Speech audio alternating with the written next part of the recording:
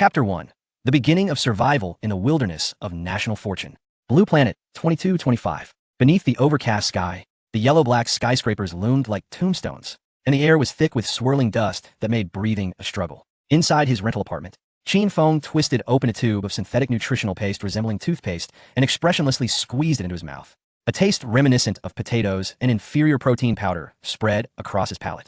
Sticky and unpleasant, akin to chewing on wax. He had not savored real food in 2.5 years. Having traversed into this resource-depleted parallel world, Qin Feng's taste buds had nearly perished. Occasionally, he would reminisce about the previous world. Back then, he was an enthusiast of wilderness survival, having scaled snow-capped peaks and traversed rainforests, acquiring sustenance in the most primal ways and relishing nature's most unadulterated offerings. That was what it meant to truly live. Unlike the present, where he clung to life on feed, while others traverse and become either wealthy elites or mighty emperors. I must be a disgrace among all travelers. Qin Feng chuckled self-deprecatingly, tossing aside the deflated nutrient tube. It was not for lack of effort. Rather, this world was on the brink of demise. Most rivers had run dry, forests had transformed into deserts, and even the mountains were barren, devoid of any life. The phrase mountains and rivers in desolation, flora and fauna absent perfectly described this place. On his retina, the built-in sign-in system from his traversal displayed a gray interface, with a line of small text in the center. Sign-in location energy depleted, system cannot be activated. Utterly useless. At that moment, a grand and frigid will, transcending any human language, imprinted every word clearly into the minds of 7 billion individuals. Warning. Blue Planet resources below 1 threshold. Civilization continuation program initiated. Eerie wilderness survival officially commences. Each nation will randomly select 100 representatives to be transported to an unknown wilderness for extreme survival. Any resources obtained by contestants have a chance to amplify by 10,000 times, benefiting their respective countries. Final rankings will determine the fate of nations. The bottom 30 countries will be completely erased from the map of the Blue Planet. As the announcement concluded, silence enveloped the globe. Qin Feng stood in shock for a moment before breaking into a smile. Wasn't this merely a game treating all of humanity as lab rats? Yet for him, this might be the only opportunity. In the next instant, everyone's phones, computers, and street billboards were forcibly switched to the same live broadcast interface. National Fortune, Wilderness Survival. Flags of nations illuminated one by one, the list scrolling. Lighthouse Nation Representative list announced. Jack Anderson, former Navy SEAL demolition expert. Mike Smith, former Navy SEAL combat instructor. MacArthur Brown, former 5-star general. 3 SEALs. 3. We got this in a bag. God bless the Lighthouse Nation. Cheers erupted like a tsunami within the borders of the Lighthouse Nation. Russian Nation Representative. Alpha Special Forces Sniper. Siberian Hunter. African Nation Representative. Odi Biao, Legendary Survival Master. Japanese Nation Representative. Matsushita Morisa Female, Male Fighter. Kobayashi. Yura. Cheers to the victory that awaits us. Let them taste the might of our Russian fists. The Russians had already uncorked their vodka. Next came the Korean Nation, the Indian Nation. Without exception, all were top military elites or survival expert from their respective countries. The world's gaze eventually converged on the vibrant red flag of the Dragon Nation. In the Dragon Nation's official livestream, billions stared intently at the screen, even forgetting to breathe. The list began to scroll. Dragon Nation Representative list announced. First, Lung Yu, Dragon Nation Phoenix Blade Special Forces active member. Second, Chun Hu, head of the Dragon Fist Martial Arts School, Master of Internal Martial Arts.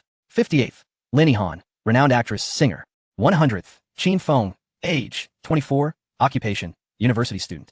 The information was so sparse it consisted only of a plain identification photo. In the photo, the young man appeared gentle and calm, exuding an aura of harmlessness. The Dragon Nation livestream erupted in chaos. What the hell? It's Phoenix Blade, our most mysterious women's special forces. Goddess Lung Yu, this is fantastic. With Lung Yu around, we have hope. Master Chun Hu is here too. Dragon Fist is invincible. But soon, the tide turned. An actress? What on earth? This is a wilderness survival, not a red carpet event. I can't take this anymore. How do we randomly get Lenny Han? Is she supposed to dance for the beasts? And this university student, who is Qin Feng? What kind of luck is this? Totally doomed, utterly doomed. Heaven, do you not want us Dragon Nation to survive? Other countries have elites, yet we have an actress and a university student. Isn't that a death sentence? The Dragon Nation became the biggest laughingstock in an instant. In the Lighthouse Nation livestream, military expert General Blake chuckled lightly while holding his coffee. The Dragon Nation is truly fortunate. That beautiful actress might charm the beasts. As for that university student, perhaps he excels in singing, dancing, and basketball? Ha ha ha. Laughter erupted unabashedly in the studio. In the Japanese Nation livestream, guest Koizumi Jiro's expression was exaggerated as he pointed at the screen, his voice piercing. Yoshi, the Dragon Nation is so pitiful. I can already see, in 3 days, Our great Yamato Empire's cherry blossom trees blooming across Dragon Nation's land. The malicious taunts pierced the hearts of every Dragon Nation citizen like needles. In the Dragon Nation's official livestream, the host's face turned ashen, and the invited experts fell silent, unable to utter even a polite remark. Fortunately, another host, Sata Baining, maintained his professionalism and attempted to ease the tension. We, the 14 billion people of the Dragon Nation, must have faith in every contestant. We must cheer them on. If we do not believe and support our own at this moment, who will? His impassioned words resonated with the hearts of many in the Dragon Nation, slowly inspiring numerous individuals to send messages of encouragement. Go for it, brothers. Stay safe. Don't be afraid. You have 14 billion of us backing you. Meanwhile, within his rental apartment, Qin Feng gazed at the identification photo displayed on the screen and the countless scrolling insults and mockery below. His expression unchanged. He disabled the comments and focused on the words eerie wilderness. Wilderness. These two words quickened the flow of his blood slightly. At that moment, the gray system interface on his retina, dormant for 2.5 years, flickered unexpectedly. A line of softly glowing text gradually emerged. High-dimensional energy response detected. Wilderness sign-in system. Activation successful. Location bound. Eerie wilderness. Qin Feng paused momentarily. He glanced at the last tube of nutritional paste on the table. That was his food for tomorrow. He picked it up, applying pressure with his fingers. Pop. The plastic tube was decisively crushed, the sticky white paste oozing from the rupture, dripping onto the filthy floor. Qin Feng tossed the empty tube into the trash can, stood up, and gently rotated his neck. Crack. He walked to the window, peering through the grimy glass at the lifeless world outside. After 2.5 years, he had finally awaited this day.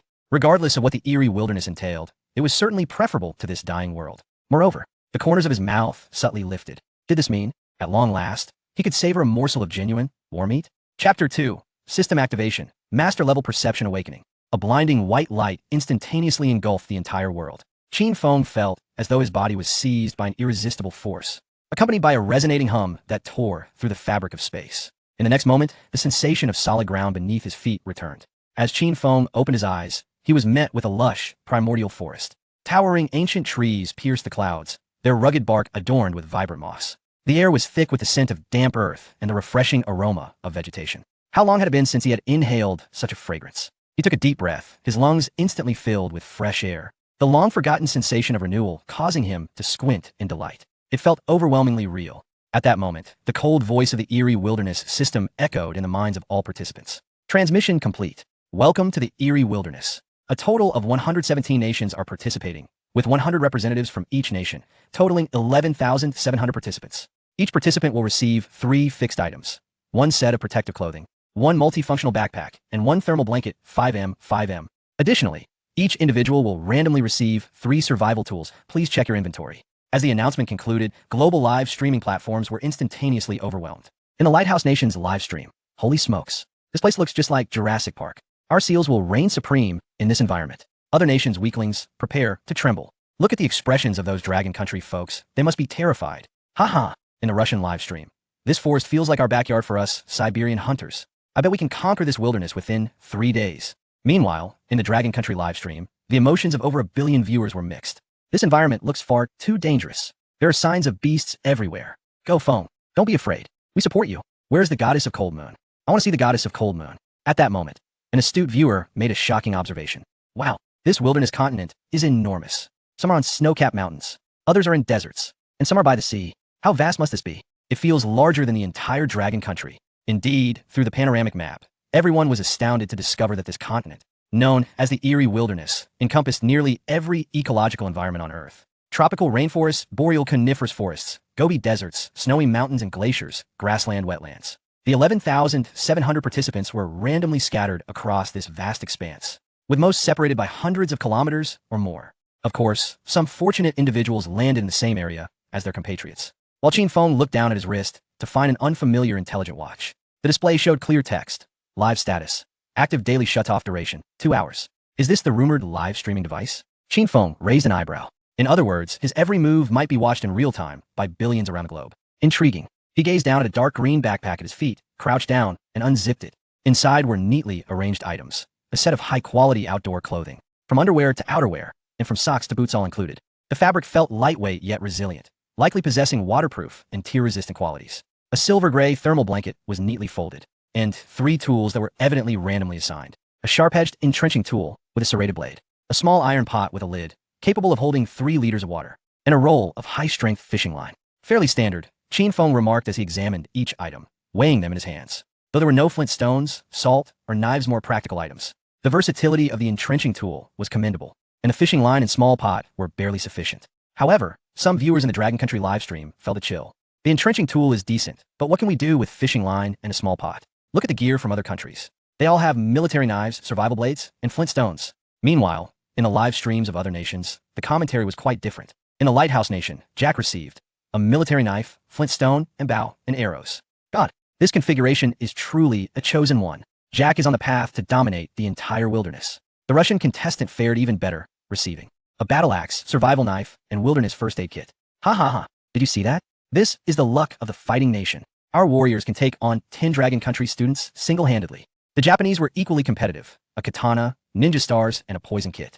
Yoshi, our noble ninjas, will show everyone what terror truly means. As global audiences fervently discussed the equipment configurations of their respective contestants, suddenly, a chilling and brutal voice resonated above all participants. Warning, contestant Abdul Hassan has been killed by a giant brown bear due to improper teleportation location. The giant brown bear mused. A delivery service? How intriguing. Current number of survivors, 11,699. The global live stream fell into an eerie silence. Then, an eruption of panic ensued. What? Someone died, right after the teleportation? Mom, I want to go home. Fear spread like a plague among the crowd. Even those foreign viewers who had just mocked the Dragon Country were too preoccupied with their own contestants' fates to gloat. In the Dragon Country livestream, anxious voices rose. Phone, quickly find a place to hide. Whatever you do, avoid those monsters. What should we do? Will our contestant also? Do not speak such ominous words. Our people will surely survive. At that moment, however, Qin Feng remained surprisingly calm. He secured the entrenching tool at his waist, placed the fishing line and small pot into the backpack, and then proceeded to don the protective clothing at a leisurely pace. The fit of the clothing was impeccable, and the fabric felt exceptional. Once attired, he looked up at the densely packed canopy overhead, then lowered his gaze to observe the soil and vegetation beneath his feet. The humidity was high, the soil soft, and the plant life abundant. A typical temperate, deciduous broadleaf forest environment. Moreover, judging by the angle of the sunlight, it was approximately 10 o'clock in the morning. Interesting. A faint smile crept across Qin Feng's lips. This familiar environment reminded him of his previous life, during his month-long adventure in Changbai Mountain. Back then, he had survived alone in the primordial forest, fishing, hunting, constructing shelters, and crafting tools. These skills were deeply ingrained in his muscle memory. And now, he possessed a sign-in system that he did not fully comprehend. At that moment, a system interface appeared upon his retina. Welcome to the Wilderness Sign-in System. You may sign in once every 3 days of survival. Current location, Erie Wilderness Eastern Forest Region. A beginner's gift pack is ready. Would you like to open it now? Qin Feng silently thought. Open. Ding. Skill acquired. Master level environmental perception. In an instant, a peculiar energy surged into his brain. Everything around him suddenly became remarkably clear. Wind direction, humidity, atmospheric pressure changes, traces of animal activity, plant growth status. All information flooded into his perception like a tide, then was swiftly integrated and analyzed by his mind. 300 meters away, there was a small stream with crystal clear water, suitable for direct consumption. 700 meters to the northwest lies a natural cavern, ideal for constructing a shelter. Directly ahead, there are signs of a brown bear, indicating the presence of large carnivores in the vicinity. Among the surrounding flora, at least 7 species are edible, while 3 possess medicinal properties. Is this masterful environmental perception? A glimmer of astonishment flashed in Qin Feng's eyes. With this skill, his chances of survival in this wilderness have increased tenfold. Meanwhile, in a live broadcast room, the viewers were witnessing a different scene. Why isn't Brother Feng moving? Why is he just standing there in a daze? Stop daydreaming. Hurry and find a place to hide. I see competitors from other countries are already taking action. Just as everyone was growing anxious over Qin Feng's apparent sluggishness, he finally moved. Without a trace of hesitation or confusion, Qin Feng strode purposefully towards the northwest, his steps resolute and his aim clear. Chapter 3. The Fish is Hooked. At this moment, in the capital of the Dragon Kingdom, a vast conference room buzzed with urgency as hundreds of survival experts took their seats. The enormous screen on the wall was segmented into 100 small windows, each displaying the real-time status of the competitors from the Dragon Kingdom. Esteemed colleagues, the situation is dire. A middle-aged man briskly entered the conference room. He was Li Jianjun, the Minister of Emergency Management for the Dragon Kingdom. We must establish the highest command center to provide technical support and psychological assistance to our contestants. According to the rules of the Wilderness System, a message of no more than 100 words could be sent weekly to the country's participants. Shortly thereafter, 3 hosts ascended the live broadcast platform. Sa Baining, clad in formal attire, bore a grave expression. Dear viewers, I am Sa Baining. Today, we shall witness the life and death trials faced by the sons and daughters of the Dragon Kingdom in a foreign realm. Dong Qin gracefully settled in the center, her aura of national stability alleviating the anxiety of over 1 billion citizens. Greetings, everyone. I am Dong Qing. At this critical juncture, we must place our faith in our contestants. They embody the hopes of 1,400 million compatriots. The third host was Chun Yi, a disciple of the renowned survival expert, and an authority in the field of wilderness survival in the Dragon Kingdom. With a serious demeanor, he declared, I am Chun Yi. I will now provide a professional analysis of our contestants' survival techniques. Ladies and gentlemen, this is not a performance. This is a genuine battle for survival. The appearance of the trio sent the live chat in the Dragon Kingdom's broadcast room into a frenzy. Teacher Sa, Teacher Dong, Teacher Chun is here too. What an impressive team. Seeing them reassures me. The Dragon Kingdom is destined for victory. With the national team support, our contestants will surely survive. At that moment, the viewership numbers across various sub-broadcast rooms displayed a stark contrast. In Lung Yu's broadcast room, 80 million viewers online. In Chun Hu's broadcast room, 60 million viewers online. In Lin Yihan's broadcast room, 40 million viewers online. Yet, in Qin Feng's broadcast room, only 300,000 viewers were present. The majority of the audience deemed this university student to be a mere liability, lacking in appeal. Let us now take a look at our exceptional contestants. Dong Qing's soothing voice resonated. The scene shifted to Lung Yu, the poised female special forces soldier, who was swiftly constructing a makeshift shelter with efficient and deft movements. Lung Yu exhibits an extraordinary level of professionalism. Chun Yi exclaimed, his eyes filled with admiration. Observe her choice of location, sheltered from the wind and basking in sunlight, with traces of nearby water sources. This exemplifies true expertise. Moreover, she employs military tactical shelter construction methods, effectively repelling potential beast attacks. The live chat erupted with enthusiasm. Goddess Lung Yu is magnificent. This is our Dragon Kingdom's ace. No wonder she hails from the special forces. Her professionalism is unparalleled. The scene shifted once more to Chun Hu, who was foraging for wild fruits. His discerning eye meticulously selected berries that exhibited vibrant colors and regular shapes. His movements cautious and methodical. Each fruit was inspected with care, ensuring it was non-toxic before being delicately harvested. Master Chun Hu truly embodies the essence of an internal martial arts grandmaster. This level of composure is not something just anyone can attain. Sa Baining nodded in approval. Indeed, he is currently gathering hawthorn berries, rich in vitamin C, a splendid source of nourishment in the wilderness. Moreover, his technique was remarkably professional, deftly avoiding the toxic wild berries nearby. Chun Yi provided a professional commentary, his tone infused with evident admiration. The barrage of comments erupted once more. Master of Dragon Fist is extraordinary, steady, and reliable. Now that is true professionalism. With Master Chen around, I feel at ease. In stark contrast, Qin Feng's live stream appeared rather desolate. Brother Feng was still wandering, having walked for 10 minutes. Where on earth was he headed? The other contestants had already begun constructing their shelters, while others were industriously at work. He continued to meander aimlessly. I could not comprehend his actions, utterly baffled. Never mind, I shall turn to watch the goddess of cold moon. This college student lacks intrigue. The viewer count gradually dwindled from 300,000 to 280,000, and then to 250,000. Unbeknownst to Qin Feng, he remained oblivious to the barrage of comments. His focus was entirely absorbed in the information conveyed by his master-level environmental awareness. The humidity in the air grew heavier, the refreshing moisture confirming his judgments were correct. The scent of earth was intertwined with a sweet freshness and a faint fishy odor. This indicated that there was not only a water source ahead, but also fish activity. 300 meters, 200 meters, 100 meters. When the stream came into view, even Qin Feng could not suppress his excitement. It was a clear stream, approximately 2 meters wide. Its flow gentle and steady, with pebbles visible at the bottom. Most importantly, the water exhibited a subtle bluish-green hue, indicating a rich mineral content, signifying a high-quality natural water source. Moreover, the occasional glimmer of silver within the water verified Qin Feng's assessment. He removed his backpack, retrieving fishing line and hooks. This scene invigorated the few viewers in the live stream. They had discovered spring water. It looked so tempting to drink. Indeed, I have not seen such water quality in decades. Brother Feng is quite fortunate to have found a water source. Wait, what is he planning to do? Fish. Qin Feng procured a long branch, carefully inspecting its flexibility. Once satisfied it could withstand the tension, he tied the fishing line to it. Then, he picked up a trowel and began to dig by the stream's edge. The trowel broke the ground, turning up the dark, moist soil. Soon, several plump earthworms were unearthed. Qin Feng selected the fattest one, skillfully threading it onto the hook. His movements were clean and precise, unmistakably the work of an experienced hand. This series of actions, seemingly simple, was a testament to his outdoor survival expertise. However, in other countries' live streams, ridicule echoed resoundingly. In the live stream from the Lighthouse Nation, look at this university student from the Dragon Nation. He can't even fashion a proper fishing rod, using a broken stick to fish. Is this a joke? Are the people of the Dragon Nation so primitive? Our outdoor expert, Jackson, has already set up his shelter, while this dragon person is still playing in the mud.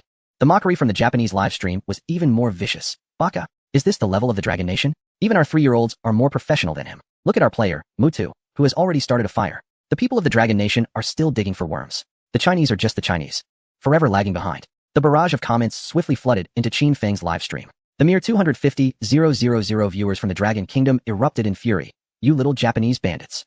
If you have the guts, come and try us. Shut up, garbage from the Lighthouse Nation. What can you do besides making noise? Our Feng is down to earth. 100 times better than your flashy gimmicks. Support Feng. Don't listen to those foreign dogs. Go Feng. We believe in you. However, while the verbal battle raged on, Qin Feng had already cast his bait into the water. He settled into a comfortable position, one hand gripping the rudimentary fishing rod, the other gently stroking the fishing line, attuning himself to the movements beneath the surface. This primitive method of fishing demanded an exceptional sensitivity and experience. Modern individuals, accustomed to electronic bobbers, had long lost this ability to communicate with nature. Yet, Qin Feng was different. During his previous life, he had spent a month in the Changbai Mountains employing this very technique. 5 minutes passed. 10 minutes elapsed. In the live stream, impatience began to brew among the viewers. Why haven't any fish bitten yet? Is there even any fish here? I see other contestants catching fish. Yet our Feng is still sitting idle. Just then, a flash of silver darted through the stream. The fishing line suddenly tightened. A catch. Chapter 4. 10,000-fold return. A fish that shook the world. Qin Feng's gaze sharpened as his right hand tightened around the fishing line, feeling the immense tug from below. This fish was powerful. Judging by its pull, it weighed at least 4 or 5 pounds. It thrashed in the water, attempting to break free from the hook's grasp. Yet, Qin Feng's technique was exceptionally skilled. He did not pull hard, but rather leveraged the fish's strength, deftly guiding it toward shallower waters. This was a contest of endurance and skill. The more the fish struggled, the more energy it expended. Meanwhile, Qin Feng remained composed, the fishing line responding to his every command. In the live stream, the remaining viewers held their breath. Go, Feng. What a big fish. Look at that pull. My goodness, there really is a fish. 3 minutes later, a magnificent silver fish, measuring nearly half a meter in length, was hauled onto the shore.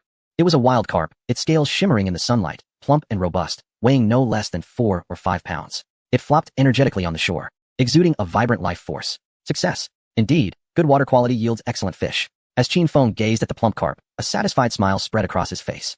This fish was enough to sustain him for an entire day, and the nutritional value of wild fish far surpassed that of farm varieties.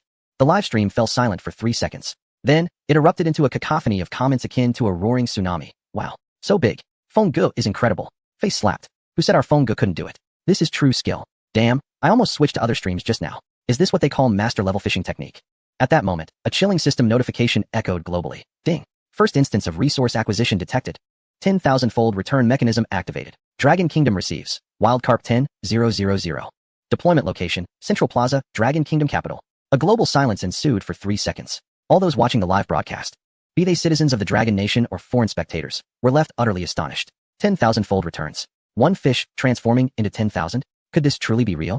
The atmosphere erupted into a frenzy. In the grand central square of the capital, a brilliant golden radiance descended from the heavens, coalescing into a 10-meter-wide pillar of light at the heart of the plaza. As the luminescence dissipated, a mountain of 1,000 lively wild carp materialized from thin air. Each fish weighed between 4 to 5 pounds, their scales shimmering, and the scent of fish instantly permeated the entire square. The pile of fish sparkled like silver under the sun, presenting a most spectacular sight. The citizens present initially stood in disbelief, then erupted into thunderous cheers. My heavens, this is real. 10,000-fold returns. It truly is 10,000-fold returns. Qin Feng. It was Qin Feng who did this. I take back my previous words.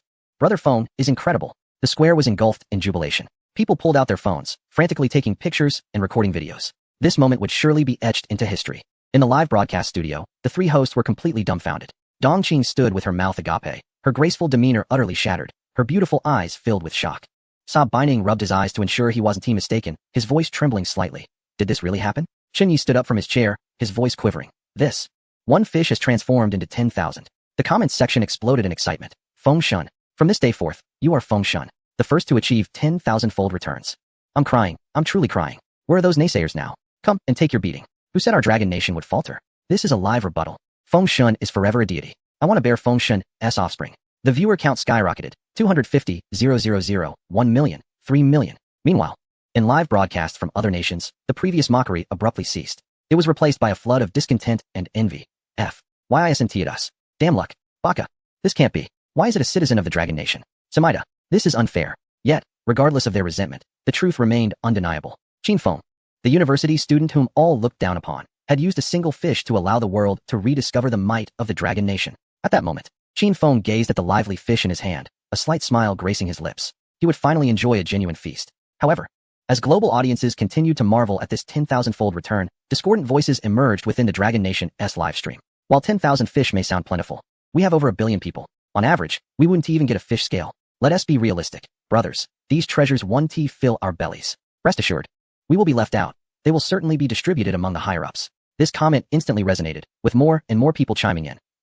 So what if it's 10,000-fold returns? We're just here for the spectacle. We won't actually get to eat any fish. The expressions of the three hosts in the official Dragon Nation live stream darkened. At that moment, a solemn voice resonated across the nation. Emergency announcement. The Dragon Kingdom government solemnly declares, all contestants who acquire tenfold resources in the bizarre wilderness will have them distributed to all citizens of the Dragon Kingdom through a nationwide lottery system. Conducted fairly, openly, and transparently. No organization or individual is permitted to withhold these resources. Violators will be charged with treason. Tonight at 8 o'clock, a live national lottery for 10,000 wild carp will take place. Winners may collect their prizes with identification at nearby locations. As the announcement concluded, the entire Dragon Kingdom erupted in fervor. Could it be true? This is indeed serious.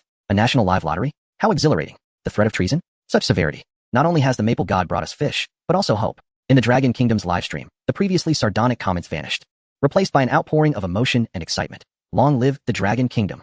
I will surely be glued to the television at 8, even if I do not win. This attitude is profoundly moving. Sa Bei Ning's voice trembled with excitement. Dear viewers, this is the stance of our Dragon Kingdom. We share our blessings, ensuring no compatriot is let down. Dong Qing, momentarily forgetting her grace, applauded. This is the responsibility of our Dragon Kingdom. Meanwhile, Qin Feng remained unaware of the immense waves his single fish had stirred within the Dragon Kingdom, as he focused intently on preparing for his second cast. The previous catch had instilled him with great confidence, and now he felt the rhythm was just right. Indeed, within 10 minutes, he hooked a second fish. This time, it was a grass carp, even larger than the first. Qin Feng skillfully dragged the fish ashore. However, this time, no system notification chimed in. It appeared that the tenfold return truly operated on a probability basis. Shortly thereafter, he caught a third fish, but again, no tenfold return was triggered. Alas, the hope of providing more fish for his Dragon Kingdom brethren seemed to fade. This low probability elicited a sigh from Qin Feng. Yet the viewers in the livestream remained undeterred. No worries. The Maple God is already wonderful. 3 fish. That is enough to last quite a while. Keep it up. Watching the Maple God fish is a delight. I am eagerly anticipating watching him enjoy his catch. At that moment, the global system notification chimed once more. Ding. Japanese contestant Matsushita Mimika has acquired resources. Poison mushrooms, X3. Tenfold return triggered. Japan receives. Poison mushrooms, X30, 000. The Japanese live stream instantaneously shifted from excitement to an eerie silence. Poison mushrooms? 30,000 poison mushrooms? What on earth is this? Audiences worldwide were left in shock, which soon erupted into gleeful laughter. Ha! What a fitting retribution. Poison mushrooms with a tenfold return. This is divine justice. Weren't they just so arrogant? What now? 30,000 poison mushrooms. Japan is in for quite a spectacle. Chapter 5. The goddess of the cold moon hunts rabbits. Qin Feng encounters a bear. Baka. Why poison mushrooms? That foolish woman Matsushita Mimika. Is she attempting to poison us? Why is the Dragon Kingdom represented by fish, while we are likened to poisonous mushrooms? Meanwhile, the Dragon Kingdom's live broadcast is filled with malicious glee. Ha! Poisonous mushrooms. The invaders deserve it. This is divine retribution. Did you not consume a couple of mushrooms yourselves? Have you forgotten? Immediately, the system notification sounds again. Ding. Player Raju from the A3 nation has acquired resources. 5 rotting fruits. Triggering 10,000-fold return. A3 nation receives 50,000 rotting fruits. The A3 nation's live stream erupts. What? Rotting fruits? Is this Raju an imbecile? Why is our luck so dismal? Ding. Player Park Duan from the Stick Nation has obtained resources. 2 stinking fish. Triggering 10,000-fold return. Stick Nation receives 20,000 stinking fish. The Stick Nation's live stream exclaims, oh no. Observing the negative rewards received by other nations, the audience from the Dragon Kingdom bursts into laughter. Ha! The contrast is too stark. Our Feng Shun is truly formidable. Fresh carp versus poisonous mushrooms, rotting fruits, and stinking fish. This is the disparity in strength. At this moment, another system notification chimes. Ding. Player Lung Yu from the Dragon Kingdom has acquired resources. 1 wild rabbit. Triggering 10,000-fold return. Dragon Kingdom receives 10,000 wild rabbits. The Dragon Kingdom's live stream ignites once more. Goddess Lung Yu. Another 10,000-fold return. 10,000 rabbits. The scene shifts to Lung Yu, where this valiant female special forces soldier is crouched before an injured rabbit. The little creature's hind leg is wounded, blood flowing profusely, evoking pity. A typical girl might feel compassion and wish to save the rabbit. However, Lung Yu is not ordinary. Her gaze is calm and rational, devoid of hesitation. Little one, may you be reborn into a better life. She swiftly ends the rabbit's life and begins to process her quarry. The entire process is seamless, without a trace of hesitation. This is the true caliber of a special forces soldier. In the Dragon Kingdom's live stream, viewers enthusiastically applaud. This is professionalism. Goddess Lung Yu is magnificent. A heart of compassion in the wilderness can lead to demise. Long live pragmatism. Meanwhile, other nations' live streams exude envy. Damn. Why is it again the Dragon Kingdom?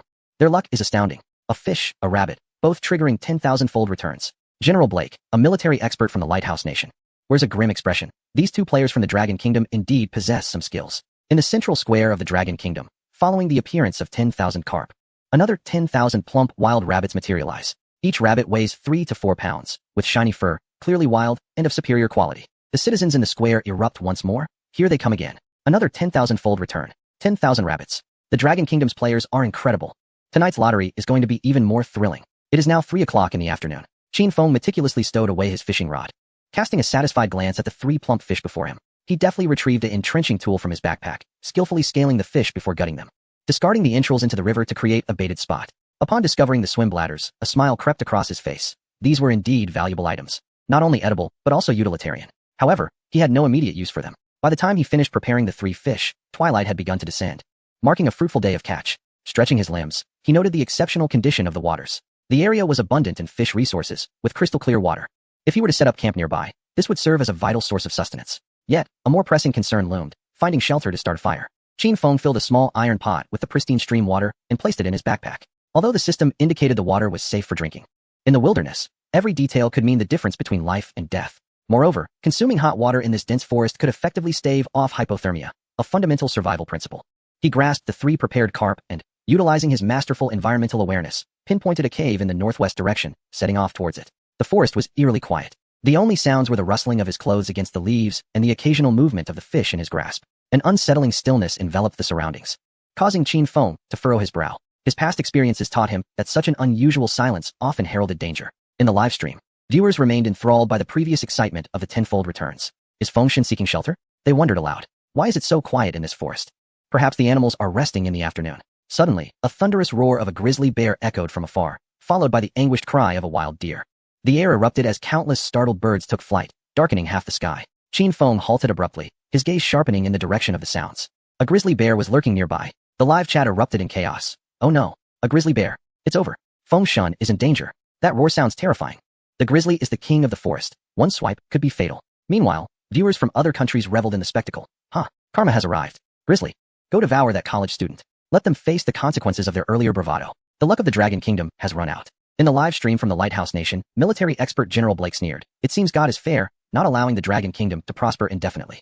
The chat from the Woku Nation turned venomous. Baka, go bear. Tear that Dragon Kingdom person apart. Within the command center of the Dragon Kingdom, the 3 hosts felt a surge of anxiety. Sa Baining exclaimed nervously that grizzly is one of the most dangerous predators in the forest. Dong Qin's face turned pale. What will Qin Feng do now? He only has an entrenching tool. He has no match for the bear. Chen Yi, a professional survival expert, stood up resolutely. No, he must leave this area immediately. The ferocity and swiftness of the brown bear are truly terrifying. Engaging it head-on would be tantamount to seeking one's own demise. Yet, in the scene, Qin Feng remains unperturbed. He stands still, quietly attuned to the distant sounds. From the auditory clues, it appears that the bear is preying on deer, approximately 2 to 3 kilometers away. A surge of exhilaration courses through Qin Feng, not from fear, but from anticipation. This place boasts a stable and pristine water source, an abundance of fish, and lush vegetation. If that cave proves to be suitable for habitation and sufficiently secure, it is the bear that should vacate, not he. In his past life, as an aficionado of wilderness survival, he had ample encounters with various large beasts. He has confronted wolf packs, wild boars, and even tigers. While the brown bear is formidable, colossal, and immensely powerful, it is not invincible. The crux lies in employing the right methods, seizing the opportune moment, and utilizing intellect rather than brute force. Humanity has ascended to dominance on Earth not through muscle, but through the mind. Chapter 6. Friction Fire, the aroma of grilled fish. Qin Feng cast a distant glance in the direction of the brown bear and proceeded in the opposite direction. Along his path, he continually bent down to collect dry twigs scattered on the ground, straining his back from the effort. These twigs varied in thickness, some were suitable for kindling, while others could sustain a flame. Thus, he would not have to laboriously chop down trees to start a fire, efficiently packing the twigs into his backpack. The audience in the live stream finally exhaled in relief. Is Fengshen heading to find shelter? Thankfully, he did not confront the bear directly. My heart was racing just moments ago. Covering a distance of 800 meters, Qin Feng took over 10 minutes, not due to treacherous terrain, but because he was meticulously observing his surroundings. He noted where edible plants thrived, where animal tracks might be found, and which areas were suitable for setting traps. His masterful environmental awareness rendered his mind akin to a sophisticated radar, continuously gathering valuable information. At last, the cave came into view. Nestled halfway up a small hillside, the cave's entrance faced south, maximizing sun exposure. Veiled by creeping vines, it was difficult to spot from a distance, exhibiting exceptional concealment. Approaching the cave mouth, Qin Feng scrutinized it carefully. The cave extended about 3 meters deep, approximately 2 meters wide, and was just tall enough for him to stand upright. It was dry inside, devoid of any signs of large animal habitation, indicating that no significant creatures had resided there recently. This cave could serve as a temporary refuge. After a thorough inspection, he concluded that while it provided shelter from wind and rain, its limited space rendered it unsuitable for prolonged residence. In a couple of days, he would need to find a more appropriate location or construct a shelter himself. He placed his backpack in the driest corner of the cave and began preparations for a fire. First, he gathered tinder materials. The vicinity of the cave entrance was strewn with dry leaves, ideal for igniting a flame. Qin Feng seized a generous handful, crumbling them in his hands to enhance their fluffiness and combustibility. Next, he sought out fire starters. Nearby, he discovered some dry moss and feathers from birds, both excellent materials for kindling. At last, the tools for friction fire making were prepared. Qin Feng selected 2 suitable pieces of wood, one to serve as the fireboard and the other as the drill. He meticulously carved a small groove into the fireboard with a spade, creating a tiny opening at the edge of the groove to allow the wood shavings to fall away. With everything in place, Qin Feng grasped the drill firmly with both hands and commenced a rapid rotation. The sound of wood friction echoed within the hollow space. His rhythm was impeccable, maintaining a sufficient speed without exerting excessive force that could damage the implements. After 3 minutes, smoke began to rise from the groove. 5 minutes later, the wood shavings glowed a fiery red. With great care, Qin Feng poured the glowing shavings onto the tinder and gently blew. A wisp of blue smoke ascended, and the tinder ignited. He swiftly added dry leaves, and the flames leapt up in an instant. Next came thinner twigs, followed by thicker branches. Within 10 minutes, a warm bonfire blazed fiercely at the mouth of the cave. The live stream erupted with excitement. Wow, he really made fire. Is this the legendary friction fire making? Feng's technique is incredibly professional. I'm in awe. The last time I watched Bear Grylls attempt a bow drill, he failed twice. At the command center of Long Country, the 3 hosts could not contain their applause. Sa Bainuing exclaimed with excitement. This technique is undeniably of professional caliber. Dongqing nodded in agreement, smiling. From the selection of materials to the execution, every step is impeccable. Chunyi even stood up, declaring, as a wilderness survival expert, I can assert that this is the most standard demonstration of friction fire making I have ever witnessed. Meanwhile, in live streams from other countries, there was a tinge of envy. So what if he made a fire? It's not that impressive. Our contestants can do it too. It's just luck. Yet, they all understood that achieving friction fire in such a short time was certainly beyond mere chance. Once the fire was established, Qin Feng began preparing dinner. He selected 3 relatively straight branches and skewered the fish onto them. The 3 carp had been thoroughly cleaned and shimmered enticingly in the glow of the fire. Qin Feng positioned the skewered fish over the flames, commencing a slow roast. He periodically turned the skewers, ensuring that each side was evenly heated. As the temperature rose, the fish skin started to shrink, emitting a sizzling sound. A delightful aroma wafted from the fish, filling the cave. After 10 minutes, the fish skin turned golden, slightly charred on the surface while the flesh remained tender. Qin Feng gently sliced open the fish skin with his spade, revealing the pristine white fish meat inside. Steam rose, and the fragrance was irresistible. He tore off a piece of fish and placed it in his mouth, and the delicious juices burst forth instantly. This tastes delightful. Qin Feng nodded in satisfaction, continuing to relish this outdoor feast. In the live stream, viewers watched with salivating mouths. Wow, this fish looks incredibly appetizing. Crispy on the outside and tender on the inside. What a divine grilled fish. I haven't had such fresh fish in ages. Is Feng hosting a gourmet cooking show? In the live streaming rooms of other countries, the audience's morale had completely plummeted. Why is he able to enjoy such delectable food, while our competitors are still gnawing on tree bark? At that moment, as Qin Feng relished his roasted fish, the water in a small iron pot began to boil. The bubbling sound echoed within the cave, and steam wafted from the pot's opening. Suddenly, his masterful sense of environmental awareness conveyed an intriguing message. Near the cave entrance, he detected a unique herbaceous plant. This grass, with its slender leaves, emitted a faint yet refreshing fragrance, suitable for brewing tea. Furthermore, it possessed a mild aphrodisiac property. Qin Feng paused, pondering, He set down the roasted fish and approached the cave entrance to search meticulously. Indeed, beside a rock, he discovered several stalks of slender green grass. The leaves were a deep green, serrated at the edges, releasing a scent reminiscent of mint. Is this dragonbeard grass? Qin Feng recognized the plant. In his previous life, during wilderness survival experiences, he had encountered this grass. The local indigenous people often brewed it into tea, claiming it invigorated the mind and enhanced physical stamina. As for the aphrodisiac effect, the system's prompt was unlikely to be erroneous. With a chuckle, Qin Feng began to harvest the dragonbeard grass. He carefully plucked the leaves, ensuring to avoid damaging the roots, allowing the grass to continue thriving. This spot must be remembered. If he were to relocate in the future, he had to harvest all of this grass. Qin Feng silently resolved. 1 stalk, 2 stalks, 3 stalks. He meticulously counted his harvest, ultimately collecting a total of 10 stalks of dragonbeard grass. Just as he placed the last leaf into his backpack, that familiar system notification resonated globally once more. Ding. Rare resource acquisition detected, triggering 10,000-fold return. Dragon Kingdom receives Dragonbeard Grass 1, 010, 000. Distribution location, randomly across the entire Dragon Kingdom. The world fell silent for 3 seconds. Then, it erupted into chaos. Within the Dragon Kingdom, 100,000 stalks of dragonbeard grass materialized in various corners. Some sprouted in the flower beds of residential complexes, others appeared on park lawns, and some even flourished in the flower pots on the balconies of certain homes. Instantly, the Dragon Kingdom was infused with vibrant greenery. Chapter 7. The arrival of 100,000 aphrodisiac herbs in the Dragon Kingdom in the command center. Upon seeing this verdant plant, Chunye's eyes sparkled with astonishment, unable to suppress his admiration. Splendid, splendid. This grass clears heat and fire, and it possesses aphrodisiac properties.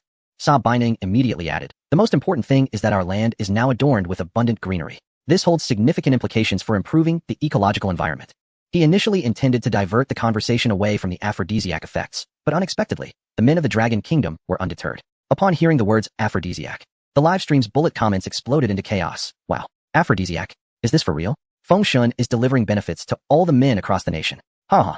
A lucky dragon beard grass has appeared on my balcony. Honey, come and witness this miracle. Thank you, Feng Shun. Tonight, we shall test its effects. Brothers, our men in the Dragon Kingdom are rising to prominence. In the live streams from various countries, viewers were utterly disheartened. Damn it. Why is it again the Dragon Country? Dragon's beard grass? This is unfair. We too need such grass. Damn. The luck of the Dragon Country folks is astonishing. Qin Feng glanced at the incoming notifications. Nodding in satisfaction, he placed several leaves of dragon's beard grass into a small iron pot, and the hot water instantly transformed into a pale green hue, releasing a fragrant aroma. Lifting the pot of dragon's beard tea, he took a gentle sip. The tea was sweet on the palate, with a hint of mint that invigorated the senses. The taste was indeed delightful. Content. He set down the small pot and resumed his enjoyment of the roasted fish. After consuming 2 fish, he felt comfortably full, leaving one for breakfast the next morning. Qin Feng patted his slightly swollen belly, producing a crisp sound. At that moment in the Dragon Country, countless men were fervently searching for dragon's beard grass around them, eager to return home and test its effects.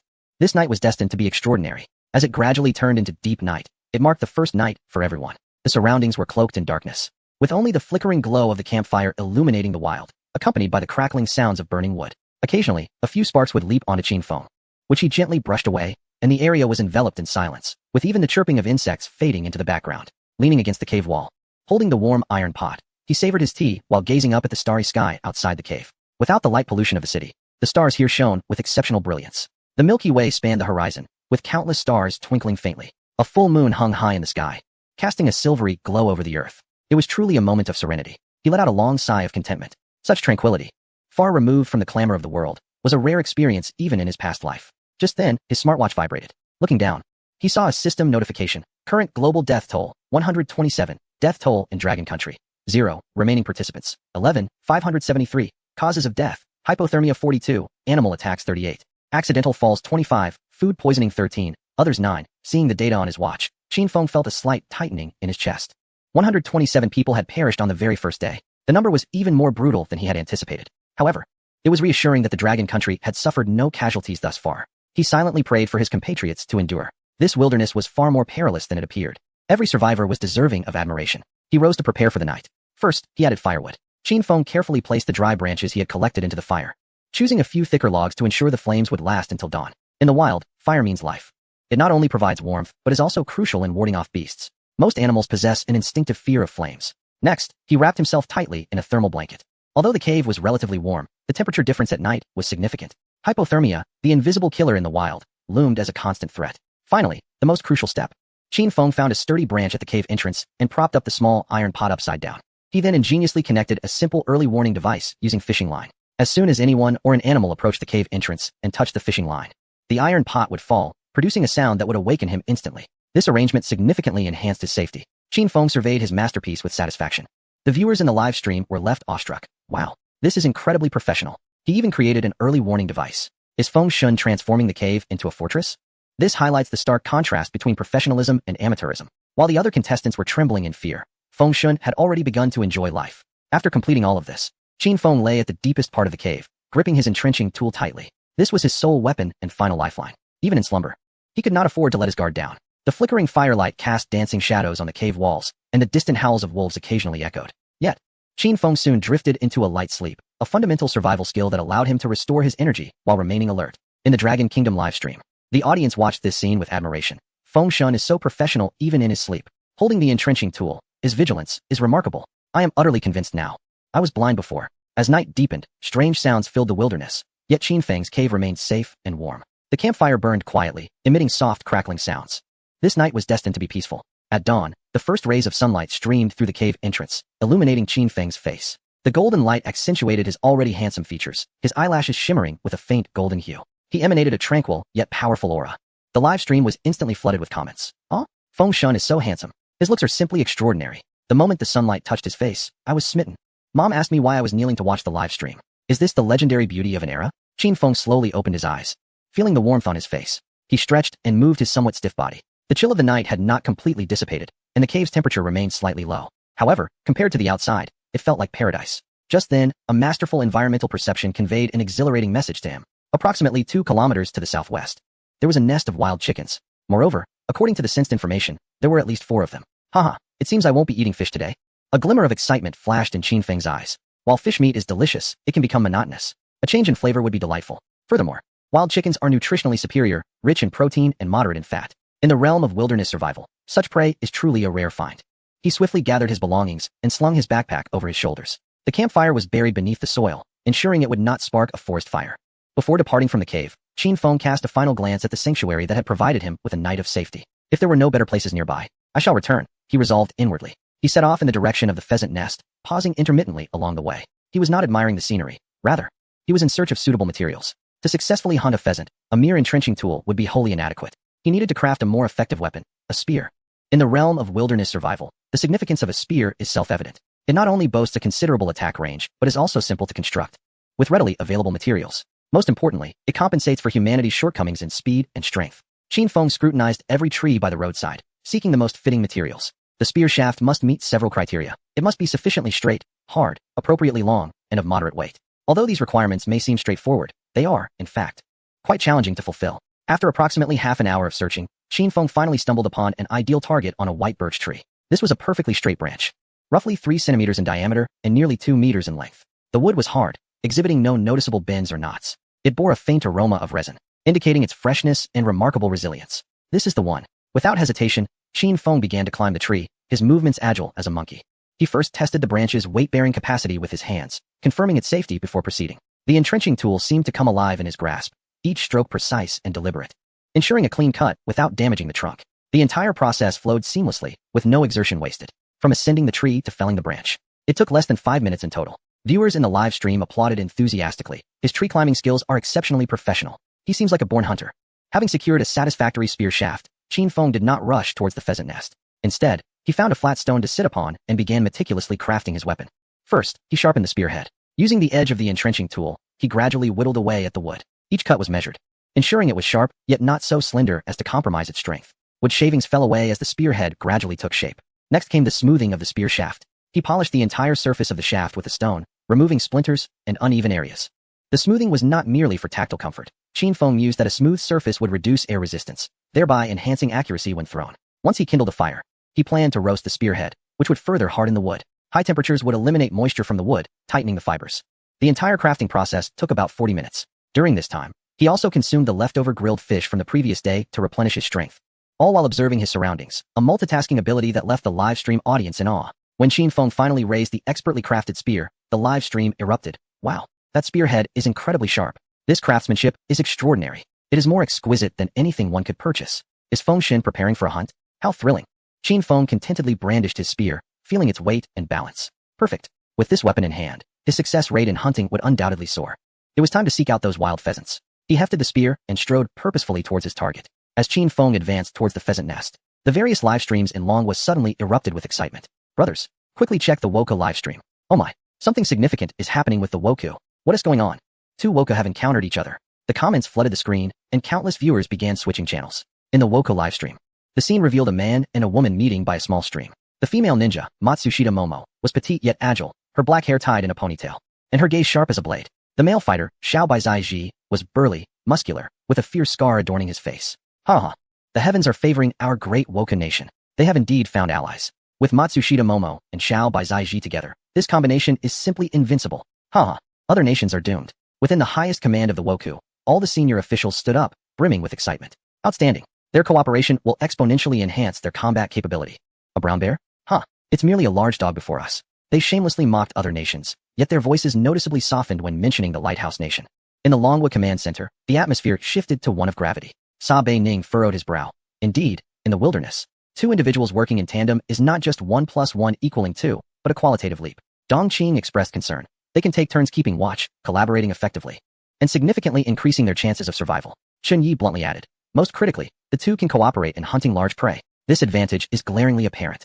We must devise a strategy. In the Longwo live stream, the audience's mood also turned somber. It's over. The luck of the Wokou is astounding. 2 professional players teaming up? How can we compete? We must also find opportunities to meet. Upstairs, encountering one another in such a vast wilderness is akin to a miracle. The Wokou are simply fortunate. Just as everyone lamented the Wokou's good fortune, a dramatic scene unfolded on the screen.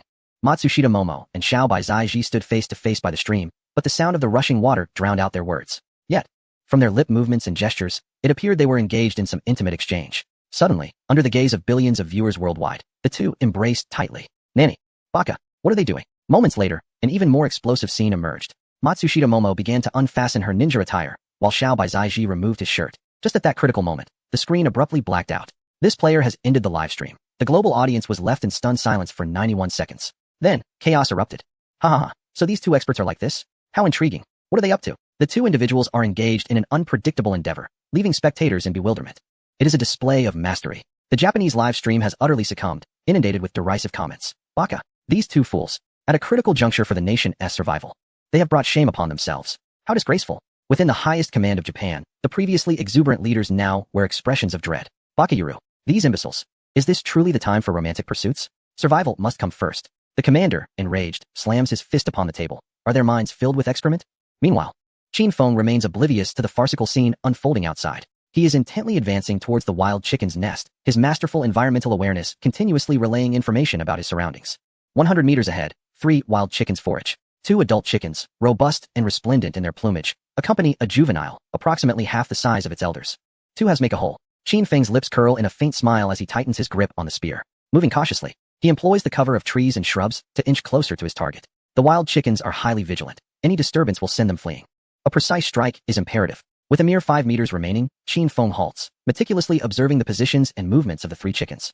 The 2 adults peck at the ground for insects, while the juvenile hops nearby. This is the moment. Qin Feng suddenly springs from the thicket, his spear darting forth like lightning. Whoosh! The spear's tip accurately pierces the body of 1 adult chicken. The startled remaining chickens scatter in panic. Yet, Qin Feng has achieved his objective. The chicken in his grasp continues to struggle, blood dripping from the spear shaft. This is a plump wild chicken weighing 3 to 4 pounds. Its feathers a stunning reddish brown that glimmers in the sunlight. Haha, excellent. There will be wild chicken for dinner. Just as Qin Feng prepares to tend to his catch, a familiar system notification chimes once again. Ding. Resource acquisition detected. Triggering 10,000-fold return mechanism. Dragon Country acquires 10,000 wild chickens. Deployment location, central squares of major cities across Dragon Country. Instantly, the world trembles anew. In the central squares of cities across Dragon Country, golden light radiates. 10,000 live wild chickens materialize out of thin air, each weighing 3 to 4 pounds. Vibrant in plumage and brimming with vitality. Cluck, cluck. The cacophony of chickens resonates throughout the air, creating a spectacular scene. Here it comes again. Another 10,000-fold return. Wild chickens. 10,000 wild chickens. Feng Shun is impressive. Oh no, what are you doing? The Dragon Country live stream erupts with excitement. Viewership skyrocketing past 5 million. Meanwhile, the audience from other nations who had mocked the Japanese contestants now were expressions of envy. Damn, why is it once again Dragon Country? What kind of monster is that university student?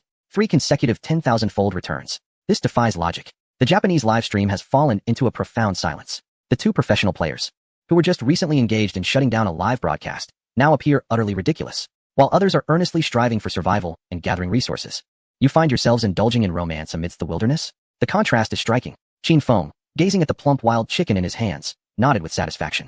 It seems fortune is on his side today. He began to search for a suitable location to ignite a fire, preparing to relish this sumptuous feast of wild chicken. Chapter 9. The grim news arrives. With the succulent wild chicken in tow, Qin Feng cautiously navigated through the forest, his environmental awareness skill continuously relaying information about his surroundings.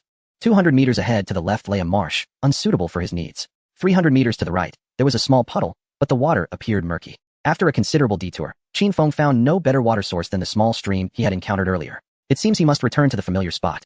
He chuckled softly, shaking his head as he turned towards the stream where he had fished yesterday. The familiar sound of babbling water once again graced his ears.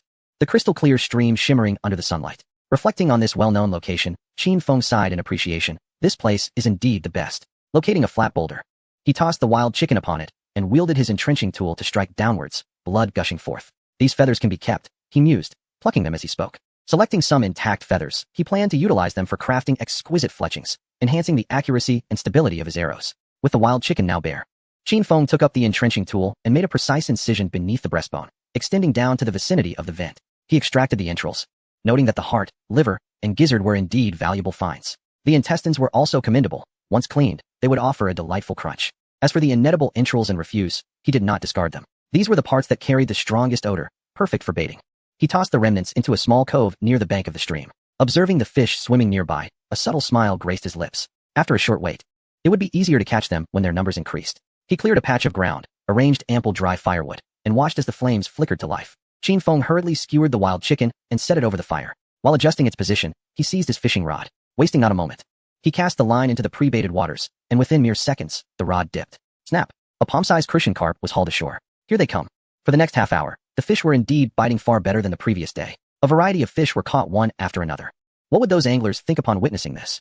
There were silvery white barbs, greenback juvenile grass carps, and even a hefty black fish weighing 2 pounds. This black fish was a prized catch, celebrated for its tender flesh and minimal bones. Qin Feng gazed at his bounty with satisfaction, just as he landed his third fish. The familiar sound of the system notification echoed once more. Ding! Resource acquisition detected. Triggering 10,000-fold return mechanism. Dragon Country gains 30,000 freshwater fish. Distribution location, major lakes and reservoirs across Dragon Country. In an instant, within the few remaining reservoirs of the Dragon Kingdom, 30,000 freshwater fish materialized out of thin air. White strips, crucian carp, grass carp, black fish, and carp joyously swam through the water. The live stream of the Dragon Kingdom erupted in frenzy. Goodness, here they come again. 30,000 fish. Is Fengshen attempting to feed the entire nation? The excitement escalated with 3 consecutive instances of 10,000-fold returns. Is this even human? Clearly, it's divine. Tonight, Fengshen feasts on chicken while the whole nation dines on fish. I just visited the reservoir, and the fish were leaping out of the water. The viewer count surged past 80 million, and the heat of the live stream reached unprecedented levels. The host, Si Baining, spoke with a quiver of excitement. Dear viewers, we are once again witnessing a miracle. Dong Qin could hardly contain her thrill. Qin Feng's performance has completely shattered our perceptions. This is no ordinary university student. He is truly a god of the wild.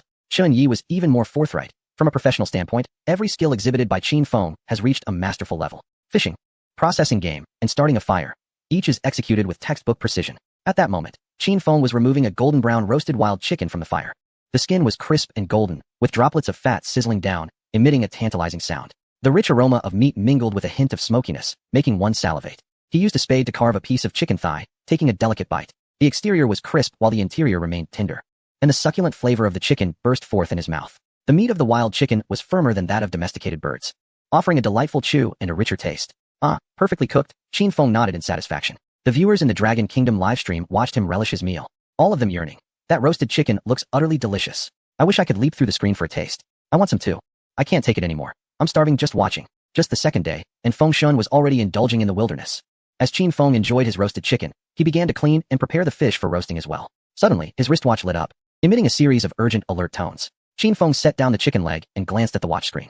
System announcement. Dragon Kingdom player Li Ming has triggered the 10,000-fold return. Resources acquired. 50 wild kiwi. Return resources, 500. 000 wild kiwi. Notice. Player Li Ming has suffered an accidental fall during collection and has perished. Qin Feng paused momentarily. A life had been lost, and it was a compatriot from the Dragon Kingdom. Though he possessed a strong mental fortitude, the news of his fellow countryman's demise weighed heavily on his heart. He understood Li Ming's intentions. Like many other players from the Dragon Kingdom, they were all striving to contribute to their homeland. Yet, in the wilderness, a moment of impulse could often prove fatal. In the Dragon Kingdom livestream, the audience, who had just been filled with laughter and joy, fell into an immediate silence. The comments were flooded with expressions of mourning and regret. A hero. A true hero. Brothers, let us remain rational. The lives of our players are far more precious than any 10,000-fold return. Indeed, survival holds paramount importance above all else. Li Ming sacrificed his life for the sake of 500,000 kiwi fruits. He is a true hero. It is my fervent hope that all other competitors remain safe. Within the command center of the Dragon Nation, the atmosphere grew exceptionally somber. A general clenched his fists. Yet another fine young man has departed. Another high-ranking official's eyes glistened with tears. Li Ming fought for the Dragon Nation. Sa Baining sighed deeply, his voice choked with emotion. Dear audience, let us observe 3 minutes of silence in honor of the courageous Li Ming. Though he has left us, we shall never forget the contributions he made for the Dragon Nation. The entire live broadcast descended into a brief silence. 3 minutes later, Dong Qin softly remarked, we must transform our sorrow into strength, focusing more intently on the safety of the remaining competitors. Each individual is an invaluable asset to our Dragon Nation. Chen Yi added gravely, this lesson teaches us that in the wilderness, safety must always take precedence. No resource is worth risking one's life. Qin Feng withdrew his gaze. The news of Li Ming's death served as a wake-up call. Despite his environmental awareness skills, he could not afford to be complacent. In this perilous wilderness, death could strike at any moment. He must exercise greater caution and prudence. After all, he bore not only his own life, but the hopes of the entire Dragon Nation. Chapter 10. Discovery of the Wilderness Hardware Store. The news of Li Ming's demise caused Qin Feng's actions to come to an abrupt halt. With an expression devoid of emotion, he carefully wrapped the remaining roasted chicken and fish in broad leaves and stowed them in his backpack. He extinguished the campfire completely, burying the remnants to leave no trace behind. Having completed these tasks, he shouldered his backpack, gripped his entrenching tool tightly, and turned to vanish into the depths of the dense forest. Where's Fengshen headed? Not eating anymore. That roasted chicken looked so enticing. He must be feeling down, especially after the recent loss of a compatriot. Indeed, at such a time, who would still have the appetite to eat? One can only hope that Feng Shun can regain his composure. The live chat was filled with expressions of concern and understanding. Within the command center, Sa Bining's expression grew grave. It seems that the sacrifice of Li Ming has profoundly impacted the psyche of Qin Feng. Dong Qing nodded in agreement, her voice tinged with worry. I hope he can swiftly restore his mental equilibrium. In the wilderness, negative emotions can prove fatal. Only the expert Chun Yi remained with a furrowed brow, fixating intently on the composed figure of Qin Feng on the screen. No, you are mistaken. Chun Yi's voice was resolute. He is not despondent. On the contrary, he is more focused and dangerous than ever. He is surveying his territory, eliminating all potential threats while seeking more valuable resources. As Chun Yi observed, Qin Feng's mind was remarkably clear at this moment. His masterful environmental awareness transformed every rustle of wind and movement of grass within hundreds of meters into a vivid three-dimensional image in his mind. Sunlight filtered through layers of leaves, casting dappled shadows. A fluffy squirrel, clutching a nut, darted from one tree to another, curiously scrutinizing the bipedal creature passing by. A myriad of vividly colored forest birds chirped melodiously in the nearby thicket, their voices bright and clear. Everything exuded a sense of vitality. Qin Feng cast a glance at the small creatures, shaking his head without pausing for a moment. They were far too diminutive, requiring excessive time and effort to procure, yielding scarcely enough meat to satisfy. Lacking a suitable long-range weapon, the prospect of efficient hunting in the jungle was akin to chasing a mirage. He needed a bow, a robust bow. Qin Feng ambled along a game trail, his steps light and nearly soundless. After traversing 2 or 3 kilometers, just as he contemplated altering his course, an intense signal surged through his environmental awareness. Alert! High-quality bamboo forest detected 300 meters ahead. Qin Feng abruptly halted, his eyes igniting with fierce intensity. Bamboo. It was a revered treasure of the wilderness, an all-purpose resource. Bamboo tubes could serve as cups and bowls, and even as cooking utensils. Bamboo shoots could be consumed as food. Bamboo strips could be woven into various implements. Most importantly, bamboo of the right age and resilience made for exquisite bow material. Truly, a fortuitous gift when one is drowsy. Suppressing his inner excitement, he quickened his pace. Soon, a lush bamboo grove unfolded before him. The bamboo stood tall and straight, each stalk as thick as a bowl's rim, their verdant joints glistening under the sunlight. Qin Feng approached, tapping one of the bamboo stalks. Listening to the crisp yet resonant echo, a satisfied smile gracing his face. Indeed, these were fine specimens, all over 3 years old, possessing top-notch elasticity and toughness. The audience in the Dragon Kingdom livestream stared in bewilderment as Qin Feng struck the bamboo, perplexed by his actions. What was Feng Shun up to? Did he intend to eat bamboo shoots? Given the age of the bamboo, could the shoots even be edible? Wouldn't they be unbearably bitter? Why did it seem as if Feng Shun regarded the bamboo with the same fervor as a lecher gazing at a beautiful woman? While the comparison was peculiar, it seemed oddly fitting. With the bow material secured, a new dilemma arose. What to use for the bowstring? Although the fishing line in his backpack possessed commendable strength, it lacked the necessary resilience and would snap after a few pulls. An idea flashed through Qin Feng's mind. Mulberry. He recalled how, as a child in the countryside, the elders would strip the tough bark of mulberry trees into strips, soaking, pounding, and drying them, then twisting them into fibrous rope. A bowstring crafted from 3 twisted strands would be both sturdy and durable. This world bore a striking resemblance to Blue Star in terms of vegetation. And since bamboo thrived here, it was highly probable that mulberry trees existed as well. Without further ado, he resolved to gather ample materials. Determined, Qin Feng swung his entrenching tool down upon a carefully chosen bamboo stalk's base with great force. With a thud, the entrenching tool collided with the resilient bamboo wall, producing a muffled sound. Qin Feng's arm muscles tightened as he struck blow after blow, his movements filled with power and rhythm. Bamboo shavings flew about. In no time, a colossal bamboo, measuring 7 to 8 meters in length, crashed to the ground. He did not pause, continuing his relentless hewing. The second and third poles are not merely intended for crafting a bow, but rather a plethora of arrows, along with an array of defensive spike traps. Hence, an abundance of bamboo is most desirable. In the Dragon Kingdom's livestream, viewers watched in bewilderment as Qin Feng morphed into a lumberjack. What purpose could there be in cutting down so much bamboo? Is he constructing a house? Building a dwelling from bamboo? That seems rather flimsy, doesn't it? Cease your speculations, for the thoughts of the great Feng are beyond our mere mortal comprehension. Just observe and behold. As Qin Feng felled the 5th bamboo pole, preparing to drag it to a clearing, that familiar and exhilarating system notification resonated across the globe. Ding. Detected that Dragon Kingdom contestant Qin Feng has acquired a substantial quantity of strategic resources. Mozo bamboo.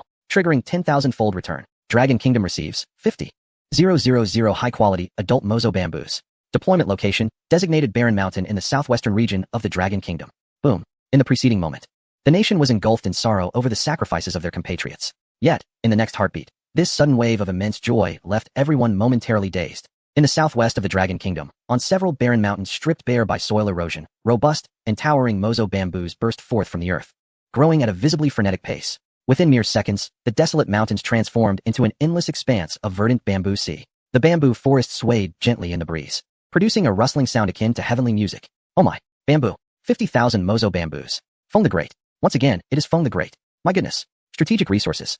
The utility of bamboo is vast. Construction, papermaking, crafts. This is a tremendous windfall. The popularity of Qinfeng's live stream surged past the 10 million mark in an instant. A torrent of bullet comments inundated the entire screen. Within the command center, several generals, brimming with excitement, leapt from their chairs, their faces flushed. Excellent. Wonderful. Bamboo. This is a treasure. With this bamboo forest, many of our light industry raw material issues will be alleviated. It will also effectively improve the soil erosion problem in the southwestern region. This achievement is comparable to an army of thousands. In the live stream, Sa Baining was so exhilarated that he stumbled over his words. Dear audience. Dear audience. I scarcely know what to say. Dong Qing's eyes glistened with tears. Her voice choked. He always brings us the greatest surprises and hopes when we need them the most. Expert Chun Yi adjusted his glasses, forcefully suppressing his excitement, and began to analyze in a professional tone. You may not understand what contestant Qinfeng intends to do with these bamboo poles, but I have a bold hypothesis. His words instantly captivated everyone's attention. Chun Yi took a deep breath and articulated carefully. What he seeks to create are bows and arrows. He is crafting a set of hunting weapons that will enable him to reign supreme in the wilderness. Chapter 11. The Lethal Bamboo Spike Formation. In the official live stream of the Dragon Kingdom, when expert Chun Yi resolutely declared that Qinfeng was to create bows and arrows, the anticipated flood of admiration and accolades for the expert did not materialize. Instead, there was a brief silence followed by an overwhelming wave of teasing comments. Is that all? Really? I declare, I am a prophet. I predicted yesterday that Feng Shun would craft a bow. Stop boasting. I knew from the moment Feng Shun chopped his first bamboo that he would need a suitable bowstring. Please, spare me the analysis, if you continue. I fear you might even predict the color of Feng Shun's undergarments for tomorrow. In the broadcasting studio, Chun Yi watched the barrage of comments, his aged face reddening slightly.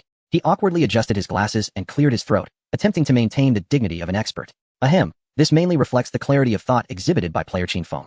Great minds think alike. The host, Sa Baining, immediately interjected with a smile to ease the tension. Oh, let us not make things difficult for teacher Chun Yi. What does this indicate? It signifies the elevated standards of our Dragon Kingdom audience. We're nearly on par with the experts. This represents an overall enhancement of our national capability, which is a positive development. Dong Qing stifled a gentle laugh, adding gracefully, indeed, witnessing Feng Shun's gradual ascent to greatness fills each of us with pride. Although we mourn the sacrifice of Li Ming, it has also united us further and heightened our anticipation for player Qinfeng's forthcoming performance. The somber atmosphere was deftly alleviated by Dong Qing's few words, and everyone's gaze returned to the solitary figure laboring in the wilderness. In the dense forest, Qinfeng bound 5 sturdy bamboo stalks tightly together with resilient vines, forming a massive green raft. He inhaled deeply, bent down, and with a surge of strength, hoisted the hefty burden onto his shoulder. Wow, this is truly heavy. The rough bamboo joints pressed against his shoulder blades, a wave of weight coursing through his body. His footing wavered slightly, but his solid muscles tensed, stabilizing him like a rock. He began to stride purposefully toward the makeshift shelter, each step sinking deeply into the soft, decaying earth, leaving distinct footprints behind. Huffing and puffing, Qinfeng's breath grew labored, his warm exhalations turning into puffs of white mist in the cool air. However, his mind was already racing through the intricate details of how to fashion traps from the bamboo. The air was suffused with the refreshing aroma of rain-soaked earth and foliage, mingled with a hint of the wild beast's musk. Just then, a ferocious bear's roar erupted from deep within the mountains. The sound was low and powerful, reverberating through the forest like a thunderclap, causing the leaves to rustle and silencing the previously lively chorus of insects and birds. A bear. That bear again. My goodness. Judging by that noise, it's close to Feng Shun. This is bad. If I run into it while carrying these heavy bamboo stalks, there will be no escape, certain death. Yet, upon hearing the roar that could terrify any ordinary person, Qinfeng's footsteps merely faltered for an instant. His body instantly shifted into battle mode, muscles taut. But merely half a second later, he relaxed completely. He did not panic, nor did he turn to flee. Instead, he slowly turned his head and listened intently, engaging head-on. That was an act only a fool would commit. Given his current physical condition and equipment, the odds of confronting an adult brown bear weighing possibly over 500 kilograms were infinitesimally small. However, who said a direct confrontation was necessary? A sly smile crept across Qinfeng's face as the imposing figure of the bear manifested in his mind. The thick fur, suitable for crafting top-tier armor. The invaluable bear bile, and the substantial meat capable of providing immense energy. This was no lethal threat. It was clearly a veritable treasure trove on the move. It seemed he must prepare a grand gift for this encounter. Qinfeng licked his parched lips, a cold arc forming at the corners of his mouth. No longer hesitating, he hoisted the heavy bamboo and quickened his pace, striding purposefully towards the cave. Upon returning to the shelter, Qinfeng unloaded the bamboo with a resounding thud, neglecting to rest as he immediately began processing the massive stalks. Grasping a spade, he swiftly directed the sharp edge at one end of the bamboo, commencing his rapid whittling. Swish, swish, swish. Each strike of the sharp blade was precise and powerful, sending the greenish bamboo skin and white fibers flying like splashes of water. With a deft twist of his wrist and an ingenious angle, the formerly blunt end of the bamboo gradually revealed a 30-centimeter long, extremely sharp diagonal point. This was none other than the most commonly used and deadly trap from ancient warfare and hunting, the bamboo stake array. He crafted a dozen such pointed stakes, each exceeding half a meter in length, with the tips meticulously polished against stones to ensure they were flawless. The viewers in the live stream gasped in astonishment. What on earth is Feng Shen planning? Why make so many spears? I have a bad feeling about this. Could these be intended for that bear? Is Feng Shen going to hunt a bear? Amid the crowd's exclamations, Qin Feng bundled the completed steaks with vines, wrapped the remaining roasted fish and chicken in large leaves, and, armed with his spade, cautiously re-entered the forest. This time, his objective was unequivocal, the territory of the brown bear. With his master-level environmental awareness fully engaged, every rustle of wind and movement within a few hundred meters formed a vivid, three-dimensional image in his mind. He could see night birds preening their feathers in the trees and adeptly avoid the patrol routes the bear might traverse. Before long, an overpowering stench, nauseating and fishy, invaded his nostrils. Qin Feng immediately halted, crouching low. Before him on the path lay a large, steaming pile of feces, bear droppings. Fresh ones. He had found it. A glint of joy flickered in Qin Feng's eyes, devoid of any revulsion. After carefully surveying his surroundings and confirming it was safe, he set down his belongings and raised his spade. Plop! The edge of the entrenching tool effortlessly sliced through the surface of the humus, plunging deeply into the moist, sticky earth. He dug in silence, shoveling one scoop after another. His movements were mechanical and repetitive, yet they embodied remarkable endurance. Soon, sweat soaked his forehead, clinging to his skin, creating an itch. He had no time to wipe it away, letting the beads of perspiration trail down his cheeks, dripping into the soil beneath his feet. His arm muscles ached and burned from prolonged exertion, as if countless ants were gnawing at them. Nevertheless, his hands maintained an unwavering pace, steady and efficient. Time slipped by gradually. An hour, 2 hours, a full 3 hours later, when Qin Feng expended his last ounce of strength to fling a shovel of dirt out of the pit, a trap approximately 1 meter in diameter and nearly 2 meters deep finally revealed itself before him. Qin Feng braced himself against the pit wall, climbing out, gasping for air, his chest heaving violently. He shook his sore arms and proceeded to move over a dozen sharpened bamboo stakes. Using both hands and feet, he slipped into the narrow bottom of the pit, driving each sharp stake into the muddy ground at a 30-degree angle. He exerted every ounce of strength, even using his feet to stomp them down, ensuring they could withstand a tremendous impact. Soon, the entire bottom of the pit was adorned with upward-facing bamboo spikes. Observing the masterpiece he painstakingly crafted, Qin Feng wiped the sweat and dirt from his face, revealing a weary yet murderous smile. Xiongda, I hope you will truly enjoy the lavish abode prepared for you. Chapter 12, a hole, a fire, and a pot of tea. The world watches in awe. With that, he bent down, carefully laying camouflage over the trap. He selected branches of uniform thickness, sufficient to support the fallen soil and leaves, yet would snap instantly under immense weight. One by one, he meticulously interlaced dozens of branches, creating a fragile yet stable web. Next came the leaves. A scatter of withered yellow leaves gently spread over the branches, making the area appear as an ordinary forest. Who could suspect a deadly trap lay beneath? Lastly, he grabbed a handful of moist humus, evenly dusting it over the top layer, concealing all traces of human handiwork. Stepping back a few paces, he squinted, examining his creation as one might appreciate a work of art. The trap vanished, leaving behind an unremarkable stretch of woodland, seamlessly blending into the surrounding environment. Perfection. Satisfied, he brushed off the dirt from his hands and delicately placed 2 fragrant grilled fish atop the camouflage layer. Xiongda, a 5-star feast awaits. Will you not sample it? His voice was soft, yet laced with a chilling intent. The last vestiges of twilight faded from the horizon, and a gentle dusk enveloped the mountain forest. Qin Feng picked up the entrenching tool and strode briskly towards the creek. The babbling of water resonated distinctly in the tranquil woods. He crouched by the stream, watching the crystal-clear water create ripples at the bottom of his pot. The water was cool, imbued with the unique sweetness of the mountains. After filling a pot with water, he deftly gathered some dry firewood. In the damp forest, dry fuel was the very lifeline of survival. Returning to the warm stone cave, he skillfully ignited a campfire.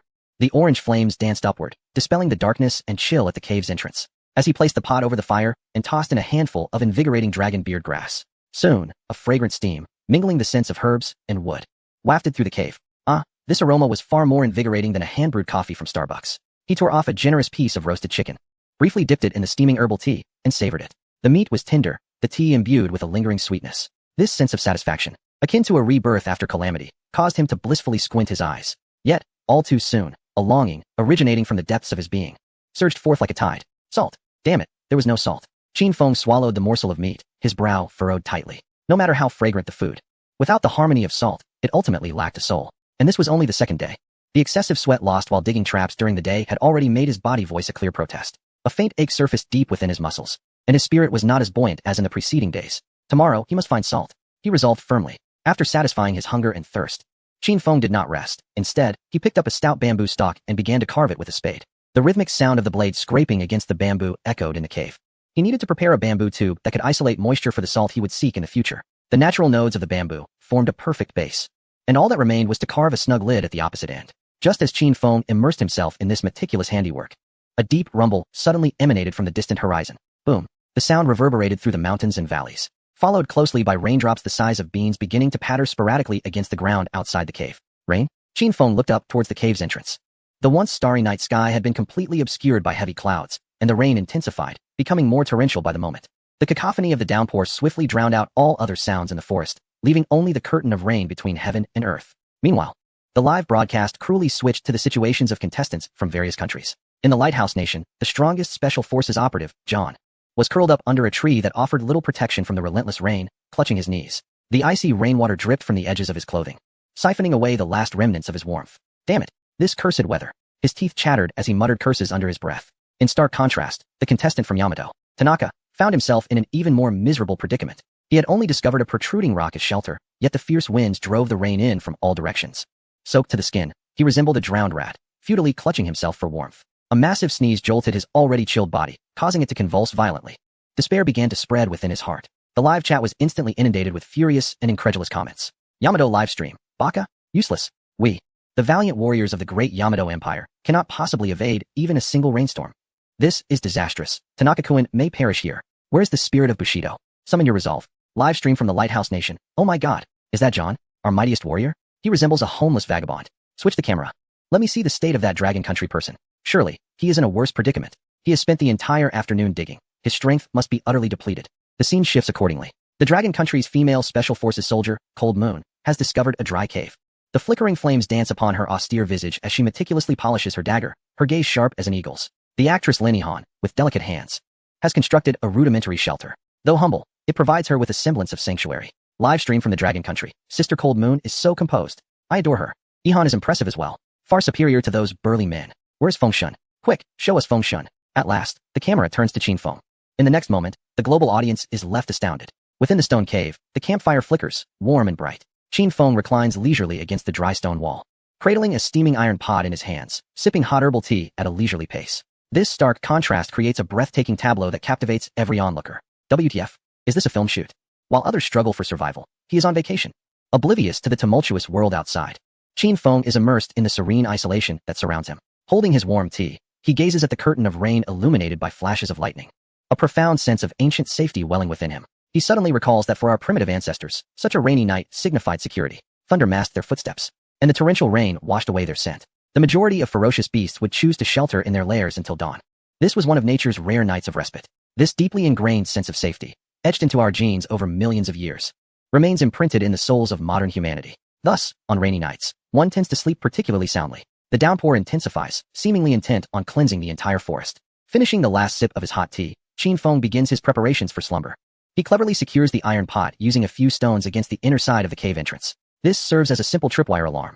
Anything attempting to crawl in through the cave mouth will inevitably strike the pot, producing a sound sufficient to rouse him. Caution is the mother of safety. Having completed this task, Qin Feng wraps himself snugly in his thermal blanket, leaning against the warmth of the fire-kissed stone wall, and gradually reclines. Outside, the sound of rain becomes the most soothing lullaby, and the campfire imbues the small cave with the warmth of home. Chapter 13, Wilderness Airdrop. After a night of deep slumber, as the first rays of sunlight pierce through the dense canopy, casting mottled light upon the cave entrance, Qin Feng awakens languidly. He stretches widely, feeling his joints emit a delightful crackle of refreshment. After the torrential rain, the air in the forest was refreshingly intoxicating, blending the fragrant earth and foliage into an invigorating breath. The campfire had long extinguished, leaving only a hint of warmth in its embers. Qin Feng waved at his live-streaming watch, a gesture of greeting. Good morning, he spoke calmly, igniting the anticipation of countless viewers in the Dragon Country live chat. Wow. Feng Shun has finally awakened. That sleep must have been incredibly refreshing. I was so anxious that I couldn't sleep all night, just waiting to see if the traps yielded any rewards. Don't dawdle. Feng Shun, go check on your precious treasure. Hey, no need to rush him. Can't you see Feng Shun is stretching? The routine of a great player is simple and mundane. Naturally, Qin Feng could not see these comments. Yet his thoughts were in perfect harmony with the millions of viewers in the live stream. The traps. They were the result of his significant exertion yesterday, serving as his main source of protein for the days ahead. He grasped the sharpened spear and secured his entrenching tool at his waist, preparing to embark on his journey. At that moment, a cold, mechanical voice unexpectedly resonated in the ears of every contestant and global viewer. Global announcement. To intensify the competition, a total of 1,000 resource airdrops have been dispatched across the wilderness continent. The airdrops will release red smoke as a marker upon landing. The contents of the airdrop boxes are random and may include, but are not limited to, food, water, first aid kits, tools, axes, and even firearms. Contestants are advised to proceed with caution. Good luck to you all. Boom. This announcement detonated like a bombshell, instantly igniting a frenzy worldwide. In the Dragon Country livestream, Comments flooded in like a burst dam. Are you serious? A direct airdrop of firearms? Is this wilderness survival or a battle royale? It's over. Things are about to spiral out of control. This is clearly inciting contestants to slaughter one another. The people from the Lighthouse Nation must be ecstatic. At least 30 of their 100 contestants are former Navy SEALs and Delta Force operatives. Armed, they could wreak havoc. Feng Shun needs to be cautious and avoid the chaos. In the official live broadcast room, the expressions of the three hosts turned grave. This is an attempt to accelerate the competition. Si Bei Ning, usually lighthearted, spoke with a serious tone. The emergence of airdrops signifies the end of the contestant safe zones. Clashes and skirmishes over resources are now inevitable. Dong Qing's brows knitted in worry.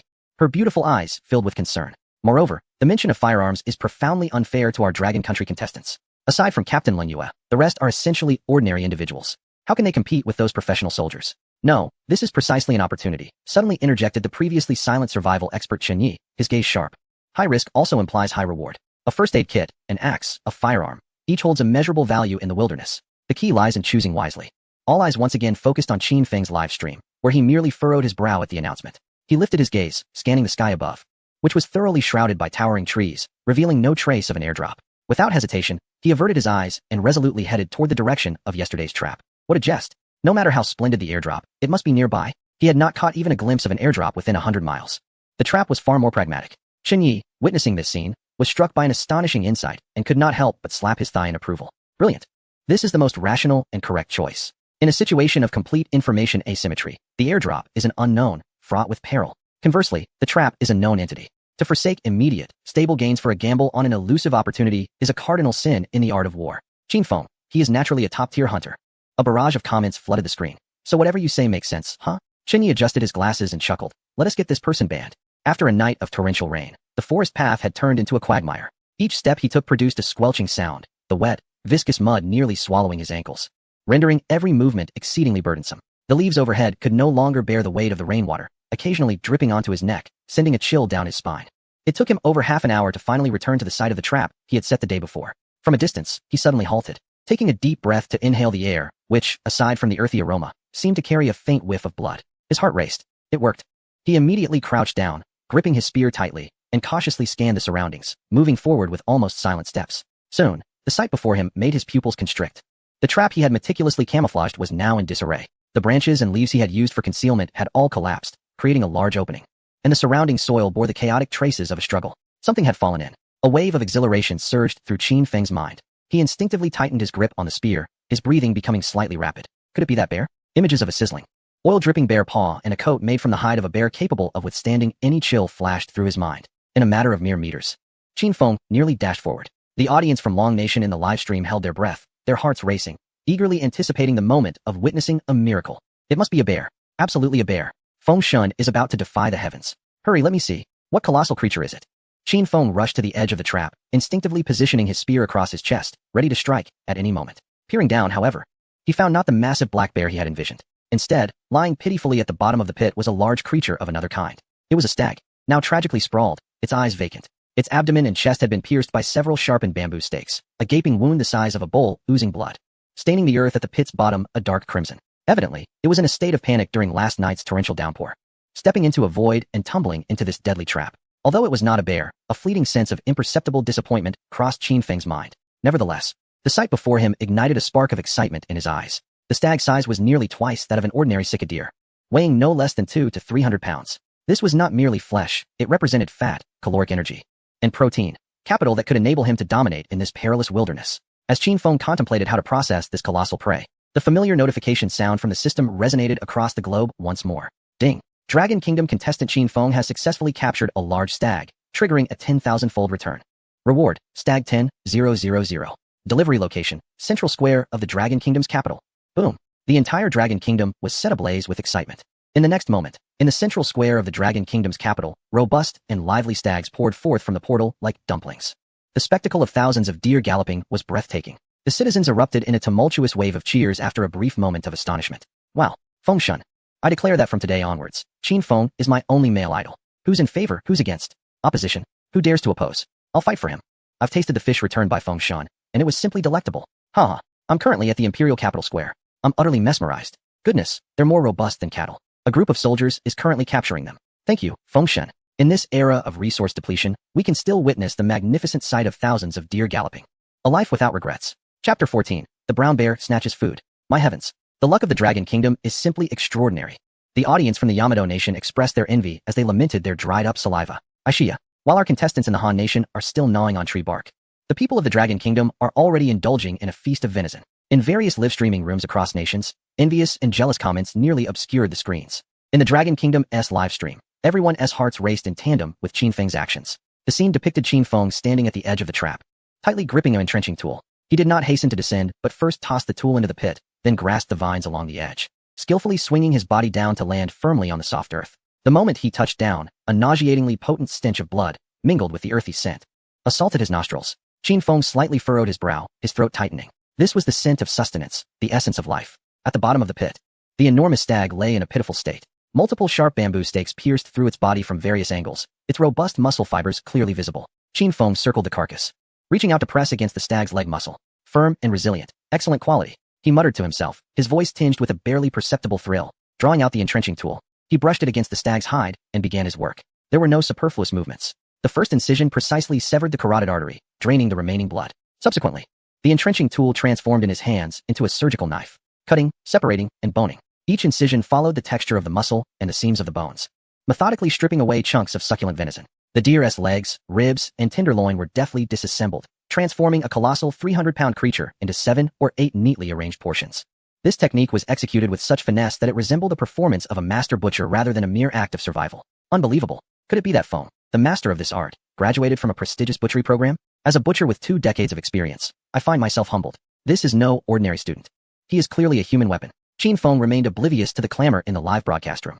He meticulously wrapped the choicest cuts of tenderloin and a rib in large leaves to shield them from contamination by the earth. Then, he hoisted the heaviest hind leg onto his shoulder. The weight exceeded 50 pounds, causing his body to sink slightly, yet his footing remained remarkably steady. With a surge of strength in his arms, he effortlessly scaled the pit wall. Upon returning to the surface, he paused not for a moment. The burden of the deer leg felt less like a load and more like a catalyst propelling him forward. The forest was enveloped in silence, save for the rustling sounds of leaves beneath his feet. His gaze was unwavering, scanning his surroundings with the keen vigilance of a hawk. With such a bountiful reserve, he could afford no mistakes. 10 minutes later, Qin Feng arrived back at the cave. He placed the deer leg on the coolest stone slab within, securing it with several large rocks before turning to hasten toward the traps. 2 more trips remained. He licked his parched lips and quickened his pace. The remaining meat must be transported swiftly. Meanwhile, less than 100 meters away in the dense thicket, an enormous brown bear emerged from the underbrush, its head peeking out. Standing upright, it towered over 3 meters, its brown fur bristling like steel needles. Most terrifying were its eyes, devoid of any emotion, radiating pure hunger and savagery characteristic of a top predator. The sweet, metallic scent of blood in the air elicited a suppressed growl from its throat, glistening drool dripping from its razor-sharp fangs. It watched Qin Feng's retreating silhouette, its massive paw anxiously clawing at the ground. 20 minutes later, Qin Feng reappeared at the edge of the trap, leaping down with a spring in his step, ready to retrieve the second haul. However, the moment his feet hit the ground and he beheld the scene at the bottom of the pit, he felt as though struck by lightning, freezing in place. The pit was empty. Apart from a few torn banana leaves and pools of congealed dark red blood, the substantial pieces of deer meat, along with the bones, had vanished without a trace. What was happening? Qin Feng's breath caught for an instant. His gaze darted to the ground, where he was met with the alarming sight of enormous footprints imprinted in the moist earth. Each footprint was larger than his entrenching tool, with 5 robust toe prints deeply embedded in the mud. Each toe print bore 5 parallel claw marks, stretching over 10 centimeters in length. Those claw marks were like daggers, etching a grim proclamation of death into the soil. A bear. Moreover, it was an unimaginably colossal bear. A chill surged from Qin Feng's spine to the crown of his head. The bear was mere steps away, a mere heartbeat separating them. Had he delayed even a moment, the consequences were too dreadful to contemplate. He followed the direction of the footprints, observing the wall of the pit where the earth had been violently excavated, forming a crude slope. The bear had forcefully carved a path for itself. Such terrifying strength. What manner of beast is this? Run. Feng, you must flee. This is not a foe of your caliber. Command Center. Look at this data, analyzing the depth of the footprints and the destruction left behind. This bear may weigh over 500 kilograms. At the Dragon Nation Command Center, all the experts were ashen-faced. Sa Baining fixed her gaze on the screen, her heart nearly leaping from her chest. Dong Qing stood up, gripping her hands tightly. What should Qin Feng do now? A bear of this magnitude is not something even seasoned hunters would dare to provoke. At the bottom of the pit, Qin Feng stood beside the enormous paw print, his complexion pale. The meal he had anticipated was lost, and now he had such a fearsome neighbor nearby. This was the worst possible scenario. He slowly bent down, extending a finger to touch the edge of the claw marks. The earth was still fresh. The creature had passed by not long ago. It could very well be nearby, savoring the dinner that was rightfully his. He gradually rose, his chest heaving violently, ultimately exhaling a long, misty breath of frustration. The shock and anger in his eyes were swiftly replaced by a chilling intent to kill. Without uttering a word, He picked up the engineer's shovel from the ground, turned, and began to climb the pit wall. Damn it. I won't let this go. You dare to steal my possessions? Just wait until I skin you alive. Qin Feng muttered through clenched teeth, a dangerous glint flashing in his eyes. He was genuinely furious.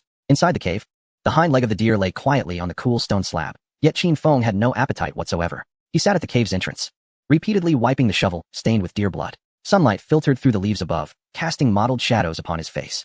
Yet it could not dispel the gloom that shadowed his brow. A fire of fury smoldered within him. That accursed bear. He exhaled a long, deep breath, standing up. Remaining idle would only stoke his anger further. He needed to take action, to find an outlet for this pent-up energy. Casting a glance at the stored deer leg within the cave, he then glanced at the unprocessed deer hide in the corner. He seized the engineer shovel, slung his backpack over his shoulder, and strode out of the cave without looking back. It was still early, not yet noon.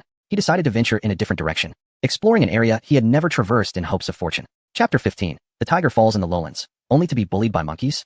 A single shovel to end it in the Dragon Nation livestream. What has happened to Foam? He seems rather off-kilter emotionally. Of course. If your hard-earned prey was snatched away by a bear, would you be in good spirits? Alas, it is truly heartbreaking to witness. He hasn't even touched his food. Do not fret. Foam Shun possesses a formidable psychological resilience. He has merely ventured out to recalibrate his state of mind. Within the broadcasting studio, the host, Sa Beining, observed the silent figure of Qin Feng on the screen, his tone laden with gravity. Expert, Chen Yi.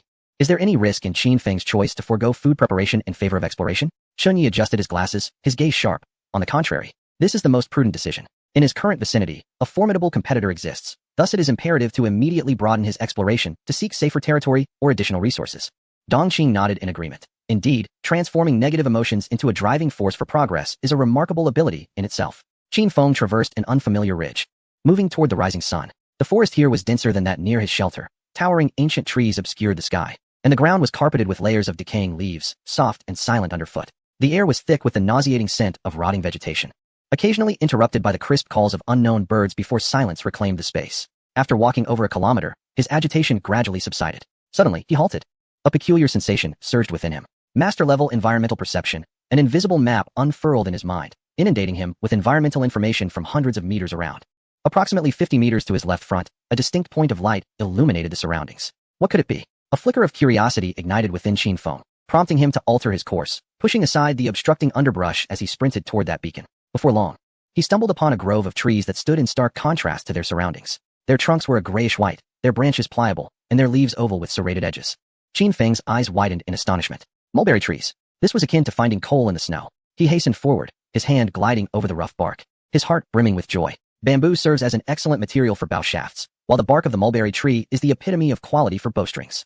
By stripping the bark, followed by pounding, soaking, and twisting, he could create a bowstring of unparalleled strength and flexibility. With a bow, arrows, and a mulberry string, we shall settle our score with that bear. With determination coursing through him, Qin Feng hesitated no longer. He swiftly drew his entrenching tool and carefully stripped large strips of bark from several robust mulberry trees, meticulously rolling them up and stowing them in his backpack. Unfortunately, this time, the system did not emit the sound of a tenfold return notification. Qin Feng remained unfazed. Merely finding the materials was a stroke of immense fortune. Once he had collected an ample supply, he felt a profound sense of satisfaction as he slung his backpack over his shoulders and prepared to delve deeper into exploration. Suddenly, he felt a gentle tap on his right shoulder. The touch was soft, imbued with warmth, as if a hand had brushed against him. What the hell? Who is it? A chill surged from the base of Qin Feng's spine straight to the crown of his head. His muscles tensed instantaneously, a reaction stemming from instinct. He swiftly twisted to the left, while his right hand brandished the entrenching tool with a piercing whoosh, striking backward with a lightning speed. The entire maneuver, turning, defending, counterattacking, was executed in the span of a single second. Yet, there was nothing behind him. Qin Feng's pupils contracted as he scanned the surroundings with heightened vigilance, his heart pounding fiercely within his chest. Suddenly, a sharp screech pierced the air from above. He jerked his head upward, only to behold a robust branch from which a juvenile monkey dangled upside down, its paw still poised as if it had just struck his shoulder. Upon noticing Qin Feng looking back, the creature exhibited no trace of fear. Instead, it bared its yellowed teeth in a wide grin and spat a sticky glob of saliva towards his face with a contemptuous paw. Qin Feng tilted his head just in time, narrowly evading the foul-smelling projectile that grazed his cheek. His expression hardened in an instant. The monkey, emboldened by its failed attempt, swung wildly, and, like a ruffian, clutched the straps of Qin Feng's backpack with both paws, yanking it backward with great force. Chirp, chirp, chirp, it screeched, a raucous sound echoing through the air. At that moment, the fury within Qin Feng, ignited by the previous encounter with the bear and subsequently suppressed, erupted violently. Damn it! A bear had snatched my meat. Now a wretched monkey dares to defecate on my head. Seeking death, Qin Feng's throat tightened as he uttered two icy words, his eyes brimming with lethal intent that could no longer be contained. He abandoned all restraint. channeling his strength into a powerful twist at his waist, propelling his right arm forward as he infused all his might into the entrenching tool held firmly in his grasp. Whoosh! The sharpened edge of the tool sliced through the air, tracing a chilling arc imbued with unmatched wrath, descending forcefully upon the monkey's paws that clung tenaciously to the backpack. Thud! A sickening thump resonated. Eek! The monkey emitted a wretched, pitch-altered scream as its forelimbs were severed cleanly at the wrists. Blood gushed forth like a fountain. With a cry of anguish, it plummeted from the tree, rolling in agony on the ground, gazing at its barren wrists while issuing a desperate wail. Qin Feng's expression remained impassive, his gaze as frigid as frost. He stepped forward, raising the entrenching tool high above his head, and without hesitation, brought it crashing down upon the writhing monkey. Bang! The sound of shattering bone echoed, silencing the monkey's cries abruptly. Its body convulsed twice before falling still. Warm blood splattered onto Qin Feng's trousers, yet he did not flinch. In that moment, the entire world fell silent. Only the heavy scent of blood lingered in the air, permeating the forest. In the Dragon Kingdom's live broadcast room, the atmosphere erupted in fervor. Wow, Feng Shun is magnificent. Well done. Such catharsis. It feels so gratifying. Take that, you insolent monkey. When dealing with such aggressive beasts, one must show no mercy. Feng Shun unleashed all his pin-up rage towards the bear. Ha! Most of the audience cheered for Qin Feng's decisiveness and ruthlessness. However, it wasn't long before discordant voices emerged. No way. This is too cruel. It's just a monkey. Why not give it a little food? Why resort to such brutality? Good heavens, it's so bloody I feel like I might vomit. How could Qin Feng act this way? Does he lack compassion? Unfollowed. Supporting the senseless slaughter of the innocent must indicate a troubled mind. In the live broadcast room, two factions quickly descended into chaos, the speed of the bullet screen surpassing any previous moment. In the studio, before hosts Si Baining and Dong Qing could speak, the expert Chun Ye's voice rang out. Well done. He adjusted his glasses, the gaze behind the lenses unusually grave. Let me reiterate. Do not impose your moral standards from the safety of your comfort zone to judge a survivor battling for life on the brink of death. This monkey is unafraid of humans. It actively provokes and attempts to seize. This is an extremely dangerous signal in animal behavior. If Qin Feng shows weakness today, tomorrow this monkey will return with its troop to claim everything from him. In the wilderness, mercy equates to cruelty towards oneself. Qin Feng's actions are entirely justified. He decisively eliminated a potential threat. Chun Ye's voice resonated powerfully, silencing all saintly rhetoric in the live stream. Meanwhile, Qin Feng wiped the blood from his entrenching tool, casting not a glance at the dead monkey-esque carcass, and turned to venture deeper into the forest. He had no interest in such sustenance. Unless faced with a dire situation where food was utterly scarce, he might consider consuming monkey meat. Chapter 16, The Scene of the Century. The contestant from A3 actually. The air in the forest bore no trace of industrial waste. Each breath felt like a cleansing of the lungs, dissipating the long-accumulated impurities within the body. This vibrant and pristine scene had become a rarity in the present Blue Planet, only visible in textbooks. In the Dragon Kingdom's live broadcast room, billions of viewers beheld this enchanting vision, and the bullet screen softened momentarily. So beautiful, truly breathtaking. Our ancient landscape paintings must depict such places. I'm in tears. I've lived for 30 years and have only seen trees this green and skies this blue in holographic images. If only Feng Shun could restore some of this greenery. Even a small grove would grant our city a breath of fresh air. Indeed, watching Feng Shun walk through such a place feels so soothing to my eyes. In the studio, host Dong Qing sincerely lamented, though this eerie wilderness is fraught with danger, its primal purity is indeed a treasure we have lost. Each exploration by contestant Qin Feng unveils a lost masterpiece. Amidst this serene atmosphere, the tone of the live stream's bullet screen shifted abruptly. Several bold, red messages flooded the screen. Oh my, brothers, stop watching. Quick, rush to the A3 country, channel 18, the scene of the century. You'll regret it for a lifetime if you miss it. Go watch A3. I'm losing it. Guide us, the performer Kumar from the land of A3. A high-energy alert. In an instant, the curiosity of all was piqued. The contestants from A3? Have they not always been famished? Their performances rather mediocre? What could possibly unfold in such a high-energy spectacle? With fervent curiosity, countless viewers from the Dragon Kingdom flocked to the A3 live stream. On the screen, a bearded contestant, Kumar, wore an expression of triumph. Beside him lay an opened airdrop crate, containing a first aid kit and several packets of compressed biscuits. More notably, he held in his grasp a writhing lizard, over a meter long. It appeared that this contestant, Kumar, had indeed enjoyed good fortune, having found an airdrop and caught himself a meal. Within the highest command of A3, several senior leaders gazed at the screen, their faces radiating satisfaction. Indeed, Kumar was performing admirably. Lizard meat is still meat, a source of protein. At last, we have reaped some rewards. Our national fortune is destined to improve. However, in the next moment, Kumar's expression took a bizarre turn. Gazing at the struggling lizard in his hands, he grinned widely, revealing an exceedingly lewd smile. Then, under the watchful eyes of billions of viewers worldwide, he slowly unfastened his belt. Suddenly, the live stream went black. A cold system prompt appeared in the center of the screen. The contestant has ended the live stream. It will forcibly resume in 2 hours. At that moment, the world fell silent. 1 second, 2 seconds, 3 seconds. The chat rooms across all nations erupted in chaos. What did I just witness? Did he just unbuckle his pants? Ugh, my eyes. My eyes are tainted. What is he planning to do with that lizard? I once thought the warriors from the island nation were unbeatable. Yet here stands a true master. A 3. You are the real god. Incredible. I can only say astounding. Is this something a carbon-based life form can do? The highest command of A3 must be too embarrassed to watch. They might have simply perished on the spot. Ha ha ha. In the Dragon Kingdom's live stream, the host, Sa Bei Ning, struggled to contain his laughter, his face flushed red, until he finally burst into laughter. Ahem. Each nation has its own customs and traditions. We must respect the personal choices of the contestants. Dong Qing wore a face of awkwardness and disbelief, raising his cup to drink water as a means of distraction. Expert Chun Yi, with a dark countenance, coldly uttered 2 words, foolish. Unaware of the external uproar, Qin Feng continued his journey through the forest. The further he ventured, the more treacherous the ground became. His masterful environmental awareness alerted his mind in advance. Beneath the seemingly tranquil grass ahead lay a swamp capable of devouring all. Without hesitation, he altered his course, skirting the edges of this deadly terrain. Soon, he noticed an increasing density of animal droppings on the ground, both fresh and dried. This place was undoubtedly a gathering ground for some creatures, or rather, a thoroughfare they traversed daily. Qin Feng slowed his pace, gripping the spear tightly in his hand. Resembling a stealthy leopard merging silently with his surroundings. Suddenly, he halted, straining to listen. A faint, moist licking sound wafted through the air.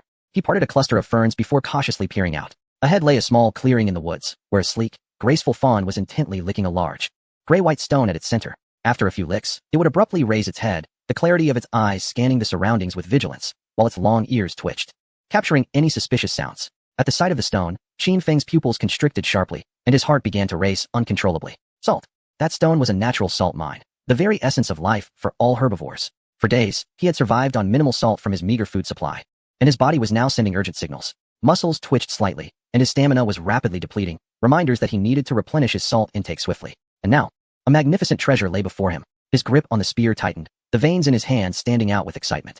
He fixed his gaze on the fawn, which remained absorbed in licking the rock, as a burning greed replaced his previous calm. He wanted that salt mine, and he desired the fawn as well. Slowly, he crouched down, lowering his center of gravity, blending seamlessly into the shadows of the ground. He calculated the distance and gauged the wind direction, his world narrowing to the unguarded neck of the fawn. Now was the moment.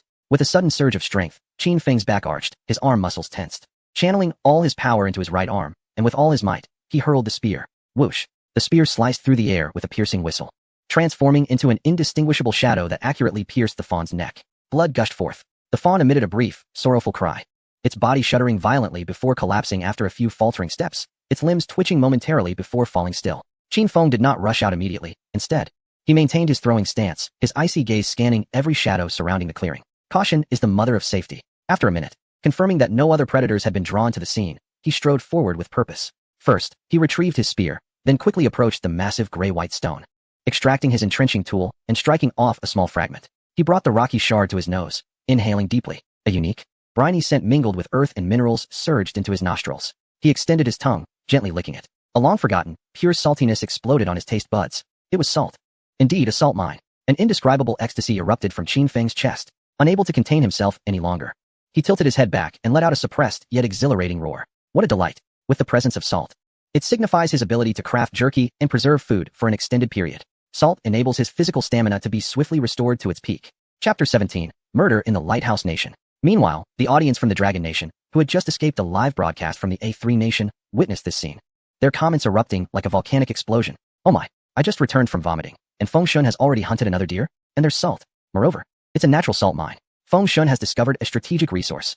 Haha. While others are challenging the limits of survival, I, Feng Shun, am pushing the boundaries of humanity. With meat and salt at hand, if I don't ascend to the heavens, I shall wash my hair upside down. In the broadcasting studio, the host Dong Qing was so exhilarated that he stood up, his voice trembling with excitement. A salt mine. Contestant Qin Feng has found a natural salt mine. Expert Chun Yi nodded vigorously, his face filled with admiration. Just as Qin Feng was overwhelmed with joy at this monumental discovery, a cold, robotic voice resounded in his mind with a thunderous boom, triggering 10,000-fold return mechanism. Dragon Nation receives 10,000 wild forest deer. Delivery location, Central Square of the Dragon Nation's capital. Upon receiving the news, the highest command center of the Dragon Nation erupted in fervor. In the live broadcast room, the audience, who had just been cheering for the salt mine, were now completely captivated by the urgent broadcast of the magnificent scene of a stampede of deer, spiraling into frenzy. Oh my, here it comes again. The familiar 10,000-fold return. The unmistakable essence of Feng Shun. 10,000 deer. Enough to feast until one bursts. No, that has too small a vision. We must establish a national-level deer breeding base. I'm overwhelmed. Feng Shun, I implore you to cease your divine antics. If this continues, I fear that contestants from other nations won't starve, but succumb to gluttony. Amidst this revelry, a question floated by. Why does hunting deer yield returns while the discovery of the more valuable salt mine remains silent? As soon as this question arose, it was immediately suppressed by a bold, commanding comment. New here? Returning salt mines? What an international joke. Our salt in the Dragon Nation is sufficient for all of humanity to feast until the earth explodes. Understand? I, Feng Shun, only replenish what we lack. In the wilderness, Qin Feng dragged the lifeless forest deer to the side of the salt mine, not immediately processing his catch, but instead extracting a spade, striking forcefully against the massive gray-white rock. Clang, clang, clang. The edge of the spade collided with the hard stone, creating sparks. Each strike sent a slight tingling through his hands, but more importantly, it filled him with a profound sense of accomplishment. This is a tremendous gain. As the salt mine stones accumulated in his backpack, their heavy weight pressed against his back, providing a comforting assurance. After filling nearly half of his backpack, estimating it to weigh over 20 pounds, Qin Feng finally paused. He swung the backpack onto his back, grasped the hind leg of the deer with one hand, and strode purposefully towards his shelter, a blissful smile lighting up his face. Today's bounty is truly abundant. A forest deer weighing 40 to 50 pounds is ample sustenance for a long time. Coupled with this 20-plus pounds of coarse salt, once properly purified, he can commence the preparation of jerky and cured meats, definitively resolving his food storage dilemma. The journey back felt remarkably lighter. As he traversed a dense forest, his multifunctional wristwatch vibrated unexpectedly. Qin Feng halted, raising his wrist. On the screen, several notifications from the Dragon Kingdom's official channel appeared. Notification: Dragon Kingdom contestant Zhang Dali has identified edible tuberous yam in the eastern hilly region, triggering a 10,000-fold return. Notification: Dragon Kingdom contestant Wang Tai has discovered hemostatic herbs in the southern rainforest, triggering a 10,000-fold return. Notification: Dragon Kingdom contestant Lung Yu has successfully hunted a jungle wolf, triggering a 10,000-fold return. Observing this series of commendable achievements, a barely perceptible smile crept onto Qin Feng's usually expressionless face. Excellent. Everyone is striving diligently. The hope of the Dragon Kingdom is gradually igniting. This alleviated some of the weight on his shoulders, albeit only slightly, for he understood well that the true threat was never hunger or wild beasts, but rather the other contestants. Just as he prepared to resume his journey, the watch vibrated violently once more. This time, it was not a message from the Dragon Kingdom channel, but a crimson, forcibly displayed global announcement. Global announcement. Lighthouse Nation contestant Jack has successfully eliminated Bond Nation contestant Pedro. Elimination? Qin Feng's pupils constricted sharply. In the context of their wilderness entry, the official explanation of elimination equated to death. Someone had committed murder, and it was a contestant from Lighthouse Nation. Within the Dragon Kingdom's live broadcast room, the previously jubilant atmosphere was instantly doused by this gruesome announcement. The barrage of comments froze for a full 3 seconds, then erupted in a more frenzied manner. Murder. Good heavens. Contestants from Lighthouse Nation have resorted to killing Pedro. I recall he was the football player from Bond Nation. Just like that, he has gone. Damn it. They disregard the rules. Rules? In their eyes, their fists are the only law. In the broadcast studio, Sa Baining also retracted all smiles, her expression somber, while Chun Yi fixed his gaze on the screen, his voice hoarse and cold. I have long stated that when the pressure of survival reaches a certain threshold, or when conflicts of interest become irreconcilable, the hunting of contestants among themselves is inevitable. I just didn't anticipate that this day would arrive so swiftly. He paused, retrieving the profile of Lighthouse Nation contestant Jack. Jack, a former member of the Lighthouse Nation SEAL Team 6, an elite special forces operative skilled in jungle warfare and assassination. For him, this wilderness was not a place for survival, but rather his hunting ground. Meanwhile, on Blue Star, the official spokesperson for Samba Nation promptly convened an emergency press conference, tearfully denouncing the barbaric actions of the Lighthouse Nation contestant.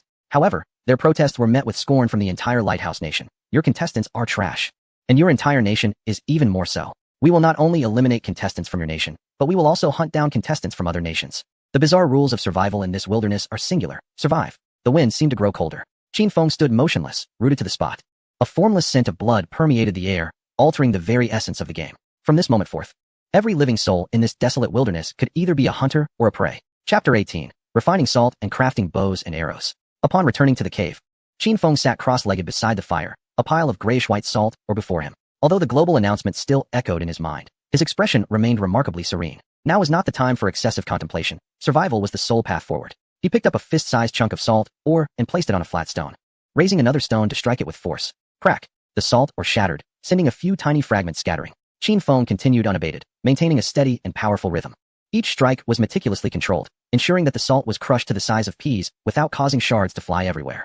Clang, clang, clang. The monotonous sound of his hammering resonated within the cave. In the Dragon Kingdom's live broadcast room, viewers watched Qin Feng intently smashing the salt, exclaiming in disbelief, "What is Feng Shin doing? Crushing salt? I see. He is purifying it. Damn, just moments ago we were fretting over the killing announcement. And now seeing Feng Shun crush salt, I inexplicably feel reassured." In the broadcast hall, expert Chun Ye's eyes glimmered with approval. The psychological resilience of contestant Qin Feng is truly remarkable. He received a murder announcement and immediately managed to calm himself to tackle the task at hand. Such composure is certainly not characteristic of an ordinary college student. Sa Baining nodded in agreement. Indeed, had it been me, I would have been in utter panic. Dongqing couldn't help but exclaim. Moreover, look at the precision and angle of his strikes. It's evident he possesses experience. After several minutes, a small mound of pea-sized salt fragments had accumulated before Qin Feng. He clapped his hands and poured the fragments into an iron pot, estimating the optimal ratio of water to salt or to be approximately 10:3 based on his experience. Next came the heating and dissolving process. Qin Feng placed the iron pot over the fire and stirred continuously with a sharpened stick. As the temperature rose, steam began to rise from the pot, and the salt fragments gradually dissolved, causing the water to become murky. Bubbling and boiling, the salt water began to emit a faint salty aroma intermingled with a mineral scent.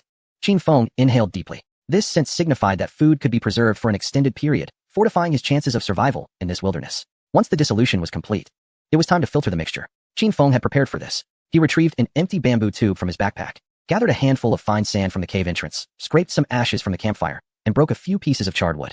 He first laid a layer of fine sand at the bottom of the bamboo tube, followed by the ashes, and topped it with the crushed charcoal.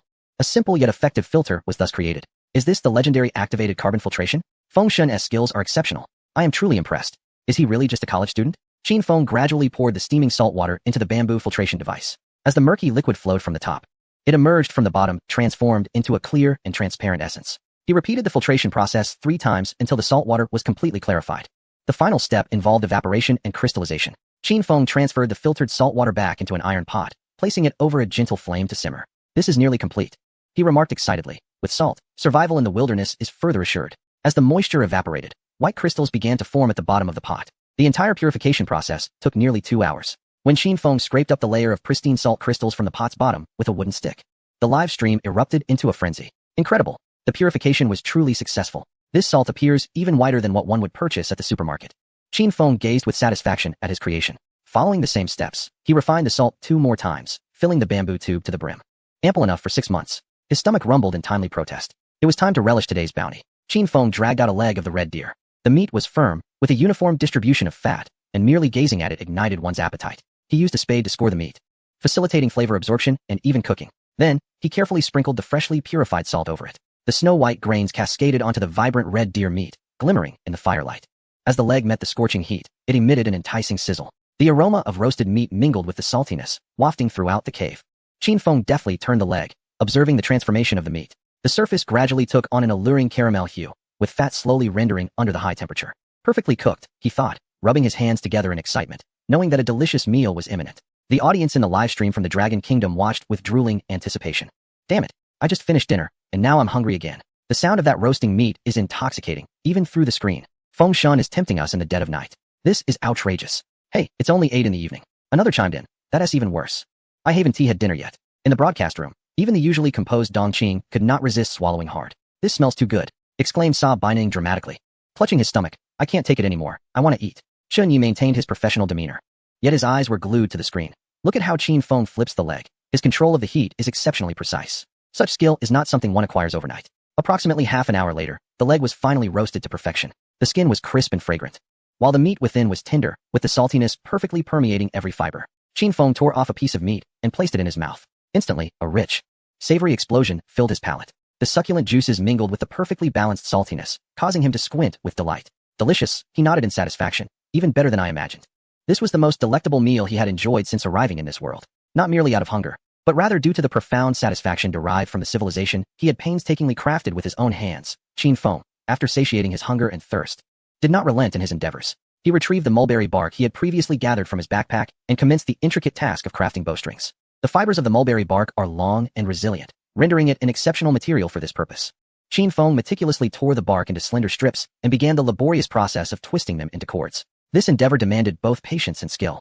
He had to ensure that every fiber was tightly intertwined, resulting in a string that possessed sufficient strength while maintaining the necessary elasticity. Under the flickering light of the fire, his hands moved with dexterity as tiny fibers gradually coalesced into a robust cord. Goodness, this manual labor is remarkably intricate. It almost feels as though Feng Shen is capable of anything.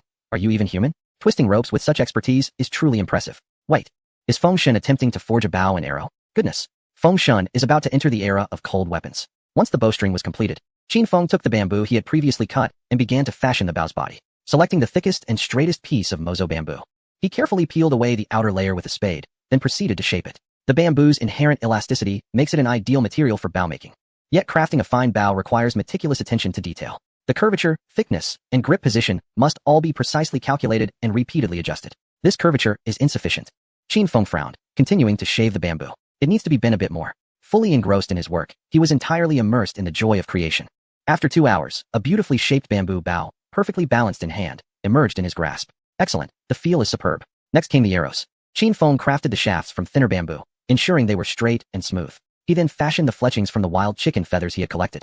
With each feather meticulously selected and trimmed, the arrowheads were made from sharpened deer bones, hardened over the fire to achieve a sharpness rivaling that of metal. Each arrow was carefully calibrated to ensure weight balance and stable flight. This should suffice, Qin Feng mused, inspecting the arrows in his hands. Eager to test their might the following day, gazing at the bow and the neatly arranged 12 arrows before him, a glimmer of satisfaction flickered in his eyes. At last, he possessed a true ranged weapon. Whether for hunting or confronting potential threats, he now had an array of choices at his disposal. With this bow, the bear that had pilfered his meat would soon face retribution. Qin Feng gently caressed the bow's body, a glint of cold determination shining in his eyes.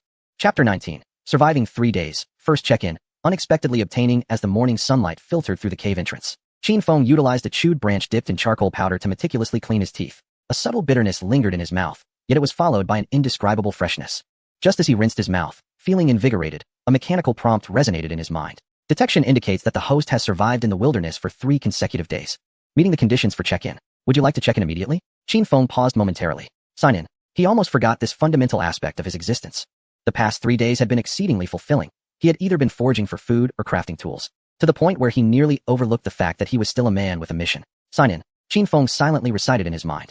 Before signing in, please choose whether to temporarily disable the live broadcast to ensure the confidentiality of the signing rewards. The system's prompt was remarkably considerate. Without hesitation, Qin Feng opted for yes. In the next moment, the watch on his wrist turned pitch black, severing all signals. Inside the Dragon Kingdom's live stream, the previously clear image abruptly went dark. Billions of viewers erupted in confusion. What on earth is happening? Where's my function? Why is the screen gone black? This ISNTA malfunction. Look at the top right corner. It states that the contestant has voluntarily shut down the live broadcast. Voluntarily shut down? What could Fengshen be up to? Is he perhaps attending to personal matters? To those above, is your imagination so limited? My Fengshen must be cultivating some unparalleled divine skill, not wanting mere mortals to pry into his affairs. Could it be that Fengshen is secretly indulging himself? Unwilling to tempt us? In the broadcasting studio, the 3 hosts exchanged glances. Sa Beining stroked his chin, a playful expression on his face. This must be the first time contestant Qin Feng has actively shut down the live broadcast. It seems there is a little secret at play. Dong Qing's expression bore a hint of curiosity. Indeed, based on his previous behavior, he had been broadcasting continuously and quite openly. This sudden closure surely has a special reason. Chun Yi crossed his arms, a slight frown on his brow, offering what appeared to be the most rational speculation. I suspect he might be crafting some decisive tool or trap. This explanation garnered the consensus of most. In the cave, after confirming the broadcast was off, Qin Feng finally issued the command in his mind. System, sign in. Sign in successful. Congratulations, host. You have received the reward. Colt M1911 pistol, custom version, X1, 30 rounds of 45 ACP ammunition. Buzz. Qin Feng's mind felt as though it had been struck by a heavy hammer, his heart pounding so fiercely it seemed it would burst from his chest. Before him, on the ground, a flash of light revealed a pitch-black pistol, gleaming with a cold metallic luster, materializing out of thin air, alongside 3 neatly arranged magazines filled with bullets. This M1911 was somewhat different from what he had envisioned. The lines of the gun body were more robust, the grip adorned with a non-slip diamond pattern. And beneath the barrel, there was a reserved tactical rail, a pinnacle of modern industrial craftsmanship, a firearm. Qin Feng's heart raced uncontrollably. He reached out, trembling as he grasped the cold grip. The weight transferred to his palm. The unique heaviness of steel and gunpowder instantly filled him with an unprecedented sense of security. With a bow and arrow, he felt as though he had stepped into the age of cold weapons. And now, with this gun, he had propelled himself into the realm of modern warfare. You're finished now, Bear Cub, Qin Feng murmured to himself, but after the excitement, a graver question loomed before him. How on earth does one explain this? One cannot simply face the newly activated live stream and declare, this is crafted from bamboo and vines, for that would be an affront to the intelligence of the global audience. What if the enigmatic wilderness system imposes sanctions? It is imperative to devise a plausible source. Qin Feng's mind raced, recalling the global announcement regarding resource airdrops. Airdrop. Yes, airdrop. He smacked his thigh, clarity dawning upon him. If he could locate an airdrop crate unnoticed by others and fortuitously retrieve this firearm from within, everything would fall into place. Airdrops inherently contain weaponry. Although it would still astonish the world, the nature of the revelation would be entirely different. Thus, it was settled. Qin Feng meticulously wrapped the magazine along with the pistol in a piece of animal hide and stowed it deep within his backpack. This was his trump card. It must remain concealed until he found the appropriate stage. After completing these preparations, he resumed the live broadcast. In the Dragon Kingdom's streaming room, the screen, dark for less than 2 minutes, flickered back to life. He is back. Fengshen has emerged. Quick look, doesn't Fengshen seem a bit different? He appears more confident. Is that just an illusion? It was merely a trip to the restroom. Can that really invigorate him? The audience detected no anomalies. Save for Qin Feng, who, as he slung the backpack over his shoulders once more, felt the heavy weight of modern civilization. He secured the remaining deer meat with vines and hoisted it onto his shoulder. In his left hand, he grasped the newly crafted bamboo bow and arrows, while his right hand held the sharpened spear, fully armed as he exited the cave. What is Fengshen up to? Why such complete gear? Observing his direction, it seemed he was heading towards the trap from the previous day. He had even brought bait. His intentions were clear. He was seeking trouble with that bear. No way. Is that for real? That's a 500-kilogram giant bear. Has Fengshen lost his senses? In the broadcasting studio, Chen Yi's expression turned grave. The choice made by contestant Qin Feng was audacious and perilous. He intended to hunt that brown bear. However, by bringing the bow and arrows, it indicated he did not plan to engage in close combat, but rather to exploit his ranged advantage. Sa Beining nervously rubbed his hands together.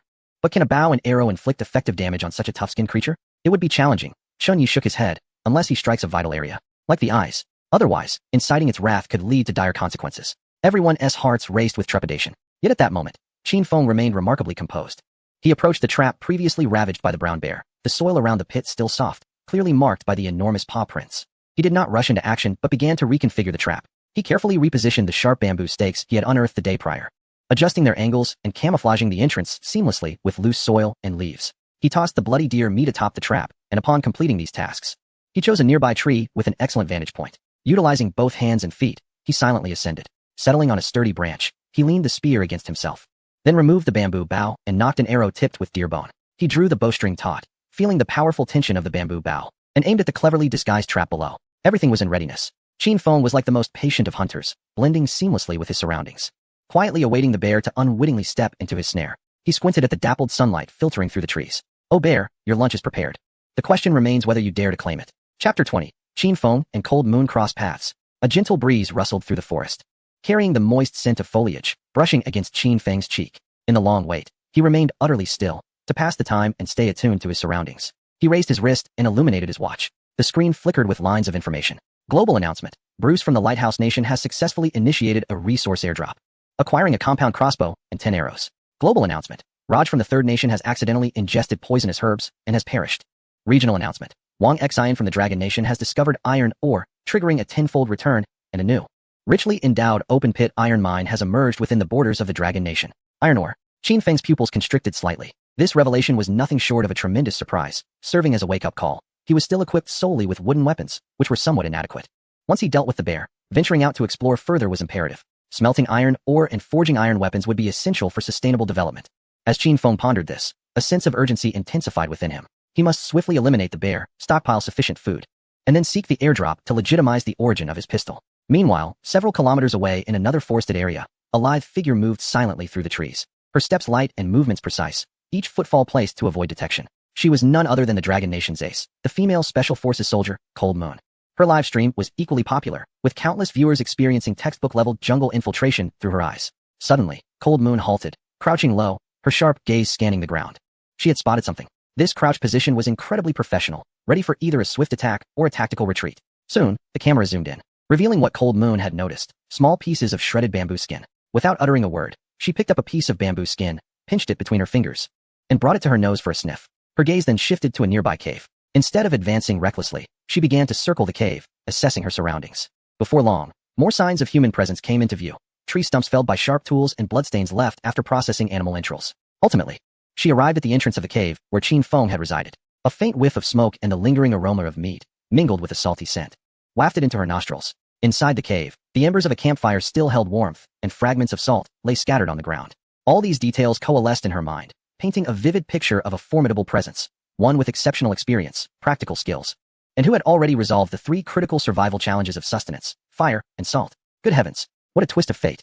This was the home of Fengshen. That is your long-lost comrade. I am filled with anxiety. The barrage of comments cannot facilitate communication. We can only watch helplessly. In the highest command center of the Dragon Kingdom, everyone stood up, their eyes fixated on the screen, fists clenched. They fervently wished for Cold Moon to reunite with Qin Feng. The collaboration of these 2 aces would significantly increase the chances of victory for the Dragon Kingdom. Alas, they were powerless to act. Cold Moon observed the cave entrance for a full 5 minutes before ultimately choosing to retreat. The vigilance in her eyes gradually faded, replaced by a grave demeanor. This territory had an owner, and one who was undoubtedly formidable. Without knowing whether the other party was friend or foe, recklessly entering the domain of a powerful entity was an exceedingly perilous endeavor. She could not linger here. She needed to seek out other potential stragglers. fellow compatriots of the Dragon Kingdom in need of assistance. She patted her backpack, which contained the jerky she had crafted. This was not only her sustenance, but also a glimmer of hope for her future allies. As the sun dipped below the horizon, the golden-red glow filtered through the dense foliage, and the air grew hot and oppressive, with the sounds of insects and birds becoming increasingly sparse. Qin Feng had been perched in the tree for 4 to 5 hours, resting with his eyes closed to maintain his stamina. Suddenly, a dissonant rustling noise broke the tranquility. It was not the sound of wind rustling the leaves, but rather the unmistakable sound of a heavy object trampling upon fallen leaves and broken branches. It had arrived. Qin Feng abruptly opened his eyes, a glint of cold light flashing within. He held his breath and turned his gaze toward the source of the sound. Emerging slowly from the depths of the thicket was an extraordinarily large brown bear. It was even more massive than Qin Feng had envisioned. Standing well over 3 meters when upright, its enormous head bobbed slightly, nostrils flaring as it was evidently drawn by the scent of deer blood. The live broadcast room erupted in chaos. The bear. It has indeed come. My heavens, the sense of oppression is palpable. I feel as though I might suffocate through the screen. Feng Shun is in peril. Run away. But where to escape? Descending the tree would mean becoming a snack for the bear. In the studio, Sa Baining was so tense that beads of sweat formed on his forehead. Teacher Chen Yi. What do we do? Chen Ye's expression was more serious than ever, his gaze fixed on the screen. Stay calm. Qin Feng's decision to remain in the tree grants him a significant safety advantage. Now, it all hinges on whether his trap can be effective. The massive bear approached the trap step by step. It halted at the edge of the trap, its colossal paw hovering less than half a meter above the cleverly disguised layer of loose earth and leaves. The giant bear lowered its head, eyes fixated on the enticing piece of deer meat, a guttural sound emanating from its throat as drool dripped from the corners of its mouth. Yet, it did not move. Instead, it circled the trap, occasionally sniffing vigorously with its nose, the small eyes glimmering with an alertness that belied its immense size. It seemed to sense that this sumptuous meal could be fraught with danger. As time ticked away, Qin Feng's heart raced. The bamboo bow in his hand was drawn taut. The arrowhead fashioned from deer bone locked firmly onto the bear's eyes. He waits, anticipating the opportune moment. Either the colossal bear will lose patience and step into the trap, or it will reveal an undeniable vulnerability. This is a contest of patience and intellect. The giant bear circles the trap 3 times, emitting low growls of agitation from its throat, clearly famished. At last, it makes a decision. However, its subsequent actions leave Qin Feng and millions of viewers in Dragon Country utterly astounded. Instead of lunging or testing the trap like any ordinary beast, the bear cautiously approaches the edge, using its forepaws to grip the pit's wall. Then, like a human, it skillfully maneuvers its body, adhering closely to the wall, and slowly descends. Splash! Its massive frame lands steadily at the bottom of the pit, perfectly avoiding the sharpened bamboo stakes just half a meter away. As the bear slides down, the camouflage covering the trap and the piece of deer meat fall into the pit, landing right by its mouth. Remarkably, this creature enters the trap unscathed and seizes its prize. Incredible! Is this truly a bear? It seems smarter than even the most cunning of its kind. This bear has undoubtedly achieved a level of intelligence. It knows where the trap is and how to descend safely. I was left utterly speechless. I thought I was watching a wildlife documentary, only to witness a performance of Sun Tzu's Art of War. The live chat from all of Dragon Country erupts into chaos, with everyone astonished by the bear's bewildering intellect. In the trees, Qin Feng grips his bow tightly, his veins bulging. He had envisioned countless possibilities, yet never anticipated this one. At the bottom of the pit, the giant bear picks up the deer meat, stands upright, its enormous paws digging into the moist earth, preparing to climb out of the trap. Chapter 21. The Provoked Brown Bear. At the pit's bottom, the giant bear, clutching the deer meat, sinks slightly into the ground, its massive paws embedded deeply in the damp soil. It is about to emerge. In the global live stream, the hearts of millions of viewers race. In the broadcasting studio, Sa Baining and Dong Qing are tense, their hands gripping tightly, knuckles turning white. Only Chen Yi stares intently at the screen, murmuring, the opportunity. Above in the treetops, Qin Feng's lips curl into a cold smile. This is the moment he has been waiting for. The giant bear exerts itself, muscles rippling, its enormous body forcibly pulled from the pit's depths, just as its colossal, mud-stained head emerges at the edge of the trap, facing Qin Feng's direction. Whoosh! A sharp sound slices through the stillness of the forest. The arrow, already poised and charged with Qin Feng's full strength, transforms into a fleeting shadow, accurately striking the bear's forehead. Thud! A muffled sound resonates. As Qin Feng anticipated, this rudimentary bamboo bow and deer bone arrow cannot pierce the bear's thick skull. However, the tremendous impact firmly strikes its head. Howl! The bear recoils in pain, its massive head snapping back, and its body, which had just emerged partially, instantly loses balance. The enormous form crashes back into the nearly 2-meter-deep pit, without any cushioning or evasion. Thud! Thud! Thud! A series of piercing sounds, reminiscent of flesh being pierced, reverberated across the globe through the live broadcast. The deadly bamboo stakes, meticulously sharpened and positioned by Qin Feng at the bottom of the pit, had finally encountered their target. A heart-wrenching roar, filled with fury, erupted into the sky, shaking the entire forest into a buzzing commotion. Countless birds that had nestled among the trees were startled into a frenzied escape. This anguished cry sent shivers down the spines of all viewers, regardless of their nationality. Oh my, it hit. It truly struck. Listen to that sound. It has undoubtedly penetrated. The trap set by Feng Shun has worked wonders. What a remarkable shot. I thought Feng Shun was bound to fail, yet he outsmarted the bear's instincts. Ha! Delightful. Let that arrogant creature know how to descend. Now how does it feel? The chat room of Longhua transformed instantaneously from a stifling silence into a roaring celebration akin to a tidal wave. The frustration that had been stifled under the bear's overwhelming intelligence was released in that moment. In the studio, Sa Baining excitedly slammed his palm on the table. Stunning. Absolutely stunning. On the tree, beads of sweat formed on Qin Feng's brow, with a droplet trickling down his chiseled cheek and landing on his bow arm.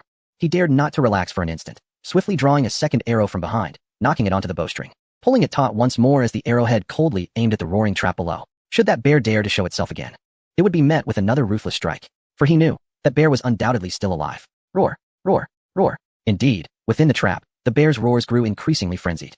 It bore the excruciating pain of the bamboo stakes piercing its body, thrashing wildly in a desperate struggle, its massive paws slapping chaotically at the confined pit, each movement displacing mounds of dirt and rubble. Soon, a thick cloud of dust billowed from the trap's opening, forming a yellow barrier that instantly obscured Qin Feng's vision.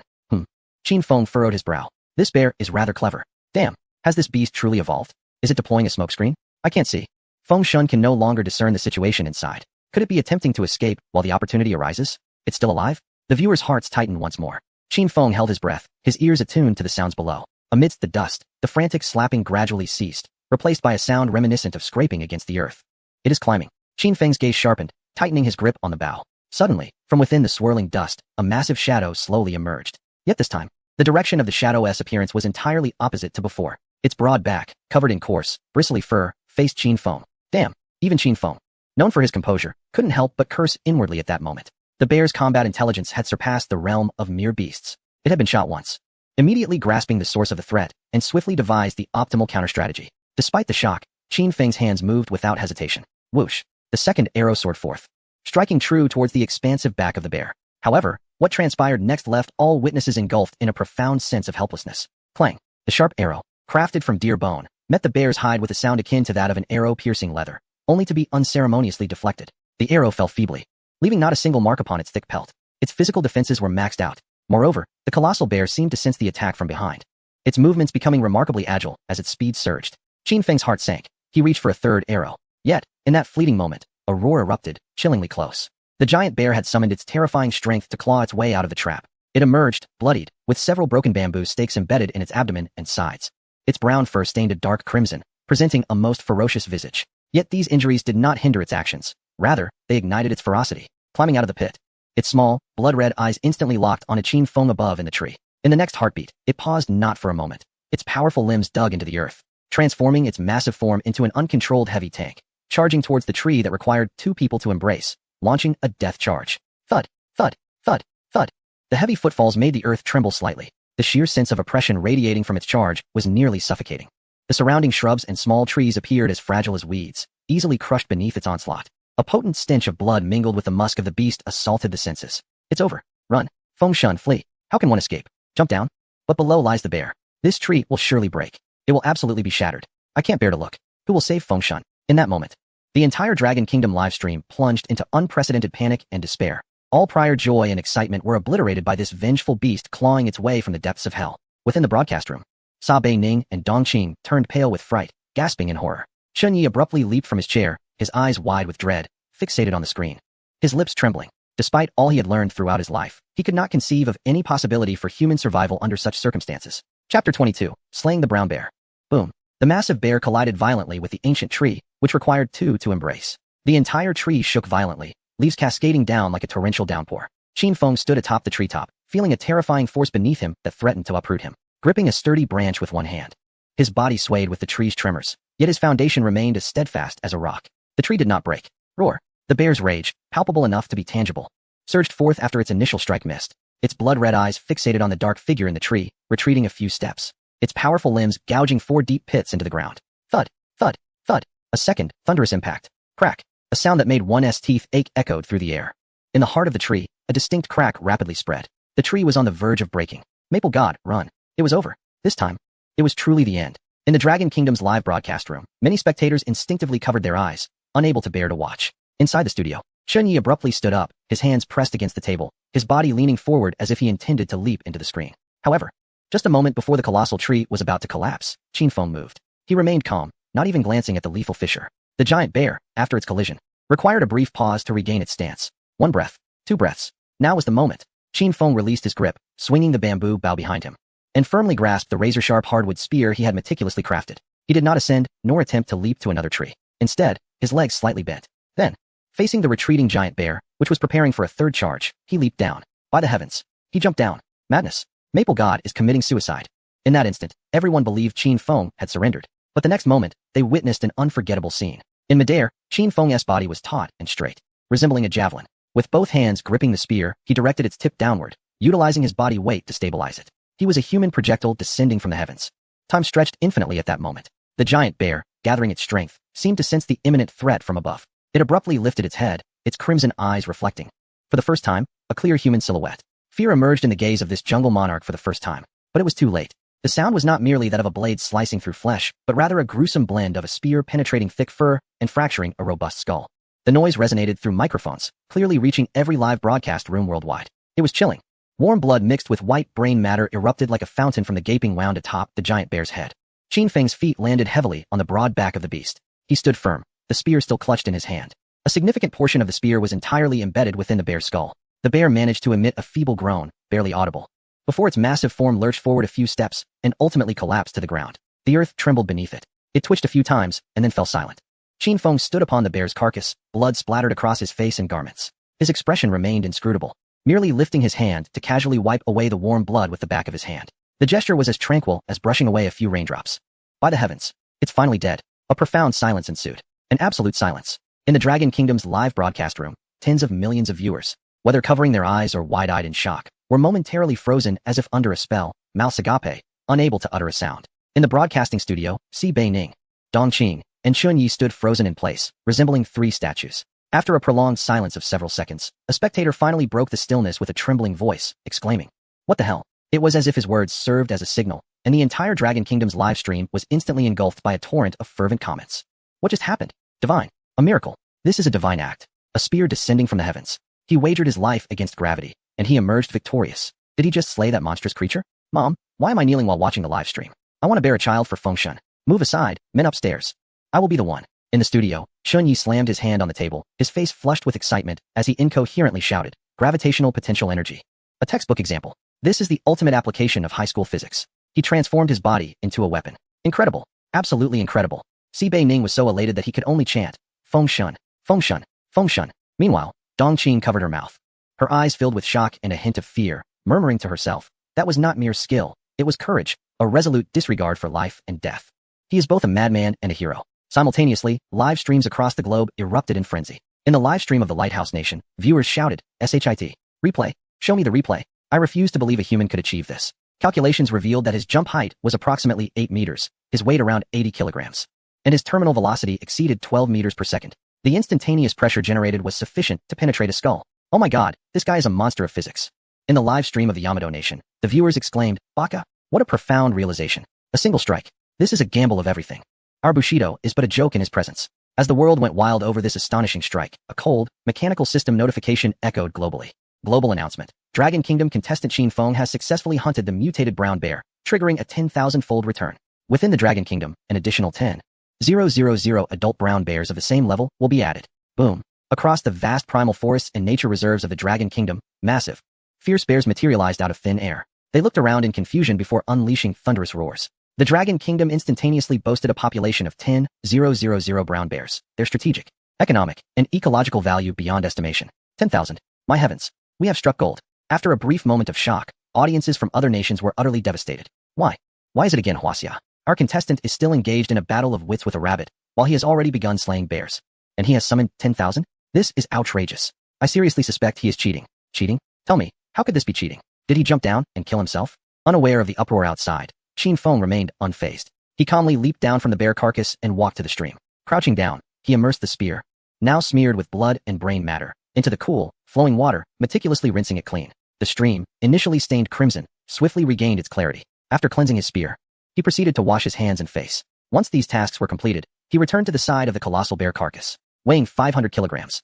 It loomed like a small mountain of flesh. Qin Feng drew forth his entrenching tool, contemplating for a moment. Rather than attending to the bear meat first, he meticulously sliced open the bear's abdomen, accurately locating the dark green sac, bear bile. He extracted it whole, wrapping it in a clean large leaf and stowing it in his backpack. Subsequently, he began the process of preparing the bear hide, though it was a monumental endeavor.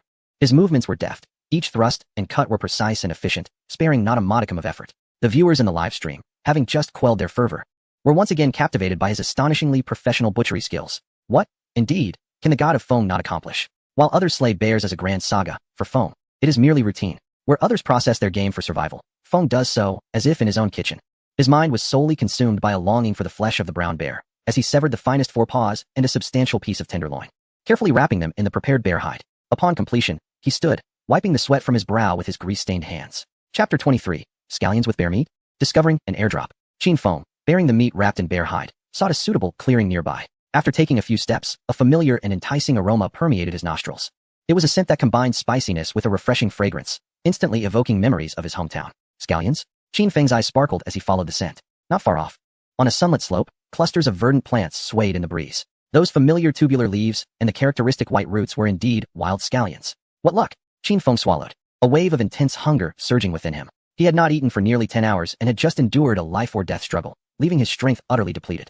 Seeing these scallions was akin to discovering a culinary treasure. As a true native of Shaanxi, Qin Feng held a natural affection for scallions. In his childhood, the greatest joy was to clutch a scallion while devouring a flatbread, the blend of spiciness with sweetness still vividly etched in his memory. He hurried to the scallion patch, crouching to inspect them closely. These wild scallions thrived, their roots robust, leaves thick, exuding a rich onion aroma. Qin Feng plucked one, gently peeling back its outer skin to reveal the tender white stalk within. Remarkably, the quality surpassed that of supermarket varieties. Unable to resist, he took a small bite.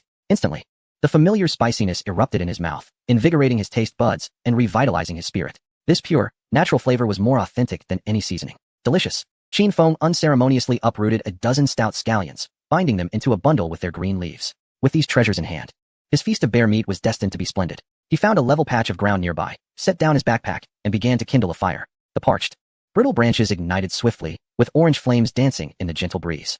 Qin Feng placed a meticulously selected piece of bear tenderloin upon a smooth stone and carefully sliced it into thick pieces with a spade. The fresh bear meat exhibited a deep crimson hue, its clear marbling exuding a faint, untamed essence. As the meat touched the scorching stone, a tantalizing sizzle erupted. Rich fat gradually seeped out under the high temperature, and the savory aroma mingled with the smoky essence, filling the air. As Qin Feng turned the slices, he sprinkled them with refined salt. The pristine salt crystals sparkled in the firelight, soon melding into the meat. As the temperature rose, the surface of the bear meat transformed into an alluring caramelized color, its edges curling slightly, releasing an intense fragrance. Almost ready, Qin Feng picked up a perfectly roasted slice of bear meat and, while still warm, placed it into his mouth. Instantly, a burst of rich meat flavor exploded in his mouth. The texture of the bear meat was denser than that of beef, its flavor more profound, imbued with a unique wild essence. The seasoning was just right, crisp on the outside yet tender within, truly a culinary delight. However, after a few bites, Qin Feng began to feel a bit overwhelmed. Although the bear meat was aromatic, its high-fat content could be cloying when consumed alone. Enter the scallion. Qin Feng grabbed a scallion, peeled away its outer skin, revealing the tender white stalk. He bit into it, and the spicy juice instantly filled his mouth. Then, he picked up another slice of steaming bear meat. The savory richness of the meat harmoniously blended with the sharpness of the scallion, perfectly neutralizing the greasiness and instead offering a complex, layered flavor. Exquisite. Qin Feng's eyes sparkled. This pairing was indeed a match made in heaven. A bite of meat, a bite of scallion, and another. The cycle continued. Each chew was a feast for the taste buds, rendering him unable to stop. The live stream from the Dragon Kingdom erupted in excitement. This combination of scallion and bear meat. Through the screen, I could almost smell its aroma. Damn it. As someone on a diet, I feel like jumping through the screen for a taste. Is this the legendary outdoor barbecue? I'm envious. The person above, stop being envious. I'm already crying. Why does everyone else's survival seem so delicious? In the broadcasting room, the three hosts were equally tempted. Sa Baining clutched her stomach. I can't take it anymore. I need to buy scallions. Right now? Dong Qing elegantly swallowed. This primitive cuisine is indeed alluring. Chen Yi, ever the professional, chimed in. Look at how Qin Feng eats. Scallions not only cut through the greasiness, but also provide vitamins, preventing scurvy.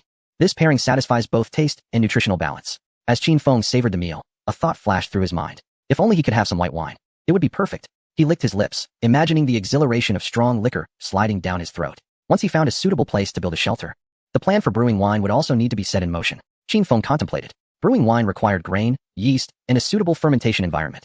Though the conditions were demanding, they were not entirely impossible. In the future, pairing grilled meat with white wine would truly be the epitome of life's enjoyment. As he reveled in the delights of exquisite cuisine, his peripheral vision caught a glimpse of an unusual plume of smoke rising above the distant forest. This was no ordinary smoke. It was a vivid crimson, strikingly conspicuous against the azure sky and fluffy white clouds. The smoke ascended in a straight line, clearly not a result of natural flames. An airdrop. In an instant, Qin Feng responded, excitement flickering in his eyes. That iconic red signal smoke was precisely the identifier released during the descent of an airdrop crate. He swiftly gauged the distance, estimating it to be approximately 20 kilometers deep within the dense woods. Quite far indeed, given his current pace with bundles in tow. It would likely take him a day to reach it. There was no need to rush. First, he needed to satiate his hunger. He continued to leisurely savor the delicacies at hand. Although the airdrop crate was enticing, filling his belly took precedence. Moreover, other competitors would require considerable time to traverse the treacherous forest to reach the airdrop point. Meanwhile, closer to the airdrop site, Cold Moon crouched atop the canopy of a grand tree. Through the dense foliage, she too spotted the crimson smoke. Her gaze sharpened instantly. As a seasoned Special Forces operative, she understood better than anyone the immense value of the airdrop crate. It could contain advanced weaponry, precious medical supplies, or high-energy military rations. Any one of these could significantly enhance her survival capabilities in the wilderness. Judging by the terrain, it appeared to be a relatively open valley. A flat landscape suitable for the crate's descent, yet it also implied a lack of cover, making her vulnerable to exposure. The risks were considerable.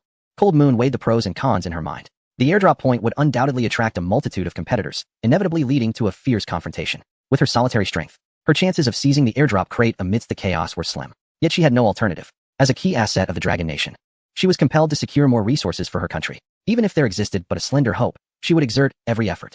Cold Moon meticulously inspected her gear. A military dagger, a handmade bow and arrows, a few strips of jerky, and a bottle of purified water. The equipment was rudimentary, yet sufficient for her mission. Taking a deep breath, she glided down from the tree like a phantom, stealthily advancing towards the direction of the rising red smoke. The viewers in the Dragon Nation's livestream room erupted with excitement upon witnessing this scene. Wow, the goddess Cold Moon has spotted the airdrop too. This is going to be thrilling. Will Feng and the goddess cross paths at the airdrop point? Please, let them team up. With the dual kings of the Dragon Nation, they would be invincible. Let us hope nothing unexpected happens. It's bound to be perilous. In the broadcasting studio, the three hosts also felt a surge of tension. This airdrop could very well become a turning point. Chen Yi analyzed. Top competitors from all nations will rush there. It will surely be a fierce struggle. Sa Baining clenched his fists. I hope our contestants return safely. Dong Qing nodded in agreement. Indeed, safety is paramount. Equipment can be acquired gradually, but life is singular. In the distance, crimson smoke continued to rise, becoming the most perilous lure in the wilderness, beckoning countless ravenous wolves. Chapter 24, The Gold Mine on the Road. The afternoon sun filtered through the tree canopy, casting dappled shadows upon the ground. Qin Feng wrapped a portion of bear meat in large leaves and stowed it deep within his backpack. Regrettably, the backpack was too small, forcing him to discard most of the meat, which pained him greatly. He gazed at the 100 pounds of bear meat on the ground, lamenting its lost potential as a life-saving treasure in the wild. Alas, one person could not carry so much. The bear skin was rolled into a cylindrical shape and tied to the outside of the backpack. He was equipped with a spear, bow and arrows, a shovel, and a handgun, everything one could require. Qin Feng raised his gaze towards the distant plume of red smoke, excitement flickering in his eyes. What treasures might await in the airdrop box? Off he went. He strode purposefully towards the direction of the smoke, his feet crunching through the thick blanket of fallen leaves, creating a soft rustling sound. Towering ancient trees loomed overhead, entwined with vines, and the air was infused with the fragrant essence of flora. On the slope closer to the airdrop point, Masaki Matsuoka licked her lips, her eyes gleaming with avarice. Though petite, she radiated an aura of danger. Of course I see it, my little wildcat, grinned the brawny man, revealing a set of white teeth. This robust figure was a veritable human beast, muscles rippling beneath his self-fashioned armor. The two embraced tightly, and Masaki rose onto her tiptoes to plant a light kiss on his cheek. We must secure this airdrop. Fear not, for I am here, the man reassured, thumping his chest. Let anyone who dares to challenge us taste the might of my iron fist. Masaki giggled. You are indeed tough, the toughest. Let us hasten, lest others seize the prize first. Equipped and hand in hand, the couple advanced swiftly toward the airdrop. In the brutal environment of survival in the wilderness, their ability to maintain such sweetness was indeed surprising. Meanwhile, global live streams erupted in fervor. Wow. It seems a major brawl is imminent, exclaimed one viewer. Those two from Japan are still flaunting their romance, utterly nauseating, with their numerical advantage. The other competitors were in peril.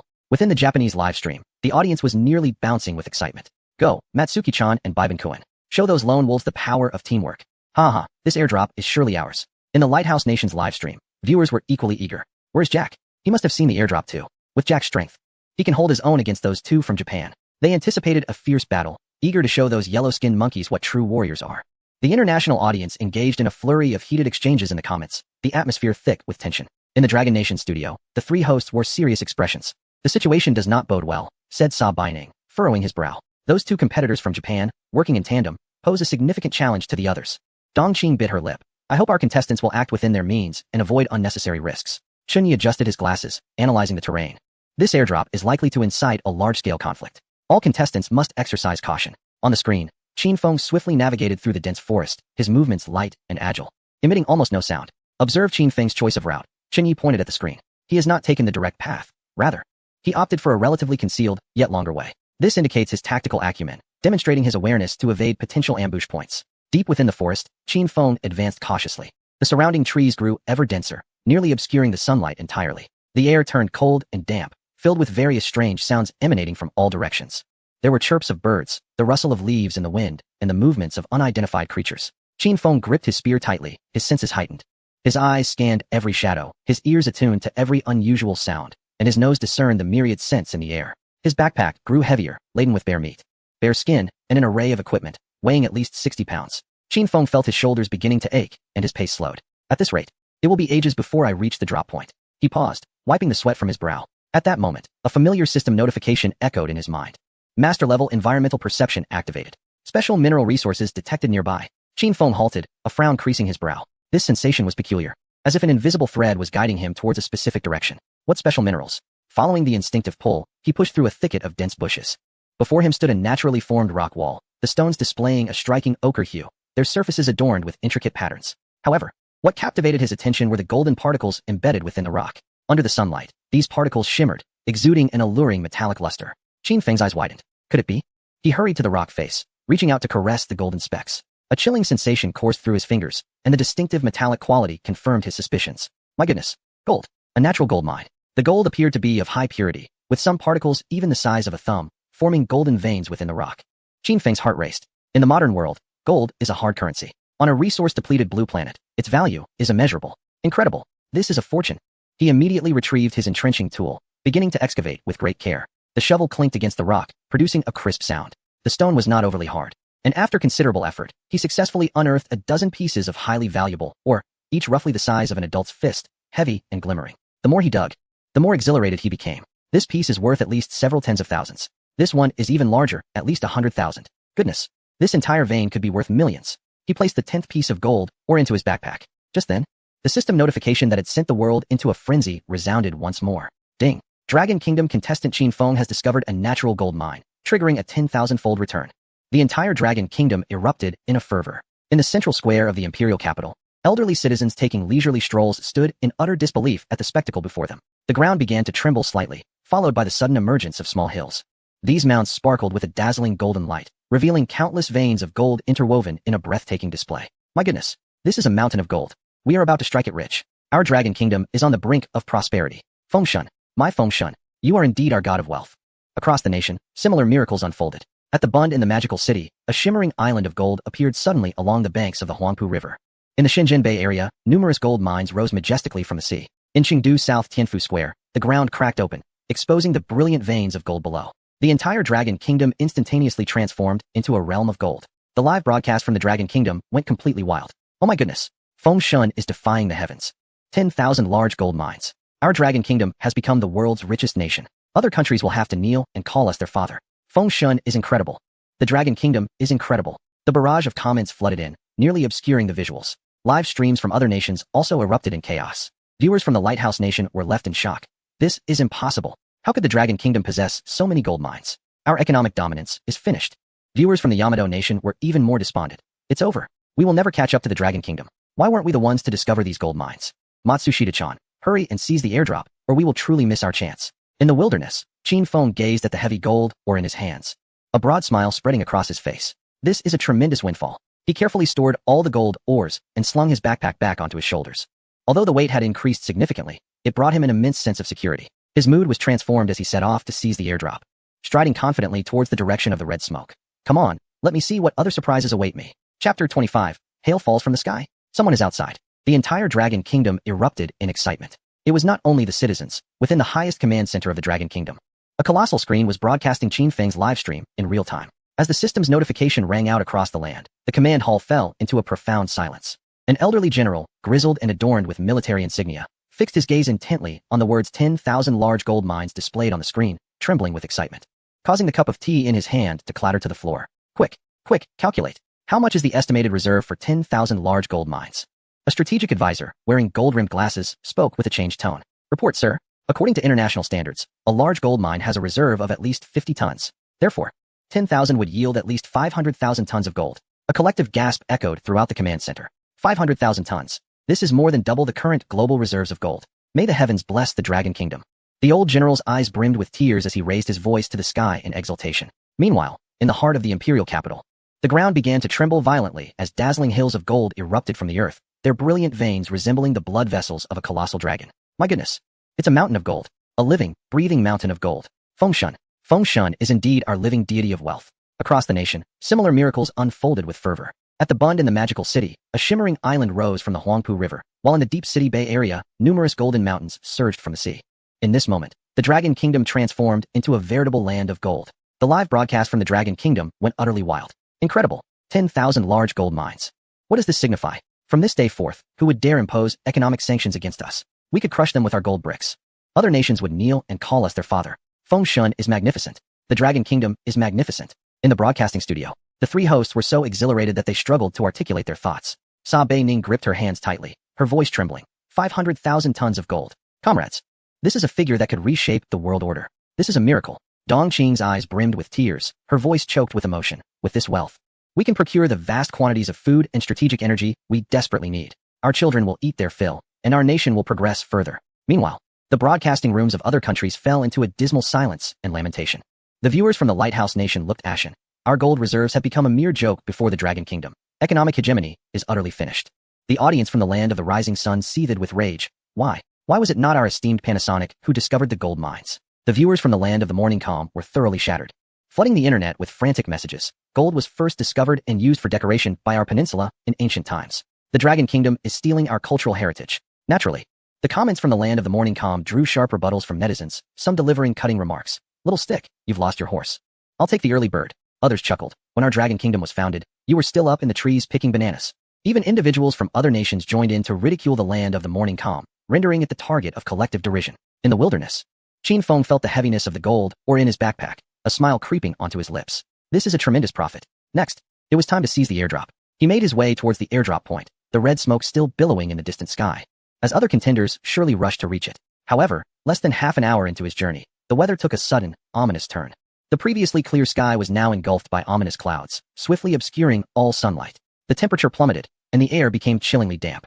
This wretched weather has changed far too rapidly. Qin Feng frowned as he looked up. The howling winds surged from all directions, causing the trees to sway violently. He hastened his pace, eager to reach the airdrop point before the weather worsened completely. Suddenly, a hailstone the size of a baby's fist struck his shoulder, sending a jolt of pain through him, causing him to grimace. Ouch! Instantly, as if the heavens had opened, a torrential downpour of hail descended from above.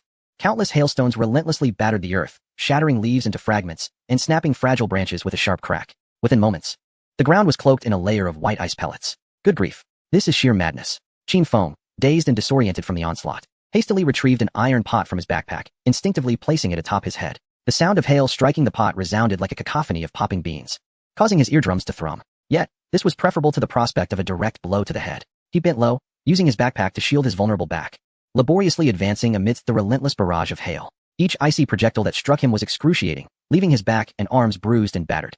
This is a matter of life and death. As he sprinted with the pot as his helmet, he frantically searched for shelter, eventually spotting a naturally formed cave beneath a rocky outcrop, not far away. The entrance was modest, just large enough to accommodate a single person. He dashed inside. Instantly, the world around him fell silent, leaving only the crackling sound of hail striking the ground and the howl of the wind. Qin Feng removed the pot from his head and rubbed his numbed scalp, noticing the sturdy base of the pot had several distinct dents from the impacts. What a dreadful turn of weather. He leaned against the cave wall, gasping for breath. Outside, the hail intensified, with some stones larger than an adult's fist, crashing to the ground with a resounding thud that sent shivers down one's spine. Viewers in the Dragon Kingdom's livestream held their breath in suspense. Goodness, is this hail being fired from a cannon? It could easily be fatal. Feng is remarkably quick-witted, using a pot for protection, a true master of equipment. Just watching makes one wince. My heart aches for Feng. In the broadcasting studio, the three hosts wore expressions of concern. Sa Beining shook her head, remarking, "The weather fluctuations here are too extreme, defying all scientific logic." Dong Qing bit her lip anxiously. I hope the other contestants find shelter in time. Meanwhile, other contestants were indeed suffering. Matsushita Shuka from the Wa Kingdom and her partner were scrambling through the dense forest, shrieking in terror. They took refuge beneath a large tree, but the sparse leaves offered little protection from the hail, leaving them battered and bruised. The unfortunate Jack from the Lighthouse Nation was in the direst situation. He had just stepped into an open area, devoid of any cover. The deluge of hail descended upon him, quickly leaving him bloodied and injured. Damn it! Damn it! Jack roared like a beast, using his backpack to shield his head, and relying on the incredible willpower of an elite soldier to endure the storm. However, He faltered after just a few steps, struck by a colossal hailstone on his knee, collapsing to the ground and struggling to rise. Other contestants sought refuge beneath trees, burrowed into bushes, or simply lay flat on the ground pretending to be dead, but none could escape the merciless onslaught of hail. Viewers from various nations watched in horror. The contestants were suffering immensely. This weather was nothing short of a catastrophic disaster. In stark contrast, Qin Feng in the cave appeared remarkably at ease, leaning against the wall. He listened to the commotion outside while methodically organizing his gear. Hail pelted against the entrance, sending icy splashes into the air. The temperature within the cave continued to plummet, accompanied by a heavy humidity. Qin Feng exhaled a breath of white mist and rubbed his palms together. It seemed that departing in the near future was out of the question. He rummaged through his backpack for the remaining bear meat, intending to start a fire for warmth. In such inclement weather, the task of kindling a flame became increasingly arduous. What would ordinarily take him just a few minutes now consumed a full half-hour without yielding any progress. It appeared that he would need to procure some flint after all. Shaking his head, he placed the small wooden stick down and resolved to take a brief respite before attempting to ignite the fire again. Suddenly, a series of footsteps echoed from outside the cave. The sound was light, yet amidst the backdrop of hail striking the ground, it remained distinctly audible. Who could it be? Chapter 26. Encountering a Frenchman. Qin Feng swiftly turned his gaze toward the entrance, his eyes sharpening in intensity. He immediately extinguished the thought of kindling a fire, silently gripping his entrenching tool, pressing his body against the rocky wall of the cave as he peered outside. Through the dense curtain of hail, he discerned a figure approaching in his direction. The individual moved with remarkable steadiness, advancing step by step. Who was this? Alarm bells rang in Qin Feng's mind, and the knuckles of his fingers turned slightly pale as they clutched the tool. The figure gradually became clearer amidst the hail. Squinting, Qin Feng recognized the newcomer. It was a man of medium stature, burdened with a bulging backpack. The hail struck against him, producing a dull sound, yet he did not even furrow his brow, resolutely moving toward the cave's entrance. What caught Qin Feng's attention most was the man's appearance, an unmistakable mixed heritage, with a pronounced nose, deep-set eyes, and a complexion of healthy wheat. However, the contours of his features lacked the sharpness typical of pure Westerners, instead possessing a softness reminiscent of Easterners. From which country did this individual hail? Qin Feng's mind raced with speculation. The man halted 3 meters from the cave entrance. Upon noticing Qin Feng, armed with an entrenching tool and exuding vigilance, his expression shifted instantaneously to one of extreme alarm. "I mean you no harm," the man exclaimed, hurriedly raising his hands high above his head, his voice trembling with urgency. He spoke in impeccable English, though his accent was peculiar, imbued with a heavy and distinctive intonation. Qin Feng raised an eyebrow. Even more astonishing and somewhat amusing was the man's gesture of surrender. With both hands raised overhead, fingers splayed wide, leaning slightly forward while instinctively stepping back, he struck a pose that was practically a textbook example of capitulation, executed with such proficiency that it seemed ingrained in his very DNA. Good grief, Qin Feng's mind raced with an outrageous thought. Could this fellow possibly be from France? After all, throughout the annals of Blue Star's history, the French were notoriously renowned for their conduct in warfare, their skills in surrendering fully developed. The fluidity and finesse of this surrendering posture indeed exuded a distinctively French flair. Observing that Qin Feng did not immediately launch an attack, the man seemed to relax slightly. He gradually crouched down, removing the backpack from his shoulder and gently pushing it towards Qin Feng. "This is all my equipment. I mean no harm. I merely seek refuge from the hail," the man stated in somewhat halting English. "Moreover, I am willing to share my tools." Qin Feng remained vigilant. In such a perilous environment, any stranger could potentially be an adversary. Especially when someone exhibits overt friendliness, it often conceals greater dangers. Yet, he found himself genuinely intrigued by the backpack. Its ample form suggested it contained numerous items. In the resource-scarce wilderness, these were invaluable commodities. The man seemed to sense Qin Feng's hesitation. He gestured towards the scattered dry twigs near the cave entrance, and then pointed at the backpack he had just pushed over. "Fire," he mimed, making motions that depicted the act of kindling flames. Qin Feng's eyes brightened. Did this individual imply that he possessed fire-starting tools within that backpack? In this damp, chilly weather, igniting a fire was indeed paramount. After pondering for a few moments, he resolved to take the risk. "Step back 10 paces. Qin Feng instructed in English, simultaneously indicating the distance with his entrenching tool. The man complied immediately, retreating obediently to the designated distance, his hands still raised high. Only then did Qin Feng cautiously approach the backpack.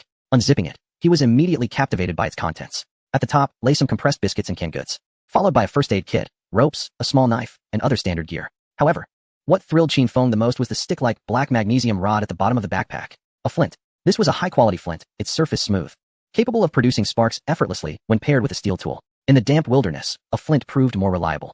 It was impervious to moisture and ensured a consistent fuel source. It was an essential survival tool. Qin Feng felt elated. He had struggled for so long to ignite a fire earlier. With this tool, the process would have been far simpler. He lifted his gaze to the mixed-race man, who still maintained a posture of surrender, his face etched with tension and anticipation. "What is your name?" Qin Feng inquired. "Pierre Dupont," the man replied, his voice still slightly trembling. "Dupont?" Qin Feng raised an eyebrow. Indeed, that was a French surname. It appeared his assumption was correct. This fellow was indeed a French contestant.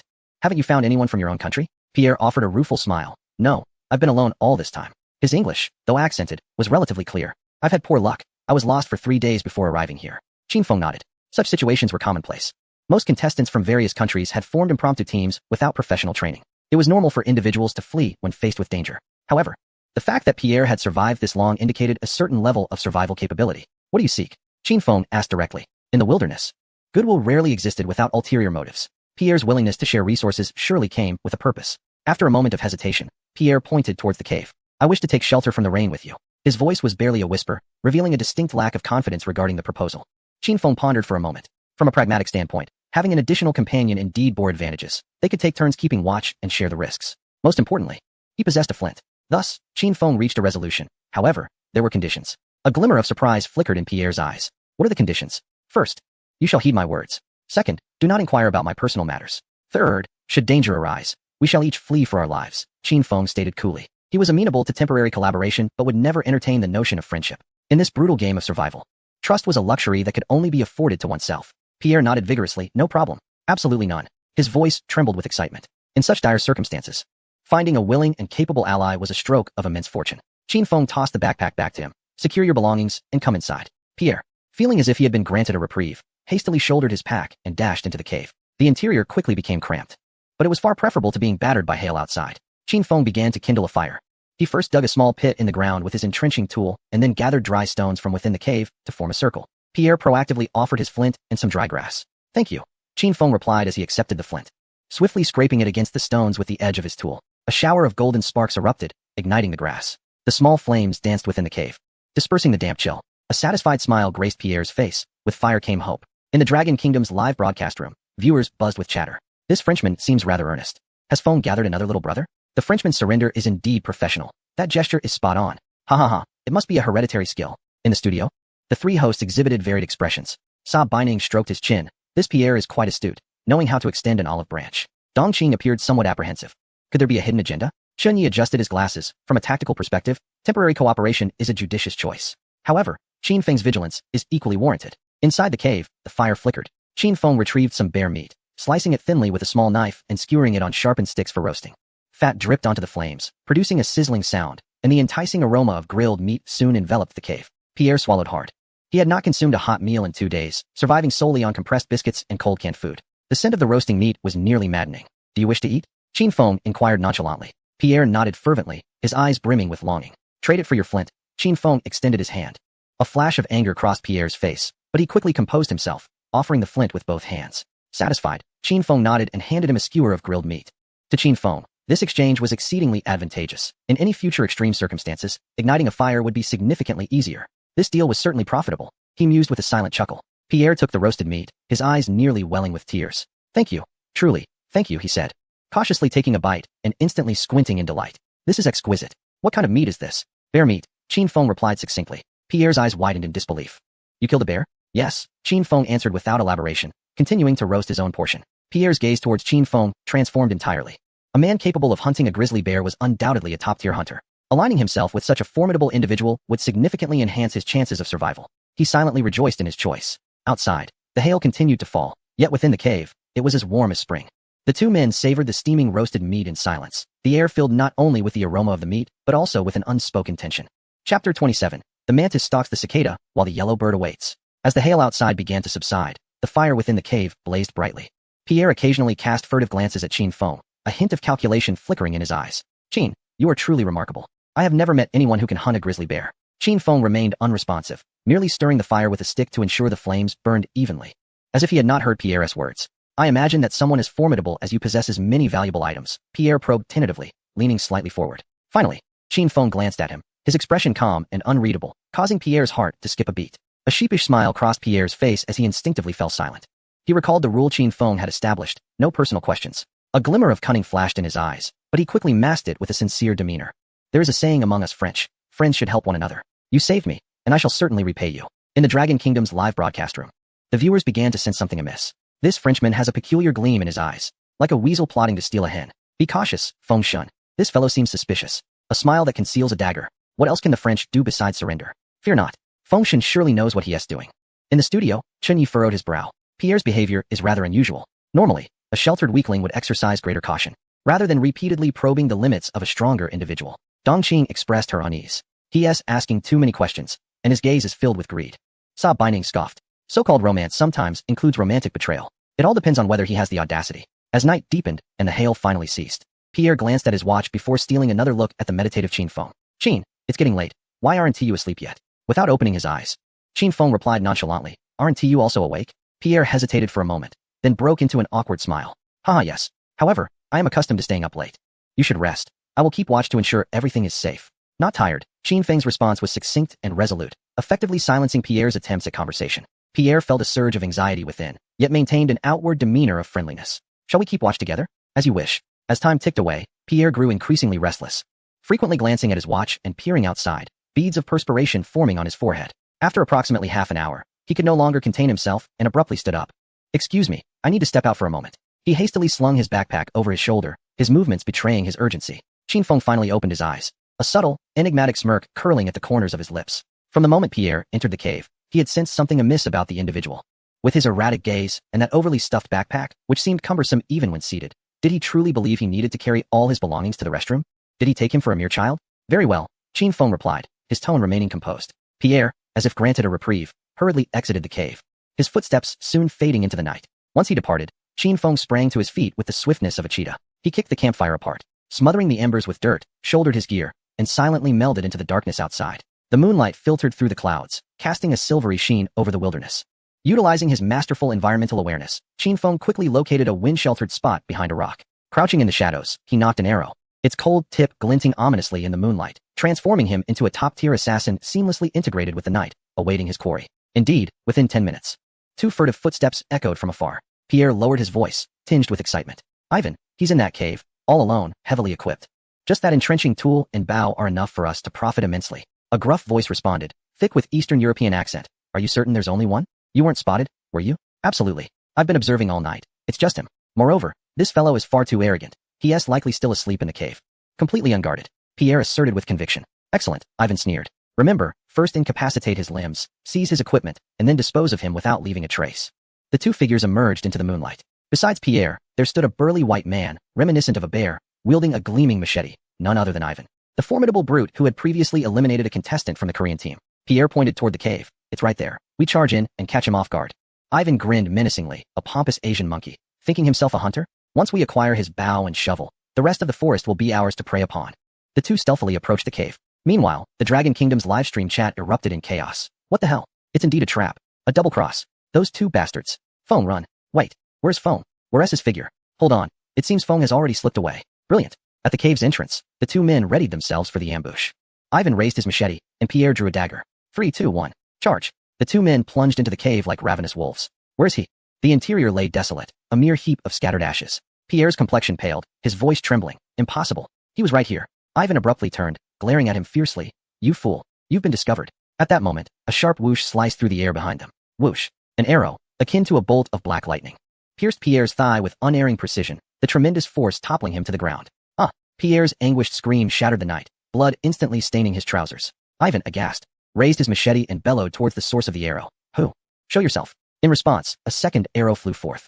Whoosh. The arrow, swift and relentless, pierced through his wrist, where he grasped the weapon. Ah! The machete clanged as it fell to the ground, Ivan cradling his bleeding wrist as he howled in pain. Qin Feng emerged slowly from behind the rocks, his bow drawn taut, the arrowhead aimed at the two men. In the moonlight, his figure resembled a reaper descended upon the mortal realm. Cooperation? Qin Feng's voice was frigid, devoid of any emotion. Is this how you cooperate? Pierre, as pale as a specter, disregarded the excruciating pain in his leg and crawled backward desperately. No, Qin. This is a misunderstanding. A misunderstanding? Qin Feng scoffed coldly. I heard you clearly. First, you incapacitate us, seize our gear, and then clean up? Ivan, enduring the agony, shouted fiercely, you can't kill us. This is being broadcast live. If you kill us, your Dragon Nation will face sanctions from our FA Nation. Chapter 28, The Counterattack, A Rich Harvest. Sanctions? A flicker of extreme derision crossed Qin Feng's eyes. You intend to kill me, and yet you fear sanctions? He slowly drew back the bowstring, the bow creaking ominously. The strong survive. No, please. Pierre, utterly broken, sank to his knees, raising his hands high above his head in the most submissive posture. We were wrong. We will give you everything. Spare our lives. Ivan also collapsed to his knees, terror etched in his eyes. Please, spare us. We will never dare again. Qin Feng looked upon their wretched state, his heart unmoved. In this brutal world, mercy equates to cruelty towards oneself. If these two survive tonight, it could very well be my demise come dawn. Your equipment, Qin Feng spoke lightly, his voice resonating with clarity in the night breeze. I shall retrieve myself. Before the words had left his lips, whoosh. The third arrow was loosed, screaming with the breath of death, striking with precision into the eye of the pleading Pierre. Penetrating through to the back of his skull, Pierre's pleas abruptly ceased, his body falling rigidly backward, his face frozen in sheer terror and disbelief. Ah, Ivan, frightened to the core, turned to flee. Yet, Qin Feng merely coldly drew forth a fourth arrow from his quiver, knocked it, pulled back the string, and released it. His movements fluid and swift, a seamless dance of death. Thud! An arrow pierced through Ivan's back, accompanied by a spray of blood, pinning him firmly to the ground. Qin Feng, with an impassive expression, stepped forward to retrieve the arrows lodged in Pierre's leg and Ivan's wrist, meticulously wiping away the blood with their filthy garments before solemnly stowing them away. Each arrow was a precious treasure. He then began to deftly scavenge the spoils of war. The night breeze carried a strong scent of blood, yet Qin Feng remained undeterred, his heartbeat quickening slightly with excitement. Fortune had smiled upon him. He first reached for Pierre's backpack. Aside from a few compressed biscuits and half a bottle of water, a brand new red first aid kit caught his eye. Upon opening the kit, he beheld neatly arranged bandages, antiseptic, painkillers, and suturing needles, his eyes gleaming with delight. In the wilderness, this was akin to a second chance at life. Next, he pulled out a folded Swiss Army knife from Pierre's pocket. With a crisp click, the main blade sprang forth, glinting with a cold sheen under the moonlight. As he flicked through its various tools, small knife, scissors, can opener, screwdriver, he felt the intricacy of its mechanical design. A smile forming at the corners of his mouth. Its practicality surpassed even that of a military shovel in certain respects. Turning his gaze to Ivan, he noted the larger bounty this robust man had amassed. Inside his backpack lay half a wind-dried rabbit, a sturdy nylon rope at least 10 meters long and the thickness of a thumb, along with the machete that had fallen to the ground. Qin Feng picked up the machete, feeling its weight, heavier than the military shovel. He swung it casually, generating a whoosh of air. This tool was far more efficient for clearing paths and chopping down thick trees than any shovel. Rope, machete, army knife, first aid kit. These were the ultimate survival supplies he had long coveted. With all the useful items packed into his already bulging backpack, he cast one last cold glance at the two corpses on the ground. In the next life, may they be more vigilant. With that, he turned and, burdened with his heavy haul, vanished into the vastness of the night without a trace of regret. Meanwhile, the Dragon Kingdom's live broadcast had transformed into a jubilant sea of excitement. The barrage of comments erupted like a volcanic eruption, dense enough to obscure the screen. Wow, wow, wow. Feng is amazing. Swift and decisive. This is how our Dragon Kingdom men should be. Show no mercy to the enemy. Like a mantis stalking a cicada with a yellow sparrow lurking behind, Feng had these two fools completely outsmarted from the start. Such intelligence, such execution, simply astounding. Ha. The French contestant generously provided equipment, and the gesture speaks volumes. Thanks to the top supporter for the first aid kit and Swiss Army knife. Our French friend is quite generous. The machete and nylon rope are excellent items. With this, Feng has made a significant upgrade. Did you see that final look from Feng? Absolutely stunning. He is the very embodiment of charisma. I admire Feng's no-nonsense approach. Just get it done. In the broadcast room, Sa Bei-ning excitedly slammed the table. Brilliant. A textbook-level counterattack. Dong Qing's eyes sparkled with admiration as he sincerely remarked, he has demonstrated through his actions that in the wilderness, the most perilous threat is not the beasts, but the human heart. The revelry of the Dragon Kingdom starkly contrasted with the deathly silence enveloping certain nations.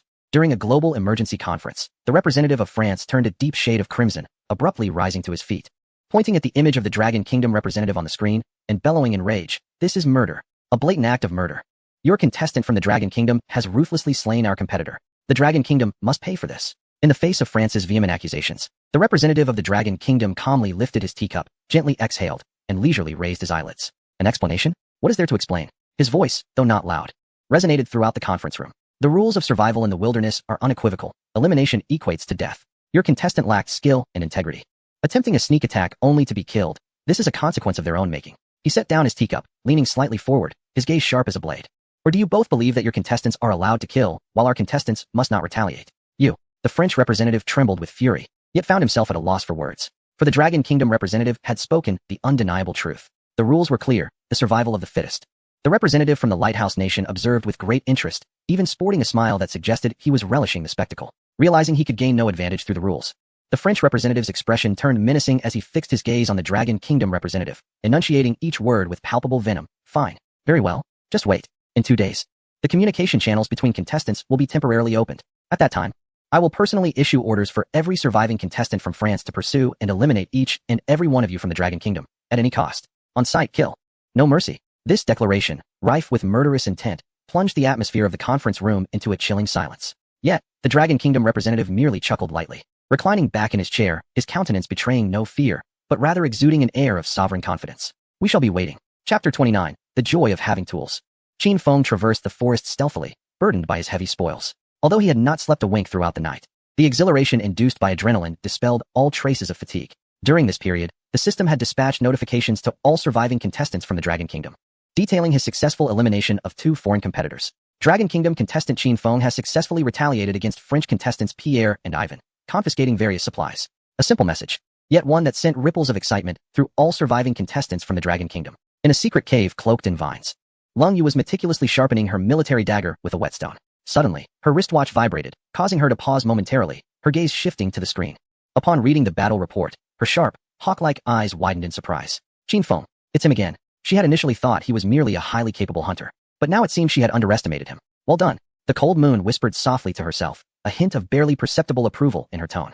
She switched off the screen, picked up the dagger and the whetstone once more. However, this time, her movements were infused with greater force and urgency.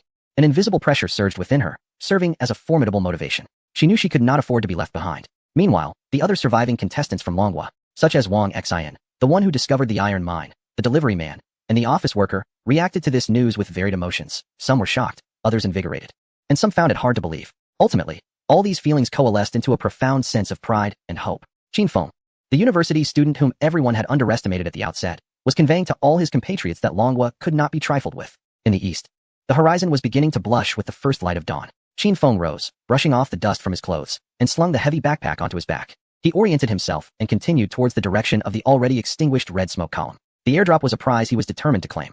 After several hours of intense marching, Qin Feng's legs felt as though they were laden with lead. Each step was excruciatingly painful, and they began to tremble slightly. He decided to pause, to rest, and replenish his energy. Utilizing his masterful sense of the environment, he proceeded towards the more humid air, and soon, the sound of rushing water reached his ears. Parting the brush ahead, he beheld a gently flowing stream. The water was not particularly clear, swirling with fine silt and dead leaves, yet in this dire situation, it was undoubtedly a source of life. Qin Feng unloaded his heavy backpack and drew out the machete he had seized. The blade glimmered with a chilling sheen in the morning light, feeling substantial in his grip. Imbued with a sense of power, he approached the stream and chose a tree with a trunk the thickness of a bowl. Taking a deep breath, he flexed his arm muscles and swung the machete with great force. With a satisfying thud, the sharp blade sliced into the trunk nearly halfway, clean and decisive. The sensation was heavenly compared to the numbing vibrations he had experienced while chopping wood with an entrenching tool before. Exhilarated, Qin Feng could not help but let out a low cheer as he swung the machete several more times, sending wood chips flying. With a crack, the small tree fell within 2 minutes. He deftly dismantled it into a pile of appropriately sized firewood. Then, he retrieved the flint he had scavenged from Pierre. Using the back of his Swiss Army knife, he scraped the dark magnesium strip with vigor. With a spark, a dazzling shower of embers erupted, landing precisely on the dry tinder he had prepared. A wisp of blue smoke rose, and the flames leapt up, creating a warm bonfire that blazed beside the stream. The presence of fire felt utterly sublime. Qin Feng marveled, as the fatigue and chill that had enveloped him began to dissipate significantly. He dug a simple filtration pit by the stream with his entrenching tool, layering sand, gravel, and ash from the bonfire to filter the murky water several times before pouring it into the iron pot, which he then placed over the fire. In the interlude while waiting for the water to boil, he extracted the half-dried rabbit from Ivan's backpack. The rabbit meat was parched and as hard as wood. However, to Qin Feng, it represented a culinary delight of the highest order. After feasting on bear meat, a change to rabbit was a welcome reprieve.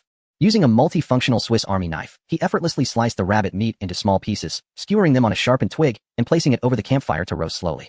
Soon, the fat was rendered by the intense heat, dripping onto the burning wood. The sizzle and pop of the meat mingled with the fragrant aroma of the wood, creating a robust scent that aggressively wafted through the forest. In the Dragon Kingdom's live broadcast, countless viewers, engrossed in their breakfasts or crammed into subways, were abruptly captivated by this primal and enticing scene. I'm losing it, brothers.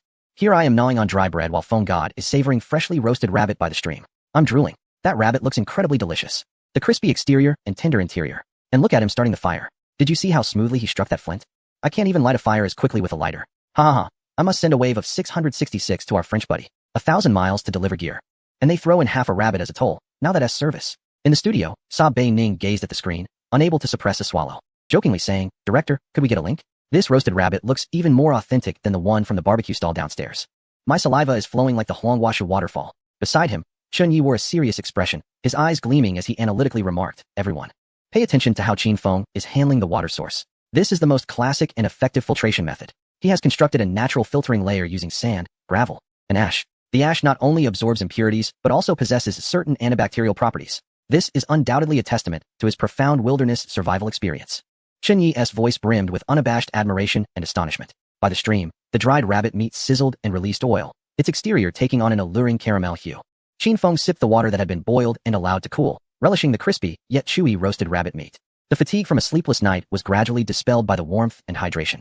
After finishing the last piece of rabbit, he drank several large gulps of water, then meticulously buried the campfire with soil, dousing it with water and checking thoroughly to ensure no embers remained.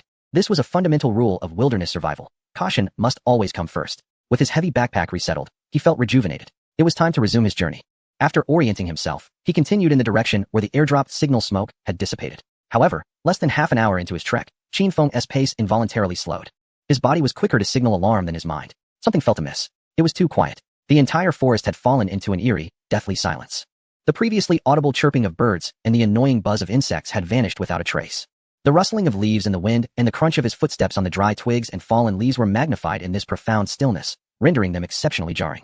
A chill surged from the soles of his feet to the crown of his head, instantly extinguishing the warmth that had lingered after a hearty meal. Qin Feng's muscles tensed in an instant, and his breath became faint and elongated. His hand had quietly grasped the handle of the machete at his waist, and his footsteps came to a halt.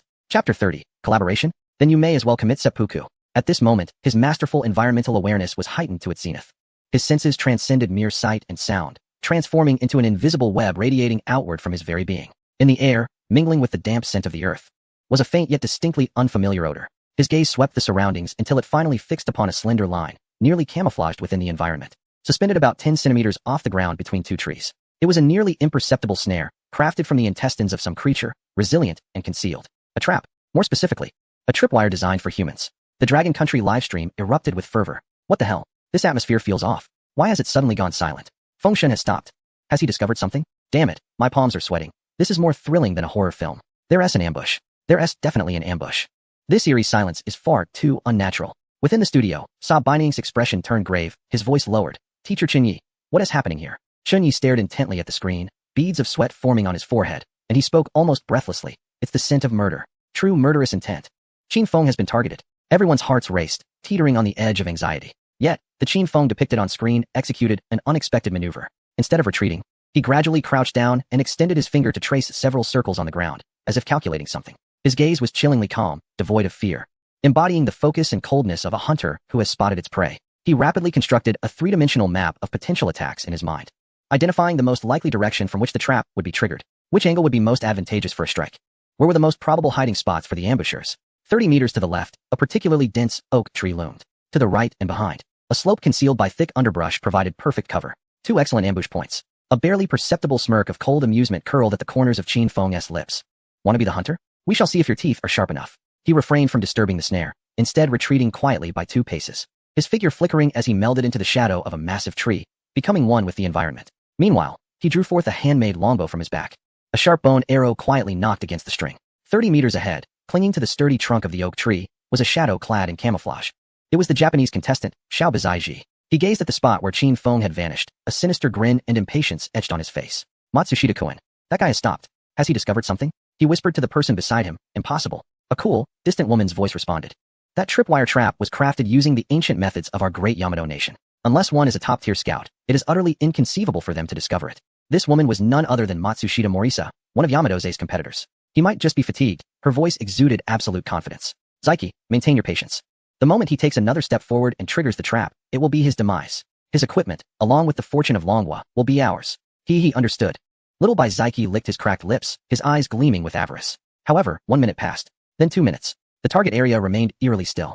Baka, what is that guy up to? Little by Zaiki's patience was rapidly waning. At that moment, a rustling sound suddenly emerged from the bushes beside him. Startled, he quickly aimed his crossbow in that direction. A gray wild rabbit darted out of the underbrush, glancing around in panic before swiftly bounding away. Oh, it was merely a rabbit. He sighed in relief, refocusing his scope on the empty ground. Yet, this brief moment of distraction proved to be a fatal oversight.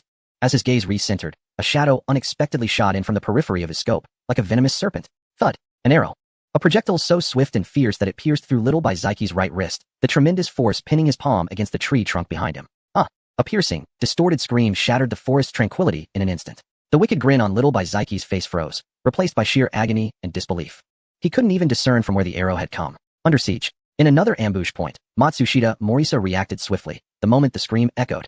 She rolled out from the bushes, her blade tracing a chilling arc in the sunlight, defensively raised before her. But all she saw was her comrade, impaled against the tree, writhing in pain. The prey, the Longoran, had vanished without a trace. Zaiki, Matsushita Morisa exclaimed sharply. My hand is ruined. Little by Zaiki grimaced in agony. Yes, over there, behind that tree. Following his direction, Matsushita Morisa's pupils dilated in shock. Qin Feng was calmly stepping out from behind the massive tree. a longbow in hand, his gaze tranquil as he regarded them, as if observing two lifeless bodies. At that moment, the global live stream erupted into chaos. Longbow live chat. What the hell? What a divine counterattack. Feng Shun is incredible. He noticed it long ago. He crouched down to calculate the enemy's position. I was terrified, thinking Feng Shun was done for, only to find out the real fool was little by himself. Haha, so satisfying. Absolutely exhilarating. Let you all play dirty, and you send your head to me on a silver platter. In the live broadcast room of the Yamato Nation, an unsettling silence prevailed, followed by an outburst of furious curses. Bakayaru, that fool Zaiki. He actually fell victim to a counterattack. How could that Dragon Kingdom individual possibly discover Lord Matsushida's trap? Impossible. Eliminate him. Lord Matsushida, you must kill him to restore our great Yamato Nation's honor. In the forest, Qin Feng advanced step by step, his formidable presence causing Matsushida Shusa to momentarily gasp for breath. She realized she had encountered a formidable opponent. Who exactly are you?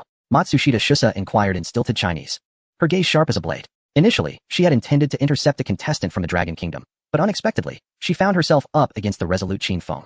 Qin Feng did not respond. He merely raised his bow slowly, knocking another arrow. In his eyes, the dead need not know too much. Wait, Matsushida Shusa suddenly shouted, attempting to buy time. We can collaborate. The resources in this area, as well as the items from the airdrop, we can share equally. Upon hearing this, the cold curvature of Qin Feng's lips deepened. He finally spoke, his voice soft yet distinctly audible to both individuals, echoing throughout the global broadcast. Collaborate? Very well.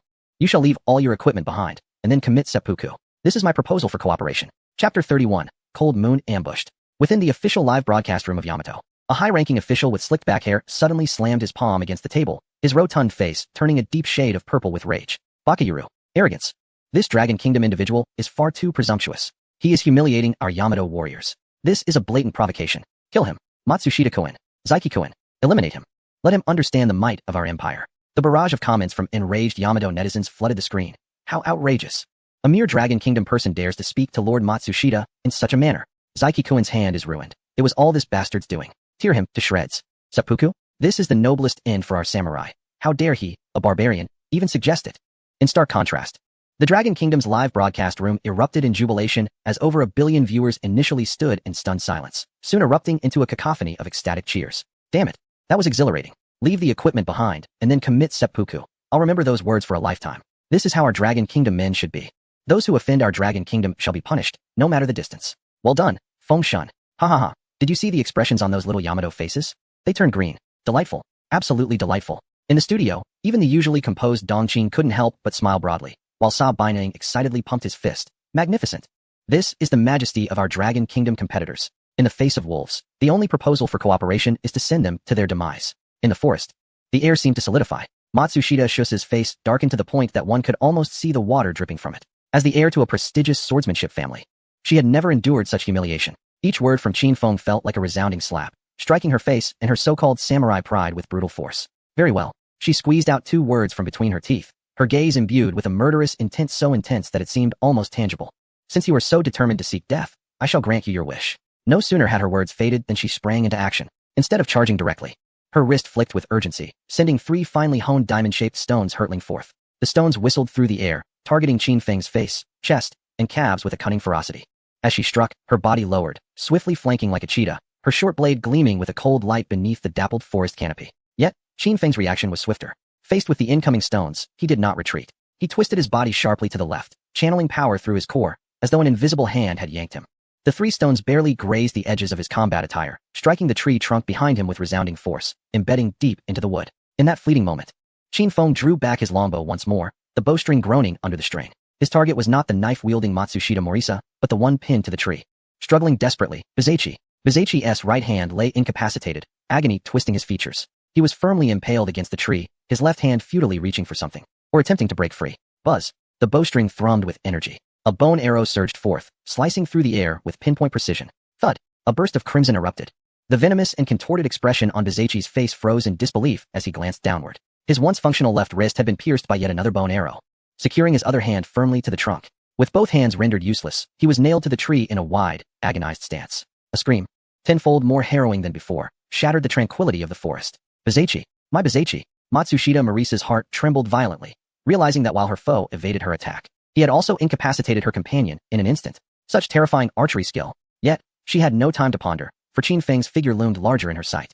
After neutralizing all distant threats, Qin Feng discarded his longbow. He swiftly drew a military shovel from behind, advancing boldly towards Matsushida Morisa's blade instead of retreating. Clash.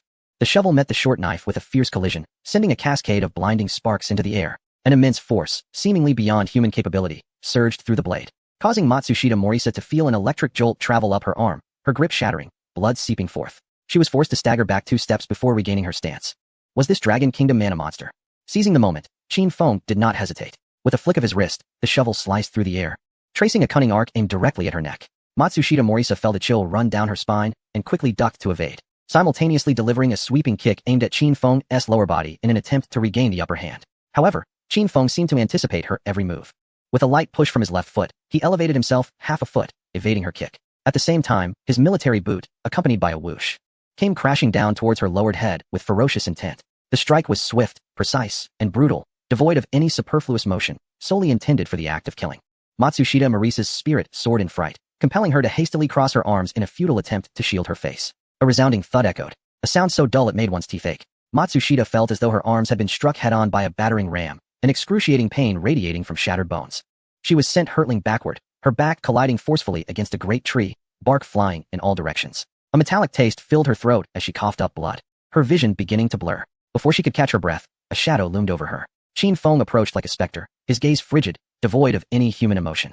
The entrenching shovel in his hand was raised high, aimed squarely at her head. Approximately a kilometer away, Lung Yu halted, crouching behind some underbrush, straining to listen. The previous piercing scream did not resemble that of a beast. It was unmistakably human, and one afflicted by profound agony. A battle was underway. As a top-tier special operations soldier, she swiftly discerned the direction of the conflict. Exercising caution, she refrained from rushing forward, instead regulating her breath to the faintest whisper, concealing all traces of her presence, like a true jungle phantom. Utilizing the cover of trees and shadows, she stealthily advanced towards the source of the sound. The audience in the Dragon Kingdom's live broadcast could only glimpse the continuously shifting green scenery through the miniature camera mounted atop her head, their hearts racing with anticipation. Lung Yu paused behind a massive banyan tree, peering out cautiously to assess the situation ahead. Just then, a faint yet deadly sound sliced through the air from an absolute blind spot behind her. An ambush. In an instant, every muscle in Lung Yu's body tensed. Years of combat instinct compelled her to roll aside without a moment's thought upon hearing the sound. The rolling maneuver saved her life, but she was unable to evade entirely. A pitch-black arrow grazed her back, plunging mercilessly into her thigh. A searing pain erupted instantly. Lung Yu stifled a muffled groan, her face turning pale as cold sweat beaded on her forehead. Blood rapidly soaked her combat trousers. Enduring the excruciating pain, she rolled into a thicker thicket, swiftly drawing her dagger and vigilantly scanning the direction from which the arrow had come. Footsteps echoed. A tall figure, a Caucasian man, emerged from behind a distant tree, brandishing a finely crafted compound crossbow, a sinister grin upon his face. He was well equipped, with binoculars hanging from his chest. A participant from the Lighthouse Nation. Oh, such a quick response. Little cat from the Dragon Kingdom. He mocked in fluent English, his eyes scrutinizing her like prey in a cage, but alas, still a tad too slow. He did not rush forward. Instead, he leisurely raised his crossbow, aiming in the general direction where Lung Yu was concealed. He knew that being struck in the thigh in this jungle was tantamount to a death sentence. The blood on the ground served as the perfect guide. However, a scene unfolded that plunged Lung Yu's heart into despair. The contestant from the Lighthouse Nation whistled loudly towards the dense forest behind him. Boys, time to get to work. As his voice resonated through the air, 2 fully armed contestants from the Lighthouse Nation emerged from the shadows of the forest. One bore a recurved bow, his gaze sharp and penetrating, while the other, a muscular behemoth, wielded a gleaming axe. The trio, without uttering a word, instinctively dispersed to form a tactical triangular search formation, gradually encircling the area where the injured Cold Moon had sought refuge. The axe-wielding giant licked his cracked lips and rumbled, "Ghost Shadow, hurry up, I can smell blood." "Patience, Mad Bull," replied the archer, known as Ghost Shadow, with a cold smirk. "Take your time, we don't want her to bleed out too quickly. We need her gear intact." Chapter 32, Masterful Performance. The moment he draws his gun leaves the world stunned. In the dense forest, Qin Feng expressionlessly swung his entrenching tool. A dull thud echoed as Matsushita Shusa's eyes froze in a mix of resentment and despair.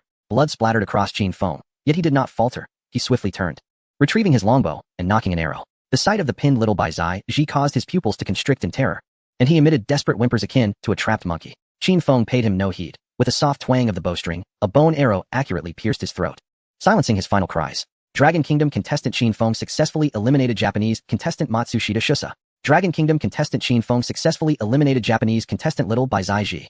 The 2 consecutive global announcements ignited the Dragon Kingdom's live broadcast room, while the Japanese broadcast descended into a haunting silence filled with lamentations. Qin Feng calmly retrieved all usable arrows and scavenged a sharp dagger and half a canteen of water from the 2 fallen foes. Without a backward glance, he made his way toward the direction of the airdrop's red smoke. Half an hour later, he arrived at his destination. A massive army green metal crate lay silently in a clearing, entangled parachute draped over nearby branches. Qin Feng did not approach immediately. Instead, he vigilantly scanned his surroundings to confirm there were no ambushes before glancing at the live-streaming watch on his wrist. Live stream, off, he uttered calmly. The watch's glow dimmed instantaneously, plunging billions of viewers' screens into darkness. What? Feng Shun turned off the live stream? What is going on? It was a critical moment. What is inside the crate? Lighthouse Nation official, strongly protest. This is cheating. The airdrop resources must be disclosed. Dragon Kingdom official, protest denied. The rules allow contestants to turn off the live stream for 2 hours daily. Within the Dragon Kingdom studio, Bei Ning anxiously rubbed his hands together. What is Qin Feng planning? Could there be something in the airdrop that he doesn't want us to know? Only Chun Yi, with profound eyes, murmured, no. It's not that he doesn't want us to know. Perhaps he simply doesn't wish for everyone to know at once. Disregarding the clamor from the outside world, Qin Feng pried open the metal crate, revealing its contents. There were no firearms or ammunition, nor any high-tech equipment. Instead, there were several bags containing seeds meticulously sealed in waterproof materials, labeled in multiple languages, high-yield, cold-resistant potatoes, fast-growing, drought-resistant corn, high-protein soybeans. In addition, there was a sophisticated military first aid kit, a multifunctional axe pliers, and a compact solar charging panel. These were strategic resources. Qin Feng's eyes sparkled. In this desolate wilderness, seeds capable of reliably producing food held far greater value than any weapon. He swiftly stowed the items into his backpack. Then, he executed an unexpected maneuver. From the most concealed compartment of his backpack, he retrieved the M1911 pistol and 2 magazines he had obtained through a sign-in reward. He then placed the pistol and magazines into the now empty metal box. After completing this task, he prepared to resume his live broadcast. However, at that moment, his master-level environmental awareness suddenly signaled a powerful warning. Someone was approaching. Not just one. Qin Feng's gaze sharpened, and he swiftly darted behind a massive tree, seamlessly blending into the shadows like a phantom. Soon, footsteps and coarse voices echoed through the forest. Ghost Shadow, are you certain that Dragon Country person will come here? A gruff voice inquired in English. Shut up, Mad Bull. The airdrop is the only variable in this area. He will definitely come, a relatively calm voice replied. As the words faded, 3 tall figures emerged into the clearing of the forest. They were indeed the 3 contestants from the Lighthouse Nation. Even more alarming for Qin Feng was that among them, they were escorting someone. The individual was tall, with short, pragmatic hair. It appeared to be Lung Yu. A makeshift bandage was wrapped around her thigh, still seeping blood, her complexion pale, lips tightly pressed, yet her eyes burned like a lone wolf on the icy plains. Ignited with indomitable spirit. At that moment, the Dragon Country viewers who switched to Lung Yu's live stream felt their hearts clench. It's Lung Yu. She's been captured by the Lighthouse Nation. Damn. 3 against 1, and they ambush. Those Lighthouse dogs. Feng Shun. Feng Shun is nearby. Quickly save her. The leader of the Lighthouse Nation contestants, a man known as Ghost Shadow, Kane, scanned the empty airdrop box on the ground, a cruel smile curling his lips. Come out, Dragon Country friend. I know you are here, he called out loudly. Your companion is in our hands. If you do not wish for several more holes to appear on her pretty face, obediently hand over the contents of the airdrop. Qin Feng remained unmoved. He was rapidly analyzing the situation.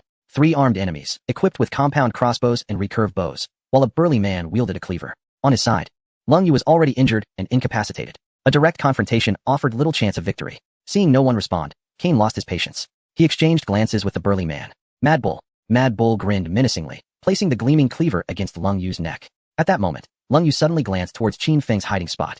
Their eyes met for a fleeting moment, and she subtly shook her head. Do not concern yourself with me, survive. Qin Feng understood her meaning. Yet, he had his own plans. He emerged slowly from behind the tree, raising his hands with just the right amount of tension etched across his face. Do not harm her. Everything is in the box. Take what you wish. Now that's clever, Kane chuckled, nodding towards the airdrop box. Open it, and let us see what treasures you have procured. Qin Feng complied, cautiously approaching the metallic chest. The Dragon Kingdom's live stream erupted in despair, as everyone feared that Qin Feng was on the verge of capitulation. Don't do it, Feng God. It's a trap. It's over. The gear is lost. And both you and Lin Yue will perish. Qin Feng crouched before the box, feigning difficulty as he attempted to pry open the lid. This box is rather tight, he muttered without lifting his gaze, his body ingeniously obstructing the view of most, while his hand stealthily slipped into the chest. Less chatter. Hurry, the impatient Mad Bull urged. All right, Qin Feng whispered. In the next instant, he pivoted sharply. What he held was no longer an entrenching shovel or a longbow, but a sleek black pistol gleaming with a metallic luster. Before anyone could react, Qin Feng had already pulled the trigger. Bang!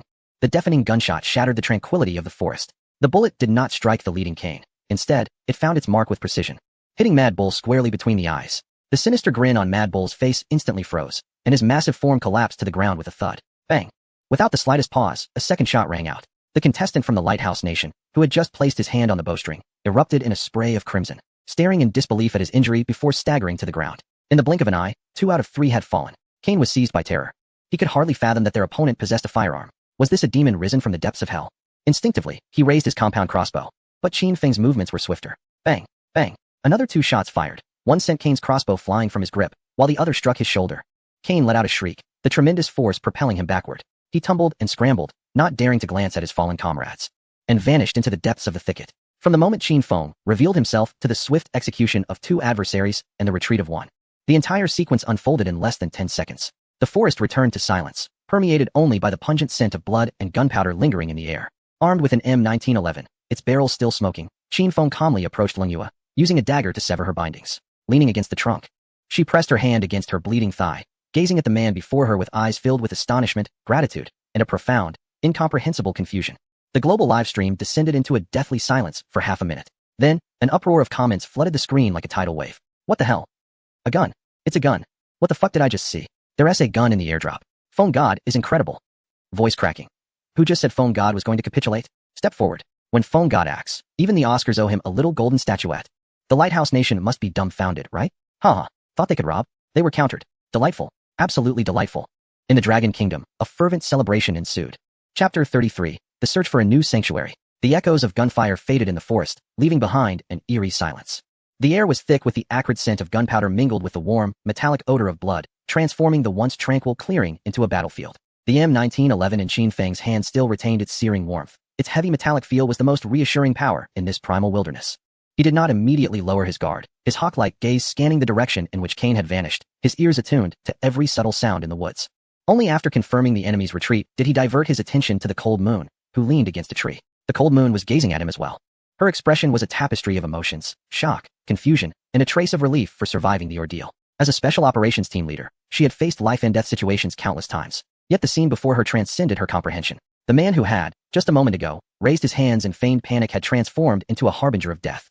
The composure, precision, and exquisite timing he exhibited were qualities far beyond those of an ordinary university student. Thank you, she rasped, attempting to rise, only to be met with a sharp pain from her wounded leg, causing her to groan softly and fall back down. Do not move.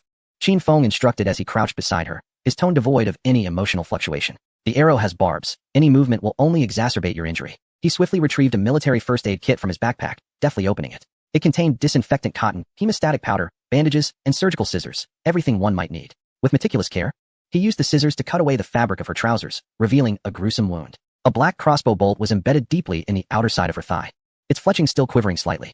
Qin Feng's actions were chillingly professional. Without a moment's hesitation, he pressed firmly on the muscle of her thigh with his left hand, grasped the arrow shaft with his right, and with a swift push and pull, extracted it. Ugh! Cold Moon gritted her teeth as cold sweat broke out on her forehead, yet she stifled any cry of pain. As the arrow was withdrawn, blood surged forth immediately. Qin Feng, unfazed, promptly sprinkled hemostatic powder over the wound, used disinfectant cotton to clean the area, and then produced a suturing needle and thread to begin stitching. His fingers were long and steady, threading the needle with a fluidity that resembled the crafting of a masterpiece. The spacing of each stitch and the tying of each knot were nothing short of exemplary. Cold Moon stared intently at his profile, her astonishment reaching unparalleled heights. Such battlefield medical skills were something she had only witnessed in the most elite military medics. You, she couldn't help but inquire, who exactly are you? Without lifting his head, Qin Feng remained focused on his task, as if he were mending not a human thigh, but a tattered piece of clothing. I am Qin Feng, a competitor from the Dragon Kingdom. My information is on my watch. I mean, Cold Moon emphasized. Where did you learn all of this? She gestured to encompass everything he had just done. Qin Feng meticulously tied the final knot, severed the sutures, and commenced wrapping the wound with bandages. At last, he lifted his gaze to Cold Moon, his eyes as tranquil as still water. She refrained from further inquiries. Everyone harbors secrets. In this treacherous wilderness, survival is paramount. The man before her was undoubtedly the most formidable survivor she had ever encountered, regardless of the circumstances. You saved me, Cold Moon declared solemnly. I shall remember this favor. No need to. Qin Feng replied as he tidied up the first aid kit and rose to his feet. Your survival adds a glimmer of hope for the Dragon Nation. We are no longer 2 individuals. We are but 2 numbers on the list of survivors from our country. His words, cold yet realistic, stirred something within Cold Moon. She was accustomed to the camaraderie of her comrades in the military, but Qin Feng defined their relationship starkly as a survival alliance based on national interest. It was harsh, yet undeniably pure. Meanwhile, the global live stream had erupted into chaos. I declare, Feng Shun is now my sworn brother. That acting, that marksmanship, utterly spectacular. The live stream from the Lighthouse Nation is filled with lamentations. Their contestant, Mad Bull, and the Archer S feed have gone dark. Feng Shun eliminated them in an instant. What a thrill, letting you 3-on-1. Now you know our Dragon Nation is not to be trifled with. I am more concerned about that elusive specter, Cain. He witnessed Feng Shun wielding a firearm, which poses a significant threat. In the broadcasting studio, Sa Baining was flushed with excitement, while expert Chen Yi wore a grave expression. Qin Feng's response was nothing short of perfect, yet he has revealed his most significant trump card. Chen Yi pointed at the screen. The gun represents a force beyond the rules of this wasteland. The contestant named Cain is an elite from the Lighthouse Nation S SEAL team. His escape means that all contestants from the Lighthouse Nation will soon learn of the armed devil that is Qin Feng. What will they do? They will stop at nothing to gather and hunt him down, Chen Yi asserted decisively. Qin Feng's existence has disrupted the balance. To the Lighthouse Nation, he poses a greater threat than any resource. In a clearing amidst the trees, Qin Feng swiftly cleared the battlefield. He approached the two fallen contestants from the Lighthouse Nation, unhesitatingly beginning to scavenge. He even stripped them of their clothing, leaving the bodies entirely bare. Do you even need their undergarments? Cold Moon frowned. Of course. They could serve to kindle a fire. Qin Feng replied with a sense of practicality. He removed a tactical vest from Mad Bull, seized a composite crossbow, and gathered a full quiver of carbon fiber arrows. Premium items indeed. Their companions would soon return with reinforcements. We must vacate this location immediately. He walked over to Cold Moon and extended his hand. Cold Moon hesitated for a moment, gazing at his blood-stained and muddy palm, but ultimately grasped it. With a surge of strength, Qin Feng effortlessly pulled her to her feet. Where are we headed? Cold Moon inquired once she regained her balance. Seek a new refuge. Gather our champions from the Dragon Kingdom. Qin Feng's gaze drifted towards the distant mountain silhouettes, his eyes deepening with an ominous intensity, envisioning a new home from which they could never return. In the depths of the dense forest, Cain was fleeing in a frenzy. He resembled an injured wolf pursued by hounds, each breath laced with the metallic tang of blood, the agony in his left shoulder nearly rendering him unconscious. Yet he dared not pause. The harrowing 10 seconds replayed relentlessly in his mind. The seemingly panicked expression of the Dragon Kingdom youth, the gesture of raising his hands, the way he crouched to cleverly conceal the box, everything was a facade, a perfect, lethal ruse. Then came the gun, that black M1911, exuding an aura of death. Bang! The bullet struck the forehead of the Mad Bull, its massive form crashing to the ground like a felled tree, the dull thud echoing in Cain's ears even now. Bang! The archer's astonishment had yet to dissipate when a blossom of blood erupted from his chest. Everything transpired too swiftly for even this battle-hardened soldier to mount any effective response. He was not contending with a mere university student. He was entwined in a deadly dance with a devil masquerading as a man. Fear, unprecedented fear, gripped his heart. Yet following that fear came an overwhelming wave of humiliation and rage. Cain's fist smashed against a nearby tree trunk, his knuckles splitting open in an instant. Though he felt no pain. The Dragon Kingdom's Qin Feng. He ground his teeth, forcing the name through clenched jaws, his eyes seething with venomous resentment. I swear, I will make you pay 1,000-fold for everything you have done today. He understood, he must survive. He had to bring this intelligence back. The Dragon Kingdom possesses firearms. This revelation could alter the very landscape of the wilderness survival battleground. He would amass all the power of the Lighthouse Nation, laying a trap to utterly dismantle that devil. Chapter 34. A night of cohabitation with the beautiful Special Forces soldier. The forest breeze carried a hint of coolness, dispersing some of the lingering scent of blood. Qin Feng supported Cold Moon, feeling the tautness of her muscular arm. Despite her severe injuries, this woman remained like a poised cheetah, alert and ready. One of Cold Moon's legs could not bear full weight, her body leaning heavily against Qin Feng. She could distinctly sense the steady strength emanating from his arm. Alongside the unique scent of earth mingled with a faint trace of blood. This close proximity was somewhat uncomfortable for her. Yet it also instilled a sense of safety born from reality. We cannot linger here. Qin Feng's voice shattered the silence, flat and detached, as if discussing an unrelated matter. That man named Cain could return at any moment. We need to find a defensible location to spend the night. Cold Moon nodded, saying little. She was acutely aware that the two corpses and the airdrop crate were the most conspicuous markers. It would not be long before this place transformed into a slaughterhouse teeming with various factions. The two of them limped deeper into the heart of the forest. Qin Feng's steps were steady as he bore the entirety of Lung Yu's burdens, while continually employing his masterful environmental awareness to survey their surroundings. The trees grew increasingly dense, the light dimming to a somber twilight, and the decaying leaves beneath their feet whispered softly, each sound potentially concealing a lethal threat. They had not discovered the anticipated cave. The terrain in this region was relatively flat, dominated by dense forests and rolling hills, with natural caverns being exceedingly rare. As dusk approached, Qin Feng finally halted beneath a colossal ancient tree, so expansive that it would require 3 or 4 people to encircle its trunk. The tree's crown loomed like a canopy, shrouding a vast expanse of sky, while its gnarled roots formed natural depressions and barriers below. We shall rest here for the night, Qin Feng decided. However, the openness of the area concerned Lung Yu, who furrowed her brow. Her instincts as a special forces operative immediately identified the defensive shortcomings of the location. With no better option available, Qin Feng assisted her to a sheltered nook against the tree roots, where the spaciousness also provided a clear line of sight, at the very least. They would not be caught unaware. After stating his intentions, he ceased further explanation and began to unload his gear. He first spread a massive bear pelt on the ground, isolating himself from the damp earth with practiced ease. Then, with a clatter, he began to extract items from his backpack, soon amassing a staggering mound of supplies before them. Lung Yu's breath caught for a moment as she beheld the bounty, a tempest of astonishment brewing deep within her. Her own equipment was commendable. Yet in comparison to Qin Feng's, it felt akin to a refugee encountering an arms dealer. First were the weapons. A confiscated compound crossbow accompanied by a full quiver of carbon fiber arrows glinting ominously, a formidable cleaver, a sharp Swiss Army knife, and a compact combat dagger. This was not to mention Qin Feng's seemingly crude, yet remarkably powerful bamboo bow and bone arrows. Next came the tools, a multifunctional entrenching tool, a flint, a pair of military canteens, and a field cooking pot. Then there were the supplies, a large bundle of bamboo tubes filled with salt extracted from a salt mine. Upon seeing this, Lung Yu instinctively licked her parched lips, recalling the fatigue she had endured over the past few days due to a lack of salt. A nearly pristine military first aid kit, far superior to her own, which was nearly depleted, lay among the provisions. A roll of high-strength nylon rope was also present, along with the massive bear pelts spread out beneath them. Lastly, there was a waterproof sealed bag containing high-yield seeds retrieved from an airdrop crate. This did not even account for the two nearly new tactical backpacks they had just scavenged from the competitors of the Lighthouse Nation in Japan. As Lung Yu gazed upon the array of supplies, and then at Qin Feng, who appeared unfazed as if merely retrieving everyday items, her heart surged tumultuously. She had traversed this arduous journey, laboring tirelessly in search of a sip of water and a morsel of food, teetering on the brink of life and death each day. Yet here stood this man, not only thriving but having amassed enough resources to equip a small team. Is this truly something a college student can accomplish? Who exactly is he? In the Dragon Kingdom's live broadcast room, the audience was utterly enthralled. Am I seeing things? Has Feng Shun moved a supermarket into the wilderness? With this equipment, I suspect Feng Shun is not here to survive, but to stock up. Look at the expression on Goddess Lung Yu's face. It mirrors the astonishment and envy I felt when I saw my boss drive a Rolls-Royce on my first day at work. Ha ha ha, Lung Yu, who am I? Where am I? Am I not the strongest in the Dragon Kingdom? Why do I feel like a beggar? In the broadcasting studio, Chun Yi adjusted his glasses, his tone filled with admiration. The resource accumulation ability of player Qin Feng has surpassed our imagination of any survival expert. In the woods, Qin Feng meticulously organized his supplies.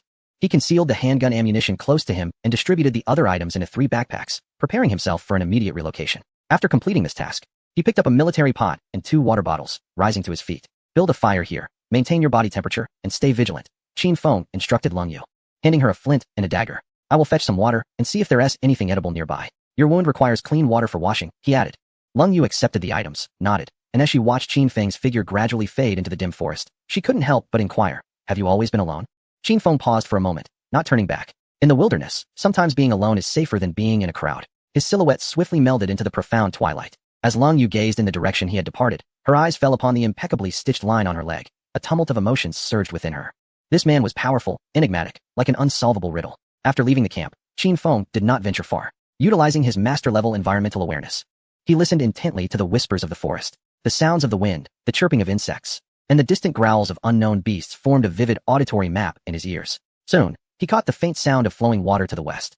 Carrying the pot and water bottles, he proceeded in that direction. The forest under the night sky was fraught with peril, yet he navigated through it as if strolling in his own backyard, consistently avoiding the slippery moss and sidestepping the entangling vines, as though he were one with the forest. After walking for about 10 minutes, a clear stream appeared before him. Qin Feng crouched down, cupping his hands to taste the water, confirming its purity before beginning to fill his water bottles. Just as he was about to fill the pot, a buzzing sound caught his attention. This was no ordinary insect.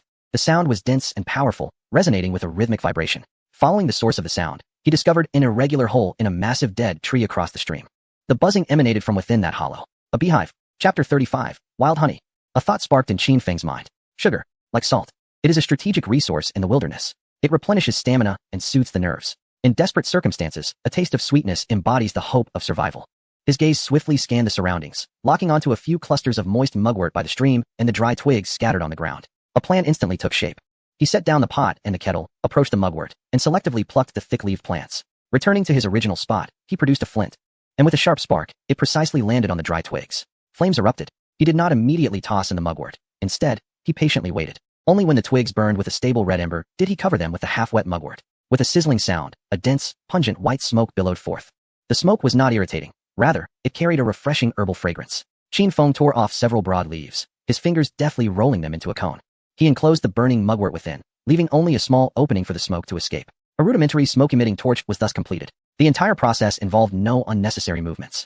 Swift enough that the live stream's camera nearly struggled to keep pace. In the Long Kingdom's live broadcast room, the comments froze for a second before erupting in excitement. What just happened? I blinked. And how did Feng Shun have an extra item in hand? It's mugwort. He making a smoke-emitting torch. Wild bees fear this. The smoke can confuse them and diminish their aggressiveness. My grandfather used to do this, but never with such efficiency as Feng Shun. Wow.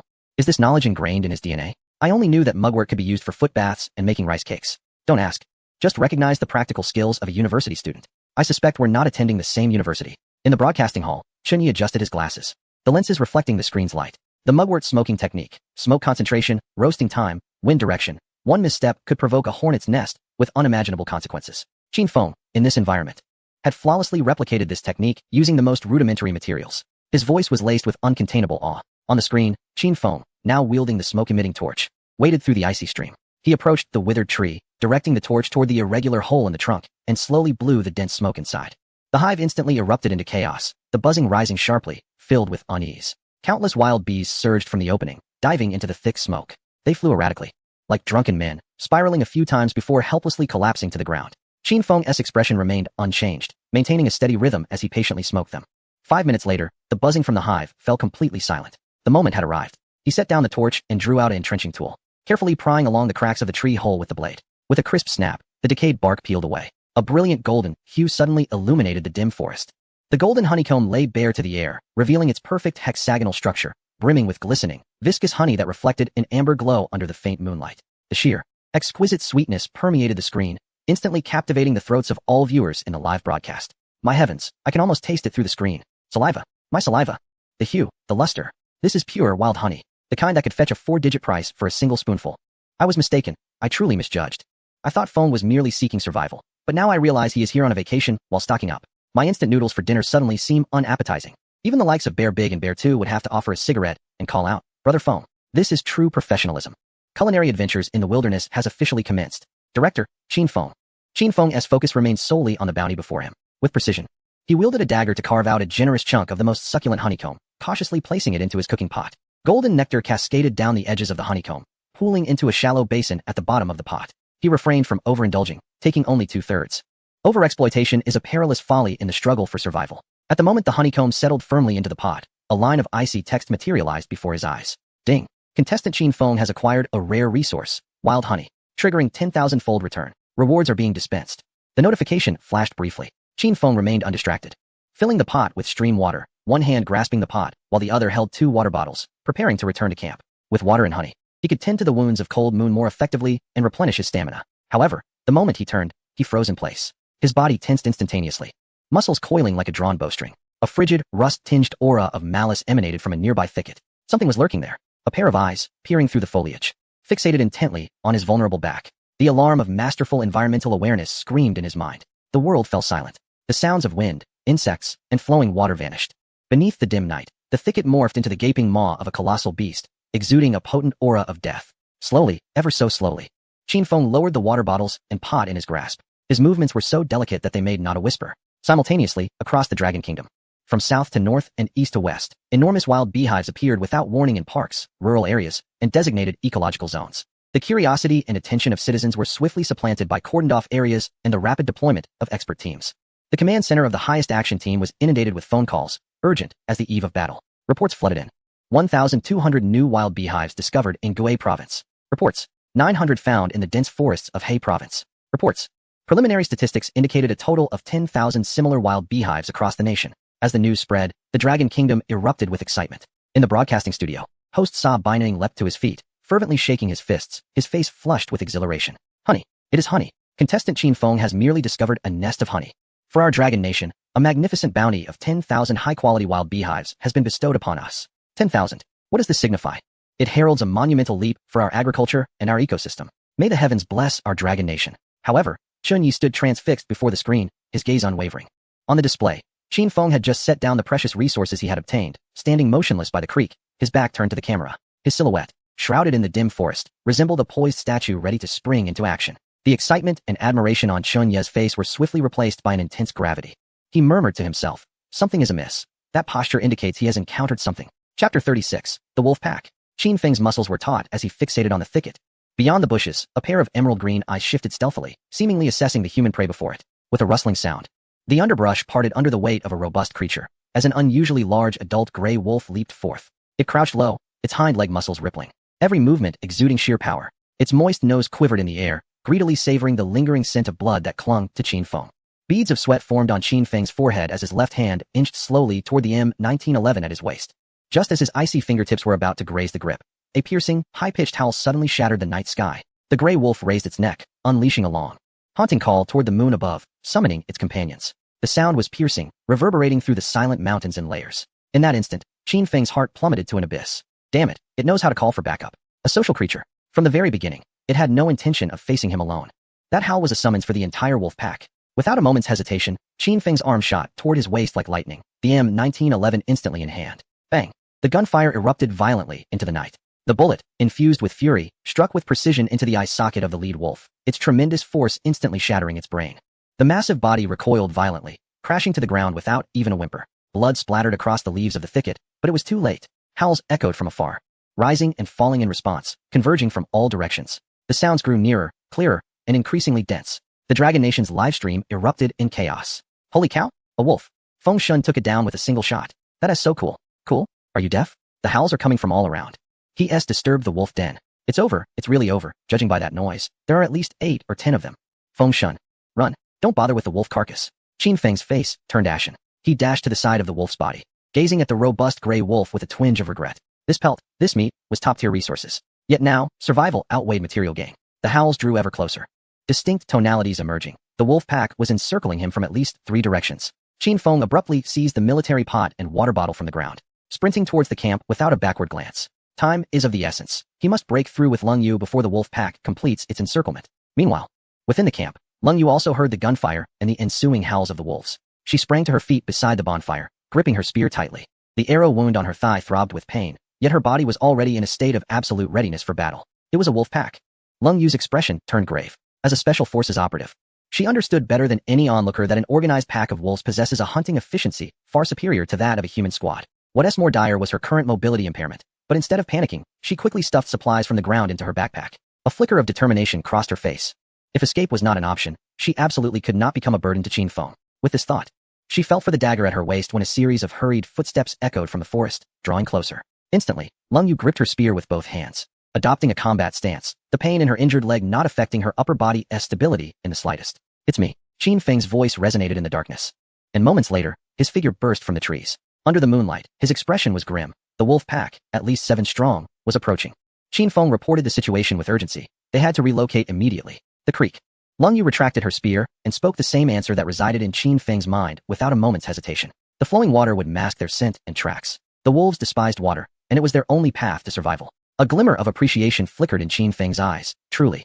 She was a woman forged in the fires of special operations, remaining calm in the face of life and death, not succumbing to panic. He swiftly shoved the water bottle into his already half-filled backpack while nodding in agreement. Exactly. No further words were necessary. A tacit understanding had formed. Qin Feng hoisted the backpack, and Leng Yu, gritting her teeth against the intense pain in her leg, followed closely behind. The bonfire was quickly extinguished, plunging the camp into darkness. Just as they departed the camp, a furious wolf howl erupted from the spot they had just vacated. The advance guard of the pack had arrived. The two navigated swiftly through the darkness, Qin Feng leading the way with his machete, slicing through the thorny obstacles, while Leng Yu, enduring the excruciating pain, endeavored to minimize her footsteps. Behind them, the low growls of the wolf pack searching for them, and the cracking of branches were distinctly audible. A short, sharp howl pierced the air. The lead wolf had discovered their trail. Instantly, the entire pack shifted from searching to frenzied pursuit. The heavy footsteps echoed like war drums, pounding against their hearts. Quick! Qin Feng whispered urgently, sensing the murderous intent closing in behind them. The babbling of the creek grew clearer, a sound of hope. Yet, the wolves panting drew nearer. Their breaths mingled with saliva and the stench of blood, as if right at their backs. Huff, huff. Under the moonlight, Qin Feng finally spotted the shimmering water ahead. The creek was within reach. Just then, a gray shadow darted from the thicket like a wraith, silent in its lethal approach. It had a singular target, the injured Leng Yu, whose movements had become sluggish. Be careful, Qin Feng shouted, and in that instant, Leng Yu's instincts kicked in, even quicker than her mind. With a sudden stumble that appeared to be a fall, she deftly twisted her body, raising her machete with one arm, prepared to trade her own safety for a chance to counterattack. She could not afford to hinder her comrade. Yet, she was a heartbeat too slow. Just as the wolf's maw was about to sink into her shoulder, bang, Qin Feng had pivoted sharply, the muzzle of his M1911 slicing a cold arc through the air as the gun fired once more. The bullet penetrated the wolf's back with brutal force, toppling it to the ground. However, it was merely wounded, not immediately slain, and it let out a mournful, piercing howl. This shot, this cry, completely exposed their position, becoming the rallying call for the pack's full assault. The howls of wolves echoed from all directions, converging as the entire pack charged furiously toward them. Shadows danced in the forest, a multitude of glowing green eyes igniting in the darkness. Qin Feng seized Leng Yu's arm, feeling its chill and slight tremor, and bellowed, "Jump!" With no other choice, they leapt into the icy, biting waters below. The frigid shock enveloped them instantly, and as the stream lashed at her wound, a sharp pain surged through Leng Yu, eliciting a muffled groan. Yet, this was their only path to survival. They surfaced, gasping for breath, glancing back toward the shore. In the dark woods, pairs of green eyes, 1, 2, 3, at least a dozen glowed like will-o'-the-wisps, lingering at the water's edge, hesitant to plunge in. Leading the pack was a particularly formidable black wolf, its icy gaze fixated on the two prey in the water, its throat emitting a frustrated growl. Just as Qin Feng and Leng Yu believed they had escaped danger, the pack, under the Black Wolf's command, frantically scattered along the riverbank, moving with alarming speed. Realizing the wolves' intent, Qin Feng cursed under his breath. Damn it, those beasts are planning to cut us off at the opposite shore. Leng Yu's complexion was alarming. She was utterly drained of strength, unable to respond, relying solely on sheer will to swim toward the far bank. Noticing her unusual state, Qin Feng's brow furrowed in concern. What is wrong with you? Chapter 37, Fever Infection. What is wrong with you? Qin Feng observed the unnatural flush on Leng Yu's face, his heart racing with alarm. Her cheeks burned with fever, while her lips were frightfully pale. Leng Yu's voice was hoarse, her eyelids heavy. The arrow wound may be infected. Infection. A wave of dread washed over Qin Feng. In this environment, an infected arrow wound was tantamount to a death sentence. The icy stream was relentless as they struggled against the current. Qin Feng, burdened by a heavy backpack, could only use one arm to clutch onto Leng Yu, preventing her from being swept away by the raging waters. On the riverbank, the pack of wolves had divided into two teams, sprinting along both sides of the bank, intent on intercepting their two prey downstream. In the live broadcast room, the tension was palpable. Leng Yu's complexion is alarming. She has a high fever. The arrow wound has become infected. It's over, it's utterly over. Feng, you must drop her. Otherwise, both will perish. Is someone up there insane? That is a teammate. A competitor from our nation. Can we be rational? This is a strategic abandonment. One must preserve their strength for future battles. Sacrificing oneself for someone who is doomed is sheer folly. Enough with the bickering. Just watch. I believe in Feng. In the broadcasting studio, host Shun Shue's nails nearly embedded themselves into her palm. Teacher Chun, Leng Yu. Shun Ye's face was ashen, his gaze fixed intently on the screen. The arrow wound infection has triggered a high fever. In the wilderness, without antibiotics, the mortality rate exceeds 80. At this moment, Qin Feng faced the most arduous decision of his life. Shun Ye's voice was heavy with gravity. Reason dictated that he should abandon Leng Yu. Yet in the water, her feverish breath grazed Qin Feng's ear, her teeth chattering yet laced with defiance. This injury is a burden to you. Let me go downstream and shake them off.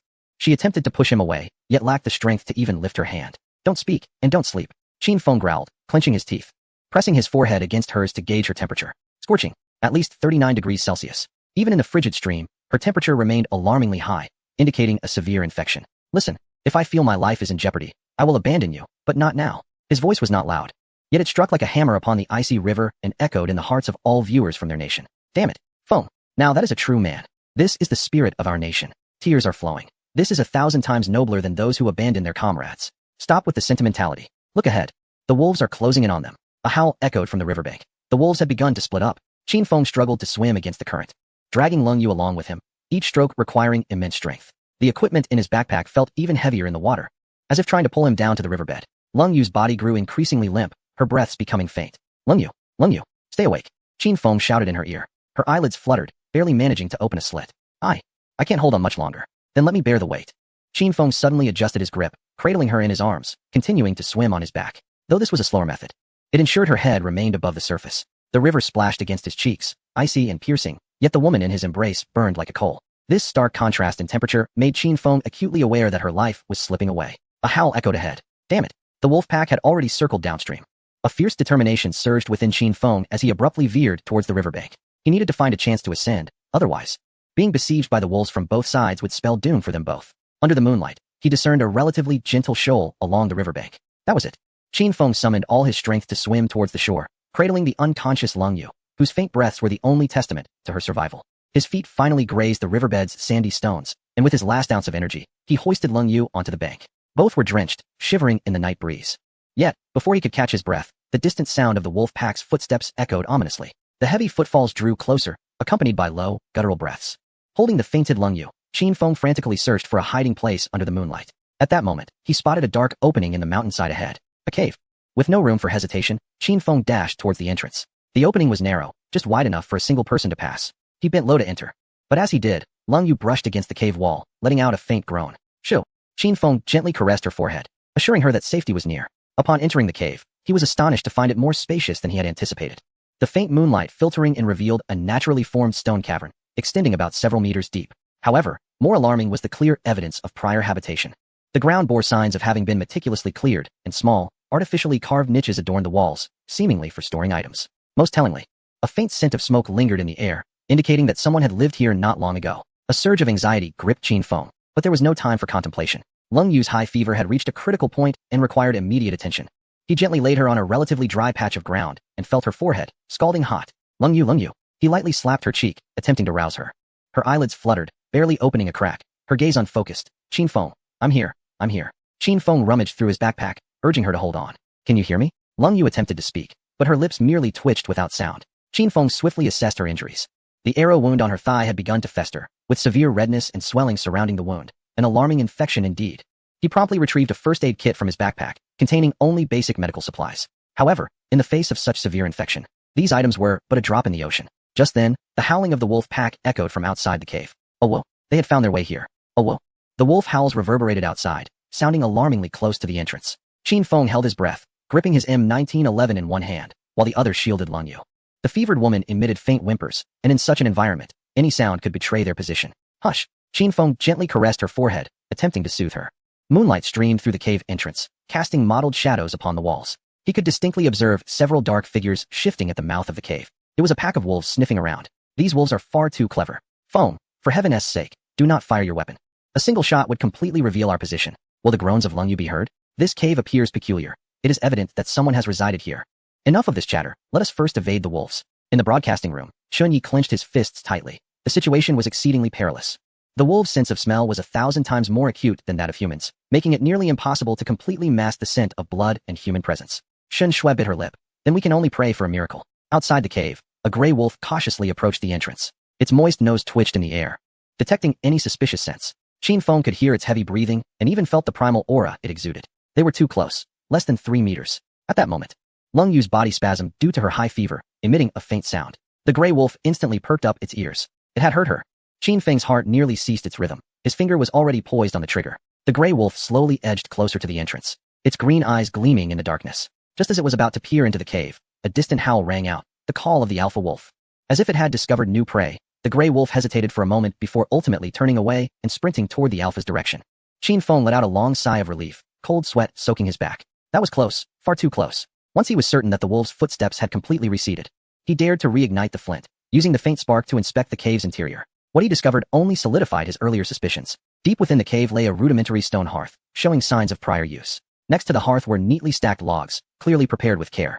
More importantly, he found a tattered tin can in a small crevice of the cave wall, remnants of herbal fragments still lingering within. Someone had indeed inhabited this place. And not for long. Chapter 38. Someone is feeding the wolves for us. Gazing at the meticulously constructed stone hearth and the orderly arrangement of firewood, Qin Feng sensed an air of precision bordering on obsessive. His brow furrowed slightly. This style resembled that of a soldier, or perhaps. At that moment, Lung Yu convulsed again, beads of cold sweat streaming down her face as she bit her lip and groaned in agony. Qin Feng was jolted from his thoughts by her pained gasp, immediately turning to check on her condition. Lung Yu awakened. He gently patted her cheek. Can you hear me? With great difficulty, she managed to flutter her eyelids, barely opening them. I feel so cold. Despite her alarmingly high temperature, she claimed to feel cold. This was a sign of dysregulation in temperature control caused by her fever. Her condition was more dire than he had anticipated. Qin Feng swiftly removed the bare skin that was draped over Lung Yu, and immediately turned to kindle a fire. The dry wood within the cave was evidently prepared with great care by the previous occupant, igniting with ease. He drew his dagger and scraped it vigorously against the flint. With a hiss, the orange glow of the flames instantly illuminated the entire cave, the warm waves dispelling the cold, damp air that lingered in the depths. In the Dragon Kingdom's live broadcast room, comments erupted. Wow, Feng's fire-starting skills would earn praise from Dagu. Lung Yu's complexion is terrifying. If this continues, she may not survive. Without antibiotics, such a wound infection is essentially a death sentence. In the broadcast studio, host Shen Shui anxiously focused on the screen. Teacher Chen Yi. The situation for contestant Lung Yu is quite perilous. Chen Ye's expression turned grave. Without antibiotics, the mortality rate for such a severe infectious fever is exceedingly high. What Qin Feng could do now was to physically cool her down and maintain her fluid balance. Judging from the layout of the cave, the previous occupant appeared to be of East Asian descent, leading a very regimented lifestyle. Chen Yi pointed to the stone stove on the screen. This construction method I have seen in Japan. It is likely that the previous occupant was from the land of the rising sun. Once the fire was ablaze, Qin Feng promptly began to tend to Lung Yu's wounds. He used a small knife to cut open the leg of her trousers, revealing a gruesome arrow wound on her thigh. The area around the injury was severely swollen, with yellowish-green pus seeping out. Bear with it, Qin Feng instructed as he rinsed the wound with water. Lung Yu's body arched in pain, yet she gritted her teeth, stifling any cries that threatened to escape her throat. Don't worry about me, she murmured weakly. This infection in the wild is a death sentence. Don't speak, conserve your strength. Qin Feng continued to clean the wound. His movements gentle, yet each action elicited beads of cold sweat from Lung Yu. After attending to the injury, he used a damp cloth to help cool her down. The fever left her in a haze, oscillating between consciousness and unconsciousness. At that moment, a faint sound of footsteps echoed from outside the cave. Qin Feng instantly became alert, rising to grip his pistol towards the entrance. The footsteps were light, yet they resonated distinctly in the stillness of the night. They were not the sounds of a wolf pack, but rather the bipedal gait of a human. Moreover, judging by the rhythm of the footsteps, The newcomer appeared to be in good spirits, even humming a soft tune. Pressing against the cave wall, Qin Feng gradually approached the entrance. In the moonlight, a short man was seen approaching, carrying a dead rabbit. He donned a windbreaker, held a rudimentary bow and arrow, and wore a satisfied smile on his face. It was indeed a Japanese individual. From his distinctly East Asian features and somewhat lecherous appearance, Qin Feng immediately confirmed the identity of the visitor. In the live broadcast room of Japan, chaos ensued. Tanaka-kun, be careful. There is an enemy in your cave. Damn Dragon Kingdom people have taken our territory. Run, Tanaka. That Dragon Kingdom person has a gun. Why is communication impossible at present? We must wait until tomorrow. Tanaka-kun is about to be ambushed. How infuriating. Outside the cave, Ichiro Tanaka hummed a cheerful tune, his spirits exceptionally high. Today's haul was commendable. A plump rabbit was sufficient for a hearty meal. He had been residing in this cave quite comfortably for the past few days, with a source of water, firewood, and ample concealment. Tonight's feast of roasted rabbit paired with wild vegetable soup would be exquisite. If only he could capture a Chinese woman to serve him. It would be even more delightful. He muttered to himself in Japanese, a lewd smile creeping across his face at the mention of women. Within the cave, Qin Feng observed everything, his gaze growing increasingly frigid. This Japanese contestant had evidently been here for quite some time, well acquainted with the surroundings. Judging by his relaxed demeanor, he seemed unaware of the lurking wolf pack. As Tanaka Ichiro approached the cave entrance, bending down to enter, a distant howl suddenly pierced the air. Ichiro froze, his smile vanishing instantly. Slowly, he turned his head towards the source of the sound. In the moonlight, a dozen pairs of green eyes began to emerge from the forest. A wolf pack? No, this cannot be. Tanaka's voice trembled. How could there be wolves here? He sought to flee, but the pack had already encircled him. The leading wolf, a massive beast, stepped out of the woods, its gray fur shimmering under the moonlight, exuding an air of authority. The retribution has arrived. The wolf pack has done splendidly. Within the Japanese live stream, cries erupted. Tanaka-kun, run. This is the wolf pack of those two from Dragon Country. How despicable. We've been victimized. It's all that Dragon Country person's fault. These cunning and treacherous individuals from Dragon Country. Inside the cave, Qin Feng coldly observed the unfolding chaos. Tanaka Ichiro raised his bow and arrow, his hands trembling uncontrollably. Faced with over a dozen ferocious wolves, a mere makeshift bow was utterly futile. Help me, he pleaded in broken English. The wolf pack began to tighten its circle. The lead wolf let out a low growl, and the others immediately responded, a cacophony of howls filling the air. Tanaka Ichiro was utterly shattered. He discarded his bow and fled towards the cave entrance.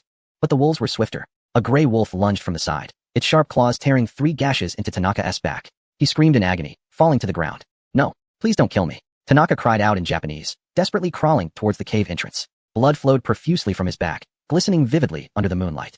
The wolf pack did not immediately strike, instead tormenting him like a cat with a mouse, leaving wounds with their claws and teeth. Each attack was perfectly timed, inflicting pain without delivering a swift death. These wolves are too clever. They know how to torment their prey. The little devil must be feeling fear now. This is retribution. The cycle of karma is indeed just. Ha. Crawling into the cave, there's still Feng Shun waiting. At last, Tanaka Ichiro reached the cave entrance, exerting his final ounce of strength to attempt to squeeze inside. But at that moment, a colossal wolf paw pressed down upon his head. The sickening crack. The sound of his neck snapping reverberated through the night sky, then abruptly ceased. Blood splattered against the rocks at the cave's entrance, glistening ominously in the moonlight. Tanaka Ichiro's body convulsed a few times before becoming utterly still. The pack of wolves sniffed at the corpse before beginning to tear into it. The metallic scent of blood swiftly permeated the air. Inside the cave, Qin Feng observed the scene with an impassive expression.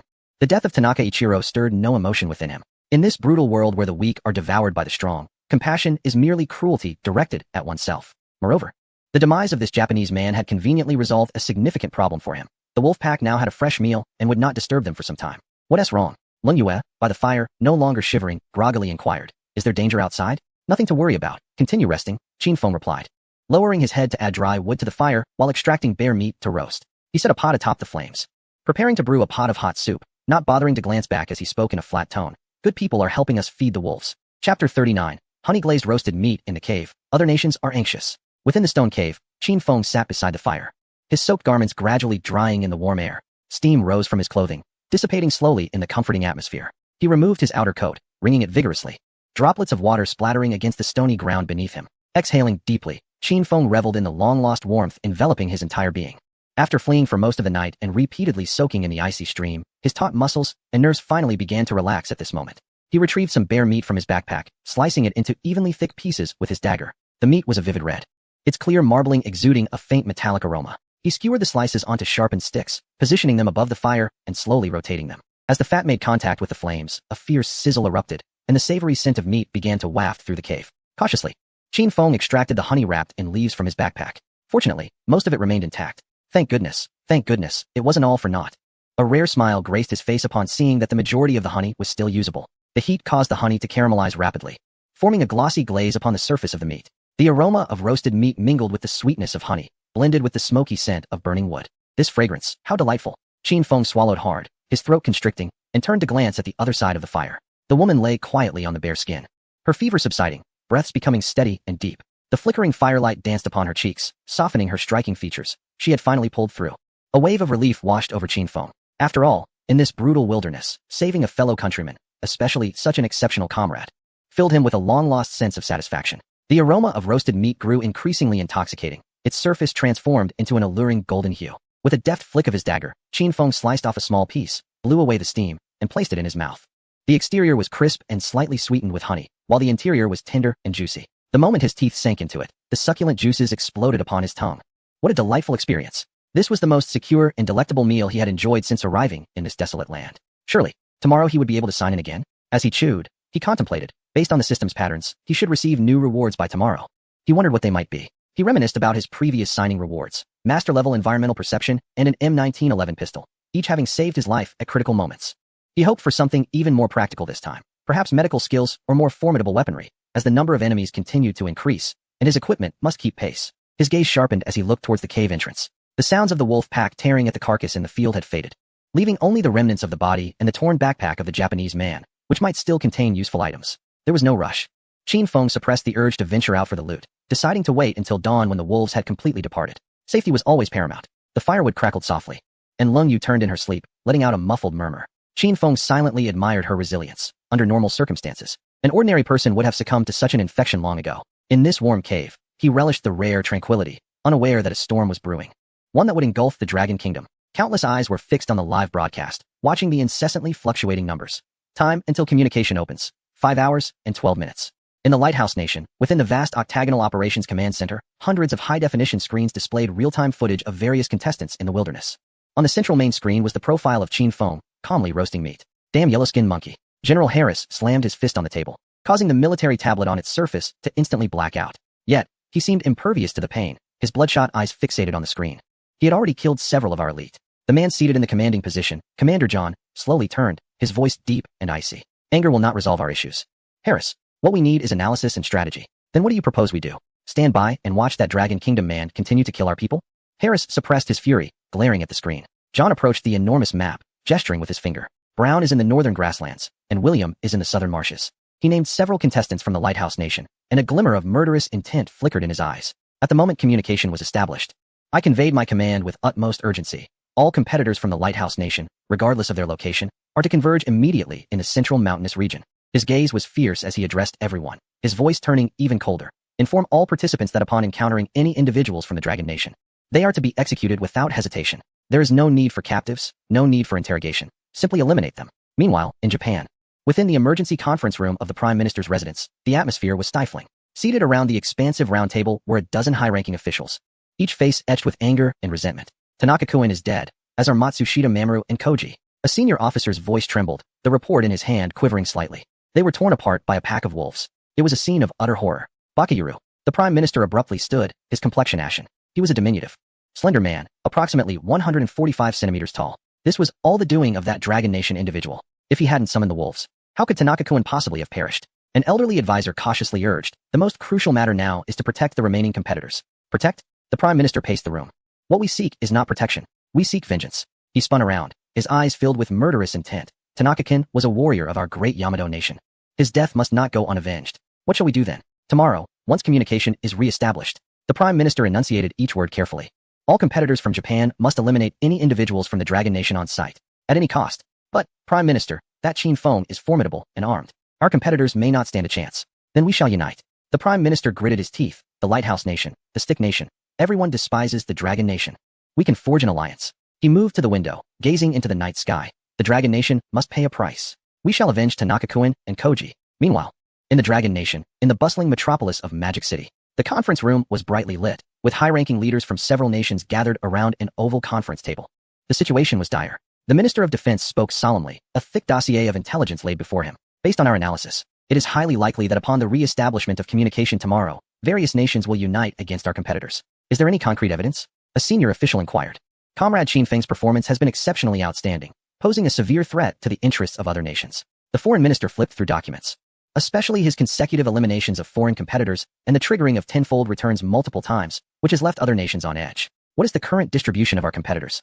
According to the live broadcast analysis, Qin Feng and Ling Yue are in the central mountainous region, while Wang Xin has discovered iron ore in the eastern plains.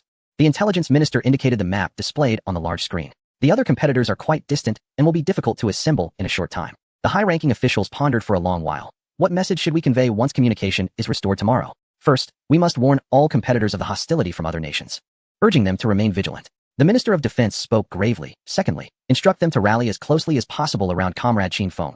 Unity is strength. Thirdly, should they encounter an attack from foreign competitors, show no mercy, kill if necessary. And most importantly, the highest authority added with unwavering resolve, inform Comrade Qin Feng that all 1.6 billion people of Long Nation stand firmly behind him. Let him bear no psychological burden. He should do as he wishes. Chapter 40, Masterful Forging. As dawn broke, the first rays of sunlight streamed into the cave. Having spent the night sleepless, Qin Feng rose, stretching his stiff limbs.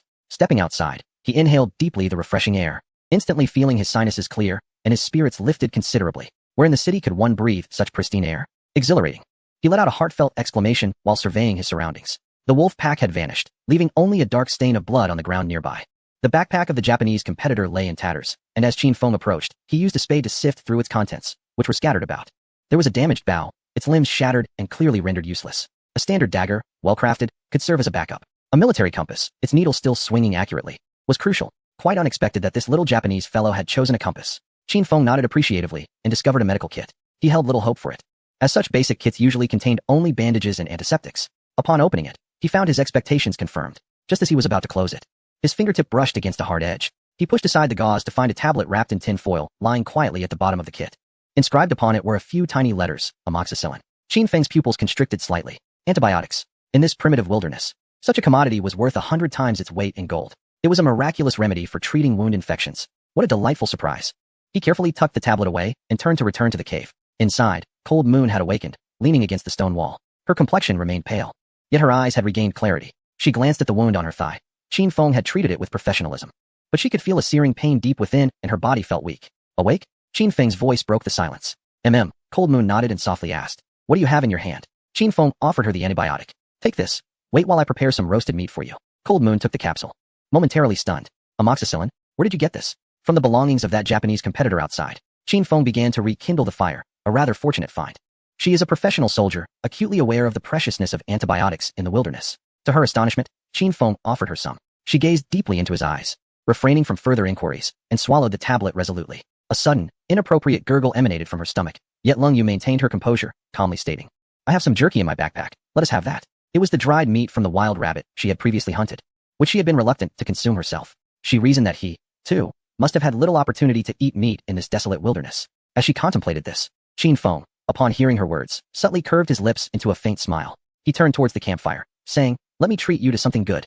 He retrieved thick slices of bear meat from his backpack, skillfully skewering them onto a stick. Then, he took out a large chunk of golden, glistening honey, carefully spreading it over the meat. The aroma of the roasting meat mingled with the sweetness of honey, once again filling the cave. Lung Yu was utterly stunned. Her eyes widened as she watched Qin Feng's fluid motions, observing the golden, succulent bear meat, and glancing at the remaining honey on the leaves. For a moment, her mind seemed to stall. "Wait, is that bear meat? And honey?" Her voice was dry. The abilities of this ordinary university student left even her, a special forces commander, bewildered. She had thought that merely eating rabbit meat was impressive, yet Qin Feng had already begun roasting bear meat with honey. She fell silent. "A few days ago, I happened to take down a bear and stumbled upon a beehive," he replied nonchalantly without turning around. Lung Yu scrutinized the man before her. Aside from being somewhat handsome, he seemed quite ordinary. She couldn't fathom how he managed to hunt a brown bear. At that moment, both of their wrist-mounted live-streaming watches vibrated slightly. Supreme directive from the Dragon Nation. To all Dragon Nation competitors, the situation is extremely dire. The Lighthouse Nation, Japan, and Korea have shown signs of alliance. Their high command has issued directives to hunt our competitors. Once communication is re-established, they will converge their forces to encircle solitary competitors. Current orders. All competitors must immediately abandon their current tasks and converge towards the central mountainous region where Qin Feng and Lung Yu are located at all costs. Repeat. Converge immediately. Attached. Intelligence on known hostile elite competitors. Additionally, to Comrade Qin Feng, your performance has been recognized nationwide. Proceed boldly without hesitation. The entire Dragon Nation stands behind you. The information was extensive and weighty. The next communication would not occur for another week. Upon finishing, Lung Yu's expression turned grave. Her fists clenched tightly, knuckles whitening from the strain. "It seems we have become targets," she stated solemnly, her tone laced with an excitement she herself had not fully acknowledged. As a soldier, She inherently yearned to confront and vanquish enemies for her country. A target could also transform into a porcupine bristling with arrows. Whoever approached would meet their demise. Qin Feng handed her the roasted meat, a glint of cold light flickering in his deep-set eyes. First, let us replenish our strength with sustenance. We must seek an appropriate location nearby to construct a shelter to welcome both our compatriots and our adversaries. Leng Yu cast a deep glance at him, signaling her agreement. After all, she had witnessed Qin Feng's remarkable abilities. Just as he pondered the subsequent plans, a voice that only he could hear resonated in his mind. Ding. The host has survived in the wilderness for 7 consecutive days, fulfilling the sign-in requirements. Would you like to sign in immediately? It has arrived. Qin Feng stood up, brushing off the dust from his attire. I will venture outside to familiarize myself with the surrounding terrain, preparing for the construction of our shelter. Leng Yu, engrossed in the honey-glazed bear meat, merely acknowledged him with a sound, not paying much heed. Qin Feng exited the cave, seeking a secluded thicket away from the entrance.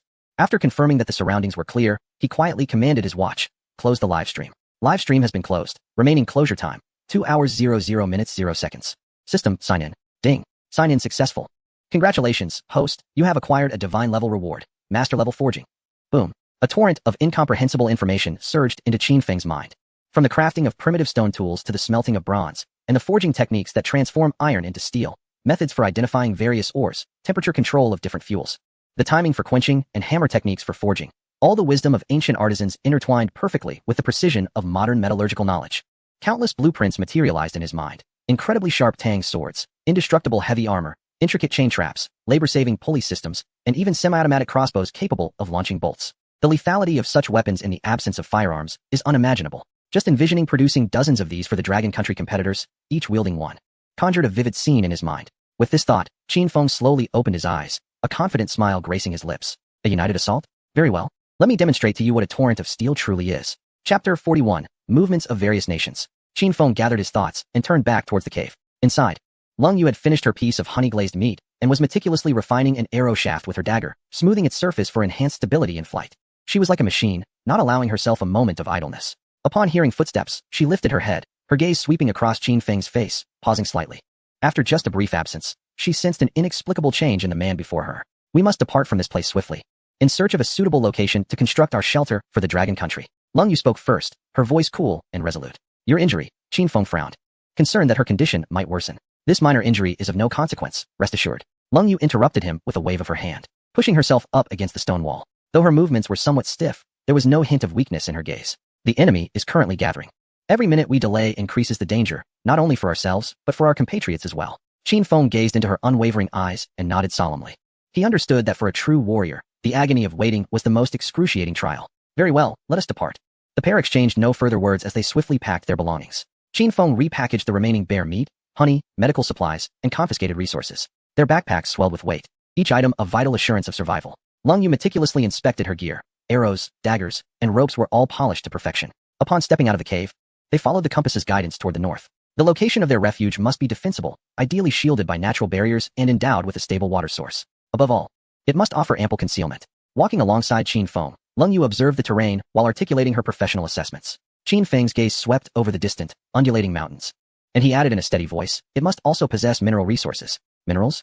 Leng Yu paused, tilting her head in confusion, her clear eyes reflecting her incomprehension. Indeed, mineral veins, Qin Feng replied with an undeniable tone. Iron, ore, or copper, or, the more, the better. Leng Yu regarded him deeply, refraining from further inquiries. Throughout her time with Qin Feng, she had come to fully acknowledge his capabilities. Since he mentioned iron, ore, it was undoubtedly a crucial component of his plan. Meanwhile, in the vast wilderness, Dragon Kingdom participants, having received the orders, trudged toward a common destination. Some bore numerous wounds, while others were gaunt from starvation. Yet, for the honor of the Dragon Kingdom, they pressed on resolutely. All of Dragon Kingdom's supporters rallied through bullet screens, offering constant encouragement. Among them was a muscular man. His face hardened with intensity, extracting a military dagger embedded in a wild boar's neck, shaking off the blood. Damn, no triggering the 10,000-fold return. What wretched luck. He was Wang Ming, a former Marine Corps member representing the Dragon Kingdom. Wang Ming glanced at the directive on his watch, grinning widely, revealing his gleaming white teeth. Qin Feng and Leng Yu seemed intriguing. The excitement of facing a worthy opponent sparkled in his eyes. I shall see what makes them so highly regarded by the higher-ups. Let us hope they are not merely all talk. With agility, he severed the boar's hind legs and hoisted them onto his shoulders. After orienting himself, he strode purposefully toward the central mountainous region. At the edge of a marsh, a fragile figure was crouched in the mud, cautiously digging for an edible plant root. Once a radiant and celebrated star, Lin Yihan now bore dirt on her face, her clothes tattered by thorns, thoroughly disheveled. Yet her gaze remained resolute, unyielding to despair. She had seen the orders on her wrist. Qin Feng, she whispered, a flicker of hope igniting in her eyes. Lin Yihan understood that relying solely on herself in this accursed wilderness would not last long. Approaching them was her only path to survival. She stuffed the roots and tubers she had dug into her mouth, discerning her direction. Gritting her teeth, she trudged forward, stepping deeply and shallowly towards the mountainous region that promised her hope. Danger was also gathering. In an expansive river valley, a campfire blazed, and 7 or 8 figures clustered together. They were well-equipped and exuded arrogance, their armbands clearly emblazoned with the flags of the Lighthouse Nation and the Wokaku. At the forefront stood Kane, the elite contestant who had narrowly escaped from Qin Feng's gunfire. Beside him was a sinister man clad in traditional attire, wielding a katana, Miyamoto Musashi. The orders had been confirmed. The rats of the Dragon Nation were converging towards the central mountains. Kane glanced at the information from the Lighthouse Nation on his watch and sneered. Do they think they can huddle together for warmth? How naive. The terrain there is complex, perfectly suited for us to encircle and annihilate them. This time, I will make that Qin Feng kneel before me and personally lick my shoes clean. Miyamoto Musashi methodically wiped the blade with a white cloth, his voice raspy like sandpaper. Kane, your thirst for revenge is excessively loud. It may cloud your judgment. He paused, lifting his head, a lewd and fierce smile spreading across his face. Moreover, I already have a plan. Upon hearing this, the eyes of everyone around him converged on him, each face filled with confusion. Musashi relished the attention. He forcefully plunged his sword into the earth at his feet, hands gripping the hilt, declaring, my companions have successfully captured a contestant from the Dragon Nation on their way here. What? Why didn't you say so earlier? Just kill him outright. Kane initially froze, then roared through clenched teeth, veins bulging on his forehead. He had long harbored a deep loathing for the Dragon Nation. Musashi let out a low, sinister laugh. Kane, you still do not understand the Dragon people. Among them are many cowards who fear for their lives. With a little strategy, the captured Dragon contestant will willingly turn traitor. Ha! Kane finally grasped the situation, his fury morphing into a sinister grin. A brilliant scheme. Splendid. Then we shall camp here and await your companions. In the forest, Qin Feng suddenly halted. What's wrong? Lung Yu immediately gripped her bow, her body bent in a combat stance beside him. Qin Feng did not respond. He slowly closed his eyes. The sounds of wind, water, and the breath of the grass and trees. This time, within his perception, the world had taken on a new sense. Thanks to his masterful forging skills, he had developed an almost mystical intuition regarding the distribution of various metallic minerals beneath the Earth's crust. The ground was no longer merely soil and rock, but a vast treasure trove, where iron and copper could be vaguely sensed. Lung Yu remained alert, bow in hand, ready for battle at his side. After a moment, Qin Feng opened his eyes, his gaze sharp as lightning, fixated on a perilous peak to the southeast. The mountain peak looms like a slumbering colossal beast, shrouded in swirling mists at its midsection. A magnificent waterfall cascades from the heavens like a silver dragon, crashing into a deep pool with a deafening roar. The exposed rocks of the mountain glimmer with an unusual dark crimson hue under the sunlight. I have found it. He spoke, his voice calm, yet imbued with a resolute finality. Lung Yu followed his gaze, somewhat perplexed. There? The terrain is perilous, but isn't it too conspicuous? Indeed. Qin Feng replied, the corners of his mouth lifting slightly into a fervent smile. The conspicuousness is advantageous. It will aid our compatriots in locating it. Not only does it offer an inexhaustible water supply, but the surrounding forests provide enough fuel for a lifetime. He paused, an involuntary smile gracing his features. Most importantly, there lies a rich hematite vein sufficient to arm an entire regiment. Chapter 42, Global Envy. How did they discover such a treasure trove? The hematite vein.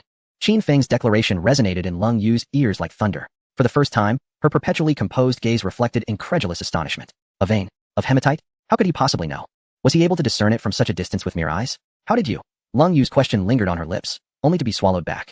She hesitated, realizing the futility of the inquiry. Since their meeting, had there not been countless astonishing occurrences surrounding this man? Taking a deep breath, she chose to express her trust in Qin Feng through action. Let us go. The word was crisp and decisive. In the live broadcast room, the barrage of comments flooded the entire screen. What did I just hear? Hematite. Enough to arm a regiment. Don't scare me, Feng. I'm not brave. Can you really see that? Have you awakened your celestial eye? So it turns out Feng wasn't admiring the scenery. He was actually discerning the dragon vein. In the studio, Dong Qing and Xiao Sa stood agape, unable to close their mouths for an extended moment. Chunya's face flushed with excitement. He had witnessed countless miracles emanating from this man. Though his voice trembled, it was filled with exhilaration. Look at that mountain and waterfall. They provide boundless water and a natural barrier. Plus, the open area is vast enough to accommodate thousands in establishing camps and shelters, while also allowing for agricultural cultivation.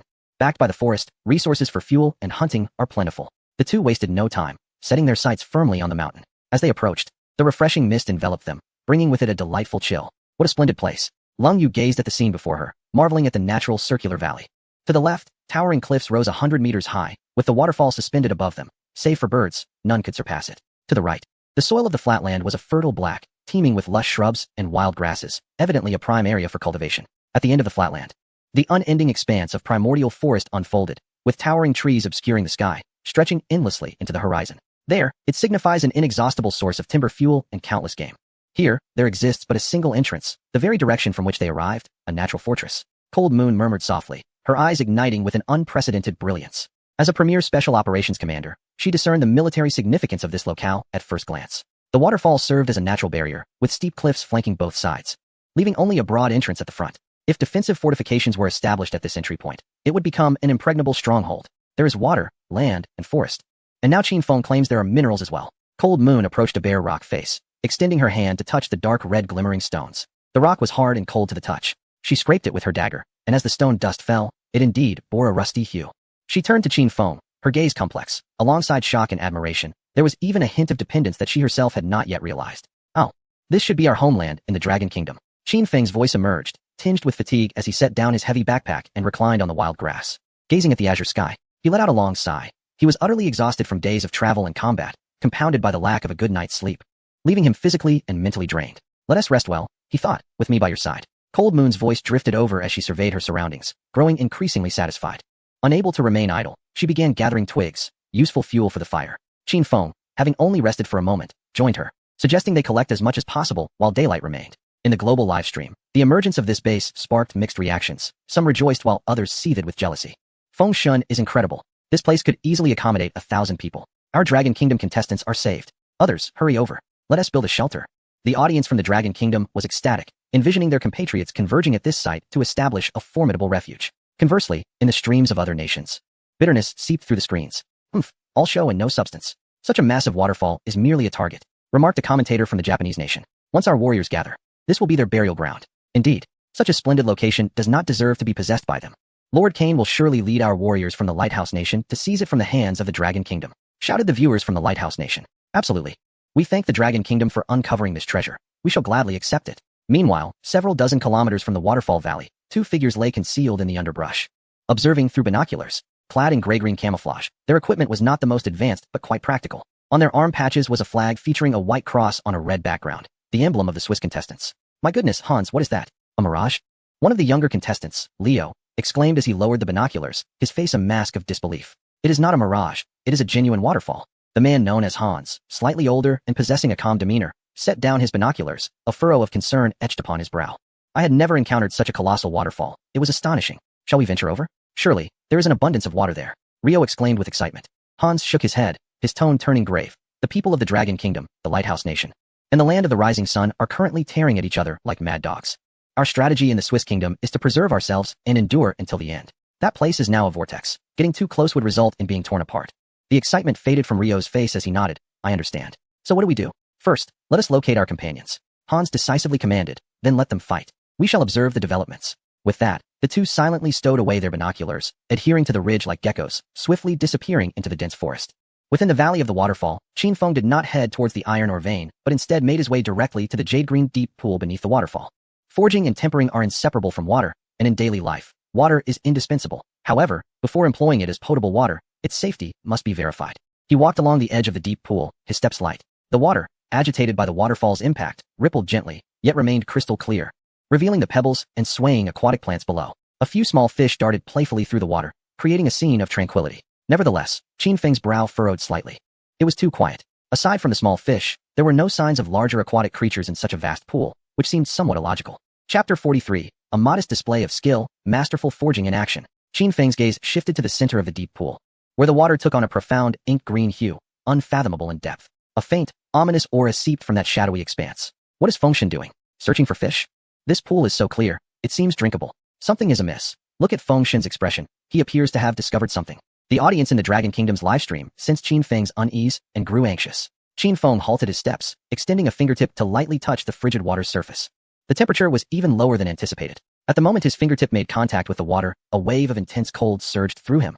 The alert of his masterful environmental perception echoed wildly in his mind. Something lurked at the bottom, and it was a massive, exceedingly dangerous creature. Qin Feng swiftly withdrew his hand, gradually rising to his feet, retreating discreetly a few steps to establish a safe distance from the pool's edge. He remained silent, his gaze steadily fixed upon the unfathomable depths of the pool, while internally analyzing the information he had just perceived. The existence of this creature posed a significant potential threat to their future sanctuary. They could not afford to live in constant fear while retrieving water here.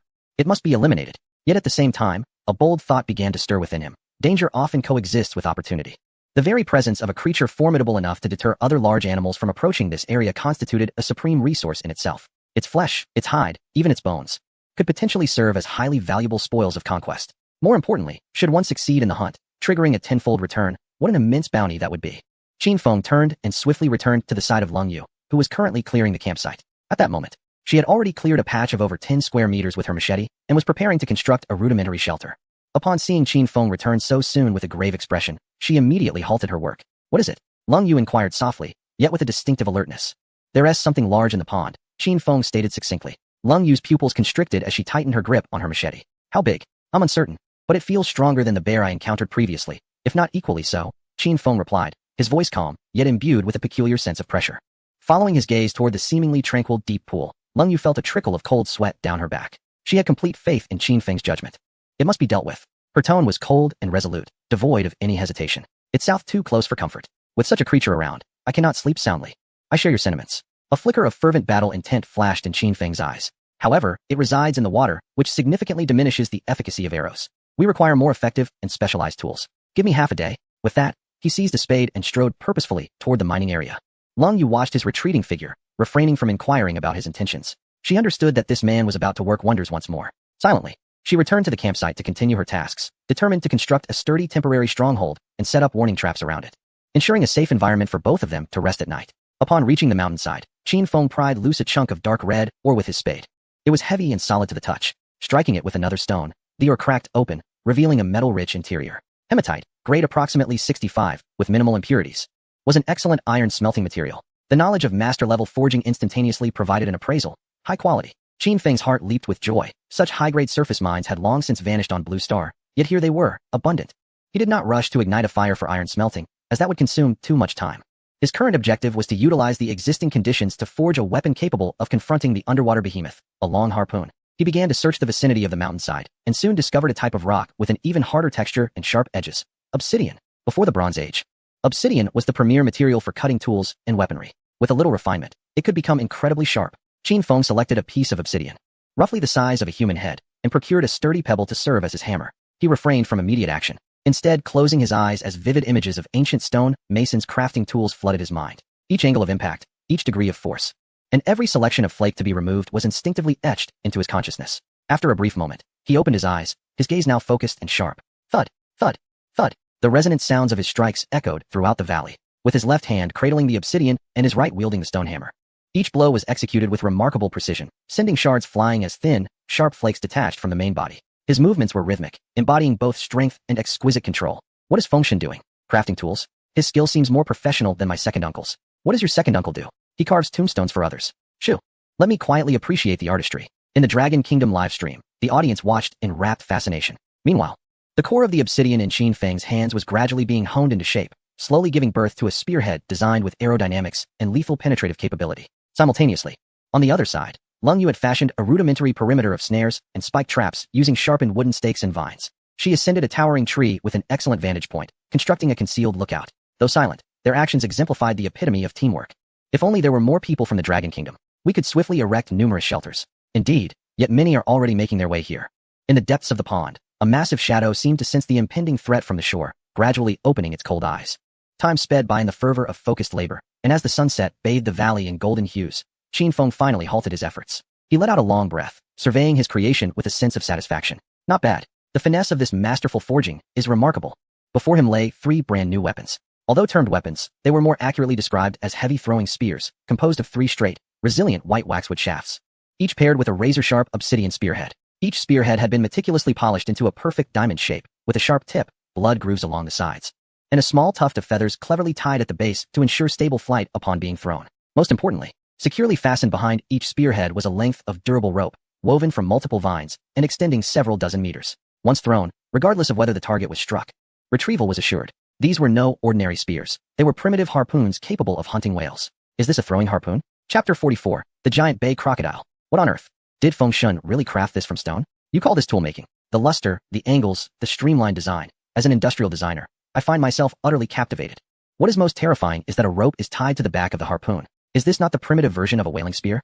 Professor Chen Yi adjusted his glasses, fixated on the close-up of the 3 harpoons on the screen. Such craftsmanship is nothing short of divine. It rivals the weaponry forged by the Vikings. In the valley, Qin Feng was blissfully unaware of the external clamor. He picked up a spear, weighing it in his hand. Savoring its perfect balance and satisfying heft, nodding in approval. Cold Moon, bring over the bear meat. He called over his shoulder. In the wilderness, the temperature fluctuated dramatically, and some of the bear meat had begun to spoil, making it ideal for bait. Cold Moon, who was setting traps, approached at his call. Upon seeing the 3 harpoons lying quietly on the grass beneath Qin Feng's feet, her breath caught in her throat. What exquisite treasures! As a top-tier special forces operative, her sensitivity to weapons far surpassed that of ordinary individuals. With a mere glance, she could sense the lethal potential of these harpoons. She quickly bent down to pick one up, the weighty texture immediately transmitting a sense of gravitas to her palm. Cold Moon gently touched the obsidian tip with her thumb, and a slight sting followed as a drop of blood emerged from her fingertip. How sharp! Throw a piece of bear meat into the pond, and leave the rest in the shallows by the shore. Let us lie in wait. Qin Feng's voice interrupted her thoughts. Cold Moon regained her focus and obediently cast the bear meat into the water. Splash! The bloody meat sank into the depths, sending ripples across the surface that quickly settled into tranquility. The two remained silent, each holding a harpoon, standing quietly a few meters from the pond's edge, waiting. Seconds ticked by, and the valley was filled only with the thunderous sound of the waterfall, creating a suffocating tension. Cold Moon felt a slight sweat forming in her palms gripping the spear. She sensed that although Qin Feng appeared relaxed, his muscles were coiled in a state of readiness, poised to explode at any moment. In the live stream, hundreds of millions of viewers from Dragon Country held their breath. Is it coming? Is it coming? I'm so nervous. I feel like something underwater is staring at me. My deep-sea phobia is flaring up. I can hardly breathe. Suddenly, the previously calm waters of the pond began to ripple violently. 1, 2, a flurry of tiny bubbles surged from below, as if the water were boiling. Immediately after, the piece of bear meat that served as bait was yanked away, vanishing from the surface in an instant. It's here. Qin Feng and Cold Moon's pupils constricted simultaneously. In the next moment, to the horrified gazes of all, an unimaginably massive shadow surged forth from the depths of the pond. With a thunderous roar, the once tranquil surface of the water exploded. A fearsome, grotesque head broke through the surface. It was neither fish nor snake, but a colossal creature. Its body a deep green, resembling a rock, an enormous crocodile of unimaginable proportions. It opened its vast maw, large enough to swallow an adult bison, revealing a dense array of interlocking fangs within. As its throat constricted, the teeth moved rhythmically, and then came its colossal body, with robust limbs, a back adorned with small nodules and jagged armor, and a powerful, muscular tail. What manner of beast is this? Godzilla. Its size must be at least 5 meters long. This is no creature that should exist on Earth. My heavens. In the broadcasting studio, Little Sa gasped in astonishment. It's a saltwater crocodile, also known as the killer crocodile. Expert Chun Ye's face turned pale, his voice trembling. This is the largest existing reptile in the world. Mature specimens can exceed 7 meters, with a bite force exceeding 1 ton. A true apex predator.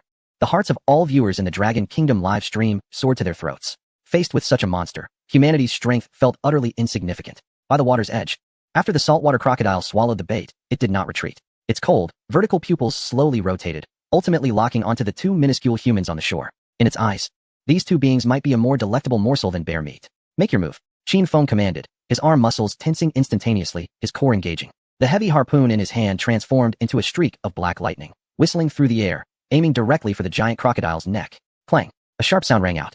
The razor-sharp obsidian tip merely left a white mark on the crocodile's thick scales before being deflected away. Damn, it's so tough, Qin Feng exclaimed in surprise. But Cold Moon's attack was already upon them. Choosing not to confront the beast head-on, she aimed for the relatively softer area where the crocodile's abdomen connected with its forelimbs.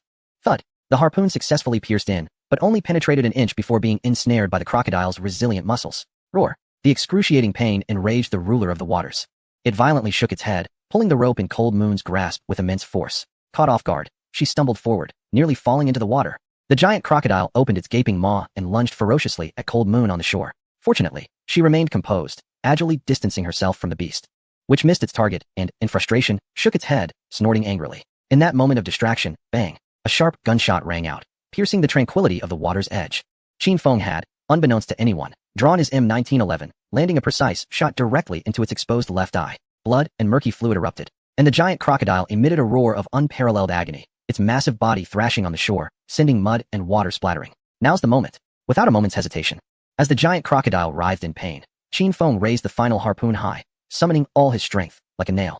He drove it fiercely through the shattered eye socket and into its brain. Thud! A dull, muffled sound resonated, reminiscent not of a blade piercing flesh, but rather akin to puncturing a thick, grease-filled sack. Feng, gripping the spear tightly, could distinctly feel the sensation at the tip, akin to the texture of crumbled tofu. He did not relinquish his hold immediately. Instead, he summoned the last vestiges of his strength to violently twist the spear. A roar, infused with excruciating agony, erupted from the depths of the giant crocodile's throat. Its massive body stiffened abruptly, plunging into utter madness. The tail, thicker than a water barrel, lashed about like a gigantic steel whip, thrashing wildly against the riverbank. The ground trembled with each strike, as soil, stones, and roots were sent soaring into the air, creating terrifying craters in the hardened riverbank. Lung Yu had just steadied herself when she was startled by this cataclysmic force, causing her to retreat in panic. Her foot slipped, and she fell clumsily to the ground, eyes wide as she witnessed the colossal tail sweep past her mere meters away, the gust it generated stinging her cheek. Had she been a moment slower, she would have surely been reduced to a mere puddle of flesh. Meanwhile, Qin Feng had already withdrawn moments after shattering the giant crocodile's brain, now kneeling 10 meters away, his chest heaving violently, sweat mingling with mud cascading down his forehead. That desperate throw had nearly drained him of all his strength. Is it possible that this beast does not perish? Chapter 45. Dissecting the Behemoth, a Feast of Crocodile. Qin Feng muttered a curse under his breath, gripping his pistol tightly, remaining ever vigilant as he observed the colossal creature still thrashing in its frenzy. The bay crocodile was utterly deranged at this point, blood and white brain matter continuously oozing from its shattered left eye socket, its robust tail instinctively thrashing against the ground. The streaming room fell into an eerie silence, all present rendered speechless by the gruesome scene, the sheer force palpable even through the screen, causing hearts to race. It took over 2 minutes for the crocodile's frenzied movements to gradually subside, the ferocity in its slit pupils dimming. With one final, slight convulsion, the predator that had lurked in the depths for countless years fell utterly silent. In the valley, only the sounds of Qin Feng and Lung Yu's heavy breathing lingered, accompanied by the gentle flow of the distant stream. Ding! Global announcement. Dragon Kingdom contestants Qin Feng and Lung Yu have successfully hunted the bay crocodile. Congratulations to the Dragon Kingdom for triggering a 10,000-fold return. 10,000 ancient bay crocodiles of the same level have been randomly released into various water bodies within the Dragon Kingdom. Warning, this creature is extremely dangerous. Relevant departments and citizens of the Dragon Kingdom are advised to take precautionary measures. A mechanical voice resonated in the streaming rooms of all contestants and across the globe, followed by a collective cheer from the people of the Dragon Kingdom. Wow, it's dead. Truly dead. Haha, I can already imagine the expression of the invaders. As if they were constipated. Crocodile meat is a great tonic, especially the tail, so gelatinous. When will the country organize a catch? I'm already drooling. To the gluttons ahead, the government has already issued an emergency notice, advising residents along the rivers and lakes to ensure safety. The military has been mobilized. This creature is no laughing matter. In stark contrast to the jubilant atmosphere in the Dragon Kingdom, the streaming rooms of other nations were enveloped in an eerie silence. Cheating. This is undoubtedly cheating. How could humans possibly slay such a monstrous creature? Huh. We, in Russia, have scavenged 3 airdrops and haven't found a single firearm. The Dragon Kingdom is truly fortunate. Our competitors from India are rather zen, merely foraging for small animals in the wilderness. What on earth are you hunting animals for? Don't think we're oblivious. In the valley, Qin Feng and Cold Moon exchanged glances, sharing a smile that reflected their profound relief and astonishment at having survived. Their efforts had not been in vain. As Qin Feng exhaled deeply, he felt a wave of fatigue wash over him, his limbs heavy and sore. Cold Moon, mustering her strength, rose from the ground and approached Qin Feng, her voice hoarse as she gazed at the colossal carcass of the crocodile, resembling a small mountain. How shall we transport it back? Qin Feng surveyed the immense creature before him, contemplating the challenge. It surely weighed no less than a ton.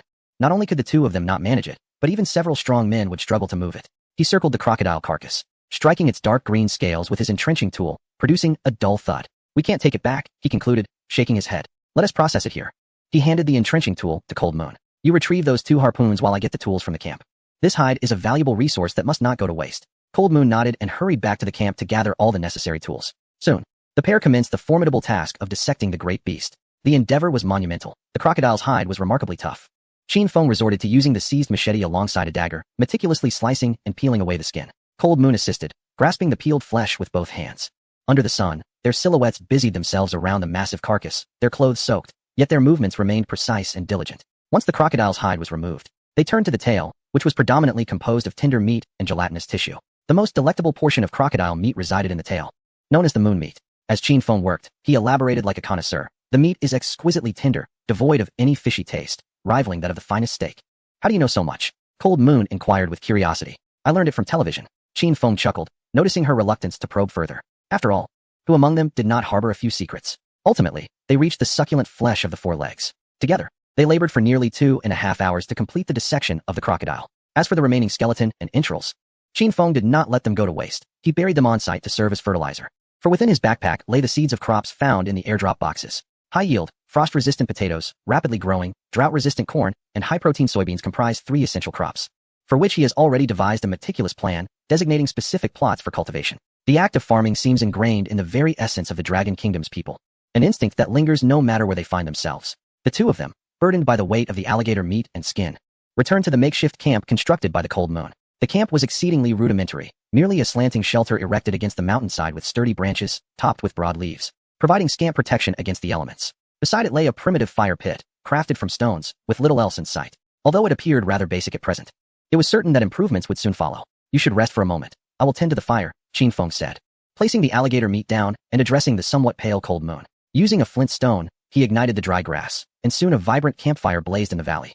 The flickering orange flames dispelling the chill of the forest while instilling a modicum of security. Qin Feng fashioned a robust branch into a skewer, impaling a sizable chunk of the alligator's leg meat and positioning it over the flames to roast. The sizzling fat dripped onto the fire, creating bursts of flame and releasing a rich aroma that wafted through the air. He then retrieved a captured iron pot, setting it by the fire, adding several pieces of bony alligator meat, and pouring in some stream water to prepare a hot soup. Cold Moon, seated nearby, watched Qin Feng's bustling figure with an involuntary smile gracing her lips. This man seemed to possess boundless energy and an array of resourceful techniques, instilling an inexplicable sense of safety in her presence. Before long, the white meat transformed into an enticing golden hue under the intense heat, with droplets of fat falling into the flames, further saturating the valley with its savory scent. Qin Feng tore off a generous piece and handed it to Cold Moon, taking a large bite himself. The texture of the alligator meat was unique, a delightful blend between chicken and fish, exceedingly chewy, yet imbued with a distinct sweetness. Eat up. Replenish your strength, Qin Feng mumbled. Afterward, we will organize our supplies and get a good night's rest. Tomorrow we'll be busy. Cold Moon accepted the piece, blowing on it gently before cautiously taking a bite. An indescribable deliciousness burst upon her palate, the meat firm yet tender, with a remarkable sweetness that completely dispelled any anticipated earthy flavor. This is absolutely delightful. It's my first time tasting alligator meat, she exclaimed, her eyes sparkling with genuine admiration. The two of them fell into a comfortable silence, savoring the piping hot alligator soup while devouring the roasted meat, replenishing the energy they had expended. After finishing the soup, a warm sensation surged from their stomachs, alleviating their fatigue and chill. Meanwhile, several dozen kilometers away, deep within a dense forest, a muscular man with a fierce countenance was laboriously making his way through the underbrush. He was none other than Wang Ming, a former Marine, come to assemble his team. After several days of relentless travel, he found himself utterly exhausted, with provisions of food and water nearly depleted. Just then, a flicker of light emerged faintly through the trees ahead. Could it be Qin Feng and his companions? Wang Ming felt a surge of hope and immediately lowered his posture, employing his exceptional military training to stealthily approach the source of the light. However, as he drew nearer, the sounds that reached his ears caused his heart to sink. It was not Mandarin. Instead, he heard the haughty tones of English, alongside a cacophony of sounds that were profoundly irritating. Wang Ming's heart plummeted. Pushing aside the last of the underbrush, he was met with a startling sight. In the glow of the fire, a group of 10 or so figures were gathered, roasting their catch. Among them, some bore the emblem of the stars and stripes, while others displayed the flag of the country known for its notorious reputation. It was indeed Kane and Miyamoto Musashi's crew. In their midst stood a young man bound to a tree, battered and barely conscious, his face obscured by a black hood, leaving Wang Ming unaware of his nationality. Evidently, this group was also after Qin Feng. He had to locate Qin Feng before they did. Just as Wang Ming prepared to retreat stealthily, a vigilant voice suddenly pierced the silence. Who is there? Who goes there? This sharp exclamation echoed through the serene forest like a thunderclap. It was Kane. His piercing blue eyes scanned the thicket where Wang Ming was concealed. In an instant, the group around the fire sprang to attention, weapons drawn, arrows nocked, and blades unsheathed. Wang Ming's heart skipped a beat. Had he been discovered? Every muscle in his body tensed, his mind racing frantically in a split second. To flee? Impossible. Rising now would render him an easy target. Those archers were not to be trifled with. To fight? That would surely be suicidal. What to do? Cold sweat trickled down his forehead, soaking his temples, as his mind raced to its limits. In that critical moment, Wang Ming's body reacted before his thoughts could catch up. He remained motionless, suppressing both his heartbeat and breath to the barest minimum. Then, he pressed his tongue against the roof of his mouth and, employing a technique he had practiced thousands of times in the military, forced a stream of air from deep within his throat. The sound of a perfect imitation of an owl's hoot resonated from the underbrush, piercing and haunting, echoing through the woods. Damn it, just a bird. One of the competitors from the country of the lighthouse muttered, relaxing his bowstring. Kane still frowned, his sharp gaze lingering on the thicket for several moments, seemingly trying to ascertain the source. At that moment, the Japanese man, Miyamoto Musashi, who had been sitting cross-legged, spoke up. Kane, excessive vigilance is but a form of cowardice. Having spoken, he picked up a piece of roasted meat and commenced to eat it leisurely, completely oblivious to the tense atmosphere surrounding him. Dismissing Miyamoto's disdain, Kane set aside his suspicions, impatiently waving his hand to signal his subordinates to resume their seats, while muttering with lingering irritation. This cursed place might just spring some surprises on us. Being cautious is wise. Behind the thicket, Wang Ming's back was entirely drenched in cold sweat. In that fleeting moment, he felt as if he had traversed the threshold of the underworld. Impressive. Brother Ming is truly remarkable. Such skill in mimicry. It would be a shame not to perform in a comedic act. You nearly gave me a heart attack. My heart was about to leap out. This is the spirit of our dragon nation. Unfazed, even when faced with the crumbling of Mount Tai. Hurry, let us go. Now is our chance.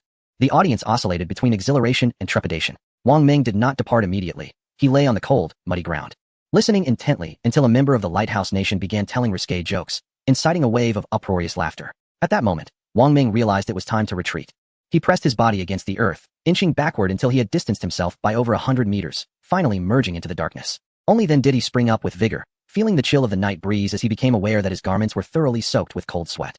With a deep breath, Wang Ming oriented himself and set off at a frenzied pace towards the mountain range indicated in the information. His gaze was resolutely determined. Qin Feng, Leng Yu, you must wait for me. Several dozen kilometers away, within the waterfall valley, the crackling campfire dispelled the night's chill, casting a warm glow. A sumptuous feast of crocodile had finally rejuvenated the two from the extreme exhaustion of hunting the giant reptile. Our supplies are still quite abundant, Leng Yu remarked excitedly, surveying the array of tools before her. The massive and intact skin of the bay crocodile, hundreds of pounds of crocodile meat, along with the previously amassed bear skins and various weapons. These treasures would surely incite envy to the point of madness in any competitor. But that also means we have become targets for others. Qin Feng, while emptying one of the backpacks, chuckled as various supplies cascaded to the ground. We must first take stock to ascertain what we will need later. He placed the striking silver-black M1911 pistol in the most conspicuous position, accompanied by 2 magazines brimming with ammunition. This represented their most formidable weapon and ultimate assurance of safety, though regrettably, they had only around 20 rounds left. Next, he retrieved a finely crafted hunting bow confiscated from Pierre and Ivan, with a mere 11 arrows in total, including the recovered ones, each one exceedingly precious. 3 heavy harpoons, meticulously polished from obsidian, glimmered with a cold, eerie light in the fire's glow, still stained with the blood of a colossal crocodile. Following this, he categorized the melee weapons, a versatile entrenching tool, a German machete obtained from the enemy, a sharp Swiss army knife, and 2 spare daggers. The sight of these gleaming weapons quickened the breath of Leng Yu, for in the wilderness, their value far surpassed that of gold. In the tools category, Qin Feng organized several soot-blackened iron pots, a flint, a compass discovered on a Japanese competitor, and numerous small, yet practical items such as a solar charger and a multifunctional axe pliers, both salvaged from the airdrop.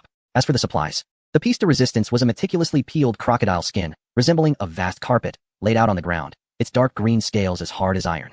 Leng Yu caressed the crocodile skin with fervent eyes. If properly processed into armor, it could withstand most slashing attacks from melee weapons and even provide a degree of defense against small-caliber bows and crossbows. Qin Feng nodded. This is precisely what I desired. His masterful forging skills encompassed not only metallurgy, but also the knowledge to work with natural materials such as leather and tendons.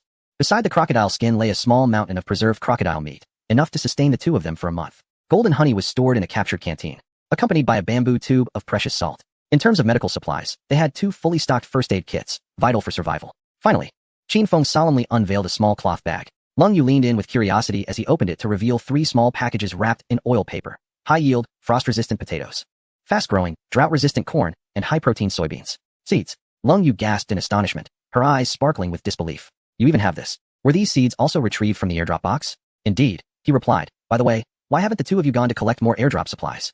This equipment and these resources should be more than sufficient to arm a 10-man squad. While other competitors are engaged in fierce struggles over a mere piece of meat, Qin Shun is already contemplating whether to prioritize the development of agriculture or handicrafts. The exquisite crocodile skin is stunning. If fashioned into armor, Qin Shun would embody the very essence of a warrior. The viewers in the Dragon Kingdom livestream are mesmerized by the towering pile of resources, feeling as though they, too, are nestled within that secure valley, enveloped in an unprecedented sense of safety. After meticulously counting their possessions, Qin Feng and Leng Yu exchanged a glance, each reflecting shock and a hint of pride in the other's eyes. Let us upgrade our humble abode for the night. It will be a delightful distraction. Chapter 47, A Major Discovery, Kiwi and Tobacco. Upon hearing this, a spark of enthusiasm ignited in Leng Yu's eyes. Both were individuals of action, ready to proceed without delay. Qin Feng rummaged through the spoils and unearthed 2 confiscated thermal blankets, initial gear that is lightweight yet durable, 1 for each of them. Come, lend a hand. He handed a blanket to Leng Yu before swiftly scaling the roof. With equal agility, Leng Yu followed suit. Together, they carefully laid the thermal blanket beneath the existing branches of the shelter, ensuring the silver reflective side faced inward to maximize heat retention. Next, they turned their attention to the ground, digging down 20 centimeters to lay a bed of hay and leaves before placing the bear hide atop.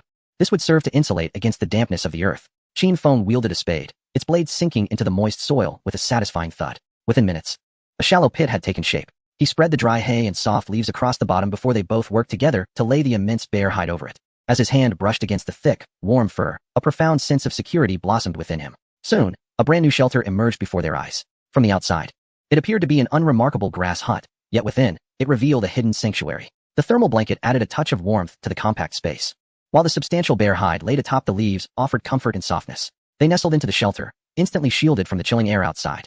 Quite nice indeed, Qin Feng exclaimed, clapping his hands in satisfaction before tossing another log onto the fire. He turned to Leng Yu, saying, I shall keep watch for the first half of the night. You should rest. Without hesitation, Leng Yu nodded and leaned against the warm wall, swiftly succumbing to slumber.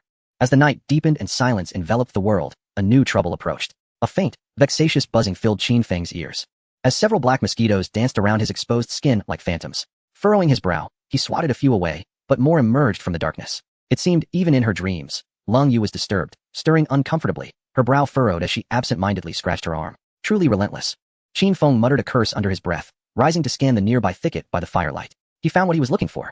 He plucked several broad leaves and returned to the shelter, gently fanning them. After approximately half an hour, he managed to dispel a portion of the mosquitoes within, bringing a fleeting sense of tranquility to the world. Yet, Qin Feng understood that this reprieve was merely temporary. Upon awakening, he would need to search for means to repel the pests. He sat quietly at the entrance, the M1911 pistol resting nearby, gazing into the profound darkness outside and listening to the sounds of water. In his mind, he was contemplating the vast iron mine, weapons, armor, and traps. Countless blueprints and manufacturing schemes were gradually taking shape within him. Relying solely on the two of them was too slow.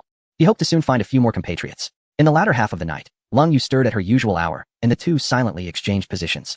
Leaning against the wall, Qin Feng quickly slipped into slumber.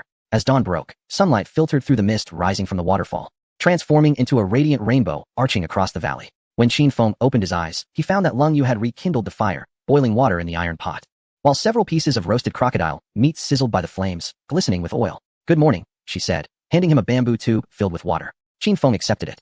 Taking a sip, the warm liquid flowing into his stomach, dispelling the last remnants of sleepiness. "Today, we should explore the area thoroughly," he remarked, tearing off a piece of crocodile meat and chewing as he spoke. "We need to familiarize ourselves with the terrain, assess available resources, and identify all possible entry and exit routes, setting up some early warning traps along the way." "Understood," Long Yu replied decisively. This was indeed her area of expertise, setting traps and maintaining vigilance, skills in which she excelled beyond Qin Feng. After breakfast, they extinguished the bonfire, armed themselves with weapons and essential tools, and commenced their fundamental exploration of the region. The valley was not particularly vast, but its terrain was intricate. They walked upstream along the stream, flanked by steep cliffs adorned with vines and shrubs. As they traversed, Qin Feng suddenly halted, taking a deep sniff of the air as if he had detected something. There was a faint, sweet aroma wafting from ahead. Long Yu followed his gaze and attempted to sniff the air as well, but to no avail. "I can't smell anything," she exclaimed. Qin Feng merely smiled softly, leading the way toward the cliff, parting the dense ferns, and maneuvering around a massive boulder. What lay before them caused Long Yu's eyes to widen in astonishment. On a shaded cliffside, thick vines were intertwined, bearing countless fuzzy, egg-sized brown fruits. "Are those kiwis?" she exclaimed in delight. "They're wild." Qin Feng plucked one, squeezing it in his hand. The flesh was still firm, not yet ripe, but he could gather a few to ripen later. Just as his fingers brushed against the fruit, a cold, mechanical voice resonated simultaneously in his mind and across the global livestream. "Ding! Dragon Kingdom contestant Qin Feng has discovered edible resource, wild kiwi. Triggered 10,000-fold quantity return. A reward of 10,000 wild kiwi vines of the same quality shall be randomly distributed in the mountainous regions of Longwa suitable for their growth." Boom. The Longwa live stream erupted in excitement. "Wow, kiwi, and it's wild. This fruit is incredibly nutritious. 10,000 vines. Haha, will we finally achieve kiwi freedom in Longwa? Although not as shocking as a gold mine, this reward brings a sense of happiness that is deeply fulfilling." Within the picturesque mountains of Longwa, vast expanses of wild kiwi vines appeared as if by magic, delighting local forestry departments and residents alike. While not a strategic resource like gold or iron ore, this bounty blew in like a sweet breeze, touching the hearts of every Longwa citizen. The two adventurers filled their bags with ripe fruits and continued their exploration. By the stream's edge in a wetland area, Qin Feng made another discovery. He crouched down, parting the weeds to reveal a patch of tender green wild vegetables with serrated leaves, shepherd's purse. "Look, there are also ferns over there. Both are edible with just a quick blanch. They are delicious." Long Yu nodded, recognizing them as well. What impressed her was Qin Feng's uncanny ability to spot them immediately and to find the healthiest specimens. As they prepared to retrace their steps, Qin Feng's pace suddenly halted. He fell silent, closing his eyes. This time, he detected a completely different aroma, a peculiar scent, tinged with spiciness and a hint of plant freshness, accompanied by an indescribable, unique fragrance. This scent stirred something profound within his seasoned smoker's DNA. He opened his eyes, fixing his gaze upon a sunlit slope on the opposite side of the valley. "Let us go take a look over there." They traversed a sparse woodland to reach the slope, where they encountered a peculiar plant towering over them, with broad leaves and clusters of trumpet-shaped pink flowers blooming at the top. Long Yu, who had never seen such a plant, inquired curiously, "What is this? Is it edible?" Without answering, Qin Feng approached one of the plants, plucking the most mature broad leaf and bringing it to his nose. "Ah, this is the scent, the aroma." Both nostalgic and complex, flooded his senses. Wild tobacco. Tobacco? Long Yu was taken aback. What else can this be used for apart from smoking? "Oh, its utility is vast," Qin Feng replied, a subtle smile gracing his lips as he gazed at the wild tobacco. In his eyes glimmered a complex light. While others might see merely a patch of useless weeds, for him, it represented not just a luxury for refreshing and invigorating, but an opportunity. In the wilderness, the value of tobacco is beyond imagination. Dried tobacco leaves soaked in water serve as an exceptionally effective natural insecticide, safeguarding future crops. Rich in alkaloids and subjected to special processing, it can function as an external anesthetic and analgesic. Most importantly, during this prolonged and oppressive survival journey, it offers a moment of spiritual solace. Is that tobacco? Did I hear correctly? Is Feng Shun becoming a wilderness smoker? Haha, the tone suddenly became down to earth. A smoke after a meal for the survival master is akin to a celestial blessing. Don't be ridiculous. Tobacco is useful. My grandfather used tobacco leaf water for pest control in the garden, and it worked wonders. Wow. So Feng Shun has discovered a pure, natural, and harmless pesticide. He is preparing for farming. Qin Feng carefully harvested a dozen of the plumpest, darkest tobacco leaves, binding them with vines. This time, the system did not emit a notification, as it seemed this unconventional resource was not included in the list for a tenfold return. Yet, for him personally, its value was not inferior to any previous discovery.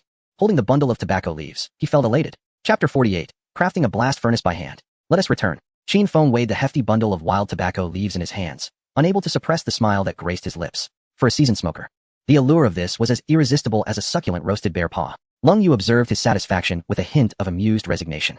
The two returned to camp laden with their finds, carefully placing the kiwi in a corner to await maturation, while they washed the shepherd's purse and bracken in the pond. Preparing for an evening feast, Qin Feng sat nearby, methodically threading the tobacco leaves with fine vines and hanging them in a spot by the fire where they could absorb warmth without being scorched. He watched the vibrant green leaves slowly curl under the heat, their color deepening, as a spicy and unique aroma wafted through the air, easing the tension that had gripped him for so long. Is this the joy of man? Lung Yu cast a glance at the tobacco leaves and succinctly remarked, "Ha." Qin Feng merely chuckled softly, offering no further explanation. His gaze drifted beyond the campfire to the dark red rock layers on the valley cliff. Hematite. Lung Yu, I entrust lunch and camp vigilance to you, Qin Feng declared, picking up his entrenching tool, his eyes ablaze with fervor. I am going to create something, a very important something. What are you making? Lung Yu inquired, puzzled. Qin Feng pointed with his entrenching tool to a nearby clearing by the stream, where the soil appeared fine and yellow. A furnace. With that, he fell silent and strode towards the open space. In the Dragon Kingdom livestream, the audience's curiosity was instantly ignited. A furnace? Is Feng Shun going to cook? Doesn't he have a frying pan? Wait, look at his expression. That look is definitely not just for cooking.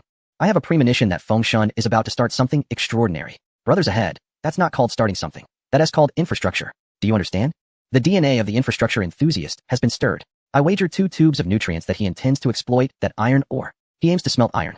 The expressions of the 3 hosts in the studio transformed into one of intense concentration. Sa Baining stroked his chin, excitedly speculating. What is the contestant Qin Feng planning? Could it be that he genuinely wishes to commence iron smelting from scratch in this desolate wilderness? Is that even feasible? Dong Qing's eyes shimmered with anticipation. If he truly manages to accomplish this, it would undoubtedly stand as one of the most astonishing feats in this national survival endeavor.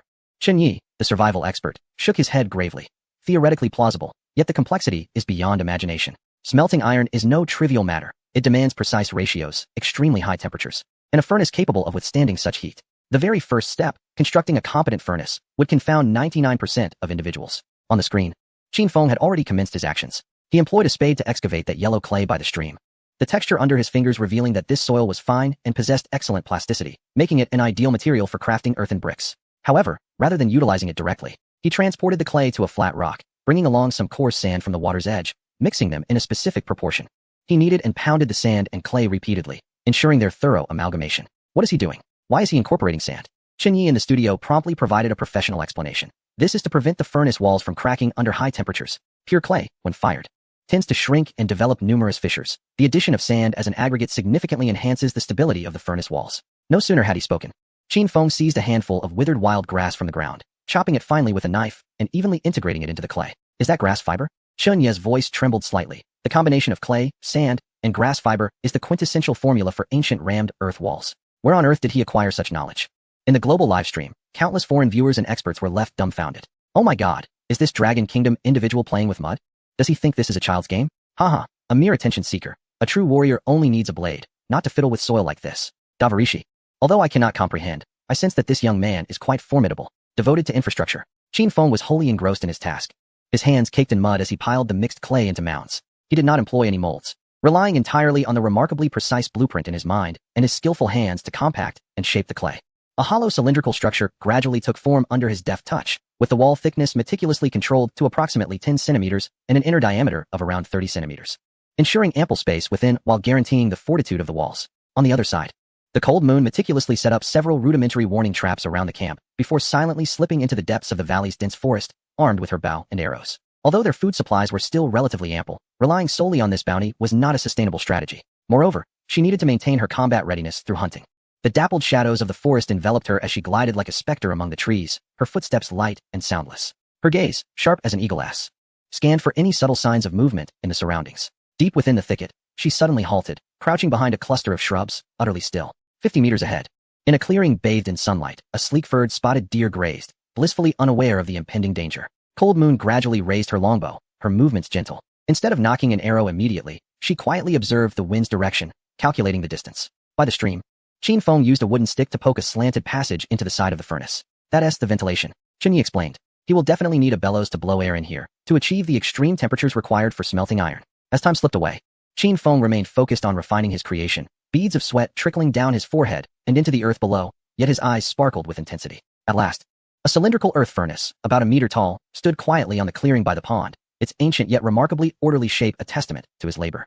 Qin Feng exhaled deeply, a satisfied smile breaking across his mud-smeared face as he gazed upon his masterpiece. This was the cornerstone of his industrial revolution. At that very moment, in the dense forest, Cold Moon's focus sharpened, her right hand having drawn an arrow without her realizing it. The bowstring arched like a full moon. With a swift motion, she released the arrow, a dull thrum resonating as it transformed into a streak of lethal light, striking its target with pinpoint accuracy. The deer, sensing a shift in the air, abruptly lifted its head, but it was too late. The arrow, accompanied by a piercing whistle, found its mark, penetrating through its eye and into its skull without a sound. In an instant, the robust stag collapsed, its hooves twitching briefly before falling silent. One arrow to the throat. No, one arrow through the skull. Cold Moon slowly lowered her bow and calmly approached her prey, as if she had merely accomplished a trivial task. Despite the distance between Qin Feng by the stream and Cold Moon in the forest, they both fulfilled their respective duties at the same moment. Meanwhile, Lin Yihan, after her arduous journey, arrived ahead of Wang Ming, catching sight of the waterfall cascading down the mountain peak. What a beautiful place. Could they be there? Chapter 49. The distressed starlet. The waterfall cascaded like a dragon, rushing down from the dark, verdant cliffs. Lin Yihan leaned against an ancient tree, its bark cloaked in moss, gasping for breath. She felt as if her lungs were ablaze, each inhalation accompanied by a searing pain, her lips cracked and peeling, revealing layers of white skin beneath.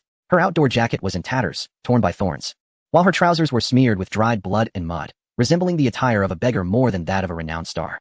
She gazed at the colossal curtain of water descending from the heavens, managing to force out a few words from her parched throat. For the past few days, the sound of this waterfall had been her guiding beacon, preventing her from becoming utterly lost in the vast wilderness. In her live-streaming room, Lin Yihan's channel had erupted with excitement. We've arrived. She's just a few steps away from Fengshen's territory. She can't see the comments. I'm so anxious.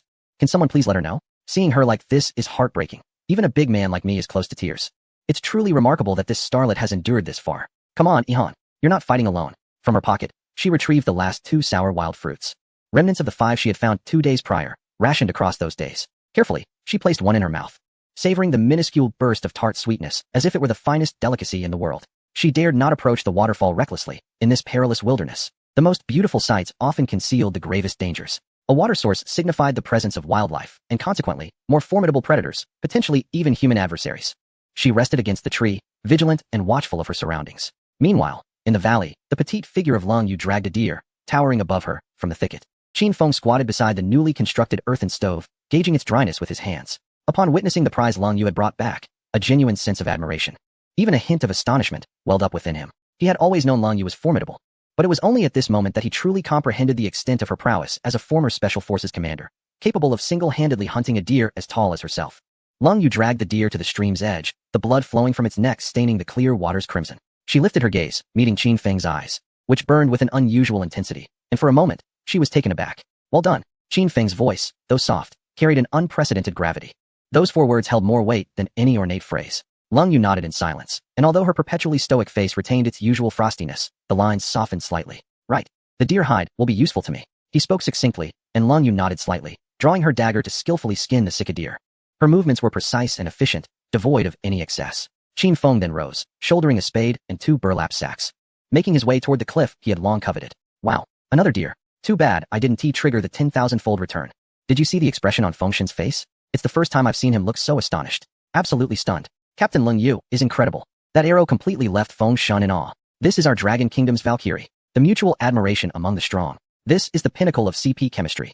I declare the Cold Feng duo locked in. Stop obsessing over everything. It will only lead to your downfall. Those who ship CP step out. Qin Feng withdrew his gaze, arriving at the dark red-tinted rock face. He forcefully pried with the spade's tip, and a large chunk of dark red stone tumbled down in response. Ding! Dragon Kingdom contestant Qin Feng has discovered a strategic resource, red iron ore. 10,000-fold return triggered. Reward: 10,000 large red iron ore deposits have been deployed to the northwest region of Dragon Kingdom. In the official live broadcast room of the Dragon Kingdom, time seemed to stand still. The host, Sa Bei Ning, who had just been praising Lung Yue's archery skills, now appeared as though he had been choked, mouth agape. Unable to utter a single word. After a full 3 seconds red iron ore, he abruptly sprang from his seat, his voice cracking from overwhelming excitement, even tinged with a hint of a break. 10,000 large red iron ore deposits. Dong Qing, whose face was perpetually calm and elegant, was now flushed with disbelief, her fists clenched tightly, knuckles turning white from the pressure. Boom. After several seconds of profound silence, the barrage of comments in the Dragon Kingdom live broadcast room erupted like a volcano that had been dormant for a century. What the hell? I can't be hearing this right. 10,000 large iron mines? I'm speechless. Northwest. Deployed in the Northwest. Our Dragon Kingdom will never lack steel again. Our industry is about to soar. Woo woo woo. I'm a worker at a steel mill, and I'm crying. Really crying. You don't know what this means. This is the cornerstone of the nation. Even the atmosphere in the highest command center of the Dragon Kingdom was unusually tense. An elderly general with graying hair stared intently at the real-time geological exploration report displayed on the screen. His hand, which held the teacup, trembled uncontrollably. Report, Commander. A young combat officer burst in, his voice barely containing unrestrained joy. Urgent telegram from the Northwest Military District. In our Northwest mountainous region, the landscape has transformed overnight. Preliminary exploration has revealed at least 10,000 deposits of immeasurable iron ore veins beneath the surface. With a crash, the teacup slipped from the old general's grasp, shattering on the ground, yet he remained oblivious. He rose abruptly, tears shimmering in his fierce eyes. God bless the Dragon Kingdom. God bless the Dragon Kingdom. The beacon of the nation did not continue to sing a dirge. Rather, its highest echelons were preparing to engage in trade with the Dragon Kingdom, exchanging iron ore for other resources. Meetings transpired vigorously within the Pentagon, as this was no mere discovery of resources. It represented a monumental leap in the industrial potential of a nation. They could not help but feel a sense of panic.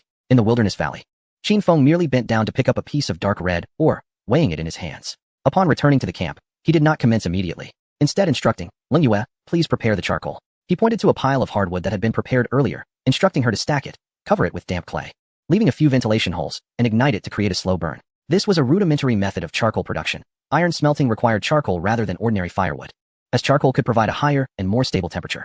Lung Yue set aside her task and began constructing the charcoal kiln as per Qin Feng's instructions.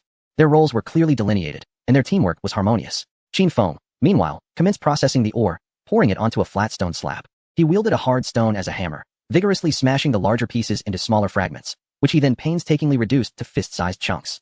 The dull yet rhythmic clanging echoed throughout the valley. Once this was accomplished, Qin Feng retrieved the previously prepared yellow clay. With deft hands, he molded small, intricate shapes, resembling molds. As the viewers in the live stream discerned the form of these objects, they collectively gasped in astonishment. It was a mold for arrowheads. My heavens!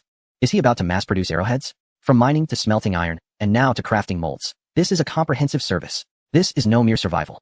He is clearly ascending the technological tree. While others remain in the Stone Age, Feng has already set his sights on the Iron Age. This is utterly insane.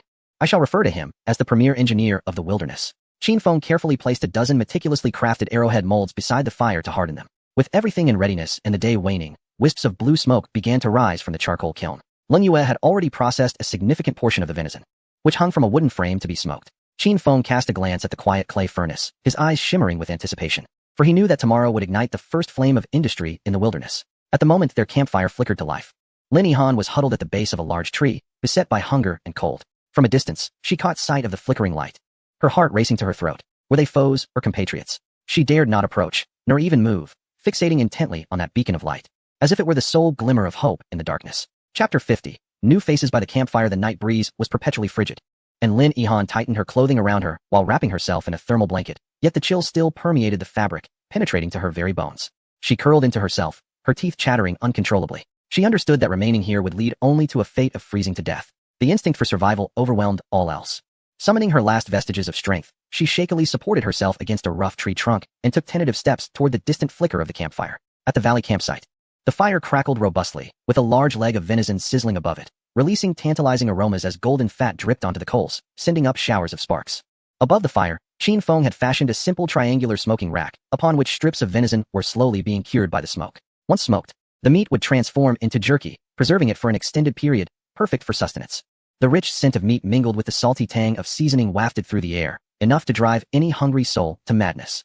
Qin Feng tore off a piece of the perfectly charred venison and savored it slowly, the meat firm and juicy, a flavor he was intimately acquainted with. He then scooped a generous mouthful of freshly blanched fern shoots from a nearby iron pot, their refreshing taste perfectly counterbalancing the richness of the roasted meat, providing a welcome relief. Qin Feng couldn't help but emit a sigh of satisfaction. Beside him, Lung Yu ate quietly yet swiftly, clearly equally famished. Suddenly, Qin Feng's chewing came to an abrupt halt.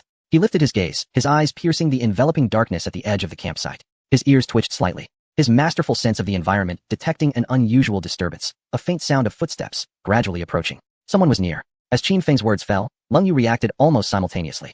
She promptly set aside her roasted meat, her wrist twisting as she gripped the sharpened spear with deft precision, her muscles taut and ready. Her keen gaze fixed intently on the shadowy area. They exchanged a glance, a shared question lingering in their minds, friend or foe. Qin Feng opted against concealment.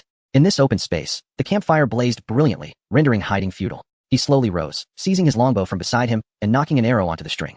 The bow creaked as he drew it back, the arrowhead precisely aimed at the rustling foliage. Who goes there? Qin Feng's voice was low yet resonant. I'll give you 3 seconds to step into the light. Otherwise, you'll remain there forever. In the darkness, the delicate figure trembled violently. Lin Yihan's heart nearly leapt from her throat. She had heard it, the unmistakable language of Longhua, a compatriot.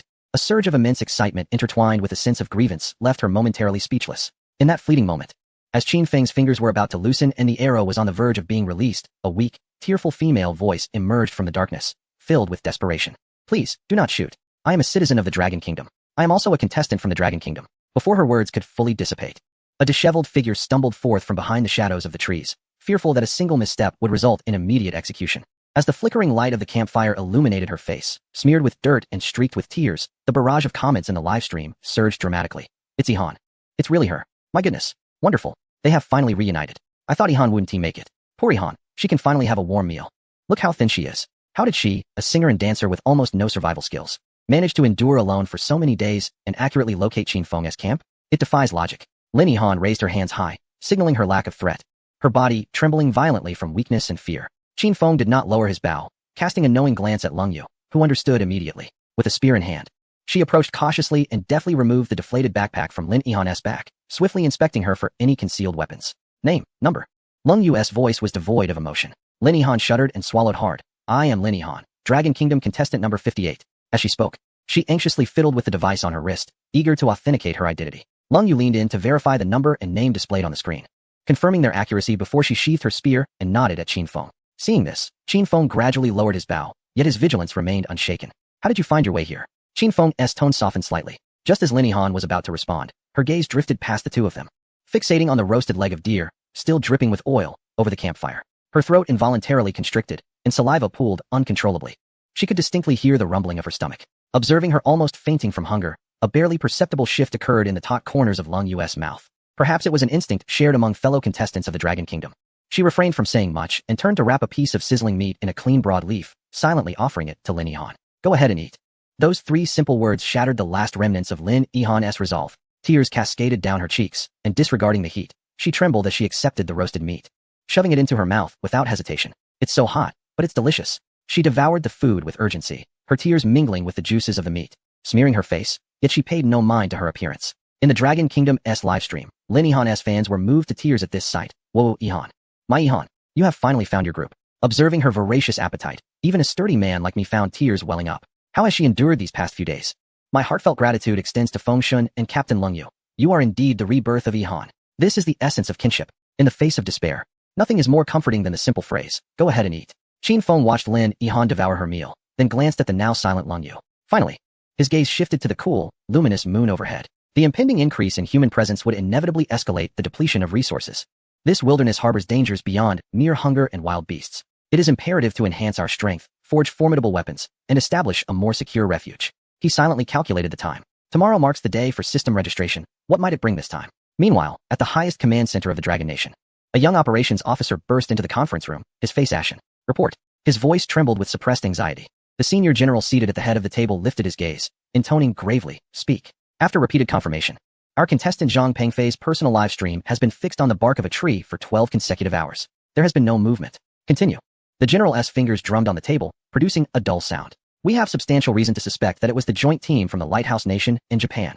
The prisoner they previously captured bears over 70 similarity to the missing Zhang Pengfei, based on physical appearance and clothing details. The command room fell into a profound silence, the air thick with tension. Everyone understood the implications. A living captive is far more terrifying than a corpse. Coercion, temptation, In torture, there are countless methods to turn a wavering will into a dagger aimed at one's compatriots. How long until we can communicate with the contestants again? The general's voice grew hoarse. Report. For days remain. For days. The general slowly closed his eyes, and when he reopened them, a deep concern flickered within. Let us hope that, in these 4 days, they do not locate Qin Feng. Chapter 51. The Armed Hunter with Asian Features. The campfire crackled as Lin Yihan paused after consuming 3 substantial pieces of perfectly roasted venison. The fullness in her stomach was an experience she had never known since arriving in this wilderness. She leaned against a rough tree trunk, releasing a long sigh of relief. Her once exquisite visage, capable of captivating all, was now soot-stained and disheveled from smoke, yet her eyes sparkled with a unique clarity. Thank you all. Her voice remained hoarse, yet it possessed considerably more strength than before. Lung Yu refrained from speaking, silently adding a dry pine log to the fire. The flames leapt upward with a sudden burst, crackling crisply. In this frigid valley night, the chill was profound. Each flicker of flame signified an increment of safety. Qin Feng's gaze settled calmly upon Lin Yihan as he spoke.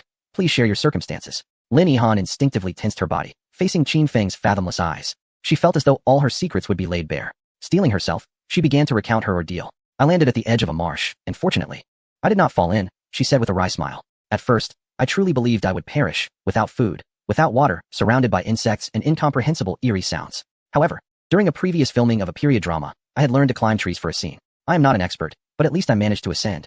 She gestured to her arms, marked with scratches. These past days, I relied on this skill, foraging for wild fruits to eat, and when thirst struck, I collected dew from clean leaves. Qin Feng and Lung Yu listened attentively, both acutely aware that a celebrity, entirely inexperienced in wilderness survival, could not have endured alone in such an environment for so long solely due to luck. The sheer will to survive was, in itself, worthy of respect.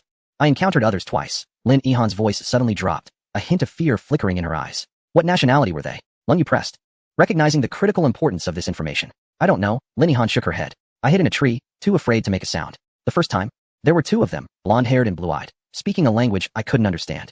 They seemed to be searching for something and left in a hurry. The second time, she inhaled deeply, as if recalling a terrifying scene. There were 3 individuals, moving with remarkable swiftness, reminiscent of soldiers. When I saw them, they were handling the carcass of a wild boar with deft precision. Her voice lowered even further, as if fearing eavesdroppers. The key detail is that I saw one of them had a gun strapped to their waist. A gun. A gun. Lung Yu's pupils dilated. Her voice almost in unison with Qin Feng's incredulous query. Did you see clearly? What kind of gun was it? Qin Feng's brow furrowed. His own M1911 was his most significant advantage. If others possessed firearms, the upper hand he had established would diminish greatly, and the danger of the wilderness would escalate exponentially. I was too far away to examine it closely, Lin Yihan replied. Lin Yihan strained to recall the details. A black firearm, seemingly longer than the pistols depicted in films.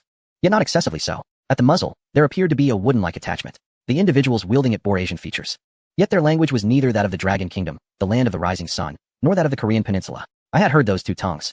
This was neither the language of the Lighthouse Nation, nor that of Japan or Korea. Qin Feng and Lung Yu exchanged a meaningful glance, both perceiving the gravity of the situation in each other's eyes. This desolate wilderness indeed concealed formidable talents. An unknown Asian group, armed and lurking in the shadows like a ferocious beast, could reveal its fangs at any moment. This intelligence was of paramount importance. It instantly altered Qin Feng's assessment of the current circumstances. He had initially believed the greatest threat stemmed from an alliance between the Lighthouse Nation and the land of the rising sun. However, it now seemed that the true hunters might still be watching from the darkness. The atmosphere in the valley grew somewhat oppressive. Very well. Let us take a moment to rest. Qin Feng broke the silence. We shall keep watch tonight. I will take the first shift, and Lung Yu will follow. You, having just arrived and in a weakened state, should rest for now. However, starting tomorrow, you will take the watch from 4 to 6 in the morning. Understood. Lin Yihan inhaled deeply, straightening her back, and replied resolutely. I comprehend. I will not be a burden. She was determined not to be merely a mouth to feed. She wished to contribute, even if her efforts seemed minimal. After Lin Yihan's agreement, her fans in the live stream began to protest. What is happening? Is Fengshen serious? Our Yihan just escaped a dire situation and is exhausted. You want her to keep watch tomorrow? Is there no humanity? Exactly. What can a girl do? ISNT Captain Lung Yu already on watch. Is Qin Feng being utterly unreasonable? Is he bullying our Yihan? Lin Yihan's fans erupted in outrage, their comments flooding the screen. However, their triumph was short-lived as a more powerful torrent of comments surged forth. All you brainless fans, get out of here. This is wilderness survival, not your backyard. Well said. Qin Feng is saving her. If she does not learn to shoulder responsibility, will she remain a burden forever? How laughable. Our Yihan is now the 58th contestant from the Dragon Kingdom. You think you can enjoy the benefits without contributing? Dream on. Fengshen is right. I support you. Get lost. The comments above are brilliant, pure enjoyment from such vitriol. The disputes within the live stream were even more fervent than in reality. Yet the prevailing sentiment was clear. In the wilderness, there was no distinction of gender or identity, only allies and burdens. Qin Feng's actions garnered the approval of the vast majority of Dragon Kingdom viewers. Meanwhile, Lin Yihan, at the heart of the matter, remained oblivious to her fans' sentiments. She merely glanced at Qin Feng, then at the silent yet imposing Lung Yu beside her, biting her lip as she said, "Can I start right now? You all seem to have been fatigued for quite some time, and I wish to contribute to the team." In her gaze, the previous fragility had vanished, replaced by a resolute determination. Qin Feng cast a somewhat surprised glance at her, realizing that this celebrity possessed a resilience far greater than he had anticipated. "No need," he replied decisively, opting to conserve his strength and rejuvenate his spirit, for there were numerous tasks awaiting him on the morrow. With that, he disregarded both of them. Retrieving a substantial piece of crocodile hide from his backpack and, illuminated by the firelight, began to meticulously examine it, his mind already crafting designs for the leather armor. Cold Moon handed Lin Yihan a thermal blanket, urging her to rest, assuring her that with Qin Feng keeping watch during the first half of the night, there was nothing to fear. Her voice remained as frosty as ever, yet Lin Yihan discerned a hint of concern within it. "MHM," she replied, nodding earnestly as she clutched the blanket and made her way toward what appeared to be an unassuming shelter. In her imagination, it might merely serve as a meager windbreak, but the moment she bent down to enter, she froze in astonishment. The biting cold of the outside world seemed to vanish, as if separated by an invisible barrier. A wave of dry, warm air enveloped her, carrying a faint scent of smoke and hay. Lin Yihan's eyes widened gradually, filled with disbelief. The floor of the shelter had been excavated half a meter deep, adorned with a thick layer of soft hay and leaves, yielding underfoot with a cushioned resilience that completely insulated her from the damp chill below. At the very top lay an enormous, intact bear pelt, exuding warmth at merely the sight of it. Here, there was no wind, no moisture, no cold, only an absolute warmth and safety that invited her to lower her defenses. Her nose tinged with emotion as tears welled up once more, but this time, they were not born of fear or hunger, but rather of happiness. She nestled into a corner of the bear's skin, wrapping herself tightly in the thermal blanket, savoring the dual warmth emanating from the ground and the air. This was the most restful sleep she had experienced since arriving in this wilderness. As night deepened, only the sounds of the wind and crackling flames remained in the valley. Qin Feng leaned against a tree trunk, eyes closed, pondering the identity of the other gunman. Was it from Thailand? Or perhaps a discreet figure from Mongolia? This unknown variable cast a shadow over his previously clear plans. With the morning mist yet to dissipate, Qin Feng had been replaced by Cold Moon during the night and had indulged in several hours of deep slumber. He extinguished the charcoal fire beneath the roasting rack and carefully removed the deer meat strips that had hung overnight. The meat had now fully dehydrated, transforming into dark red jerky, its surface coated with a thin layer of salt and fat, exuding an enticing smoky aroma. He took a bite, and with a satisfying crunch, the jerky merely bore a shallow imprint of his teeth. "So tough," he exclaimed, marveling at its firmness. He rubbed his chin, his expression somewhat grim, and then drew out a dagger, slicing off a small piece with force before placing it in his mouth to savor. The meat was firm, with a delightful chewiness, imbued with a hint of saltiness and a subtle aroma of wood, making it an excellent ration for their journey. It was indeed delicious, though somewhat tough on the teeth. It would be more palatable if cooked in a soup. With this abundance of jerky, we could sustain ourselves for over half a month. Unbeknownst to him, Lung Yu had already awakened, standing behind him and gazing at the generous supplies with a sense of tranquility in her eyes. Qin Feng offered an awkward smile and sliced off a few more pieces to hand to Lung Yu. "Would you like a couple of pieces?" Lung Yu quickly waved her hand, saying, "My teeth aren't as strong as yours." Lin Yihan was also roused by the enticing aroma, rubbing her sleepy eyes. She looked at the jerky, her mouth watering uncontrollably. Yesterday's meal had been the most delectable she had ever tasted, and now she felt she could eat quite a bit more. She stepped forward to inquire of the two, "Is there anything I can do to help today?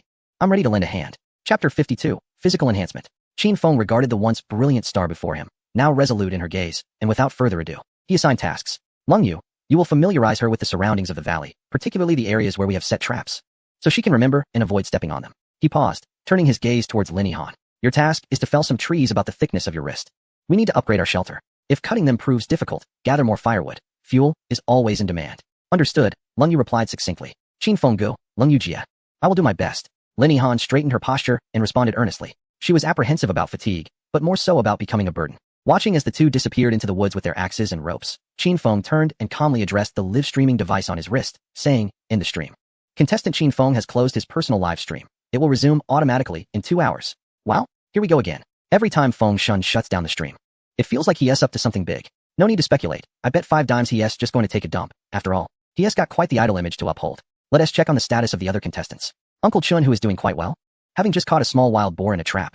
The Dragon Country's live stream was filled with playful banter, while at that moment in the valley camp, Qin Feng let out a long, relieved breath and closed his eyes. "Sign in. Ding. You have survived continuously in the wilderness, meeting the sign-in conditions. This sign-in reward is Physical Enhancement. Reward description: your muscle density, nerve reaction speed, cellular vitality, endurance, and recovery will receive a comprehensive, significant, and permanent enhancement." In the next moment, a searing warmth erupted from his heart, surging violently through his limbs. Qin Feng's body trembled violently. He could distinctly feel every inch of his bones emitting a fine, explosive sound. Beneath the skin, muscle fibers hardened with astonishing speed, becoming robust, filled with a palpable sense of strength. He instinctively clenched his fists, a powerful sensation coursing through his entire being. It felt as though he could run tirelessly for an entire day and night. Is this the essence of power? Qin Feng murmured. As he approached a stone blocking his path, the stone weighed at least 200 pounds, which he had previously circumvented, but now he felt compelled to attempt lifting it. Taking a deep breath, he bent down, grasping the edge of the stone with both hands, his back straining to summon every ounce of strength to move it. Yet in the next moment, he froze. The anticipated heaviness was utterly absent. Astonishingly, he lifted the 200-pound stone as effortlessly as one would a mere handful of feathers. His breathing steady, his heartbeat unchanged. After relocating the boulder, he stared blankly at his hands. A sense of unfamiliarity with his newfound strength mingling with an exhilarating feeling of omnipotence, compelling him to unleash a triumphant howl. This sensation was utterly exhilarating. The might he possessed was entirely his own. This remarkable leap in physical prowess filled him with unshakable confidence regarding his upcoming plans. His gaze shifted toward the rudimentary earthen furnace and the meticulously prepared skin of a sika deer nearby. The Industrial Revolution was truly beginning. A spark of brilliance ignited in his eyes, and he sprang into action. The most critical element of iron smelting was temperature. Relying solely on natural ventilation would render it nearly impossible to achieve the thousands of degrees necessary to melt iron ore. He required a bellows to force air into the furnace. Within the vast repository of masterful forging knowledge, the most primitive and effective method for crafting a leather bellows instantly materialized in his mind. Grasping a dagger, he precisely cut the supple deer skin into specific shapes, meticulously piercing the edges with a bone needle to create a series of tiny holes. Next, he procured several sturdy straight branches, shaping them into a frame, and secured the deer skin tightly against the wooden structure with resilient vines. For the crucial air outlet, he fashioned a hollow bamboo tube, sealing the joint with a mixture of moist clay and grass fibers, then slowly dried it over a gentle flame to create a perfect seal. The entire crafting process flowed seamlessly, devoid of any superfluous movements. After further meticulous trimming and stitching, approximately an hour later, a rugged yet remarkably durable one-way air bellows was finally completed. He aligned the bellows outlet with the designated air intake of the furnace, layering the prepared charcoal and crushed iron ore within. Taking a deep breath, he began rhythmically compressing the bellows. Whoosh, whoosh, whoosh. Powerful gusts of air surged into the furnace, causing the charcoal to emit a dull red glow, which soon transformed to a brilliant orange and then to a blinding white. Buzz. The blast furnace emitted a deep rumble, and waves of scorching heat surged forth from the furnace's mouth, distorting the surrounding air. Qin Feng could distinctly feel the temperature within the furnace escalating at a terrifying rate. While maintaining the rhythm of the air blast, he peered through the observation port, intently watching the transformation of the ore inside. The dark red ore began to soften and deform under the extreme heat, a layer of molten iron gradually appearing on the surface. Success! A surge of joy filled Qin Feng's heart as he swiftly grasped a long wooden rod and opened the iron outlet at the base of the furnace. With a hissing sound, a stream of iron infused with black smoke began to flow steadily through the clay drainage channel he had meticulously prepared. The intense heat and pungent scent of sulfur heralded the birth of the first batch of artificial metal in this desolate world. Without a moment's hesitation, he carefully poured the precious molten iron into a neatly arranged row of arrowhead molds. The moment the molten iron met the cold clay molds, a series of sharp sounds erupted, accompanied by a plume of white steam and a burnt odor. Once the final mold was filled, he knew he should rest for a while given his physical condition, but Qin Feng felt no significant fatigue, only heat. Therefore, he decided to remove his shirt. As the live broadcast was off anyway, he used the wooden stick to lift a mold that had begun to cool and tossed it into a nearby pool of water. With a loud splash, a massive cloud of steam erupted, enveloping the area in a thick white mist. When the mold had completely cooled, Qin Feng retrieved it and casually struck it against a stone. With a crack, the charred clay shell shattered, revealing the dark object within, a perfect, barbed diamond-shaped arrowhead. It lay quietly in the palm of his hand, appearing somewhat rough on the surface. Yet a simple polish would render it a lethal weapon capable of piercing the human body effortlessly. Qin Feng envisioned a scene of a steel-armed Dragon Kingdom army sweeping across this wilderness. Just then, the countdown on his wrist-mounted live broadcasting device reached 0. Live broadcast has been forcibly activated. As the camera restored, the billions of viewers in the Dragon Kingdom were met with this striking image. A man, bare-chested with bronze muscles glistening with sweat, standing amidst a pile of shattered clay molds and dozens of iron arrowheads scattered on the ground, gleaming coldly. At that moment, the entire Dragon Kingdom seemed to fall silent. The live chat room was hushed for 3 seconds before being inundated with comments. What the hell? A muscle man live streaming? Huh? I want to reach out and touch him. What are you all watching? Look at what's beneath Feng Shen's feet. That's iron. Iron arrowheads. Damn it. He turned off the live stream for 2 hours and brought us an industrial revolution. Where are the experts? Someone explain this. Is this even reasonable? Does this comply with science? Leading by a wide margin. From this day forth, let him be addressed as Engineer Qin. At that very moment, a clear and spirited call echoed from the nearby woods. Brother Qin, we are back. We have made a significant discovery. Chapter 53. Another cow general joins the camp. The melodious voice carried an unmistakable excitement. Brother Qin, we have returned. We have made a momentous discovery. It was Lin Yihan's voice. Upon hearing it, Qin Feng turned his head just in time to lock eyes with Lin Yihan, who burst into the camp like a whirlwind. A short, Sharp exclamation escaped her lips as she abruptly halted, her hands instinctively shielding her eyes. Her cheeks flushed a deep crimson, spreading to her ears, as the sight before her was overwhelming. The man stood bare-chested, beads of sweat trickling down the defined contours of his muscles, particularly the prominent eight-pack on his abdomen, which was strikingly noticeable. Cold Moon, who followed closely behind her, stepped forward, assuming an unexpected incident had occurred, her right hand instinctively gripping the knife at her waist. However, upon discerning the situation, her fierce demeanor dissipated instantly. Yet, her gaze remained unwavering as she boldly appraised Qin Feng from head to toe. She nodded, her tone neutral as she offered her assessment, well trained. Qin Feng felt an uncomfortable sensation under her scrutinizing gaze, far more awkward than facing a ferocious beast. He sheepishly scratched the back of his head and hastily donned a shirt nearby, finally feeling a semblance of ease. Ahem, what significant discovery. You're back so soon? He diverted the conversation, attempting to ease the peculiar atmosphere. Lin Yihan lowered her hands, the blush on her face still evident. Her eyes wandering as she hesitated to meet Qin Feng's gaze. In a hushed voice, she reported, I just went out to find a suitable place. And I heard some rustling in the nearby bushes. At this point, Cold Moon took over the narrative, her expression grave and professional. Upon investigation, I found a newborn calf, still slick with birth fluids, its umbilical cord not yet fully detached. I examined the surroundings and discovered paw prints left by large felines. It seems the mother cow encountered a predator during labor and, in a panic, abandoned her calf to flee for her life. However, it is puzzling why the calf was not consumed. Upon hearing this, Qin Feng's eyes sparkled instantly. He slapped his thigh and exclaimed, marvelous. What luck. Who cares why it wasn't eaten? Tonight, we feast on roasted calf. His mind conjured vivid imagery of a succulent calf sizzling over the fire, its skin golden and crispy. Yet, his exuberance was met with a resigned glance exchanged between Lin Yihan and Cold Moon. Lin Yihan opened her mouth as if to say something, but hesitated, while Cold Moon rubbed her forehead and sighed, addressing Lin Yihan. See? I told you he would surely want to devour that calf. Huh. Qin Feng appeared bewildered. Why wouldn't I eat it? Save it for the new year, perhaps? Cold Moon cleared her throat, her expression serious as she stated, this calf is a meal, yes. But it is also a strategic resource. She extended a finger. First, it is a cow, which can be sustained by grass, and in the future, we will have a continuous supply of milk to drink, the finest source of protein. She then raised a second finger. Second, and most importantly, it can be domesticated as a draft animal. Consider our iron mine. How much, or can we transport relying solely on human strength? Once it matures, it will assist us in carrying ore and hauling timber. It consumes only grass while providing immense labor in return. Surely, you cannot be stronger than a cow. Qin Feng was momentarily stunned. His mind had previously been consumed with forging, weaponry, and combat, and he had not connected a small calf with his grand ambitions. However, with Cold Moon's subtle prompting, he suddenly experienced a revelation. Indeed, productivity. The cow is the quintessential tool of productivity in this primitive era. I understand now. Qin Feng felt a bit embarrassed, gazing at Cold Moon with newfound admiration. This woman, not only a formidable warrior, possessed a keen strategic vision as well. Just then, Cold Moon seemed to have made a sudden discovery, her gaze fixating on something at Qin Feng's feet, where lay several dark metallic clumps scattered about. She crouched down and picked one up. It felt cold and heavy in her hand. Its perfect diamond shape and the reserved installation groove at the back were unmistakable. Is this iron? Iron arrowheads. Have you truly succeeded in smelting iron? Lin Yihan approached, and upon recognizing what it was, her expression turned to one of astonishment.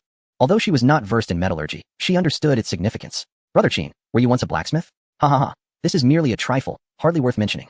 Qin Feng laughed heartily, regaining the dignity he had momentarily lost. Cold Moon remained enveloped in the profound shock brought about by the iron artifacts. Yet her gaze inadvertently drifted to a corner of the camp. Suddenly, she froze. The enormous green stone, which had been blocking the path and weighed at least 200 pounds, seemed to have shifted. She distinctly recalled circumventing that stone when they set out in the morning.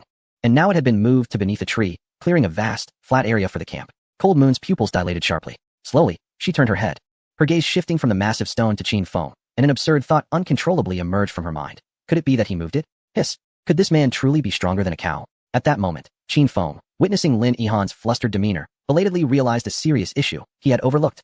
He needed to use the restroom. Both he and Lung Yu had grown accustomed to a soldier's rugged approach to outdoor survival, indifferent to such trivialities. In particular, he often chose any random spot for relief, burying the evidence afterward. However, Lin Yihan's arrival served as a timely reminder that, as their team expanded, hygiene and convenience would soon necessitate attention.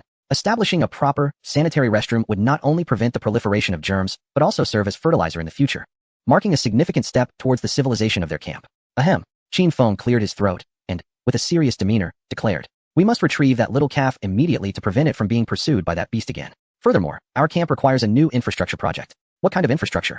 Lin Yihan inquired, her curiosity piqued. Qin Feng looked at her, enunciating each word deliberately. We shall construct a restroom. Upon hearing the word, Lin Yihan's eyes brimmed with gratitude, and Lung Yu nodded in agreement, endorsing this pragmatic decision. Hygiene and privacy are indispensable in any environment. Let us first rescue the calf, Qin Feng commanded, and the trio sprang into action. Long Yu led the way, her sharp machete firmly gripped in hand, her vigilant gaze scanning the dense foliage. Qin Feng followed closely behind, his heightened senses attuned to every whisper of the wind and rustle of grass, while Lin Yihan was sheltered between them, clutching a dagger tightly, tense yet resolute. Soon, they arrived at the thicket where Lin Yihan had previously spotted the calf. A faint mooing sound emanated from within. Long Yu advanced to part the last few branches, revealing a drenched calf struggling to rise, its large, clear eyes filled with confusion and innocence. The afterbirth still clung to its body, its spindly legs trembling as it endeavored to stand, only to collapse repeatedly.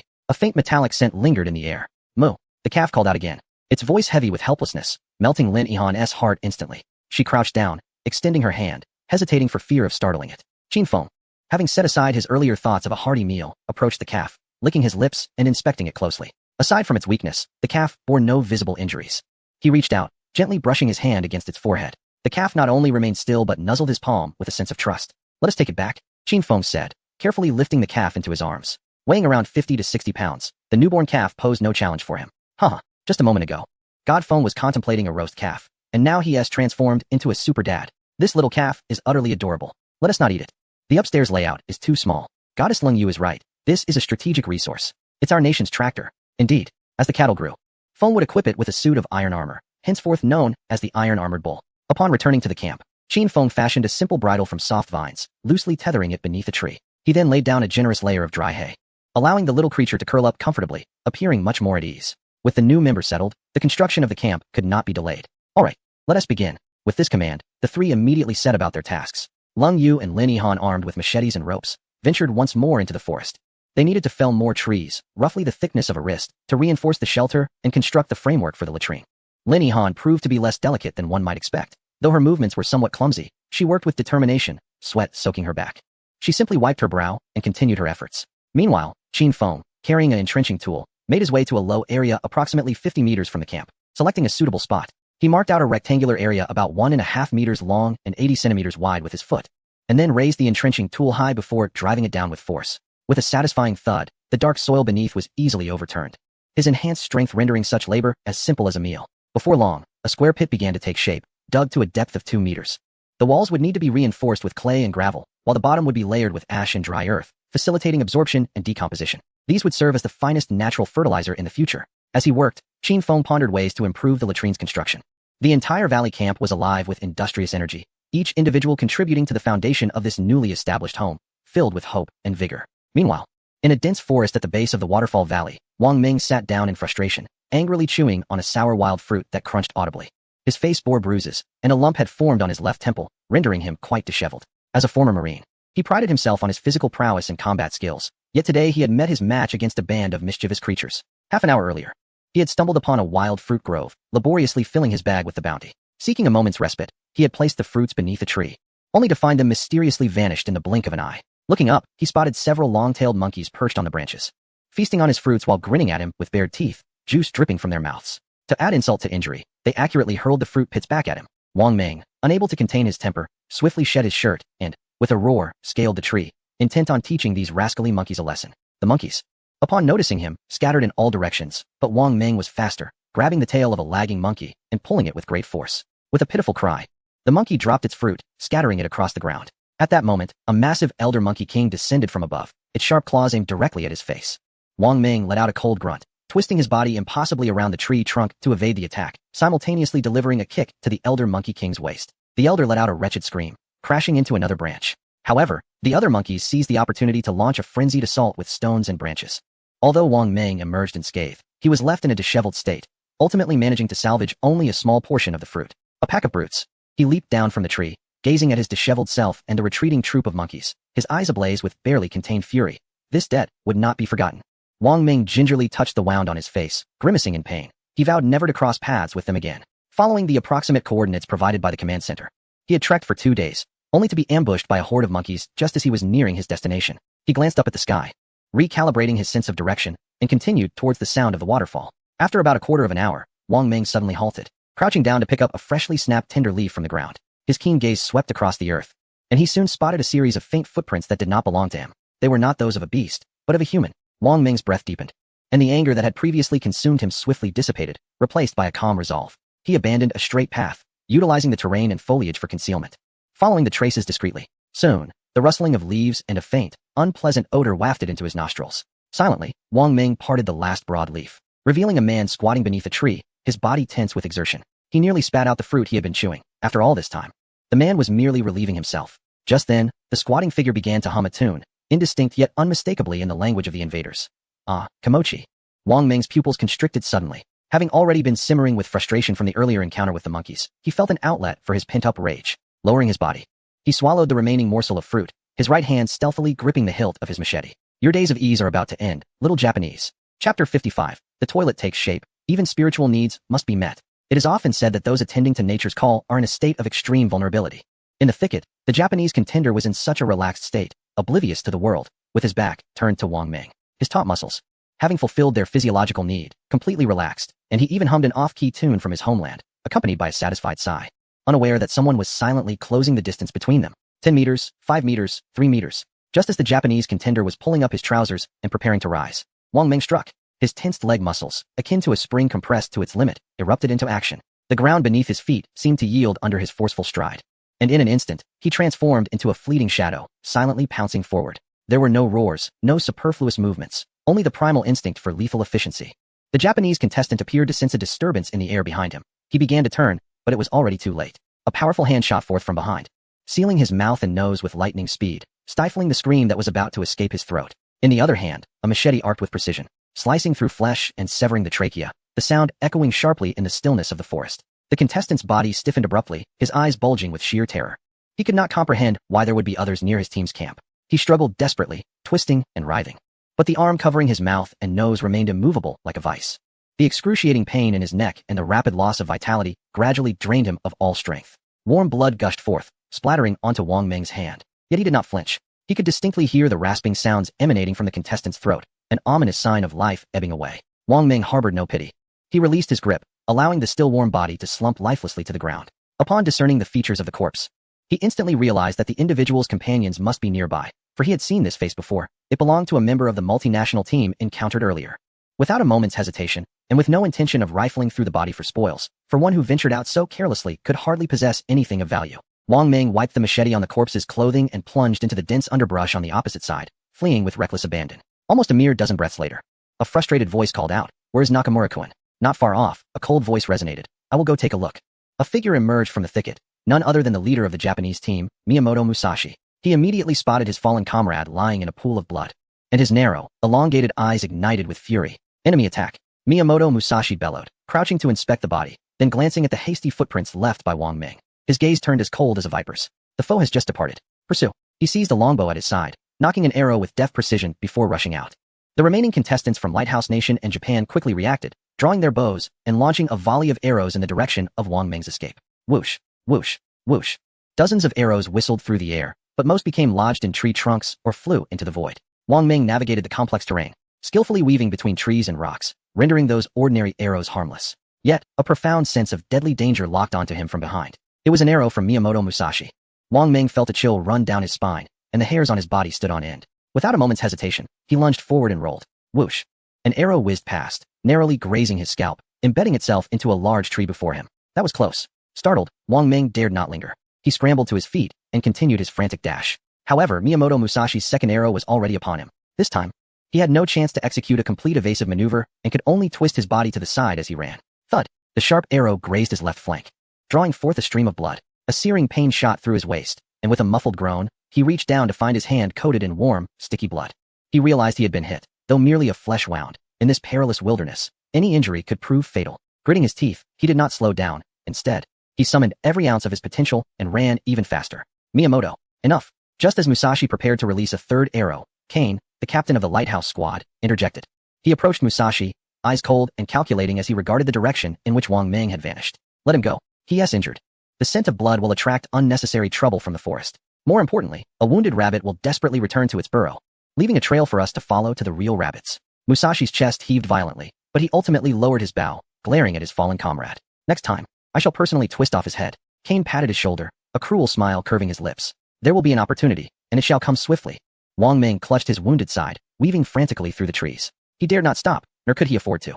He lost track of time as he fled until the sounds of pursuit faded into silence. Only the distant roar of a waterfall grew louder, prompting him to finally lean against a massive tree, gasping for breath, a fierce glint flashing in his eyes. Damn it, just you wait. He hissed softly, tending to his injury with makeshift care. After orienting himself, he staggered toward the source of the waterfall's thunderous sound. On the other side of the waterfall, a vastly different scene unfolded. Heave, Lung Yu commanded, forcefully driving a thick wooden stake into the ground, compacting it with stones and clay. Lin Yihan stood nearby, securely binding the stake with soaked vines. As the final stake was anchored, a rudimentary yet sturdy toilet enclosure took shape. The door was fashioned from slender wooden slats woven with vines. Qin Feng brushed the dirt from his hands, surveying the creation with satisfaction. We lack materials for today.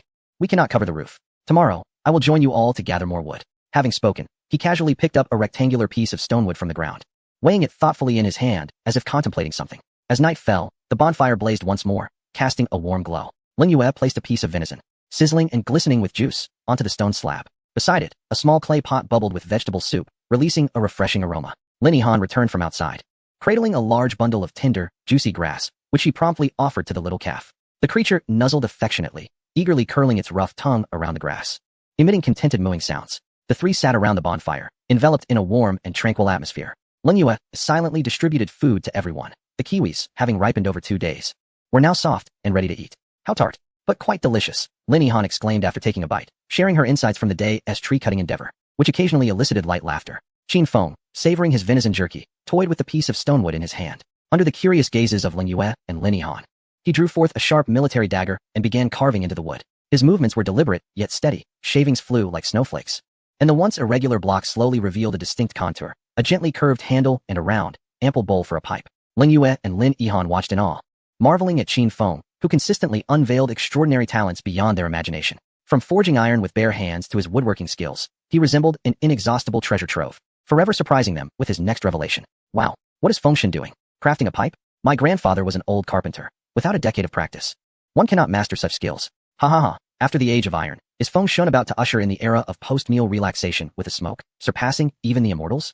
Chapter 56. Wang Ming joins, his face full of pleas. Moments later, Qin Feng blew away the last remnants of wood shavings, revealing a pipe of rustic yet exquisite design, perfectly presented before everyone. The handle was smooth, and the bowl was rounded. Done. Tomorrow, he would just need to forge a bit of iron to fill the bowl. A hint of joy spread across Qin Feng's face, momentarily forgetting about his roasted meat. He excitedly stood up and darted into the shelter, soon emerging with a small deerskin pouch. He opened the pouch and pinched out a handful of finely shredded, dark brown tobacco, exuding a distinctive spicy aroma, which he had meticulously dried and prepared earlier. Carefully, he packed the tobacco into the bowl of the pipe, pressing it down firmly. Then, taking a small stick from the bonfire, he ignited it and brought it close to the pipe. With a soft hiss, the tobacco ignited, releasing a wisp of fragrant smoke. Qin Feng brought the pipe to his lips, inhaling deeply. A thick, rich white smoke slowly escaped from his mouth, wafting through the cool night air.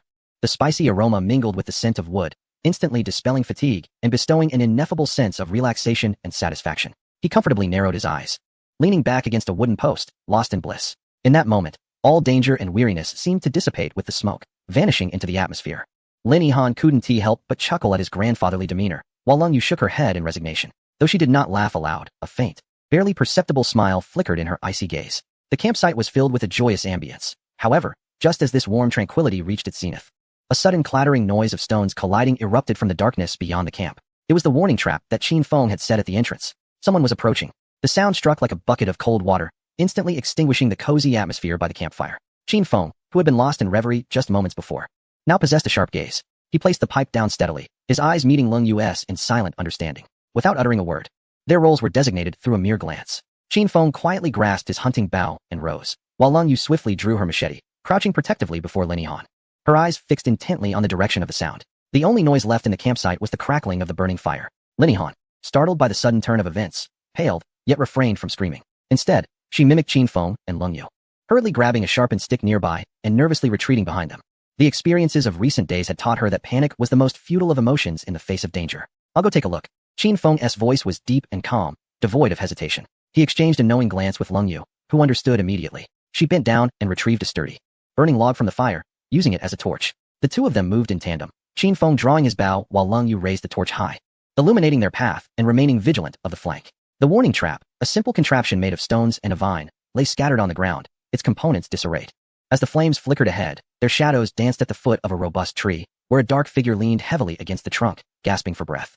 The man seemed to flinch at the light, instinctively raising a hand to shield his eyes. He was covered in mud, his clothes torn and tattered, his face bruised and battered. Most alarming of all was the dark red stain that saturated the fabric at his left waist, blood continuously seeping outward. The bowstring tightened further under Qin Feng's grip, the arrow's tip unwaveringly aimed at the man's heart. The individual seemed to sense the imminent peril, slowly lowering his hand that had obstructed the light, squinting in an effort to discern the newcomer. As the flames illuminated the familiar emblem of the Dragon Kingdom on Qin Feng and Cold Moon's arms, a surge of euphoric relief erupted on his pallid face. Reminiscent of one who has narrowly escaped death. Ignoring the excruciating pain in his waist, he struggled to lift his right arm, revealing the same worn yet still vibrant insignia of the Dragon Kingdom. "Help me." His voice, hoarse and parched, nevertheless exuded a raw vitality. "I am Wang Meng of the Dragon Kingdom." The moment the words escaped his lips, the tension in his body dissipated entirely, and he slid down the tree trunk to the ground.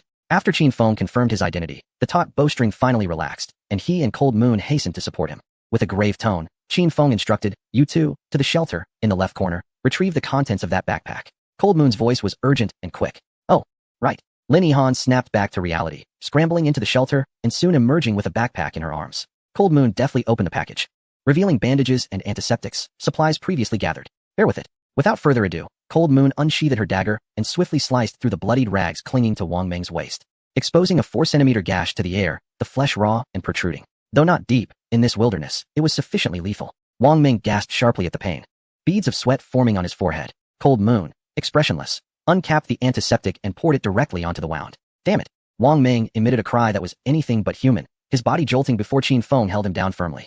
The acrid scent of alcohol mingled with the metallic tang of blood filled the air. After cleansing the wound, she meticulously wrapped it with clean bandages, her movements exhibiting a practiced proficiency in treating such injuries. Once this task was completed, a sigh of relief escaped the trio. Lin Yihan, understanding and considerate, presented Wang Meng with roasted deer meat and a bowl of hot soup. Wang Meng, unceremonious, seized the meat and began to devour it, grease coating his mouth.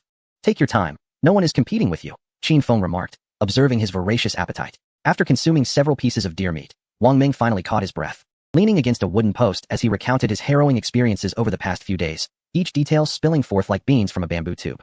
From being mocked and robbed by a group of monkeys, to encountering Japanese competitors and inadvertently slitting one's throat, to being pursued by various international teams, and ultimately sustaining an arrow wound to his waist while desperately fleeing to this place. His tale was nothing short of gripping. Qin Feng and the others listened, their hearts heavy. Those scoundrels shoot as if they have eyes on the arrows. If I hadn't reacted swiftly, I would have met my end by now. Wang Meng, filled with indignation, cursed vehemently as he gulped down a mouthful of wild vegetable soup. Although I had tended to my own wounds, I knew they would undoubtedly pursue us, and we must prepare early. The expressions of Qin Feng and his companions grew grim as they nodded in agreement. A multinational joint team was no trifling matter, yet there was no use in fretting. Thus, Qin Feng quietly picked up the stone heather pipe he had set aside, refilled it with tobacco, ignited it with a spark, and inhaled leisurely, slowly exhaling a ring of white smoke. Wang Meng, in the midst of his fervent speech, caught sight of this scene from the corner of his eye, and his words abruptly ceased, his eyes widening in astonishment. He stared intently at the pipe in Qin Feng's hand, an overwhelming sense of disconnection flooding his mind.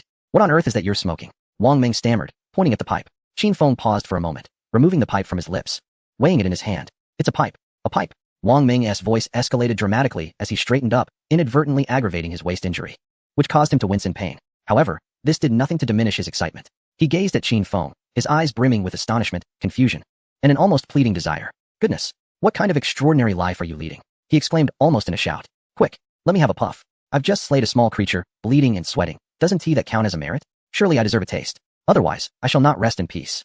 Chapter 57. The strong man is shocked, discussing a proactive strike. As Wang Meng shouted, he struggled to rise from the ground, only to pull at his waist injury again, causing his features to contort in pain. Yet, his outstretched hand towards Qin Feng remained resolute.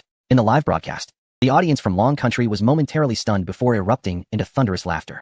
"Ha ha, Wang Meng, the strong man, is online begging for a smoke. Society's own Meng Ge. Fierce with plenty to say. This is killing me. Meng Ge, I've shed blood for Long Country, so what's wrong with having a puff?" Seeing Wang Meng's desperate expression, as if he would perish without a puff, Qin Feng found it both amusing and exasperating. He quickly knocked the remaining ashes from the pipe, carefully pinched a small portion of fresh tobacco to fill it, pressed it down, and offered it to Wang Meng, along with the still-burning spark. Wang Meng received it like a treasured artifact, his eyes gleaming with awe. He clumsily imitated Qin Feng's earlier actions, igniting the tobacco with the spark, and eagerly brought the pipe to his lips, taking a deep inhale. Cough, cough, cough, cough. He clearly underestimated the potency of this raw tobacco, which had undergone no chemical processing. The harsh, bitter smoke surged into his head, causing tears and mucus to stream down his face. "Take it slow."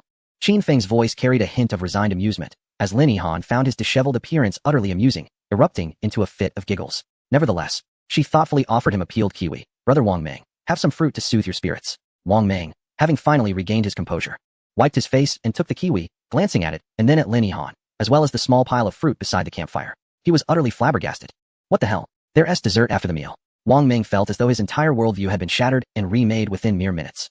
He glanced at himself and then at Qin Feng and the others. Here they were, engaged in wilderness survival. He, tormented by monkeys, gnawing on sour and astringent wild fruits, chased like a dog, while they enjoyed a warm, dry refuge, with a fire crackling, soup simmering, roasted meat sizzling, and even dessert and tobacco to indulge in. Was this truly the life they were living? Bitterly, Wang Ming took a bite of the kiwi, its sweet and tangy juice bursting in his mouth. A flavor surpassing any delicacy he had ever tasted. Sated from the meal, having indulged in smoke and fruit, the wounds on his body seemed to throb less painfully. Leaning against a wooden post, he adopted a serious demeanor. Brother Qin Feng, we need to discuss serious matters. Wiping the grease from the corner of his mouth, he continued. My journey here has been fraught with peril. The wilderness is vast. For the remaining people of our dragon country to find this place is more arduous than climbing to the heavens. The distance is one thing. But the most critical issue is the lack of food and water. Without a stable supply, merely traveling can drain the life out of a person. Not to mention, lurking in the shadows are those bastards from Lighthouse Nation and Japan, who hunt our isolated members. Wang Ming's gaze hardened as he forcefully threw the clean bone he had just gnawed on into the fire, where it emitted a faint crackling sound. We cannot simply wait idly. It's far too passive. Taking another puff of his cigarette, he had learned his lesson, inhaling lightly and slowly exhaling the smoke. His eyes sharpening behind the veil of mist. We must devise a plan and take the initiative. We need to eliminate every threat in this area, one by one. Once we clear them out, this valley, and indeed this entire forest, will belong to us. At that point, we can develop as we please, and the rewards we reap will truly empower our dragon country. Wang Ming's words were imbued with the resolute and ironclad spirit of a soldier.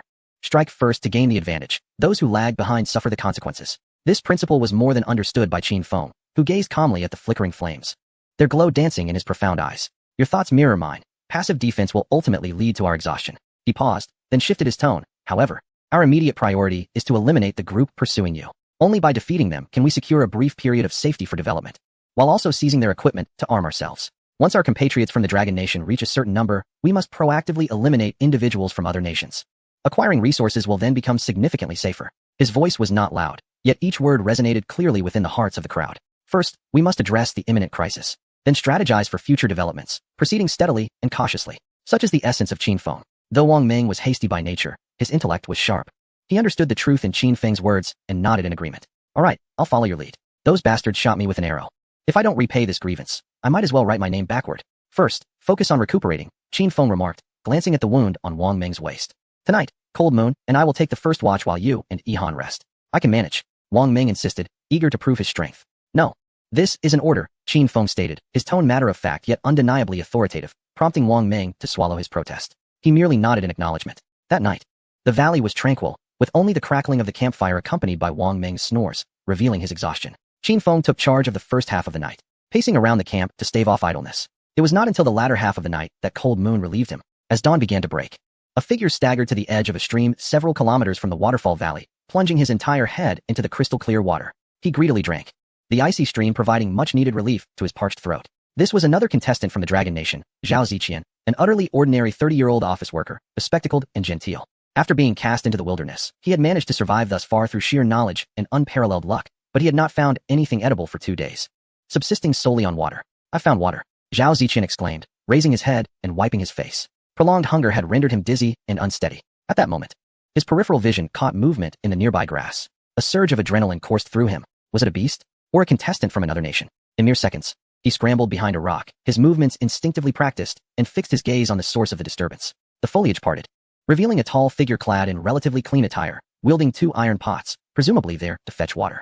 Aside from some wounds on his face, he appeared to be in good spirits. Most importantly, Zhao Ziqian discerned the emblem on his arm. The sight of the vibrant red Dragon Nation insignia brought tears to his eyes.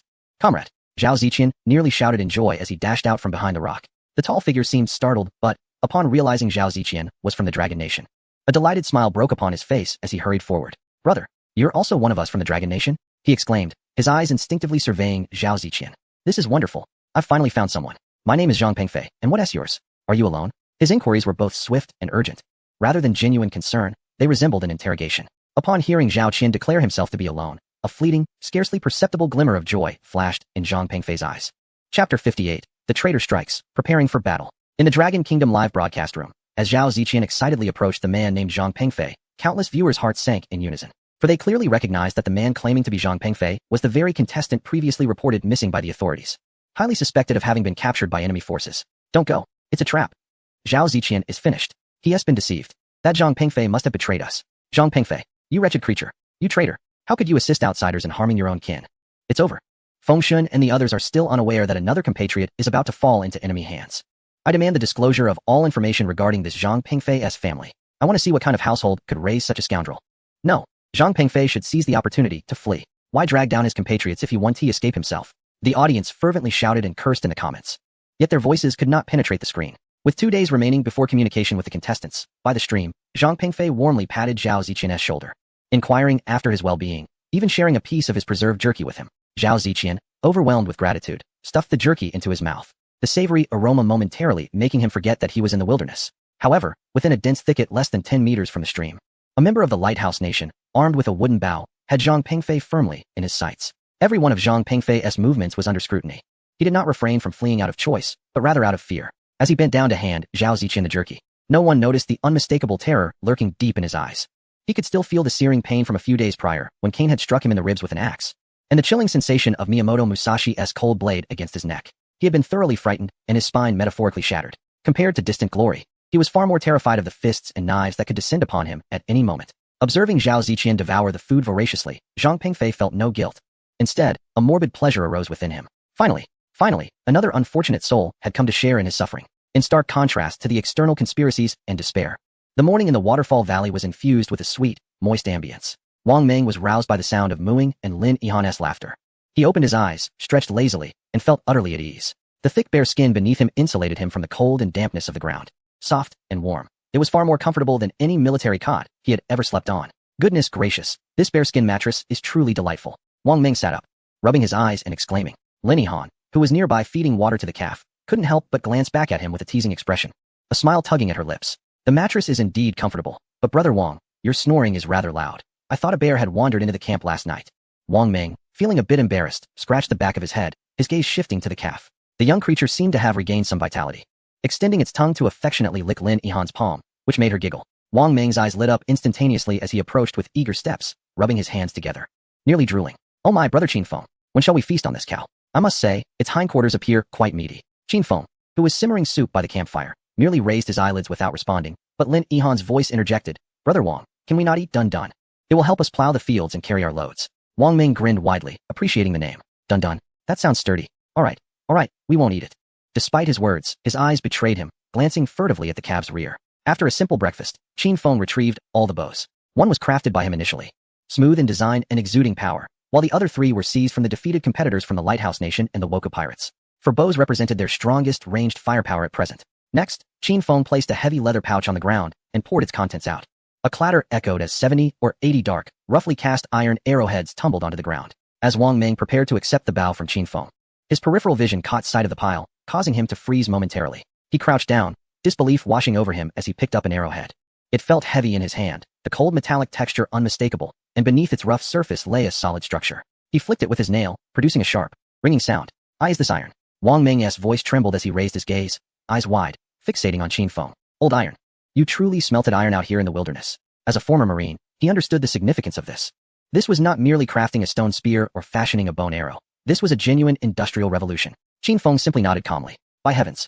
Wang Meng exclaimed, his excitement causing him to spring to his feet, his face flushed. He looked at the pile of arrowheads as though they were gold. No wonder you still have a pipe to smoke. Brother Qinfeng, with this, who fears pursuing enemies? He picked up an arrowhead, weighing it in his palm, his gaze turning fierce. Rest assured, I shall install every one of these arrowheads, even if it wears my hands raw. By the heavens! I want those bastards to experience the sensation of being pierced through the forehead by iron. Cold Moon nodded decisively. Yihan, Qinfeng glanced at Lin Yihan. You are responsible for assisting them, delivering tools. In the corner of the shelter, we have accumulated bird feathers from our previous outings. You will sort and process them into arrow feathers. Additionally, take good care of Dudu and the campfire. Understood. Lin Yihan nodded earnestly, aware of her limitations in other areas. Yet she felt that contributing to logistics was equally valuable. And you? Wang Meng inquired curiously. Big brother, what will you do? Qinfeng turned towards the large, cleaned crocodile skin laid out on the grass. The hide was larger than a double bed, with dark green scales as hard as iron, exuding a wild beauty. Qinfeng said, drawing forth a finely honed dagger, crouching down, his gaze roaming over the crocodile skin. We'll craft some life-saving garments for us. He intended to use the skin of this ancient behemoth to create a unique soft armor for the core combatants of the team. Impressive. You managed to slay such a massive crocodile. Wang Meng exclaimed, giving a thumbs up. Once the roles were clearly defined, the entire campsite transformed into an efficient little workshop. Wang Ming and Cold Moon sat on either side of a smooth stone, with a pile of iron arrowheads between them. Wang Ming, with his considerable strength, was tasked with the initial grinding of the arrowheads using coarse sandstone, removing the rough edges and excess material left from the casting process. The rhythmic and powerful sound of friction filled the air. He worked up a sweat, humming a tuneless military song, as if he had returned to the days of equipment maintenance in boot camp. Cold Moon took on the finishing touches, her side adorned with finer stones. Under her skillful hands, the arrowheads, previously coarsely ground by Wang Ming, gradually transformed into sharp edges and piercing points. Lin Yihan buzzed between them, handing the prepared arrow shafts to Cold Moon, occasionally wiping Wang Ming's sweat and offering him a bowl of water. After completing these tasks, she jogged off to provide fresh grass for the little calf, Dudu, before returning to tend to the campfire. Occasionally, she would share a joke, eliciting laughter and adding a warm hue to their little world. Chapter 59, The Wrath of the Dragon Kingdom. This traitor must die, the stream babbled, the sound crisp and clear. Zhao Ziqian followed closely behind Zhang Pengfei, stepping on the soft, decayed leaves, advancing with each careful stride. He had been hungry for far too long, weakened to the point where even his thoughts felt sluggish. Brother, we're almost there. Our camp is just ahead. Zhang Pengfei exclaimed enthusiastically, pointing towards a dense thicket. We have plenty of people, food, and drink. It's absolutely safe. Zhao Ziqian nodded vigorously, his eyes slightly moist. As an ordinary office worker, surviving in this hellish place had been a stroke of divine favor. Now, finally on the verge of finding a community, he felt an overwhelming urge to weep. However, as they passed through the thicket, the sight before Zhao Ziqian caused his steps to falter. Instead of the welcoming smiles of his fellow compatriots from the Dragon Kingdom, he was met with a disorganized yet heavily fortified camp, before a few rudimentary triangular huts. 7 or 8 figures were either seated or standing. Their complexions varied, their gazes vigilant, and in their hands, they wielded an assortment of weapons. The insignias peeking from their sleeves caused Zhao Ziqian's pupils to contract sharply. The nations of the Lighthouse and the Yamato. The joy on his face evaporated instantly, replaced by a pallor of despair. He abruptly turned his head, incredulity etched on his face as he looked at his compatriot beside him. Zhang Pengfei's once enthusiastic smile had vanished, supplanted by a sycophantic and cringing demeanor. He averted his gaze from Zhao Ziqian's eyes, hastening a few steps forward like a lapdog, bowing before a blonde-haired, blue-eyed Caucasian man. Mr. Kane, I have brought the people. Boom. Zhao Ziqian's mind went blank. Run. This instinctive thought seized his entire consciousness in an instant. Without a moment's hesitation, he spun around, summoning the last remnants of his strength, and dashed madly toward the dense forest from whence he came. However, after just a few steps, 2 dark figures emerged from behind the trees at the forest's edge, one on the left and one on the right, effectively blocking his path. They were 2 competitors from the lighthouse, armed with wooden spears. Zhao Ziqian attempted to force his way through, but one of them simply extended a foot to trip him. Weak and famished, he fell heavily to the ground, his mouth filled with dirt. Before he could rise, the 2 men pounced upon him, roughly twisting his arms behind his back and dragging him back to the center of the camp like a dog. They tossed him at Kane's feet, who wore a sly smirk, squatting down to prod Zhao Ziqian's mud-streaked face with a twig, examining him with interest. Traitor! Zhang Pengfei, you wretched traitor!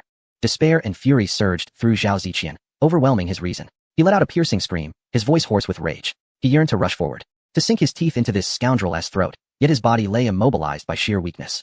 Zhang Pengfei recoiled at the sound of his scream, instinctively shrinking back behind Kane, a fleeting look of shame and resentment crossing his face. Kane seemed to revel in the spectacle, only lifting his chin languidly when the latter's voice grew hoarse from cursing. Beside him, a man from Yamato, with a sinister gaze, stepped forward, Miyamoto Musashi. He remained silent, merely flexing his wrist, producing a sharp crack, then advancing step by step towards Zhao Ziqian. You will die a miserable death. Your entire family will. Zhao Ziqian's curse was abruptly cut off. Musashi delivered a vicious uppercut that landed squarely in his abdomen, the excruciating pain causing Zhao Ziqian's eyes to bulge. Bile and stomach acid surged from his throat. Before he could catch his breath, Musashi's knee struck his face with brutal force. Bang! A muffled thud reverberated, and the dizzying sensation of the world spinning caused Zhao Ziqian to lose all strength to resist. He fell limply to the ground. Warm blood from his nose smeared across his entire face, his vision blurred, allowing him only to discern Zhang Pengfei's face, lurking behind the enemy, reveling in his misfortune. This scene was vividly broadcasted to a global audience through the live stream, plunging the atmosphere in the Dragon Country's official broadcast room into an icy silence. Host Sa Baining clenched his fists tightly, the veins on the back of his hands bulging. His face, usually adorned with a humorous smile, now a deep shade of ashen fury. Beast. This Zhang Pengfei is nothing short of a monster. The composed Dong Qing's eyes glistened with unshed tears, her voice trembling uncontrollably. We cannot fathom the joy Zhao Ziqian must have felt upon seeing a fellow countryman. Nor can we imagine the depth of despair he feels at this moment. Survival expert Chun Yi meticulously analyzed. Kane's methods are exceedingly insidious, and crucially, he has exploited the critical information disparity. He gestured towards the screen. There are still 2 days until the next official communication with the contestants. These 2 days represent Kane's golden hunting period, and Feng Shun and his team remain blissfully unaware. They do not even realize that there is a significant traitor among their ranks. The barrage of comments in the live stream had ignited into a conflagration of fury. Kill him. Eliminate that scoundrel Zhang Pengfei. Demand the official release of his family's information. Such a person does not deserve loved ones. Damn it. I am seething with rage. I want to storm in and take him down myself. It's over for Zhao Ziqian. Even Feng Shan is in peril. Cain will undoubtedly use this tactic against Feng Shan. Damn the Lighthouse Nation. Do they know how to do anything other than play dirty? Stop the vitriol, brothers. We can only pray now. Pray that Feng Shan and his team remain vigilant and do not trust any suddenly appearing compatriots. The hearts of billions in the Dragon Country were entwined in a knot of anxiety. They watched helplessly as their compatriot was deceived and brutally beaten. A sense of frustration and anger nearly bursting from their chests. In stark contrast, the atmosphere in the command center of the Lighthouse Nation was entirely different. A general, adorned with stars on his shoulders, gazed at Cain's confident face on the screen, pleased as he tapped the table. Splendid. This Cain lad is exceptionally astute. Trading a useless pawn for a new hostage, and simultaneously driving a thorn into the hearts of the Dragon Country. Magnificent work. Beside him, a bespectacled aide, dressed in a suit, adjusted his glasses and chuckled in agreement. General, this is merely the appetizer. Cain's ultimate target should be that Qin Feng. According to intelligence, the recent emergence of 1,000 iron and gold mines in the Dragon Country is directly linked to this Qin Feng. If we can capture him alive, it will be our most significant bargaining chip at the negotiation table. A glint of greed flickered in the general's eyes. Indeed, let Cain continue. Inform him that the more hostages, the better, especially that Qin Feng. I want him alive. At this moment, Qin Feng, regarded as the ultimate prey, remained blissfully unaware of the despair that enveloped the outside world. In stark contrast, the morning in the Waterfall Valley was imbued with an atmosphere of industrious productivity. Wang Meng, bare-chested, glistening with beads of sweat upon his sun-kissed muscles, sat upon a large stone, diligently refining the iron arrowhead in his grasp with a coarse sandstone. Sweat trickled into his eyes, causing a slight sting, yet he paid it no mind. The last one, Wang Meng bellowed, tossing the meticulously crafted arrowhead into a leather pouch. With a grand gesture, he wiped the sweat from his brow with his arm, his mouth agape in a grin as he beheld the heavy iron implements within the pouch. At that moment, Qin Feng rose and brushed off the dust from his hands. Hold on, everyone, cease the live stream and test the weapons, he commanded, his voice low yet commanding, prompting all to pause their activities. The four of them ventured to a clearing outside the camp, where Wang Meng hefted a sturdy log against a rock, designating it as their target. Cold Moon was the first to step forward, withdrawing a freshly crafted iron-headed arrow from her quiver. The weight of the arrow felt drastically different from that of the wooden ones. She knocked the arrow against the bowstring and steadily drew back the longbow, its frame bending into a perfect crescent. The bowstring thrummed, resonating with a deep, muffled sound. The black arrow, propelled by an unyielding ferocity, soared across a distance of 30 meters in an instant. Thud! A dull sound echoed as the iron arrow pierced through the log's tough exterior, embedding itself deeply along with a small segment of the shaft. The fletching quivered violently in response. Wow! Wang Meng exclaimed, his eyes wide with astonishment as he rushed forward to touch the arrow shaft firmly lodged in the wood. Recalling a time when he had been pursued and struck by an arrow at his waist, a tumultuous mix of fear and exhilaration surged within him. He shouted in excitement.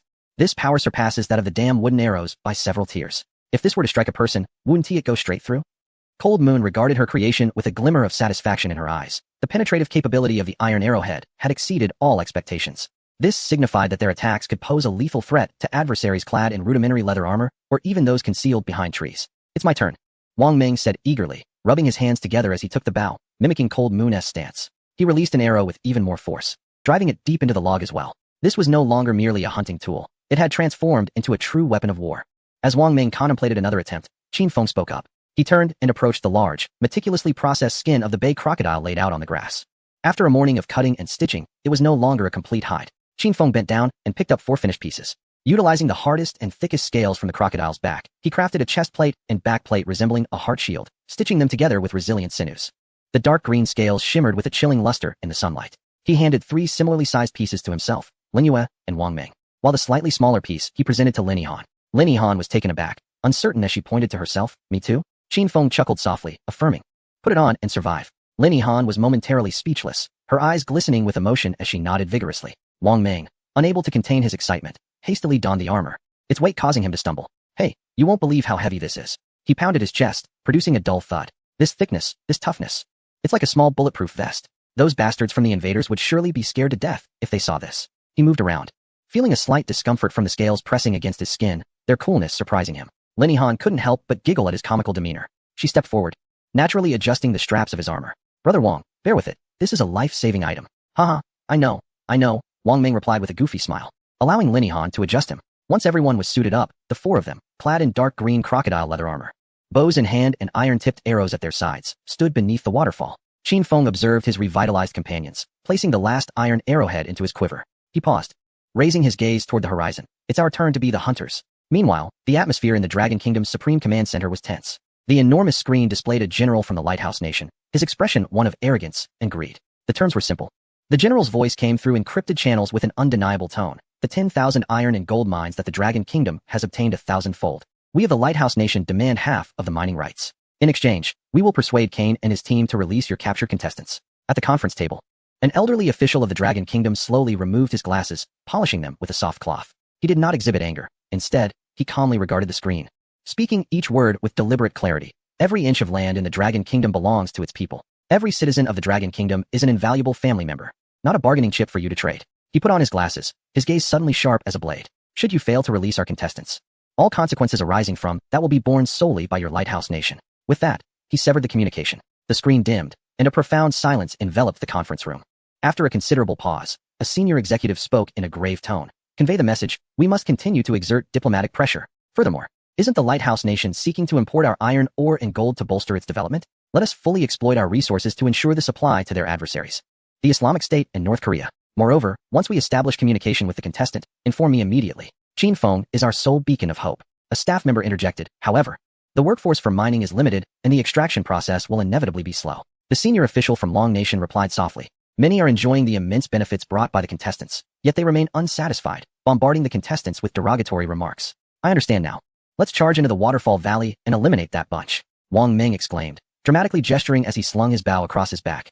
We VE upgraded from bird guns to cannons. Do we not fear them anymore? Let us locate their stronghold, and with an arrow each, send them off. That won't do. Cold Moon immediately countered. We are completely oblivious to the enemy's numbers, weaponry, or camp defenses. A rash assault could lead us into a trap, leaving us no chance to retreat. As tensions escalated between the two, Qin Feng interjected with a calm demeanor. Wang Ming is correct. We must take the initiative.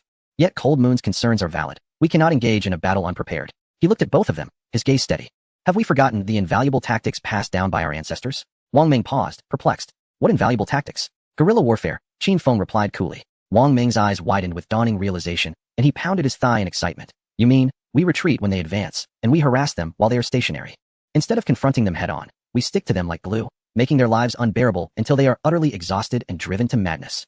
A faint smile crept across Qin Feng's lips as he nodded. Once they become skittish, we shall strike with lethal precision. Brilliant, Wang Ming exclaimed, rubbing his hands together. Brother, how could I have overlooked this? Your mind is truly sharp. Let us proceed with this plan and torment them. Cold Moon also nodded in agreement, fully endorsing this strategy, which was indeed the most suitable approach for their small elite team.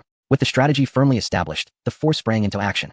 Lin Yihan led Little Niu Dung back to their refuge, blocking the entrance with stones, leaving only a narrow gap for ventilation. Subsequently, Cold Rain extinguished all campfires and gathered weapons, water, and jerky. Just before their departure, Wang Ming's keen eye caught sight of a few clusters of kiwi fruit previously collected by Qin Feng and the others. With a sly grin, he grabbed 7 or 8, stuffing them into a leather pouch. These will quench our thirst and replenish some strength on the way. With all preparations complete, the quartet moved like phantoms, silently departing from the paradise they had painstakingly built, plunging into the perilous depths of the vast forest. Qin Feng led the way, his eyes resembling a high-precision radar, scanning everything around him. The air in the jungle was humid and thick, a pungent odor emanating from the decaying leaves mingled with unknown wildflowers. The incessant chirping of insects filled the air, creating an uncomfortable atmosphere for all, yet each individual's gaze remained resolutely steadfast. Wang Ming crouched down, employing his reconnaissance experience from the Marine Corps. He plucked a piece of trampled fern, its break still fresh and oozing a hint of green sap. Lowering his voice, he addressed Qin Feng behind him. Brother, they passed this way. Judging by the traces, it couldn't have been more than 3 hours ago. He advanced a few more meters in pursuit, only to halt before a chaotic stony expanse, his brow furrowed. Damn it, the trail ends here. These bastards are cunning, using the terrain to erase all traces. Lung Yu approached to inspect the area, shaking her head in agreement, indicating her inability to help. Just as Wang Ming was about to disperse the group for a renewed search, Qin Feng remained motionless, his eyes gently closed, activating his master-level environmental perception. An alternate vision of the world unfolded in his mind. In the air lingered faint yet distinct scents. One was the musky odor of a person accustomed to consuming meat, typical of a Caucasian. At that moment, a subtle breeze wafted from the southeast, carrying the scent of cooking smoke. Chapter 61, The Devious Sentinel Arrangement. The aroma was faint. Not that of a roaring campfire, but rather reminiscent of the dust left behind after a fire had extinguished. Qin Feng abruptly opened his eyes, clarity illuminating his expression. He raised his hand and pointed southeast, about 2 kilometers in that direction. A flicker of surprise crossed the faces of Wang Ming and Lung Yu simultaneously. How do you know? Wang Ming instinctively inquired, perplexed that he and Lung Yu, both professionals, found themselves at a loss in this terrain, while Qin Feng merely stood and closed his eyes to ascertain the direction. Qin Feng chuckled softly. Do you believe I've had a keen nose since childhood? I detected the scent of Caucasian musk. Although Wang Meng was filled with questions, he merely laughed off the inquiry. Haha, of course I believe you. Lung Yu, placing utmost trust in Qin Feng, added. Let us find a place to eat something and wait for nightfall. Agreed. Having spoken, Qin Feng and Lung Yu took the lead in heading toward that direction. Wang Meng and Lin Yihan exchanged glances, each reflecting a profound confusion, yet they followed without hesitation. As dusk gradually enveloped the sky, the light in the forest was filtered through the dense canopy. The four of them found a secluded hollow, where they simply gnawed on jerky and sipped water. Wang Meng, restless by nature, finished his jerky in a few bites and began to survey the surrounding grass. With nimble hands and feet, he gathered numerous pliable vines and broad leaves, his fingers deftly weaving. Soon, four uniquely shaped hats appeared before them. Though they were rudimentary, they resembled bird nests perched atop their heads. Despite their simplicity, the green vines and leaves blended seamlessly with the environment, providing excellent camouflage. Hey, don't underestimate their appearance. Hidden in the grass, they are quite effective. He proudly donned the bird nest on his head. Lin Yihan, curious, tried one on and was greeted by a rush of fresh grass scent. She couldn't help but laugh. Wang Ge, it would be a shame if you didn't open a grass weaving shop with this talent. Wang Meng chuckled, revealing a bright smile. This is nothing, little sister. Back in my army days, I used this for camouflage, lying in the grass all day while the enemy walked right past without noticing. As nightfall gradually enveloped the entire jungle, the once boisterous chorus of insects quieted down. The four figures, adorned with their makeshift bird nests, stealthily advanced towards the direction indicated by Qin Feng. After traversing approximately a kilometer, a faint flicker of firelight danced in the distance among the trees. We found it. The four immediately crouched low, hiding behind a dense cluster of ferns. Due to the distance and the dim light, Wang Meng could only squint to barely discern the rudimentary camp ahead. He lowered his voice, tinged with disdain. There isn't even a lookout around the camp. These fools are too arrogant. Just as he was about to suggest seizing the opportunity to stealthily take out two of them for a strong opening, a hand pressed firmly on his shoulder. It was Qin Feng. Without uttering a word, he gestured for Wang Meng to observe the two towering trees flanking the camp. Wang Meng and Lung Yu followed his gaze, their pupils narrowing in shock. Hidden in the dense shadows of the tree canopies, there were two indistinct figures lurking. They had perfectly concealed themselves using branches and vines. Had it not been for Qin Feng's reminder, even the seasoned Wang Meng would have been utterly unable to detect them at such distance and in this lighting. What a cunning setup. A cold sweat broke out on Wang Meng's back. Qin Feng turned to the trio, speaking softly. This team has some skilled individuals. This is a textbook-level ambush. First, they have the high ground, offering a clear view of the camp's surroundings. Second, being in the trees makes it exceedingly difficult for ground-based enemies to approach silently. Thirdly, and perhaps most insidiously, even if these two sentinels were to be struck down by arrows and plummet from such lofty branches, the cacophony of their fall and their anguished cries would undoubtedly rouse every slumbering comrade in the camp. This is an utterly inescapable conspiracy. Damn it, how treacherous. Wang Meng muttered under his breath, a glint of ferocity igniting in his gaze. What does it matter? Let us shoot these two sentinels. Afterward, we shall flee. In 2 hours, we shall return. I refuse to believe they can remain awake indefinitely. We shall wear them down. This exemplifies the classic strategy of harassment, incessantly disturbing the enemy until their morale shatters. Lung Yu concurred with this plan, as it presently appeared to be the sole method capable of inflicting effective damage upon the adversary. After articulating this, she cast a glance at Qin Feng, who nodded in agreement, acknowledging the lack of viable alternatives. The two slowly raised their longbows, the cold iron arrowheads glinting ominously, aimed at the shadowed figures nestled among the treetops. Just as the bowstrings were about to be drawn taut, a sudden commotion erupted within the camp. The four immediately held their breath, retracting their hands, squinting into the distance. The dense foliage obscured their view, but they could vaguely discern a towering figure hurling a humanoid creature from the camp's shelter. Were they experiencing internal strife? A flicker of doubt crossed Lung Yu's mind, while Qin Feng squinted, fixated on the crumpled figure on the ground. In that fleeting moment, a sudden flare illuminated the area, only to be swiftly extinguished.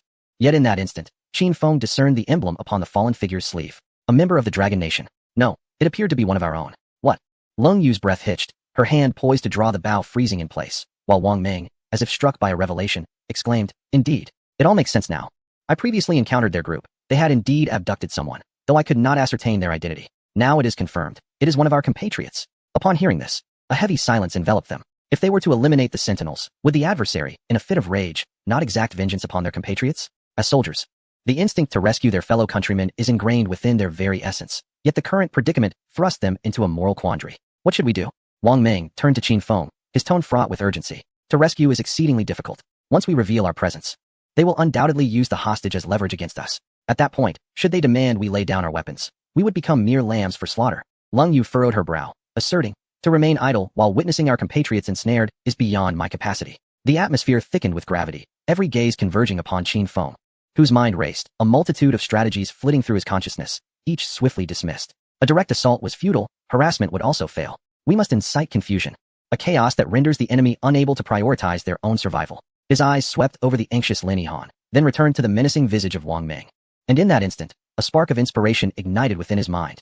A bold plan, bordering on madness, began to take shape in his mind. A meaningful smile curled at the corners of his mouth as he lowered his voice, glancing at Wang Ming with a mischievous grin. Wang Ming, you mentioned that you were attacked by a group of monkeys when you arrived? Wang Ming was taken aback for a moment. But soon a terrifying glimmer ignited in his small eyes. He instantly grasped Qin Feng's intent, and a similar sly smile spread across his face. Hey, Wang Ming grinned silently. You rascal, quite the schemer. I get it now. Chapter 62. A feigned attack. I have an unexpected troop. With the plan established, the two immediately set their course of action. Although Lung Yu and Lin Yihan were still trying to comprehend the situation, they stealthily followed the pair as they retreated from the area. Utilizing Wang Ming's memory, they quickly returned to the grove of monkeys that had previously humiliated him. Right here. Wang Ming pointed toward the lush greenery ahead, lowering his voice. That raucous bunch's lair is likely nestled within. Last time, they put me through the ringer. This time, I'm not afraid, he concluded, patting his crocodile leather armor. In the moonlit forest, a damp earthy scent hung in the air. Qin Feng nodded and instructed the group. Act according to the situation. Eliminate any threats directly and capture the weaker ones alive. Wang Ming retrieved the 7 or 8 kiwis he had gathered as snacks on their journey. Haha, luckily I grabbed some kiwis before coming here. Now, let us see your skills. The four did not hide. Instead, they boldly approached a clearing at the edge of the forest. Appearing utterly drained as if they had traveled a great distance, Wang Ming exaggeratedly sighed, tossing his weapon aside. Qin Feng leisurely produced a kiwi from his pocket, using a dagger to peel away its fuzzy skin, revealing the vibrant green flesh within. An invigorating scent of sweet and sour wafted through the night air.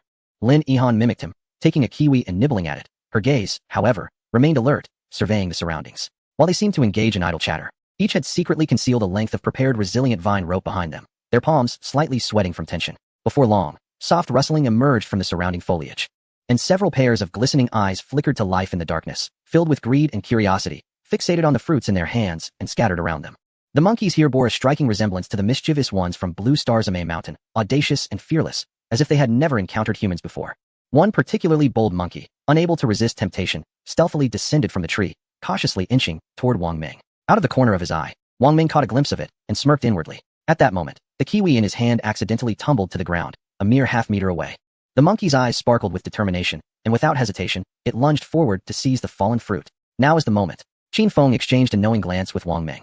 Wang Ming, understanding the unspoken cue, appeared relaxed yet had every muscle taut with anticipation. His large hand, reminiscent of a fan, moved with lightning speed, grasping behind him with a sudden force. He felt a furry sensation in his grip, and a piercing scream shattered the stillness of the night as he deftly seized the monkey's arm. The creature, in pain, began to thrash wildly, its other claw and 2 feet attacking Wang Ming's chest with reckless abandon. Yet, it was met with the unyielding armor of crocodile skin, a testament to human civilization. Little monkey. Wang Ming maintained his grip without faltering, while his other hand swiftly retrieved a vine rope. With the assistance of the cold moonlight, he expertly bound the vanguard with remarkable efficiency. However, that scream seemed to have stirred a hornet's nest. The forest erupted with chaos as dozens of monkeys descended from the trees, baring their teeth and advancing fearlessly towards the four. Monkeys are notoriously vengeful creatures. They were coming in droves. Qin Feng murmured softly, not in fear, but rather exhilarated by the challenge. As the horde approached, the four stood resolute and fully armed. Qin Feng's agility was remarkable. He possessed a masterful sense of environmental awareness, anticipating the monkey's attack trajectories, sidestepping with grace, and capturing one effortlessly. In contrast, Lung Yu displayed a different prowess. Her movements were precise and devoid of any unnecessary actions. Her strikes were as swift as lightning, consistently capturing the monkey's swiping claws with a deft twist, employing military grappling techniques to incapacitate them instantly. The two collaborated seamlessly, binding the fallen monkeys one by one. Meanwhile, some clever monkeys perched in the trees, hurling stones, were deterred by Lin Yihan's arrows. Although many missed their mark, they nonetheless served as a source of intimidation. Wang Ming stood like an iron tower, shielding Lin Yihan, his enormous hands moving with ease as he captured the monkeys as if they were mere chicks. In no time, the forest floor resonated with the cries of captured monkeys, 6 or 7 of whom struggled fiercely, emitting angry shrieks. However, this mountainous area was still a considerable distance from the enemy camp, and given the abundance of wildlife in the woods, the ruckus would likely be dismissed as a typical skirmish among beasts, failing to raise any alarms. After a frenzied bout, the 7 fiercest monkey kings were securely bound, and the remaining monkeys, sensing peril, uttered a few resentful cries before hastily retreating into the forest as if to summon reinforcements. Mission accomplished, regroup. Qin Feng brushed the dirt off his hands, a smile illuminating his face. The 4 of them promptly set off, stealthily advancing towards the enemy camp. Lin Jihan led the way, each hand gripping a pair of snarling monkeys, moving with utmost silence. Qin Feng and Lin Yihan followed closely behind, engaged in quiet conversation. You will need to do something for me shortly. Qin Feng's voice was soft, yet resonated clearly in Lin Yihan's ears. A look of confusion crossed her face as she leaned in closer to hear his words, her complexion paling instantly. Brother Qin Feng, I can't do it. I will mess it up. Qin Feng's pace remained unbroken as he cast a calm, yet authoritative glance in her direction. I believe in you. If it doesn't work out, I have a backup plan. Be bold. Lin Yihan was momentarily taken aback. She gazed at Qin Feng's tranquil profile and the confidence in his eyes. Feeling her own panic and fear replaced by an inexplicable courage. Biting her lip, she nodded vigorously, her gaze shifting from timidity to determination. All right, Wang Ming, at the rear of the group, carried 3 monkeys as if he were holding a string of lit firecrackers, each step eliciting a shriek from the creatures. One particularly fierce monkey, despite being bound, continued to bare its teeth, issuing threatening hisses as if it intended to devour Wang Ming whole. Growing irritated by the racket, he muttered under his breath, "Shut up. Did you forget about stealing my wild fruits a few days ago and throwing stones at me? The tides of fortune shift. Today is your day." The monkey, uncomprehending of human speech, continued its loud protests, hot breath wafting towards Wang Ming's face. Abruptly, he halted, his expression shifting from annoyance to confusion, and instinctively twitched his nose. This scent is off. He leaned in closer to the monkey, inhaling deeply, a peculiar aroma. A blend of fruity sweetness and a faint hint of fermentation wafted from its mouth. His expression transformed from fierce to puzzled and then to shock. In a voice only he could hear, he cursed, "Damn it, why does this monkey smell of alcohol? Where did you sneak off to drink?" With that, he gently grasped the monkey's neck, shaking it fervently, as if attempting to extract some revelation from the creature. Chapter 63. The Monkey's Night Raid. The hunt begins. The monkey, dizzy from the shaking, stuck out its tongue, a glimmer of white foam adorning its lips. Upon witnessing the creature's disheveled state, Wang Ming reluctantly released his grip, holding the semi-conscious drunken monkey in his hand. Yet, his mind was racing with possibilities. Where could this alcohol have come from? Unless the monkeys had stored wild fruits in tree hollows, naturally fermenting into monkey wine. This was an unexpected delight, if found. It would be far more exhilarating than any roasted meat. He silently committed this thought to memory. Around 3 in the morning, when all was hushed, the physiological and psychological defenses of humanity were at their nadir. Even the chirping of insects in the woods had dwindled considerably.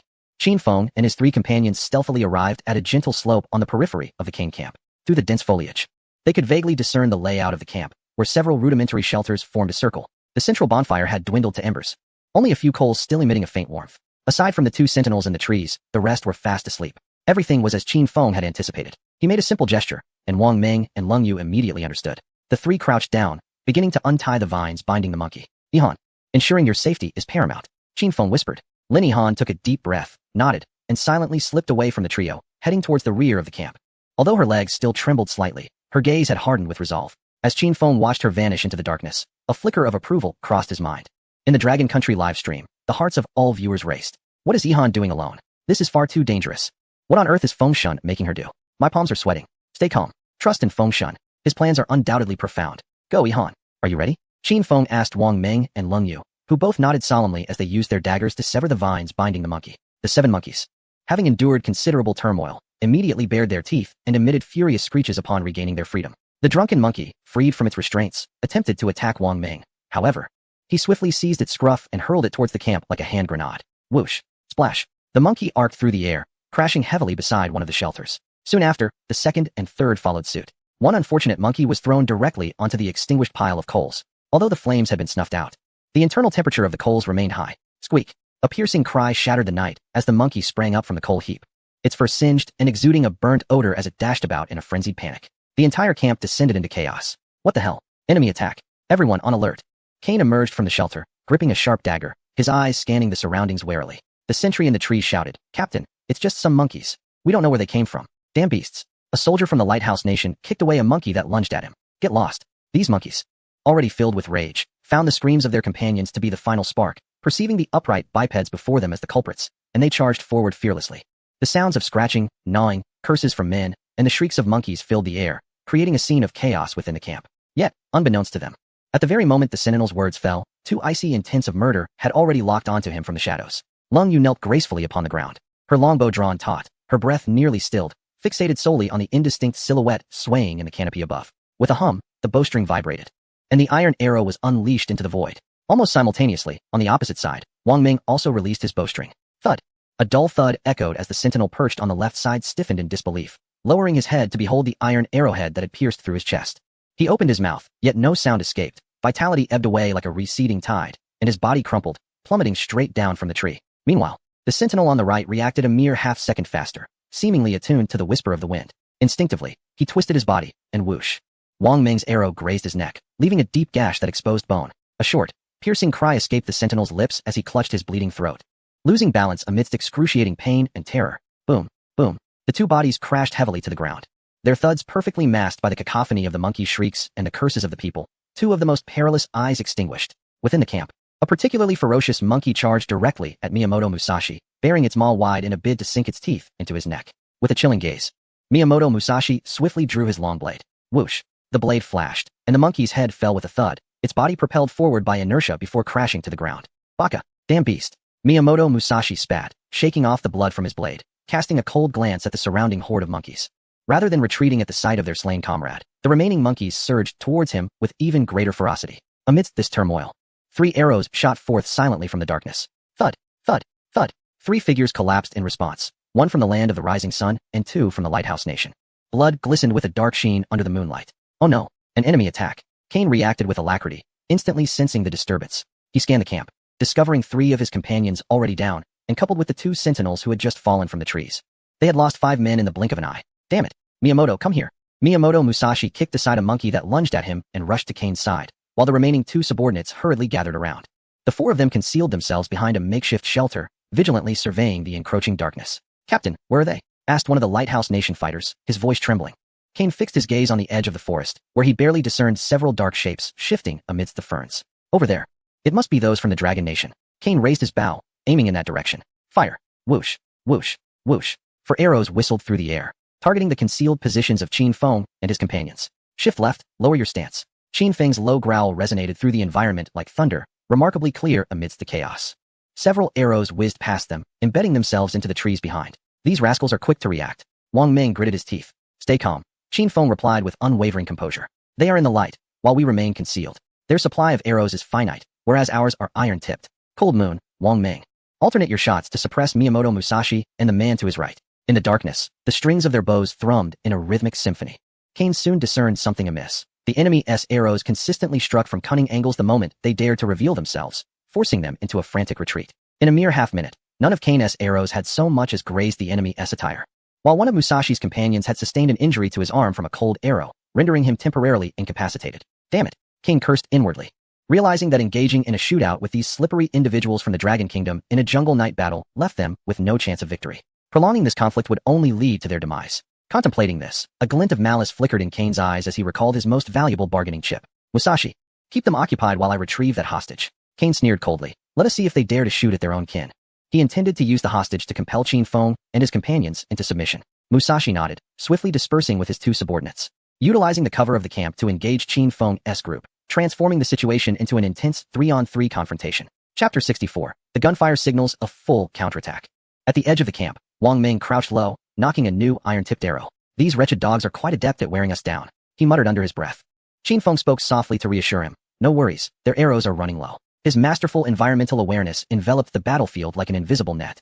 He could hear the hollow sounds of the enemies quiver with each collision, realizing they had but a few arrows remaining. In the darkness, Cain's team found themselves entirely on the defensive, forced to cower behind cover, too afraid to show their faces. Musashi's knuckles bulged with tension. The frustration of being relegated to a passive role was driving him to the brink of madness. At that moment, Qin Feng furrowed his brow slightly. Through his keen perception, he detected a furtive figure emerging from the far edge of the camp, crawling with hands and feet before plunging into the depths of the forest in the opposite direction, fleeing in a frantic manner. How peculiar! Who would flee at such a time? Qin Feng pondered, reasoning that the enemy should be unified in their resistance against them. So why was someone escaping alone? Moonlight filtered through the leaves, illuminating the fleeing figure. It was none other than Zhang Pengfei. As the first monkey was hurled into the camp, emitting a chilling cry of despair, he awakened. While Cain and his companions frantically dealt with the monkey horde, he remained utterly silent, curled up in a corner of the shelter like a lifeless dog, desperately covering his mouth. Amid the chaotic struggle for survival, as all attention was drawn to the enemy's attack, he quietly slipped away, dashing deeper into the forest. It was over, utterly finished. Zhang Pengfei thought despairingly. Whether captured by Cain or seized by the Dragon Kingdom's forces, my fate as a traitor is sealed. If Cain emerged victorious, I, having lost my value as a hostage, would likely be silenced without a second thought. If the Dragon Kingdom triumphed, just the thought of it made his teeth chatter uncontrollably. He understood all too well the fate that awaited a traitor. Those billions of eyes in the Dragon Kingdom's livestream would devour him alive. He did not wish to die. The instinct to survive overwhelmed all else. He had to flee. Flee to the ends of the earth. To a place where no one could find him. If only he could escape this forest, find a hiding place, and wait for the massacre to end. Zhang Pengfei fervently reassured himself as he plunged deeper into the woods. Within the camp, the battle intensified. A sickening thud echoed as an iron arrow pierced through the log that served as a shield for a contestant from the Lighthouse Nation, continuing its trajectory to embed itself in his side. The contestant screamed in agony, glancing down at the grotesque arrowhead protruding from his flesh. Stained with wood chips and blood, his eyes filled with disbelief and terror. How could they possess iron arrows? Upon witnessing this scene, Miyamoto Musashi steeled himself. He abruptly drew his long sword. Realizing that close combat was their final opportunity, they had to fight. With a fierce growl, he prepared to charge out from behind cover when he suddenly heard Kane's voice from behind. Everyone, halt. Kane's tone was laced with a mix of arrogance and malice. Musashi turned to see Kane dragging a bloodied figure from the shelter. It was Zhao Ziqian. At that moment, Zhao was on the brink of death, his face bruised and battered, clearly having endured cruel torment. Kane gripped his hair, forcing his face toward Qin Feng and the others, while a sharp dagger pressed against his throat. Dragon Kingdom scum, come out, all of you. Kane shouted into the darkness. Another arrow, and I will slit his throat. I will count to 3. 1, 2. The forest fell silent in an instant. Qin Feng squinted in the dark, sensing another familiar figure stealthily taking position. Lin Yihan was approaching slowly from the rear of the camp, following his plan. The Dragon Kingdom's live stream erupted in chaos. What the hell? A hostage? They are using a hostage. It's over, what do we do now? Feng Shun and the others are at their mercy. Feng Shun, please, do not act impulsively. Despair and fury spread like a virus in the hearts of billions of viewers. 3. Wang Meng and Leng Yu ceased their actions, their eyes fixed intently on the compatriot held captive, their gazes brimming with anger and helplessness, just as Kane was about to issue a command. The rustling of ferns heralded the emergence of Qin Feng, who stepped forth from the shadows, devoid of bow and arrow, yet clutching a dagger with an unnerving calmness. And then what? Qin Feng inquired, his voice low yet resonant, reaching the ears of all present. Upon seeing Qin Feng's arrival, a cruel and triumphant smile crept across Kane's face. It's quite simple. Discard your weapons, and have your companions emerge, hands on heads, kneeling on the ground. Otherwise, I shall spill his blood right here. The dagger in his grip edged closer to Zhao Ziqian's throat, a faint trickle of blood beginning to surface. Very well. Qin Feng's response was decisive, catching everyone off guard as he casually tossed the dagger to the ground, producing a soft clink. Leng Yu, Wang Meng, stepped forward. His voice remained unwavering, yet as he turned to beckon the two from the shadows, an unspoken connection sparked between his gaze and that of Leng Yu and Wang Meng. Understanding the cue, they concealed their inner turmoil, adopting a facade of reluctant fury as they relinquished their bows and stepped into view. Kane's smile widened, embodying the essence of a victor, while an oppressive silence engulfed the Dragon Kingdom's live stream, as if an invisible hand had seized the viewers' hearts, rendering them breathless. Don't do it, Feng Shun. It's a trap. Surrendering means death. Is there truly no way out? Lowering their weapons. And then what? Qin Feng gazed at Kane, his expression as serene as still water, as if genuinely engaged in negotiation. And then, Kane, perceiving this as a jest of monumental proportions, responded, then, of course, we bind you all and trade you with your Dragon Kingdom for resources. By the way, didn't you find a handgun in the airdrop? Hand it over. And don't try to be clever. But the handgun is not in my possession, Qin Feng replied, a hint of an elusive smile curling at the corners of his mouth. Where is it? Kane stammered, momentarily taken aback. In that instant, he felt a chilling sensation creep up his back, an unprecedented sense of danger slithering like a serpent. Within 5 meters behind them, a petite figure had materialized from the darkness, none other than the starlet, Lin Yihan. She held a black handgun with both hands, the muzzle trembling slightly from nerves, yet unwaveringly aimed at Kane's back. Beads of cold sweat dotted her forehead, and her tightly pressed lips bled slightly, yet her gaze shone with astonishing brilliance. Lin Yihan trembled violently, recalling Qin Feng's earlier words, trust yourself. If it doesn't work, I have a backup plan. Be bold. She shut her eyes, then opened them wide, stamping down on all fear and hesitation at that moment. Bang! The sharp crack of gunfire shattered the night in the forest. A flash of fire flickered in the darkness as Kane's towering figure jolted violently. He lowered his head, gazing at the blossoming crimson flower upon his chest, his eyes brimming with absurdity and resentment. He could not comprehend why, within the span of mere days, the people of the Dragon Kingdom could so readily trust their compatriots, relinquishing such a crucial item as a handgun to another. Shouldn't the handgun be in his possession, affirming his dominance? Yet, his gradually fading pupils could no longer engage in thought. The grip he had on Zhao Ziqian's arm slackened weakly, and the dagger clattered to the ground. Zhao Ziqian also collapsed limply, while Kane swayed and fell backward with a thunderous crash. The last flicker of light in his eyes was that of the petite figure wielding the gun. In the instant Kane fell, time seemed to freeze for a second. The triumphant smiles on the faces of Miyamoto Musashi and his remaining 2 subordinates instantly froze, transforming into sheer astonishment and horror. It was in this very second. Strike! Qin Feng's cold voice echoed through the forest. The ground beneath him suddenly sank, and the dagger he had previously discarded was seized in a reverse motion. He lunged forward like a flash of lightning, targeting the bewildered Miyamoto Musashi, who had left himself open due to shock. Roar! I'll take you down. Wang Meng's furious roar had just erupted as his robust frame charged like an out-of-control truck towards another dazed enemy. The slaughter commenced. Chapter 65. A single punch to shatter your Bushido. The Japanese combatant, Maria Ko, had yet to recover from the shock of witnessing Kane's gunshot demise. Coupled with the injury he sustained from a Cold Moon's iron arrow during the previous exchange, he was in no position to react. All he could see was a massive shadow rushing towards him like a bear. Instinctively, he attempted to raise his weapon to block, but Wang Meng's movements were swifter.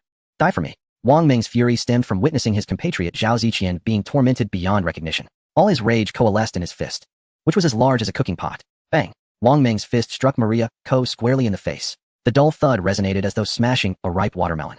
The Japanese fighter's head snapped backward, his feet leaving the ground as he flew through the air in a parabolic arc, a spray of mixed flesh and teeth erupting from his mouth. Maria Ko crashed heavily to the ground, his body convulsing, emitting incoherent mumblings. Yet, Wang Ming had no intention of ceasing. He lunged forward, lifting his foot to stomp down viciously upon Maria Ko's chest. Crack! That was the sound of ribs being mercilessly shattered. Maria Ko's body bent sharply, then fell limp, rendered silent. By heavens, what a real man. Damn. That punch made my scalp tingle. So satisfying. This is how we should deal with these beasts. Kill. Kill them fiercely. Wang Ming is incredible. Avenge Ziqian. Within the livestream, the barrage of comments erupted like a volcanic explosion, igniting the fervor of all present as Wang Ming displayed his ferocious demeanor. On the other side of the battlefield, the last Lighthouse Country competitor, struck by an iron arrow, lay incapacitated on the ground, struggling for breath. Cold Moon showed no sign of compassion, just a few steps away. She remained vigilant, wary of any hidden tactics this individual might possess. Thus, even as she delivered the final blow, she drew her bow and shot an arrow that pierced his throat, pinning him to the wooden stake of the shelter. Lin Yihan watched as he slumped down, gasping for air, beads of sweat cascading down her forehead and leaving trails on her cheeks. She did not weep, nor did she feel fear. Instead, her gaze appeared slightly unfocused, a sense of spiritual exhaustion following her first act of killing. Once Cold Moon had dealt with the threat, she swiftly approached Lin Yihan, resting a hand on her shoulder and holding her tightly in an embrace. You did exceptionally well. The steady and reassuring touch, along with her comforting words, helped to steady Lin Yihan's trembling form. As she lifted her head to meet Cold Moon's smiling face, the terror in her still-dazed eyes began to fade, replaced by a sense of security. At the center of the encampment, only Qin Feng and Miyamoto Musashi remained, clutching a long blade that glimmered ominously. He gazed with a pallid expression at the massacre unfolding before him. So many had been slaughtered in less than 5 minutes. He could not comprehend how the situation, which had been their carefully laid trap, where they held hostages, had so swiftly reversed. That gun in the hands of the female star, the iron arrow that had pierced the log, and the man standing before him. Miyamoto Musashi's gaze was locked onto Qin Feng, for he recognized that Qin Feng was the core of this team. If he could eliminate him, everything would come to an end. Baka, Chinese scum. Miyamoto Musashi spat through clenched teeth, the tip of his sword angled towards the ground. I challenge you to a duel. This is the honor of a samurai. Upon hearing this, Qin Feng let out a cold laugh, about to respond when a highly charged voice interrupted. To hell with your challenge. Wang Ming, who had just dispatched his opponent, spat a thick phlegm onto the ground and charged forward brandishing his dagger. You son of a dog. Why didn't you call for a one-on-one when bullying our compatriots? Today, I shall teach you what a Dragon Country duel truly means. It's just the two of us against you. Qin Feng did not assume any combat stance. He simply stood there, calm and composed, his gaze as still as a deep well as he regarded Miyamoto Musashi, almost as if he were staring at a corpse. He neither agreed nor opposed. In his eyes, the outcome was already predetermined, and the process held no significance. Wang Ming's involvement was merely to expedite the conclusion of this battle. Observing this, Miyamoto Musashi's lips curled into a sinister grin. Excellent. 2 against 1, it shall be. Let me introduce you to the true essence of a warrior. Before he could finish his words, Qin Feng moved, without any forewarning or superfluous motion.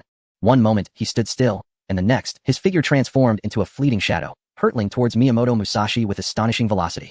It was breathtakingly swift, so much so that even Wang Ming felt as if his vision had blurred momentarily. Miyamoto Musashi's pupils constricted abruptly. Even his proud dynamic vision struggled to keep pace with Qin Feng's speed. Without time for contemplation, relying on his honed instincts, he summoned strength from his core. His longsword arced sharply from below, aimed at Qin Feng's neck. This strike embodied the essence of his lifelong training, swift, precise, and lethal. Yet, in the face of this deadly blow, Qin Feng remained unflinching. Just as the blade was about to graze his skin, his seemingly unremarkable fist surged forward with preternatural speed. Wang Ming, filled with rage, had just taken a step forward, intent on competing with Qin Feng for this quarry, but before his muscles could fully tense, he felt a powerful gust of wind sweep past him. His raised fist froze midair, and he then witnessed a scene he would never forget. Qin Feng's fist collided with Miyamoto Musashi's abdomen at an incomprehensible velocity. There was no earth-shattering sound, only a muted thud, akin to a hammer striking a rotting fruit. The sinister grin on Musashi's face instantly morphed into sheer agony. It felt as though a rampaging rhinoceros had collided with his midsection. An irresistible force obliterated his internal organs and transmitted an overwhelming sensation throughout his entire being. The long sword slipped from his grasp, and he was propelled backward like a monkey tossed by Qin Feng, crashing against a sturdy tree beside the camp with a resounding thud. The tree trembled violently, leaves cascading down. Had it not been for this tree's intervention, he would have surely been flung much farther. Miyamoto Musashi slid down the tree trunk and collapsed onto the ground. Gasping for breath, he opened his mouth to utter something, but only a viscous spray of blood mixed with internal fragments erupted forth, staining his chest crimson. Looking down, his eyes filled with a sense of unwillingness and confusion. How could this Dragon Kingdom warrior possess such terrifying strength? This was his final thought before his head tilted, his eyes bulged, and he was utterly devoid of life, dead beyond revival. The entire camp fell into an eerie silence. Wang Ming's raised fist remained suspended in the air, his gaze fixated on his own hand, then shifting to the lifeless body of Miyamoto Musashi in the distance. Finally, his eyes glazed over as they turned toward Qin Feng.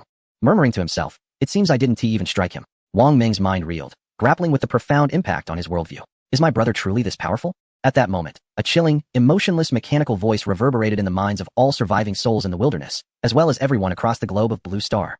Chapter 66. The National Fortune Reward Descends. The Dragon Kingdom celebrates, while the Woka lament. Warning. The contestants from the nation of Yamato have met their demise. With the death toll surpassing 10. This marks Yamato as the first nation in this peculiar wilderness to exceed such a grim figure. The National Fortune penalty mechanism has been activated, resulting in a slight decline in the physical constitution of all Yamato citizens. Upon the announcement, a stunned silence enveloped the room. Within the command center of Yamato, the high-ranking officials turned pale, and an elderly man, bespectacled, slumped helplessly into his chair. In the homeland of Yamato, an eerie scene unfolded on a bustling street in the capital.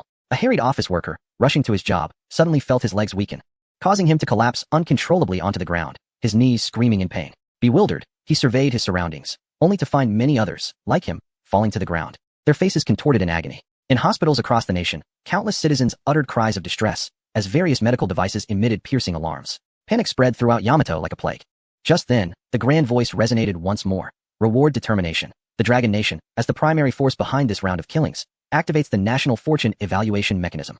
In the highest command center of the Dragon Nation, everyone held their breath, hearts racing, fixated on the screen, fearing the loss of even a single word. Reward. All citizens of the Dragon Nation, Physical Constitution 1. This proclamation struck like a nuclear bomb upon the tranquil surface of a lake, igniting a fervor worldwide. In that instant, the entirety of the Dragon Nation erupted in jubilation. Countless citizens, still riding the wave of exhilaration from the previous night's raid, suddenly felt an invigorating change in their bodies. At the border, a soldier long tormented by arthritis was preparing for bed, when he paused, astonished.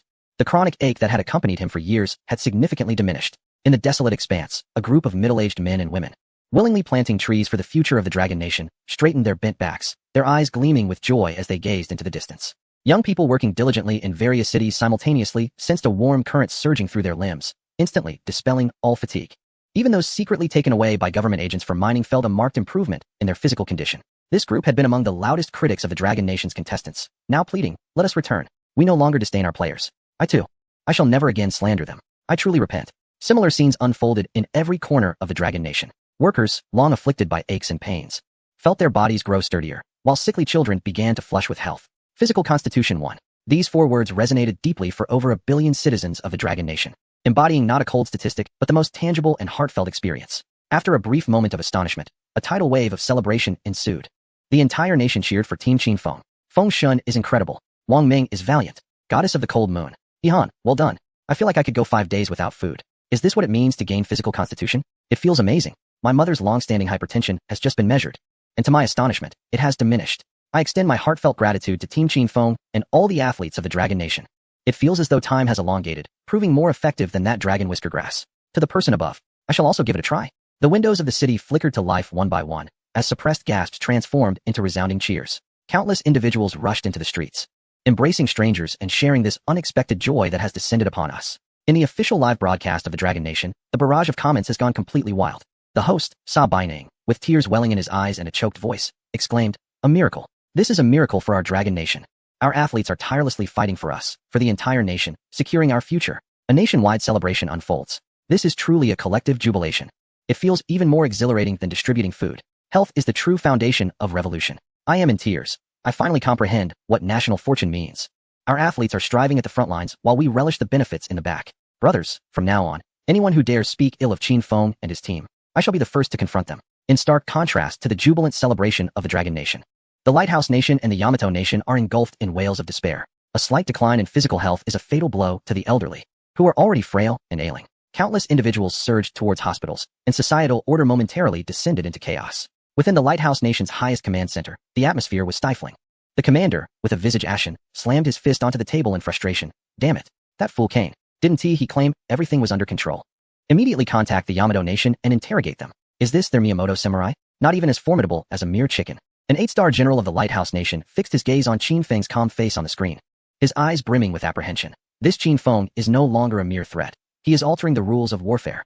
Reassess his threat level immediately and elevate it to the highest. In the wilderness, Qin Feng and his team received the announcement. Though they could not perceive the external jubilation or lamentation, the joy of their victory was undeniably tangible.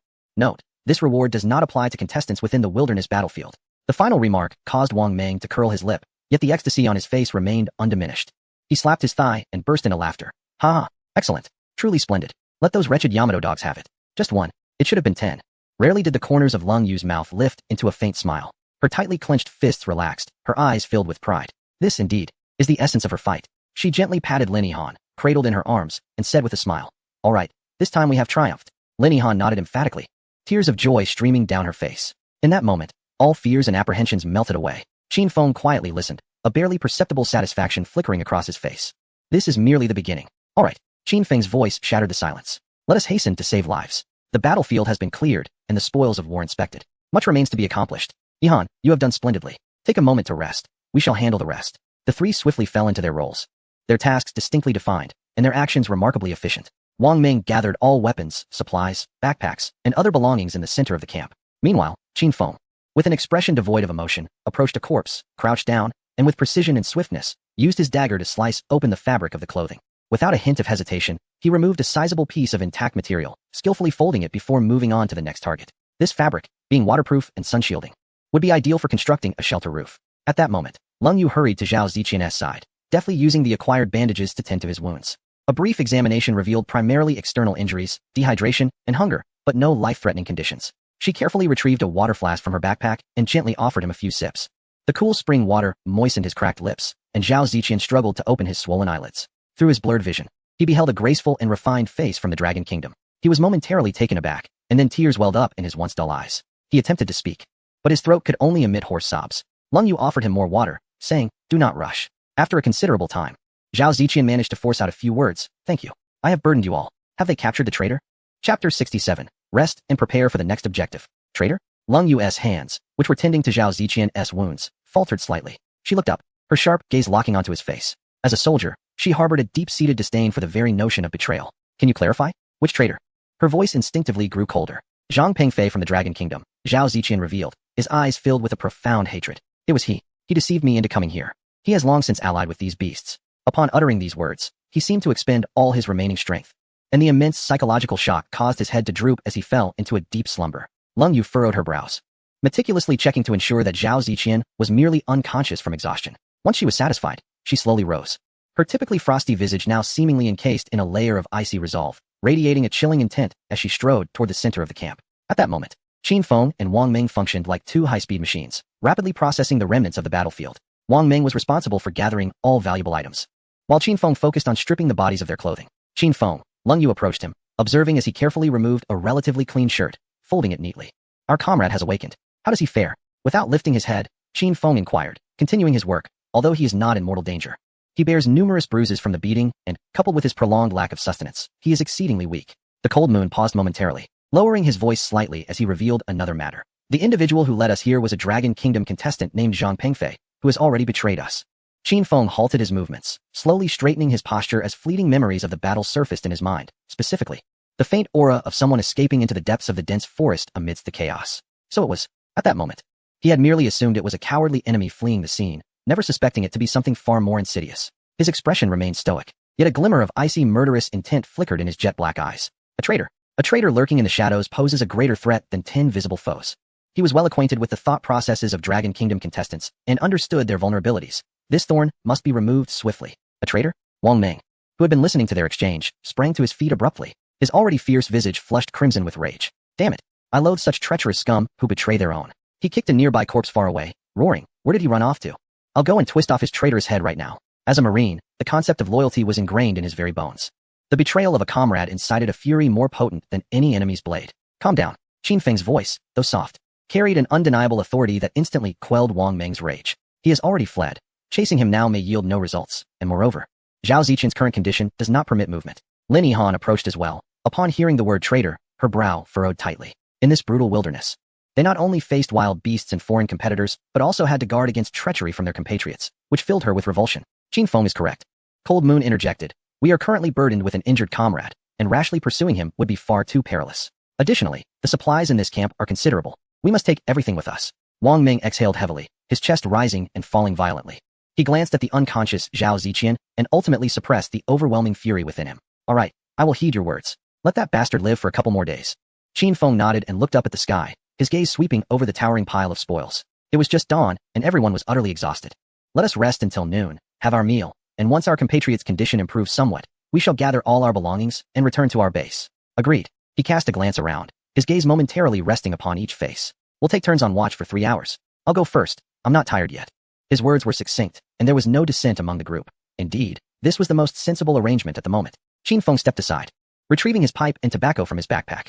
Unfazed by the surroundings, he settled upon a broken log, meticulously using a knife to crumble the tobacco, filling the bowl before lighting it. A curl of blue smoke ascended, carrying with it a familiar aroma, sharp and earthy. Wang Ming, intending to rest in the makeshift shelter nearby, found himself enticed by the scent of the smoke. Observing Qin Feng in a state of enjoyment, he could not resist and trudged over, plopping down beside him. I must say, my friend, this is quite delightful. I should get one for myself, he remarked, his voice deep and resonant. Qin Feng's thoughts were consumed by visions of the trader and the future of the camp, leaving no room for consideration of Wang Ming's desires.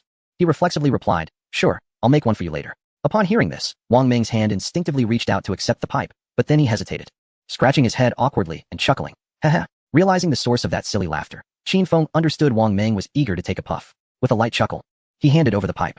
Wang Ming grinned as he accepted it, inhaling deeply. This time, perhaps due to his body acclimatizing, the sharp smoke filled his lungs without provoking a violent cough, bringing instead a peculiar sense of relaxation. Exhaling a long, languid smoke ring, he squinted his eyes in satisfaction. So comforting, he exclaimed, patting Qin Feng on the shoulder. I'll take over for you in a bit. An hour and a half later, Wang Ming's internal clock awakened him promptly. Though his muscles ached painfully, his mind felt considerably clearer. Rising, he stretched his limbs and approached Qin Feng. Brother, it's my turn. You should rest. He sheepishly pointed at the pipe in Qin Feng's hand. Can I keep this for now? Qin Feng passed the pipe to him with a nod and sought refuge in a sheltered corner, wrapping himself in a thermal blanket and closing his eyes.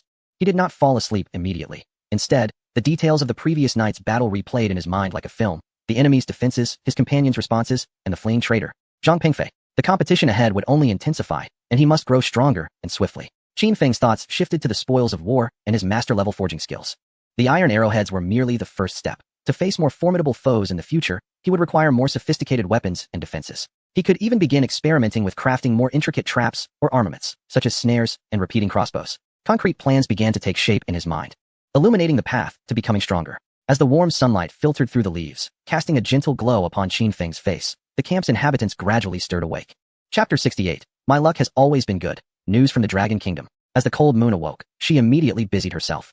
Approaching Zhao Ziqian, she discovered that he was gradually regaining consciousness. How do you feel? She inquired, while meticulously tearing the jerky into minuscule fragments and tossing them into the freshly acquired cooking pot.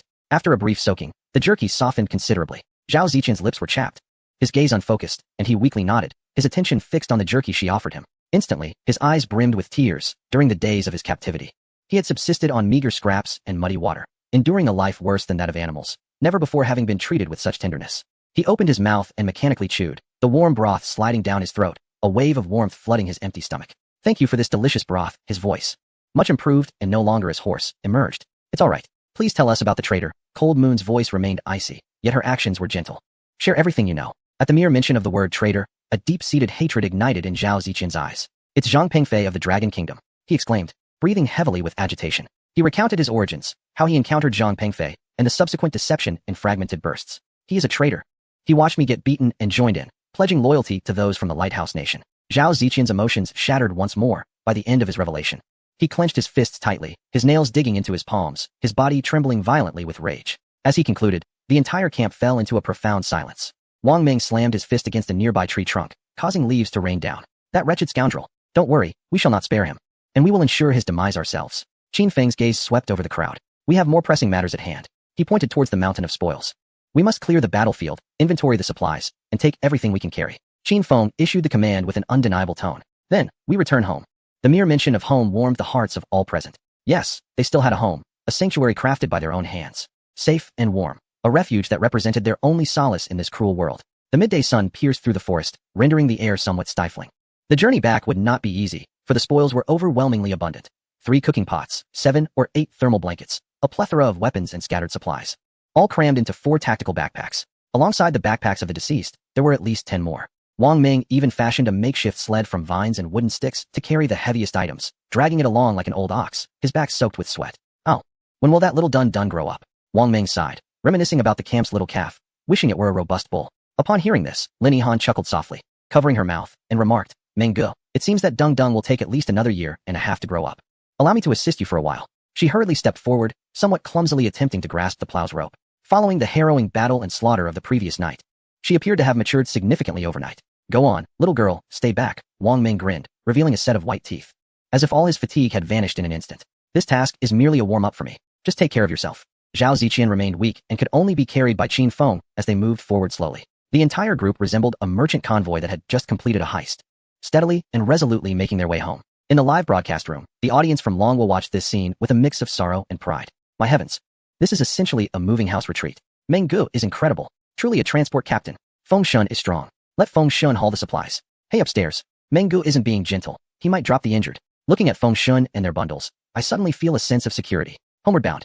Once we return to that valley, we will truly be invincible. As they walked, Wang Ming, who was pulling the plow, suddenly halted. I say, Brother Qin. He turned his head, a peculiar excitement gleaming on his face. I just recalled something. When we caught the monkeys, I detected a faint scent of alcohol on them. Unmistakably. His enthusiasm grew. Do you think there could be that legendary monkey wine in these woods? Monkey wine. Lin Yihan and Lung Yu were momentarily taken aback. Qin Feng's face lit up with ecstatic joy. He had heard of monkey wine before. Some monkeys would store various wild fruits in tree hollows or trunks, and these fruits would naturally ferment into the fabled monkey wine. He was about to speak when he glanced back at the drowsy Zhao Ziqian on his back. That monkey forest isn't too close. Taking a detour would waste time. And his condition doesn't permit it. Perhaps next time.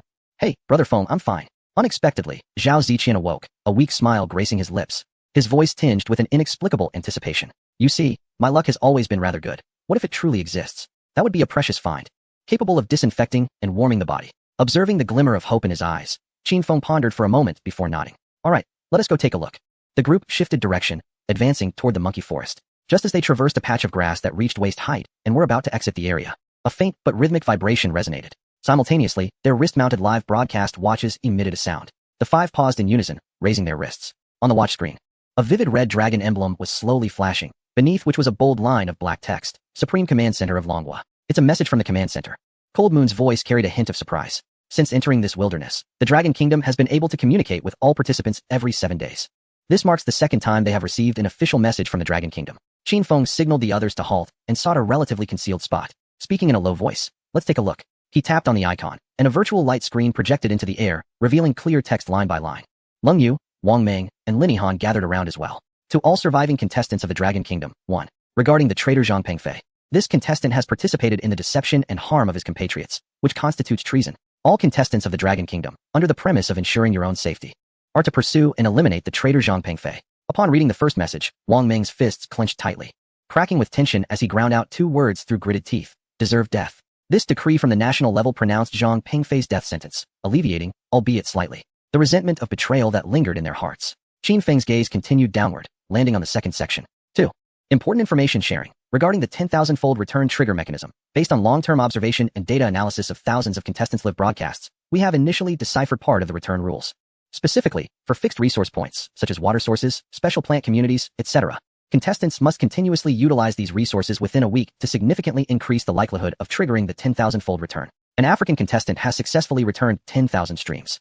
At this, Qin Feng's pupils constricted sharply. A week. Continuous utilization. Instantly, the image of the clear stream beside the valley flashed through his mind. Since their arrival, they had been drinking from that water daily, and upon careful calculation, tomorrow would indeed mark the 7th day. An indescribable thrill and anticipation surged within him. This meant their base was not merely a sanctuary, but a site poised to deliver tremendous surprises for the Dragon Kingdom. Lung Yu's breath also hitched slightly.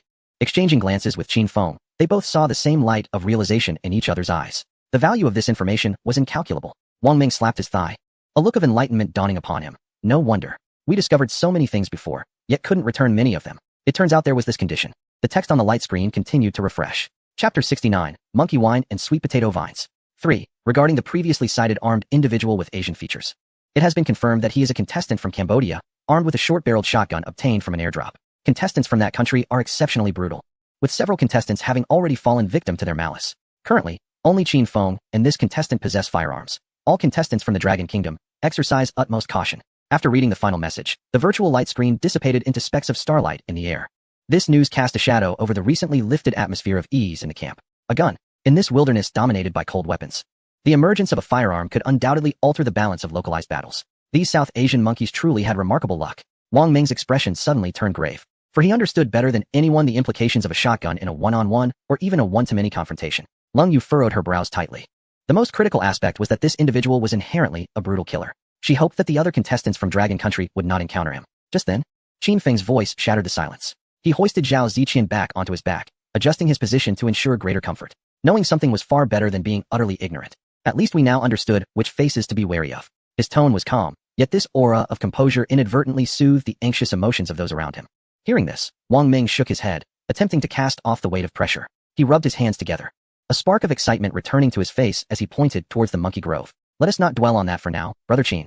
Let us first retrieve that monkey wine. With that, he added, having that will be splendid. If nothing else, a sip in the evening will warm us up. His remark instantly lightened the atmosphere. Noticing the glimmer in Wang Ming's eyes, Qin Feng nodded in agreement.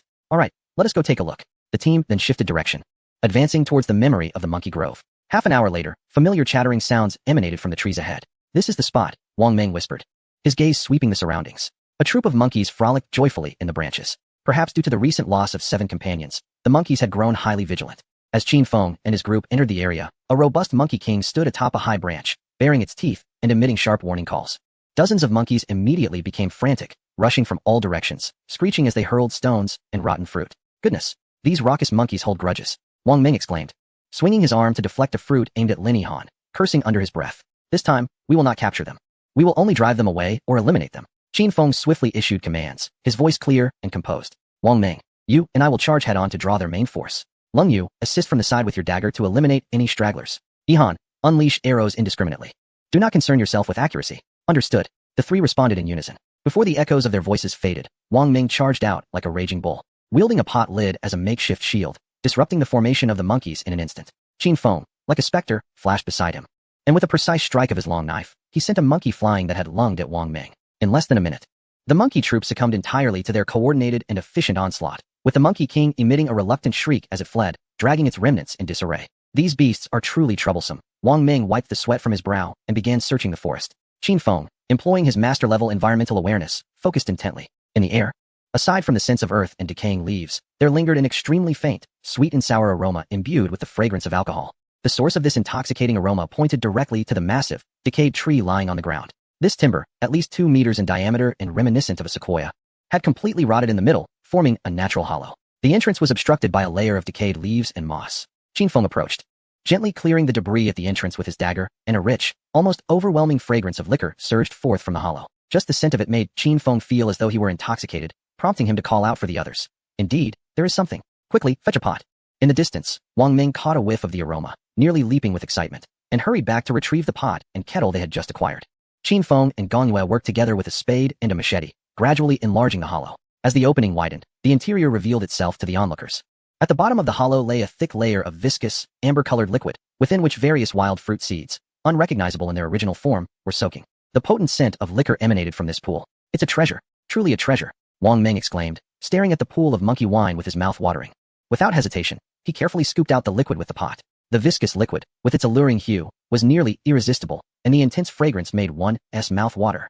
Qin Feng quickly took the military pot and kettle, meticulously ladling out the precious liquid bit by bit. This monkey wine, as thick as honey and with an enticing color, filled 3 military pots and 2 kettles to the brim. There was still plenty left in the hollow. Leave some, Wang Ming suggested, noticing they had gathered enough. He then covered the hollow entrance with leaves, preserving a memory of it, perhaps for future brewing. A sly grin crossed his face, revealing a hint of cunning. Brother Ming is truly clever. Ha ha ha. Lin Yihan chuckled at his words. At that moment, Zhao Ziqian, who had been resting on the ground, inadvertently cast his gaze towards a nearby patch of open land. He suddenly felt that the plants growing there looked somewhat familiar. Struggling to stand, he staggered over, clearing the weeds and digging into the earth. In the next moment, he froze in disbelief, then erupted with uncontainable joy. Sweet potatoes. It's sweet potatoes. He held up a fist-sized tuber with a purplish-red skin, trembling with excitement. The others gathered around at the sound of his voice, revealing that beneath the unassuming soil lay a vast expanse of wild sweet potatoes. Almost simultaneously with Zhao Ziqian's exclamation, a global announcement resounded. Ding! Dragon Country contestant Zhao Ziqian has discovered high-yield crops of sweet potatoes, triggering a 10,000-fold return. Over 10,000 acres of premium sweet potato fields generated in a random area within Dragon Country. This announcement detonated in the minds of all humanity like a heavy nuclear bomb. In the highest command center of Dragon Country, a general, who had just been fretting over intelligence regarding the Kingdom of Cambodia, suddenly sprang to his feet. What? He fixed his gaze intently on the information refreshing on the screen, a surge of incredulous ecstasy igniting within his murky old eyes. Report, Commander. Across the mountains and hills of our nation, an abundance of sweet potato fields has miraculously appeared. The voice of a correspondent quivered with excitement, nearly erupting in a shout. Instantly, the entire command hall was enveloped in a sea of jubilation. In the official live broadcast room of the Dragon Country, the comments surged wildly.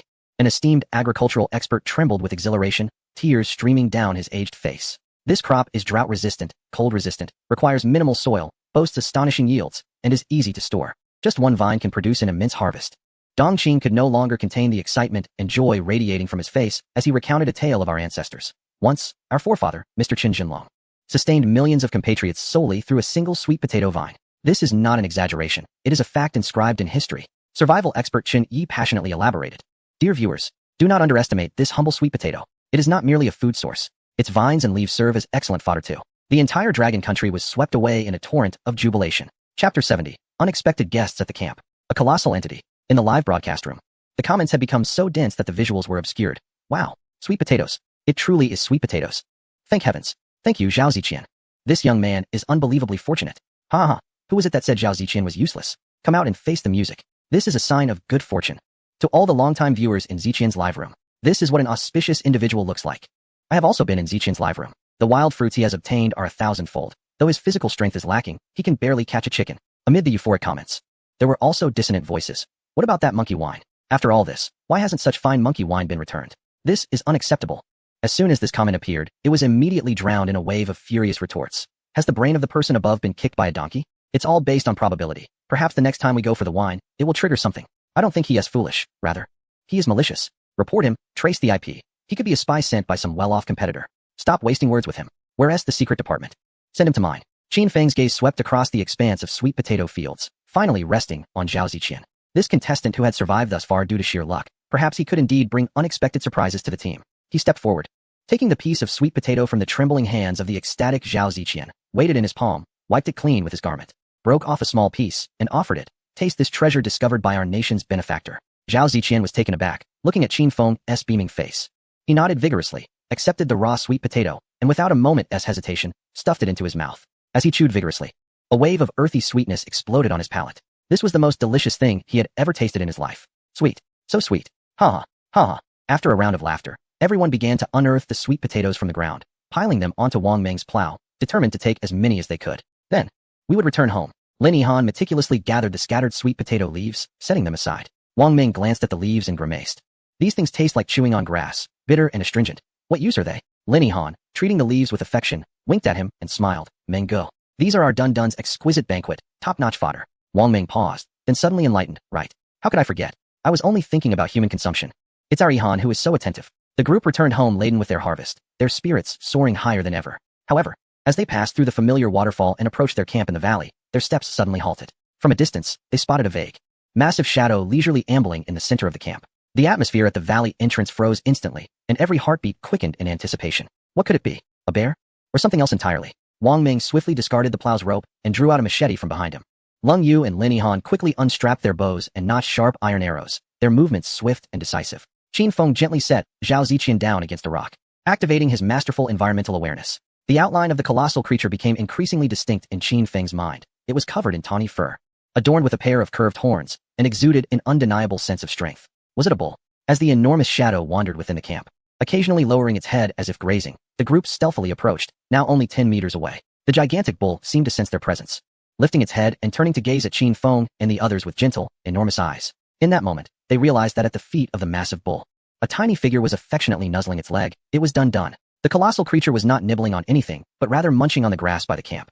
The large stone that had once been used to prevent Dun-Dun from wandering had been pushed aside, leaving deep drag marks on the ground. Was it Dun-Dun's mother? Lin Yihan covered her mouth, her voice trembling with a mix of surprise and fear. The giant bull seemed to understand her words and issued a low, gentle moo in their direction, as if extending a belated greeting. As the sound faded, Dun-Dun joyfully emerged from the shadow of its mother, affectionately rubbing its little head against Lin Yihan's calf. The tense atmosphere dissipated instantly, and everyone exhaled in relief. Wang Meng was the first to relax, boldly stepping forward to circle the mother cow twice, his eyes sparkling with wonder, exclaiming, "Goodness! Look at that physique. That size. It's worth 2 of our old yellow cows back home." He reached out to pat the sturdy thigh of the cow, feeling the muscle as solid as rock.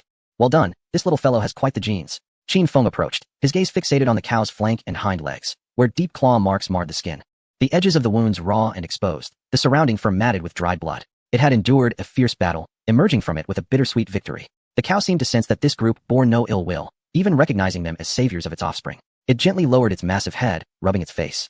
Dusted with hay, against Qin Feng's arm, emitting a low, plaintive hum filled with entreaty. It was seeking their help. Qin Feng stroked the cow's head, softly declaring, "Let me tend to its wounds." Cold Moon's voice remained as calm as ever. In the ensuing moments, the entire camp busied itself around this newly arrived patient.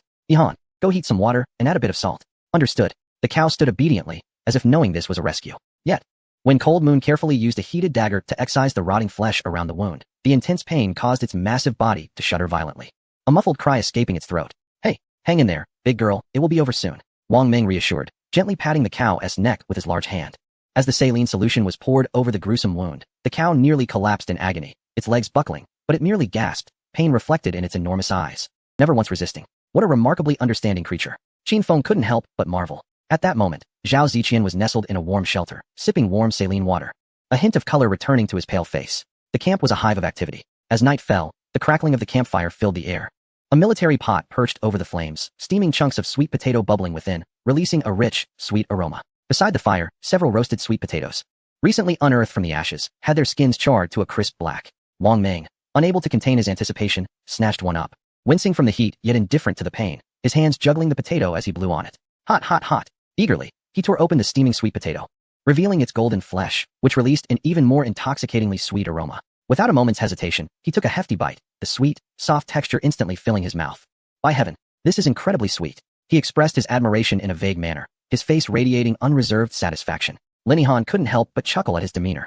With great care, she used the tip of her knife to pry open one, distributing the steaming sweet potato flesh to Zhao Ziqian beside her. At that moment, Zhao Ziqian was cradling a bowl of steaming sweet potato soup, gazing at the golden broth and tender potato chunks, his eyes misting with emotion. Just a day prior, he had been teetering on the brink of death, convinced of his impending demise. Yet now, not only had he survived, but he was also savoring a delicacy he had never encountered before in his life. He took a hearty gulp of the soup, the warm sweetness coursing from his throat to his stomach. Sweet, exceedingly sweet. His voice was hoarse, tinged with a barely perceptible quiver. Nearby, a gentle cow lay down, its wounds having been simply tended to, ruminating on the sweet potato leaves it had consumed earlier. A chubby calf nestled beside its mother, occasionally extending its tongue to affectionately lick her face. This scene brought a semblance of tranquility to the perilous wilderness camp. Our benefactor deserves to eat well.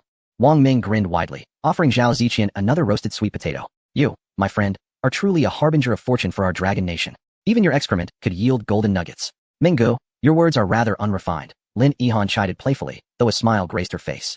Wang Ming stuffed the roasted sweet potato into his mouth, mumbling indistinctly, "Without barbecued meat today, drinking would be rather dull. Tomorrow, Brother Qin and I shall venture into the forest. Let us hunt some game. So what would you like to eat?" Chapter 71. Exploring new discoveries in the wilderness.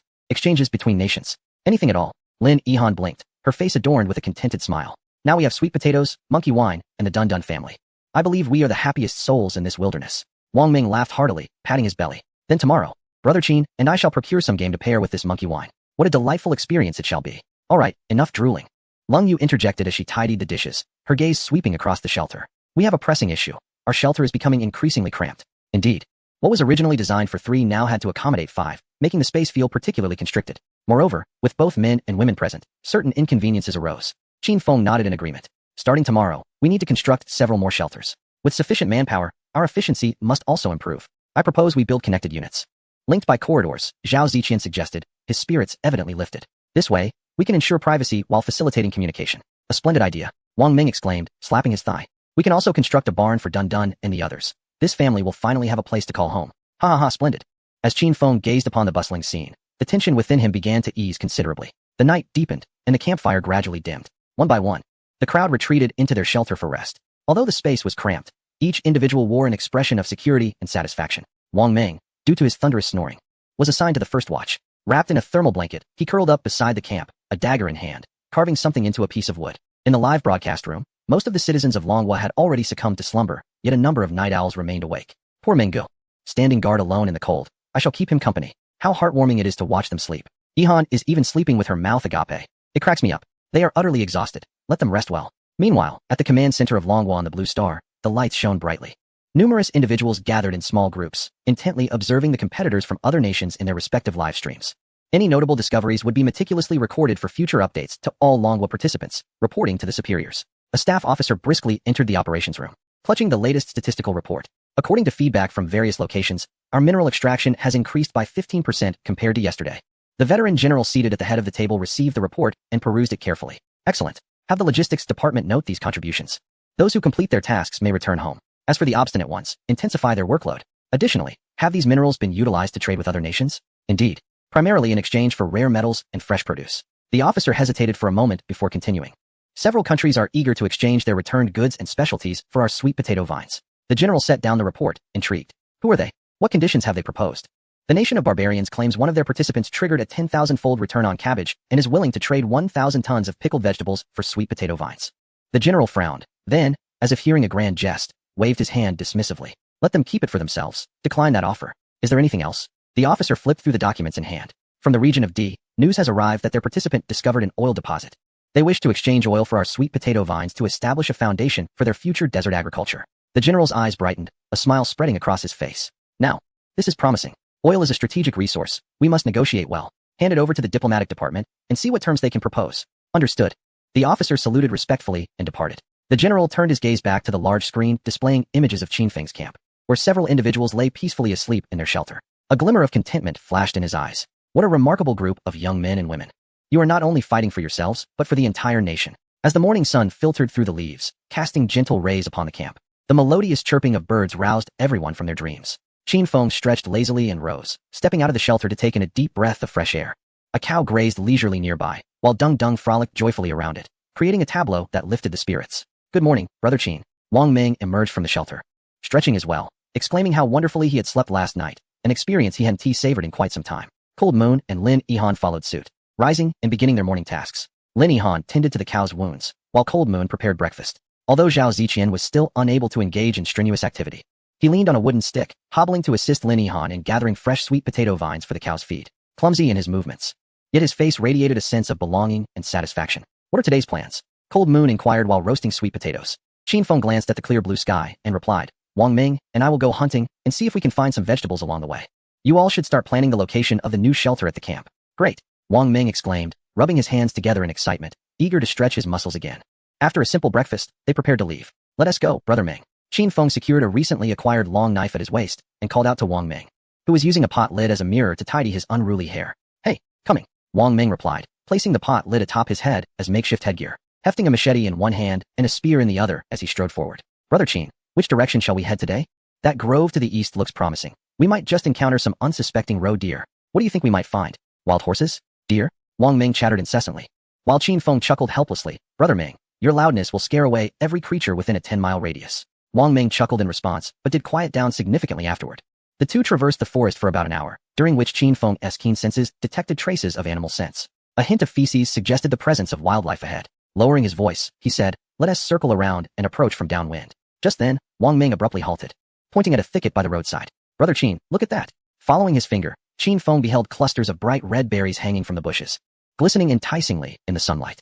Intrigued, Wang Ming approached, leaning in to sniff. It smells a bit sweet. What are these? Are they edible? Qin Feng examined the berries closely. Recalling from memory, they are indeed edible. Wang Ming's eyes lit up, and he immediately plucked one and popped it into his mouth. It's really sweet, he exclaimed. But Qin Feng quickly added, though it seems to have a mild toxin. What? Wang Ming's expression changed dramatically as he began spitting it out. Why didn't you say so earlier? As he observed Wang Ming in a state of panic, spitting uncontrollably, a smile crept onto Qin Feng's lips that he could no longer suppress. He approached and plucked a few fruits himself, casually popping them into his mouth, savoring the familiar sweetness. Look at how frightened you are, Qin Feng remarked, chewing on the fruit. I remember my grandmother telling me about these when I was a child. They call them snake fruits, claiming they are poisonous only because snakes have slithered over them. But back then, when everyone was nearly starving, who wouldn't eat such sweet fruit? Just eat a little, it's fine. Wang Ming wiped his mouth, his face flushing with embarrassment, and retorted angrily, damn it. Brother Qin, you've gone bad. You nearly scared me to death. Not wishing to tease him any further, Qin Feng pointed towards the cluster of fruits. These are edible and plentiful. Let us gather some to bring back for Yihan and Ziqian to enjoy. Wang Ming stood up and began to collect the fruits as well. The two quickly filled their arms with 2 large handfuls. Just as Qin Feng was placing the last handful of snake berries into his backpack, a cold and familiar mechanical voice resonated once again in the minds of people around the globe. Ding! Dragon Kingdom contestant Qin Feng, Wang Ming has discovered edible wild strawberries, triggering a 10,000-fold return. Thousands of wild strawberry growth locations have been generated randomly within the Dragon Kingdom. Chapter 72, Joining Forces to Hunt Giant Beasts. And there's a reward? In the Dragon Kingdom's Supreme Command Center, an old general had just concluded a preliminary video conference with the D Kingdom, a satisfied smile still gracing his face. The sudden global announcement deepened the smile at the corners of his mouth. Wild strawberries, he murmured, then turned to the agricultural expert beside him. What is their value? The expert adjusted his glasses and promptly replied, Report, sir. Wild strawberries have average nutritional value, but the entire plant is medicinal, effective in clearing heat and detoxifying, as well as reducing swelling and bruising. More importantly, it has very low environmental requirements and exhibits great adaptability, making it an essential plant for greening and soil conservation. Good. The old general nodded decisively and immediately issued new orders. Soon, a new announcement from the Dragon Kingdom Supreme Command Center was disseminated through various channels, reaching the ears of every citizen in the Dragon Kingdom. Attention, all compatriots. All return plant resources are for the benefit of the entire populace. Citizens residing in resource locations may collect and cultivate a reasonable amount after reporting, but they also bear the responsibility of care. Destructive or extinction-level harvesting is strictly prohibited.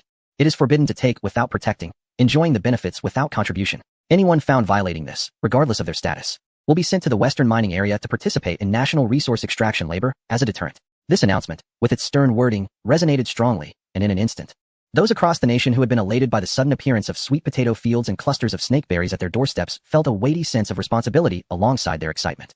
Having benefited from the rewards earned by the contestants' struggles, we too must contribute. It is only right. Indeed, who dares to squander these treasures? I will be the first to report them. Mining. Ha ha ha. That is a ruthless tactic. I love it. It should be promoted globally.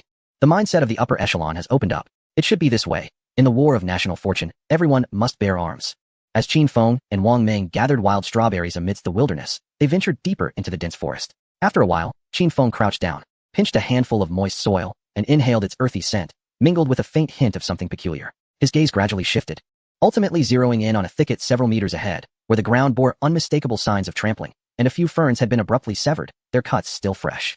There's something large ahead, Qin Feng whispered, his tone imbued with undeniable certainty. Judging by the tracks, its weight must exceed 300 pounds, and it seemed to be foraging for food. Wang Ming's breath quickened, excitement sparkling in his eyes. 300 pounds? What a massive beast that must be. Brother Qin, shall we go for it? However, Qin Feng restrained the impulsive Wang Ming, gesturing towards the wind direction. We are upwind, the scent will carry away. Let us take a detour and approach from the other side. The two men crouched low, moving with utmost stealth, silently tracing a semicircular path towards their quarry.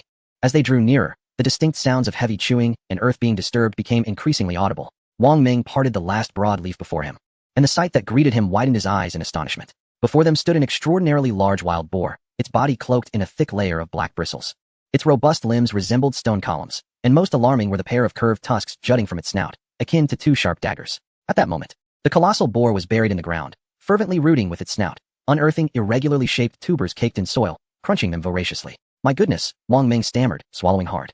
This creature must weigh more than 300 pounds. If it charges, it could get a person with those tusks. Yet, Qin Feng's attention was half focused on the tubers the boar was devouring, which appeared to be some form of wild yam or taro. The allure of such a creature to those tubers suggested they were equally delectable. Wang Ming, do you feel confident? Qin Feng's gaze returned to his companion. Let us do it. Wang Ming licked his dry lips, a spark of determination igniting in his eyes. I'm ready to follow your lead. Excellent. Qin Feng swiftly surveyed the surrounding terrain, formulating a plan in an instant. He pointed to a massive ancient tree nearby, one that would require 2 men to encircle. I will attract its attention from the front. You sneak behind that tree. When it charges at me, I'll guide it towards the tree. In that moment of confrontation, you will have your chance. Qin Feng's eyes gleamed with sharp intensity. Aim your spear at its eyes or neck, and strike with all your might. And what about you? Wang Ming inquired, a hint of concern lacing his voice. As for me, a cold, sharp smile curved at the corners of Qin Feng's lips as he patted the long knife at his waist. I shall deliver the final blow. The plan was straightforward yet incisive, aiming directly at the core. Understanding dawned upon him. Wang Ming nodded emphatically, lowering his voice as he excitedly added, just wait for it to be dazed by the impact. Rest assured, I will surely create a gaping wound in its neck. With that, he ceased his chatter, gripping his spear tightly, and silently vanishing into the thicket beside him. Qin Feng inhaled deeply, picking up a stone the size of a fist, weighing it in his hand. His heartbeat steadied. His masterful environmental awareness enabled him to clearly perceive that Wang Ming was already in position, even sensing his breath and heartbeat. Now was the moment. With a sudden burst of energy, Qin Feng hurled the stone with all his might at the rotund backside of the wild boar. Thud! The stone struck its mark. The boar, engrossed in its feast, let out a thunderous roar of fury. It spun around, its small, bloodshot eyes instantly locking onto Qin Feng, who stood a short distance away. A provocation. This was a blatant challenge. The boar snorted, expelling 2 jets of heavy white mist from its nostrils, lowering its head to aim its deadly tusks at Qin Feng, its hooves digging frantically into the ground. In the next heartbeat, it charged forth like an uncontrollable black tank. A foul wind trailing behind, barreling towards Qin Feng. The ground trembled beneath its weight. The audience in the live stream felt their hearts leap into their throats. Wow, that's massive. Is that the Boar King? Feng, run. That thing could obliterate a person. It's over, it's over. They're doomed. The plan. They must have a plan. Trust in Feng. Confronted by this relentless force, Qin Feng exhibited no trace of fear. He did not retreat. Instead, He slightly bent his legs, fixating his gaze on the wild boar. Closer, even closer. He could smell the foul stench emanating from its mouth. Just as the boar's tusks were about to graze his body, Qin Feng moved. His body twisted at an incredible angle to the side, his feet propelling him as he sprang away in the nick of time, narrowly evading the lethal charge. The boar's immense inertia rendered it unable to halt, charging straight toward the ancient tree designated as their target. Boom! A thunderous crash echoed as the entire tree shook violently, leaves cascading to the ground, while the boar's head collided forcefully with the trunk, emitting a muffled groan of pain. Its massive body, overwhelmed by the sudden force, became momentarily rigid. Now, Meng! Qin Feng's booming voice reverberated through the forest. Having already concealed himself behind the tree, Wang Meng sprang forth like a tiger descending the mountains, emerging from the shadows. Die, you beast! His eyes widened, veins bulging, every ounce of strength coalescing in his hands as he drove the spear with all his might toward the boar's unguarded, tender neck. Thwack! The sharp iron tip pierced effortlessly through its thick hide, blood erupting like a fountain in an instant. Ack! The wild boar let out a heart-wrenching scream of anguish. The excruciating pain drove it into a frenzy. It thrashed violently, attempting to dislodge Wang Meng. Wang Meng gripped the spear tightly, his feet carving deep furrows into the ground as he was forced backward by the immense strength of the wild boar. The muscles in his arms bulged, nearly tearing under the strain. In that moment of stalemate, a figure darted to the other side of the boar. It was Qin Feng. In his hand, the long knife traced a chilling arc through the air. The sharpened blade glimmered with a deadly sheen as it swiftly and accurately sliced through the boar's carotid artery. With a swift motion, a deeper, longer wound appeared. The boar's anguished cries abruptly ceased, its massive body convulsed violently a few times, the ferocity in its eyes dimming rapidly. Finally, with a resounding thud, it collapsed to the ground, silenced forever. Warm blood stained the earth beneath it. In the forest, only the sound of Wang Meng's heavy breathing remained. Wang Meng leaned on his spear, gasping for breath, his expression filled with exhilaration and disbelief as he gazed at the colossal beast before him. By heavens! Brother Qin! We've brought it down.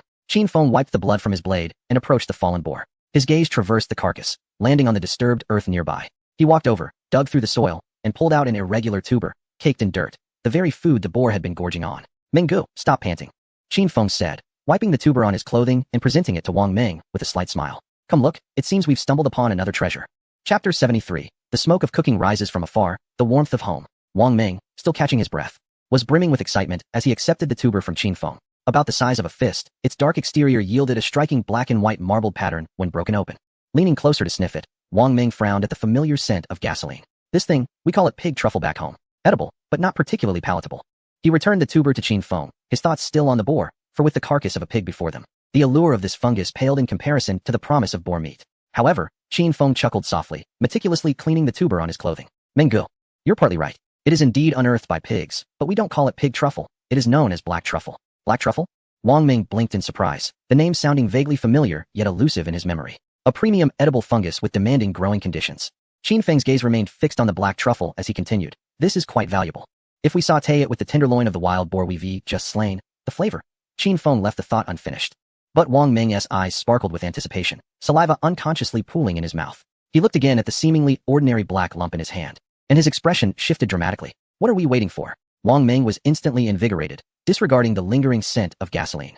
He cast aside his spear and dropped to the ground, furiously digging into the earth with his hands, much like the wild boar from earlier. Quickly dig more. Let the sisters, especially Cold Moon, witness this. Haha, Brother Meng's transformation is astonishing. One moment, disregarded. The next, my precious. In the area where the wild boar had foraged, the two unearthed a dozen or so pieces of varying sizes of black truffles. Unfortunately, the system notification did not chime.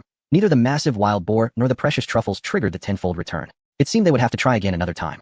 Qin Feng pondered privately, feeling no disappointment. While the tenfold return was indeed significant, the immediate priority was to ensure the team was well fed and their morale uplifted.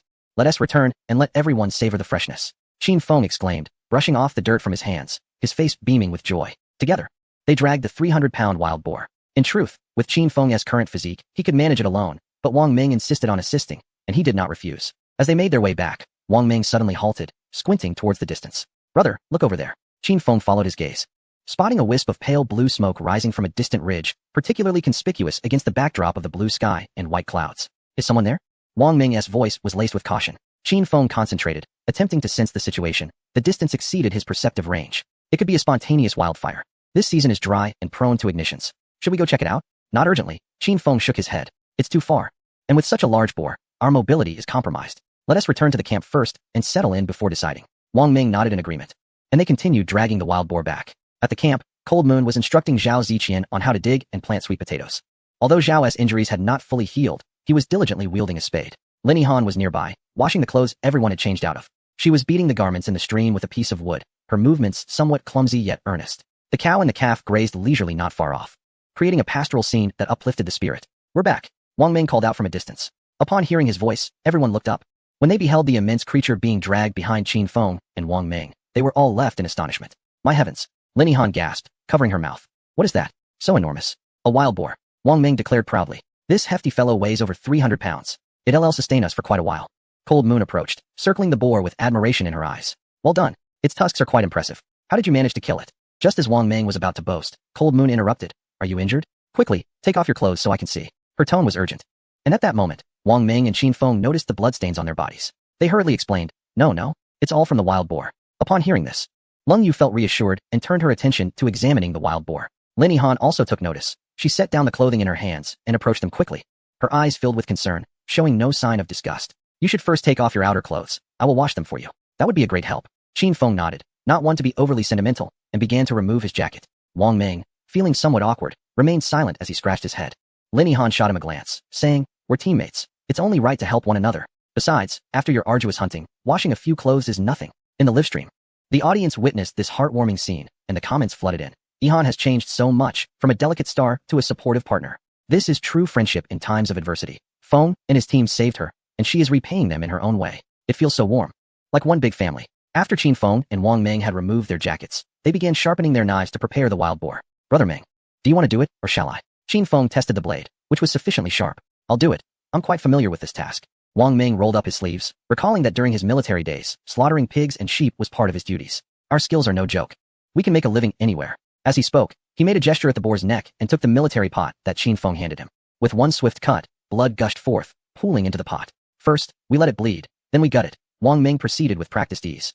"This pig is a treasure trove. Although its fat isn't as rich as that of domesticated pigs, it will suffice." Every part of the pig was meticulously accounted for by Wang Ming. The skin could be processed into durable leather, the fat rendered into lard for long-term storage, the entrails used for bait in the streams, and the bones boiled for broth. The blood was carefully filled into cleaned pig intestines, preparing to make blood sausage. The entire campsite was permeated with a strong metallic scent, yet there was more a sense of joy in the harvest than anything else. After finishing her tasks, Lung Yu approached and surveyed the abundance of meat scattered about. "With so much meat, we won't be able to consume it all at once. We need to find a way to preserve it, perhaps by making cured meat." Qin Feng suggested, "We can salt it and then smoke it.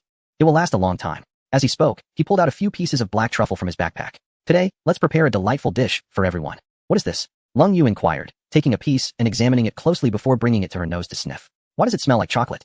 Her voice was slightly lower than usual, as if uncertain about the aroma she detected. Wang Ming, upon hearing this, widened his eyes in disbelief.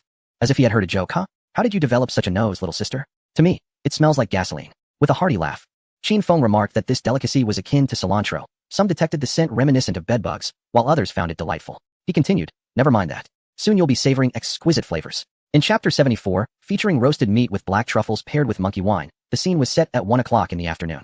The bonfire blazed brightly, and Qin Feng, seated beside it, found himself coughing from the smoke, beads of sweat trickling down his forehead. Wang Ming approached, patting Qin Feng on the shoulder, saying, "Let me take over. You have more pressing matters at hand." Qin Feng turned, puzzled, to see Wang Ming producing a defective pipe. "I simply can't manage this. Can you help me adjust it?" "Of course," Qin Feng replied, rising to make space. Skewered on sharpened sticks were large chunks of wild boar meat sizzling over the flames, golden fat dripping into the fire, erupting into sparks that released a mouth-watering aroma. In a pot, a clear soup simmered with succulent pork ribs, steam rising invitingly. Qin Feng stood nearby, deftly modifying the pipe with a dagger while keeping an eye on the meat. Once it appeared nearly done, he decisively retrieved several pieces of black truffle, slicing them thinly and evenly sprinkling them atop the roasting meat. A unique fragrance was instantly unleashed by the heat, merging perfectly with the savory scent of the pork, tantalizingly wafting towards everyone's noses. "Here, try this." Qin Feng offered a skewer of the roasted truffle-infused pork to the group. Wang Ming was the first to accept, eagerly taking a large bite, and his eyes widened in astonishment. The pork's exterior was crisp, while the interior remained tender and juicy. And the toasted black truffle slices released a remarkable aroma, eliminating any hint of gasoline, elevating the meat's deliciousness to unprecedented heights. "By heavens, this is exquisite," Wang Ming exclaimed, his words muffled as he savored the dish, grease glistening on his lips. Linny Han and Lung Yu also took small bites, their expressions reflecting sheer amazement. The flavor was an unparalleled delight they had never before experienced. Accompanying the feast were freshly picked wild strawberries, their vibrant red hue providing a sweet and tart contrast that balanced the richness of the roasted meat. Finally, Qin Feng produced a bottle of monkey wine, the amber liquid gently swaying in the pot, exuding a refreshing fruitiness combined with the warmth of alcohol. Now, for the main event. Monkey wine. Meng Gu, pour for everyone. Let us fill them up. Wang Ming took the pot and filled the rough wooden cups before Qin Feng raised his own, addressing the smiling faces surrounding him. To this meal. To our dragon country. Cheers. Cheers. No holding back. The wooden cups clinked together gently in front of the bonfire, creating a dull thud. Wow, this is sweet, Wang Ming exclaimed, requesting another cup. Meanwhile, Leng Yu quietly advised Lin Yihan, who was joyously enjoying the moment, drink less. Don't get drunk. We have work to do this afternoon. Her demeanor resembled that of a caring elder, to which Lin Yihan obediently nodded. The group sat in a circle, indulging in hearty portions of meat and generous sips of wine, the atmosphere vibrant and warm. Sunlight streamed through the gaps in the leaves, casting a dappled light that seemed to bestow a golden halo upon this idyllic haven amidst the wilderness. In the global livestream, countless viewers gazed at this spectacle, their mouths watering in anticipation. Am I dreaming? Is this wilderness survival or a Michelin 3-star outdoor culinary experience? Truffle roasted wild boar, fresh wild strawberries, monkey wine. A contestant from the Lighthouse Nation hunted a goat a few days ago. I salivated at the sight of the whole roasted goat. But it pales in comparison to Feng Shen's feast. Haha, there's a contestant from India devouring roasted monkey meat, even contemplating domesticating them. Here's a tip for everyone. Close your eyes and consume the nutritional supplement while imagining its roasted meat. You'll find yourself even hungrier. In the command center of the Lighthouse Nation, a stern-faced general adorned with stars stared at the screen with a thunderous expression. Those Dragon Nation individuals indulging in black truffle monkey wine, were they on vacation? He abruptly extinguished half a cigarette in the ashtray and turned to his aide, bellowing, "Did MacArthur not trigger a tenfold return? Go, procure a goat for me. I desire a whole roasted goat." The aide hesitated, cautiously responding, "General, the return supplies appear randomly across the nation. Most goats are on citizens' farms, classified as strategic reserves, and are currently being bred." The general scoffed, shooting a piercing glance at his aide that sent chills down the aide's spine. "Go inform those wretched ranchers that their general requires the plumpest goat to boost the morale of the nation. I care not for their strategic reserve excuses. Within an hour. I want it on my table. This is an order, not a negotiation. If it cannot be done, let him march to the front lines and consume nutritional supplements." "Yes, yes, I understand, General." The aide, sweating profusely, nodded vigorously before retreating. The general then turned his attention back to the screen, his eyes ablaze with envy as he observed the harmonious scene of Qin Feng's team. Sated and content, the group leaned against wooden stumps to rest. Qin Feng wiped his mouth and gazed at the nearby cows leisurely grazing and the lively calves frolicking. He spoke, "Sometimes we have an excess of meat and spoils that we cannot carry all at once, and relying solely on human labor for mining iron is inefficient. We cannot remain trapped in this valley forever. The resources beyond are abundant." He looked at his companions, his eyes shimmering with a vision of foresight. "We have wood, iron, labor, and most importantly, animal power. This afternoon, we shall construct an ox cart." "An ox cart?" The group was taken aback. "Indeed." Qin Feng pointed to the previously constructed furnace. "We have wood, iron, and labor. With an ox cart, our efficiency in transporting goods and cultivating land will greatly increase." His words ignited a flame of civilization within the hearts of all present. From the primal consumption of raw flesh to the roasting of meat over campfires, from dwelling in caves to seeking refuge, and now to the forging of iron and crafting of vehicles, they are methodically reconstructing their own civilization in this untamed wilderness. "Excellent," Wang Ming exclaimed, rising first from his seat. "I shall heed your words, Brother Qin. Whatever you propose, we shall execute." The others echoed his sentiment, their eyes brimming with anticipation for the future. The afternoon sun had softened its intensity, and a gentle breeze wafted through the valley. The Qin Feng team remained undeterred, embarking on an ambitious project centered around the ox cart with unwavering resolve. "Meng Gu, Leng Yu, you two are responsible for the primary materials," Qin Feng directed, gesturing towards several towering hardwoods nearby. "We require 2 straight beams, each at least 3 meters long and the thickness of a bowl, along with some timber of arm's width for the crossbeams and the yoke." "Not a problem." Wang Ming grasped a hefty machete, feeling its weight invigorate him with unquenchable energy. The 2 men, one on each side, ventured into the thicket. Soon the forest echoed with the rhythmic sound of chopping. "Yihan, Ziqian, your task is to gather resilient vines. The more the better," Qin Feng addressed the other 2. "Peel off the outer skin and pound them with stones to render them soft yet durable. We shall weave them into ropes and the cart's enclosure." "Understood. Leave it to us." Lin Yihan nodded vigorously, no longer the delicate starlet she once was. The calluses on her hands were testament to her growth. Zhao Ziqian also nodded in agreement. Though physically limited, he was still capable of handling such meticulous tasks. Armed with daggers, they delved into the nearby underbrush. With the tasks assigned, Qin Feng approached the unassuming earthen furnace. Taking a deep breath, he transferred all remaining iron, ore, and charcoal. His focus set on the most technically demanding aspect of crafting the ox cart, the reinforcement of the axles and wheels. What is Feng Shen up to now? Is he refining iron again? Oh my, this is incredibly hardcore. While others fret over their next meal, Feng Shen is already climbing the technological tree, a sense of the industrial revolution. Clear division of labor, precise objectives. The execution is astonishing. The audience in the live stream, particularly the mechanical engineers and technology enthusiasts, watched with wide eyes, eager to see how Qin Feng would fabricate the ox cart under such primitive conditions. Chapter 75. 1,000 Sources of Living Water. He skillfully layered the charcoal and iron ore within the furnace, igniting the fire, then connected a large bellows made of deer hide to the furnace's air inlet. Whoosh, whoosh. As the skin was rhythmically pulled, powerful gusts of air were infused into the furnace, causing the temperature of the flames within to gradually ascend. Time passed, and the iron ore inside began to melt, coalescing into streams of flowing molten iron. Qin Feng, bare-chested, felt beads of sweat trickle down his chin, instantly vaporizing into white mist upon contact with the scorching ground. He was parched and in urgent need of water for the quenching of the impending metal components, prompting a trip to fetch water. He grasped 2 military kettles and made his way to the nearby pond, a vital source they had relied upon for nearly a week for drinking, washing, and cleaning ingredients. Reaching the water's edge, he cupped his hands to draw up some cool pond water, pouring it over his heated chest, a wave of refreshing relief coursing through his limbs. Just as his kettles submerged into the icy stream, a familiar mechanical voice reverberated across the globe. Global announcement. Dragon Kingdom contestant Qin Feng has successfully utilized a fixed water source for 7 consecutive days, fulfilling the triggering conditions, triggering 10,000-fold return. Reward: 1,000 randomly generated sources of fresh water within the Dragon Kingdom. The announcement echoed like a stone cast into a tranquil lake, stirring tumultuous waves worldwide. In the highest command center of the Dragon Kingdom, the old general slammed his palm onto the sturdy mahogany table, producing a dull thud. His gaze was fixed intently on the golden announcement on the screen: sources of fresh water. 1,000 sources. A geologist, trembling with excitement, pointed to a vast map of the Dragon Kingdom, his voice quivering. Report to the general. In the heart of the Taklamakan Desert, underground water is gushing forth. Report. In the western section of the Chilean Mountains, a colossal alpine lake has been discovered. Report. In the myriad ravines of the Lus Plateau, dozens of springs have appeared out of nowhere. Good news flooded in like snowflakes from across the nation. These were not mere rivers, but sources of fresh water, self-replenishing springs that nourish the land. For a nation, this implication was profound and undeniable. It signified that countless barren lands would transform into fertile fields, heralding an epic leap in the country's developmental potential. Good, good, good. The old general exclaimed thrice, his eyes glistening with moisture. Immediately, mobilize all resources to safeguard every newly generated water source. Qin Feng was momentarily taken aback, then smiled. Water was coming. Returning to the furnace, he carefully used 2 thick, damp wooden tongs to extract a viscous stream of molten iron from the opening at the furnace's base, directing it into a rectangular groove prepared with compacted damp earth. As the saying goes, without the right tools, one cannot undertake delicate work. In the wilderness, various implements are irreplaceable, and foremost, one must possess a heavy hammer.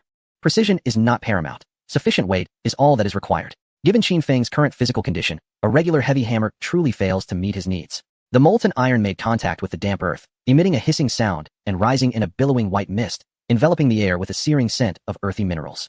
Once the molten iron cooled slightly and solidified into a rough ingot, Qin Feng promptly extracted it using several sturdy branches and placed it upon a massive granite slab, which would serve as his makeshift anvil. Lacking a proper hammer for forging, he resorted to the most rudimentary method. He painstakingly chiseled a grip-indenting groove on one end of the still-glowing ingot using a stone and a dagger. Subsequently, he inserted a water-soaked piece of hardwood into the groove, leveraging the weight and density of the iron block to repeatedly strike it against the unyielding rock.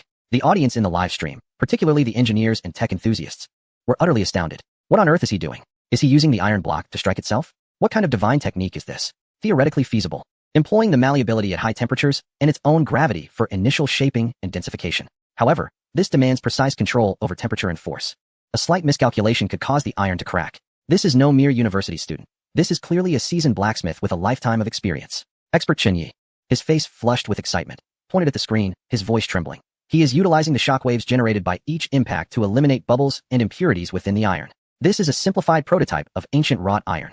Good heavens, how many more hidden talents does he possess? At last, through repeated strikes and cooling, the iron gradually took shape. One end became thick and flat, while the other was securely embedded in the hardwood grip. Thus, a robust and somewhat unsightly forging hammer was born, weighing at least 10 kilograms. Qin Feng weighed it in his hands, nodding in satisfaction. Though rough, it was sufficient. At this moment, Wang Meng and Lung Yu had also felled an adequate supply of timber, as per Qin Feng's instructions. Several thick hardwood logs were arranged neatly as main beams, accompanied by arm-thick crossbeams and a plethora of resilient vines. Lin Yihan and Zhao Ziqian were busy stripping and pounding the vines to render them soft yet sturdy, preparing them for use as binding ropes. All eyes were focused on the center of the camp, where Qin Feng stood before the furnace, ready to commence his performance for the day. Meng, the bellows are yours. Maintain maximum airflow, do not cease. Qin Feng's voice was calm, yet powerful. Understood, Wang Meng replied, rhythmically operating the bellows. The deep, resonant sound of the airflow filled the air once more, as flames leapt high within the furnace, casting a crimson glow upon Qin Feng's face. He cast the remaining iron ore into the furnace and raised the freshly forged hammer, preparing to craft the most vital components of the ox cart, the axle and wheel reinforcements. The heavy hammer met the glowing red iron block, resonating upon the colossal granite in a primordial yet captivating industrial symphony amidst the wilderness. With each precise strike, Qin Feng exhibited an alarming intensity of focus, devoid of blueprints. Every dimension and angle was indelibly etched in his mind. He first forged a robust iron rod to serve as the main axle, ensuring it was straight, sturdy, and uniformly thick at both ends. Under the astonished gazes of Wang Meng and Leng Yu, Qin Feng, relying solely on his keen eyesight and tactile sense, tirelessly transformed an irregular iron ingot into an almost flawless cylinder. Indeed, this mastery of forging was extraordinary. "My goodness," Wang Meng exclaimed, his eyes wide with awe. "Brother, you must have been a blacksmith in your past life. Your skills surpass even the finest machinists in our unit."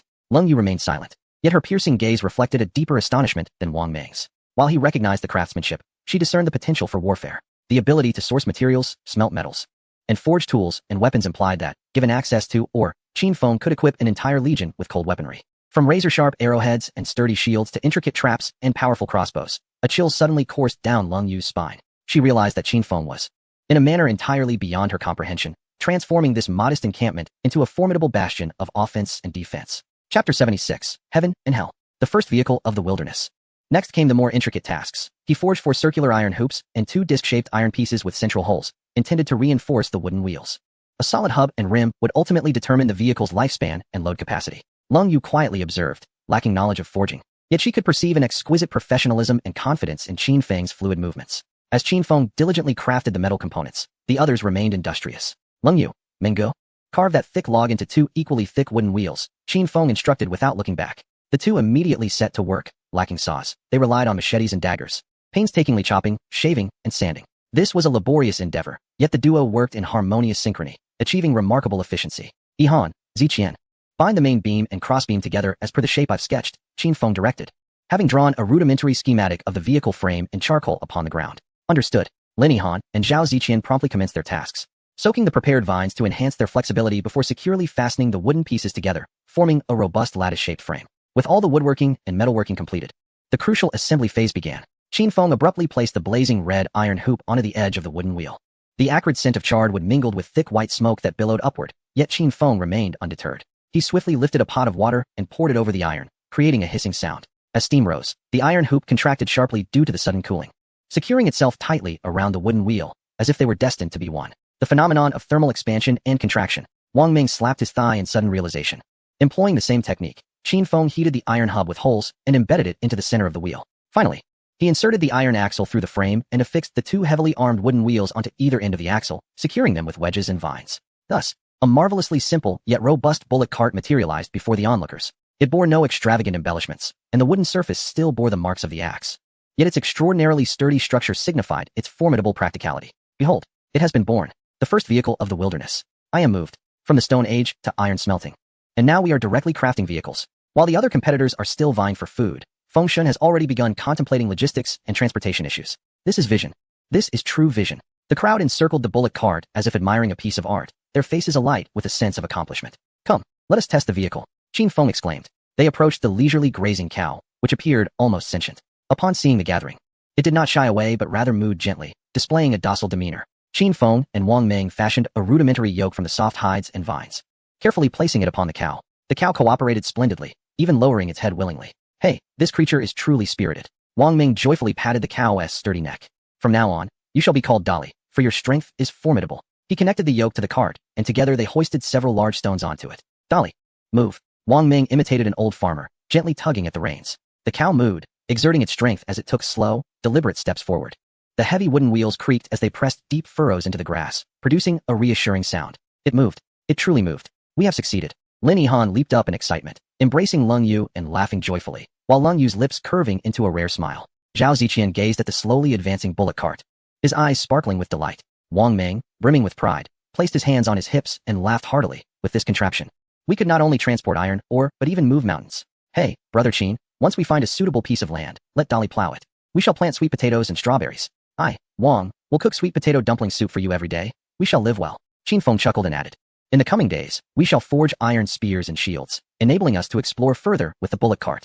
Agriculture and settlement unfold a clearer blueprint for the future in the hearts of all." As the sun sets, golden rays bathe the camp in warmth. The gathered crowd encircles the campfire, casting glances at the ox cart quietly resting beside the shelter. Each individual harbors an ineffable sentiment, starkly contrasting with the fervent construction scene of the camp. Several dozen kilometers away, in a damp and dense forest, Zhang Pengfei crouches like a rodent at the roots of a colossal banyan tree.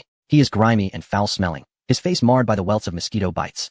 Ever since he slipped away during the chaos at the Kane camp, he has led a life of evasion, too fearful to ignite a fire lest he reveal his position. He survives on wild fruits and raw insects, suffering from bouts of vomiting and diarrhea due to accidental ingestion of toxic plants, nearly succumbing to death. Why? Why must this be my fate? He mutters to himself, clutching his head as his teeth chatter. I merely wish to survive. What have I done wrong? I cannot believe that you, tortured and kidnapped by other nations, could endure without surrendering. He is consumed by hatred. Hatred for the man named Qin Feng, who shattered his stable vassal life. Hatred for the inept Kane, whose nest was toppled by a handful of individuals. Now, he bears the burden of treason. He realizes he cannot return. Whether in this wilderness or on Blue Star, he has become a pariah, loathed by all. His only avenue for survival lies in finding a new, formidable ally before this dire game of survival concludes. A sinister thought takes root in his mind, to devise a way to eliminate Qin Feng and his companions. If they were to perish, perhaps he could be accepted anew by another nation. Once this notion emerges, it proliferates like wild grass, impossible to restrain. He mindlessly snatches a nearby insect and devours it. His gaze fierce. Chapter 77. The ox cart sets forth. The sun's afterglow envelopes Qin Feng's camp in a comforting golden hue. Wang Meng stands with hands on his hips, gazing at the ox cart that embodies the collective sweat of all present, a broad smile illuminating his face. He steps forward and gently caresses the sturdy frame of the cart as one would a beloved. By heavens, what a marvel! Brother Qin, how did you conceive such brilliance? He turns to Qin Feng, his eyes brimming with unabashed admiration. Qin Feng merely smiles in response, choosing silence as he approaches the central campfire. He picks up a pre-prepared new smoking pipe and offers it to Wang Meng. Here you go, Menggu. Just as I promised. Wang Meng stands momentarily stunned, regarding the pipe in his hand before looking back at Qin Feng. The imposing figure, usually so fierce, now seems to have a glimmer of warmth in his eyes. Trembling, he accepts the pipe, carefully fills it with a pinch of tobacco, and brings it to the fire to ignite. With a soft pop, he inhales deeply, the familiar spicy flavor flooding his mouth and filling his lungs, then escaping in a plume through his nostrils. Coughing lightly, Wang Meng was momentarily choked, yet an expression of profound satisfaction graced his visage. He closed his eyes, as if the burdens and perils of the world dissipated within the tendrils of smoke. How utterly delightful. He exhaled a long plume of smoke, genuinely marveling at the experience. Lin Han, observing his rapturous demeanor, couldn't help but chuckle. Look at how blissful Menggu is. What do you understand? Wang Meng opened his eyes and, with a sense of pride, waved his smoking pipe, declaring, this is the romance of a man. A cigarette after a meal surpasses the joys of the immortal. Qin Feng, witnessing this heartwarming scene, felt his own heart remain slightly tense. His gaze drifted beyond the crackling campfire, toward the forest, now fully engulfed by the night. The wisp of smoke he had seen in daylight lingered in his mind like a sharp thorn. Was it a sign of surviving compatriots or lurking foes? Such unknown threats must be managed. Retrieving his thoughts, he looked at his comrades gathered around the fire, their faces alight with smiles, and resolved firmly within himself. Everyone, enjoy your meal and drink well, then retire early. Tomorrow, 2 of us will take the ox cart to investigate that smoking area. Upon hearing this, Wang Meng and Leng Yu's expressions sharpened instantly. Wang Meng was the first to rise, thumping his chest. Brother, I will accompany you. We'll charge forth, slaying any who stand in our way. Qin Feng shook his head. No, you must remain at the camp. We need you here. You are the strongest fighter after Leng Yu and myself, and you must ensure the safety of the base. Wang Meng paused, then comprehended Qin Feng's intentions, nodding gravely. Very well, I will stay. Rest assured, with me, Wang Meng, no one shall lay a finger on our home. Qin Feng's gaze turned to Leng Yu.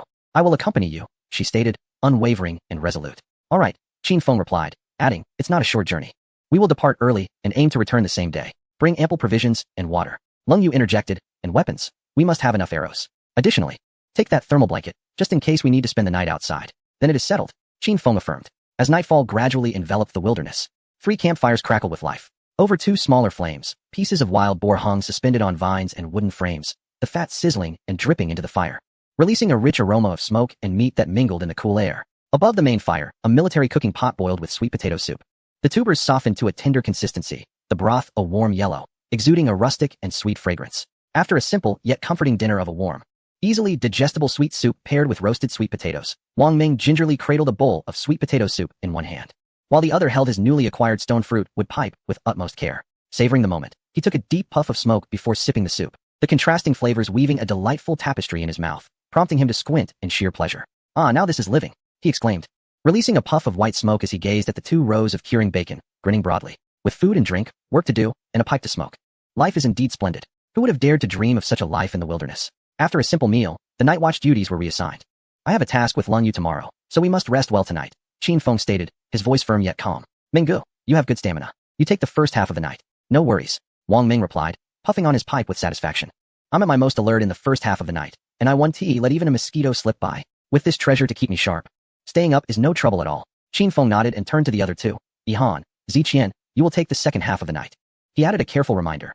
Ziqian, you're still recovering, so keep a close watch. During the second half, focus on vigilance. If anything feels amiss, even the slightest disturbance, wake us immediately. Understood, Brother Qin, Lin Yihan replied with a serious nod. She exchanged glances with Qin Feng and then Leng Yu, her eyes betraying a hint of worry, yet predominantly trust. Please, be careful. We'll be waiting for your return. Zhao Ziqian also nodded vigorously, his pale face reflecting a fervent desire to contribute to the team. With arrangements made, Qin Feng and Leng Yu entered the shelter one after the other. The warm glow of the fire cut off from the outside world. The interior was dimly lit, with only a flicker of firelight seeping through the door crack, casting two silent figures in shadow. This was their core area, housing the finest weapons and most precious supplies. Rather than resting immediately, the two began to methodically check their gear. Leng Yu removed her longbow, carefully inspecting the elasticity of the bowstring, before extracting an iron-tipped arrow from her quiver, her fingertips gliding over the sharp tip, sensing the chilling aura of lethality. Qin Feng busied himself with a backpack filled with jerky and some spare tools. In the darkness, only the soft sounds of fabric rustling and equipment clinking broke the silence. About the smoke, Leng Yu's voice pierced through the quiet, crisp and devoid of unnecessary emotion. If we confirm it's the enemy, we eliminate them without hesitation. This was not a question, but a tactical affirmation. Without lifting his gaze, Qin Feng placed a water bottle into his pack and replied succinctly. First, ascertain their numbers and nationality. That information is crucial. If they are from the Lighthouse Nation, the Island Nation, or the Stick Nation, we should seize the opportunity to eliminate them directly. He paused momentarily and added, as for other nationalities, if they possess what we must acquire or pose a direct threat to us, then we shall eliminate them without hesitation. Understood. The conversation concluded, devoid of superfluous emotional exchanges, embodying the purest and most efficient tactical communication between two warriors prior to the commencement of their mission.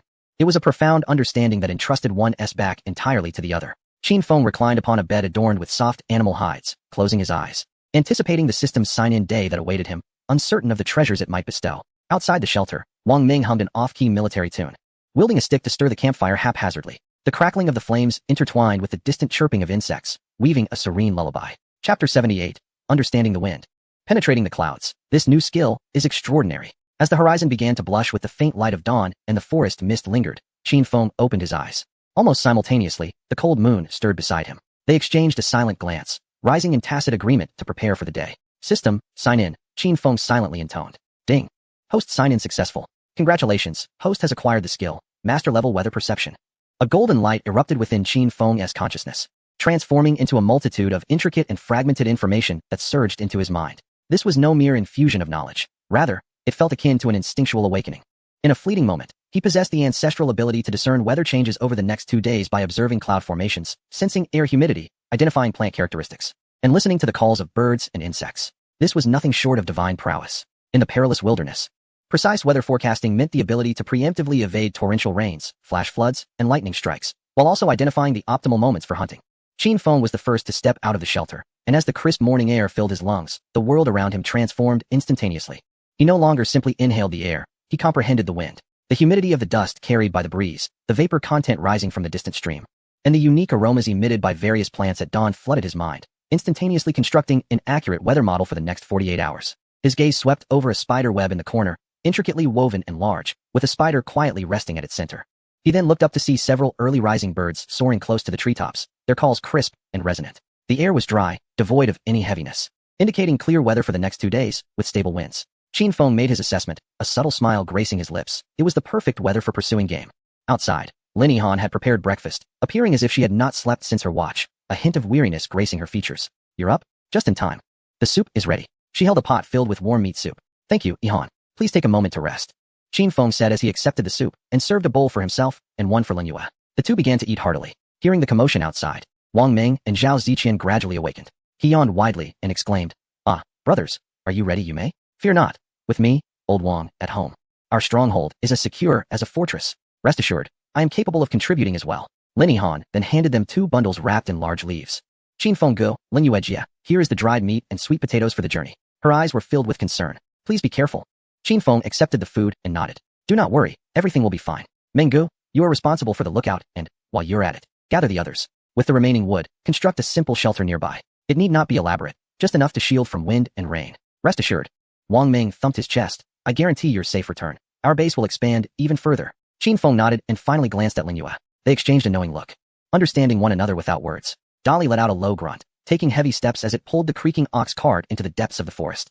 Qin Feng led the way with a longbow in hand, while Lin Yue walked alongside the cart, vigilantly scanning their surroundings. Dali embarked on this journey, leaving no blade of grass untouched. Qin Feng, Ling Yue, return soon. Wang Ming called out from behind, waving his hand. Lin Yihan and Zhao Ziqian stood at the edge of the camp, watching their figures gradually engulfed by the dense foliage until the sound of the cart's wheels faded completely into the morning mist. Enough watching. Let's get to work.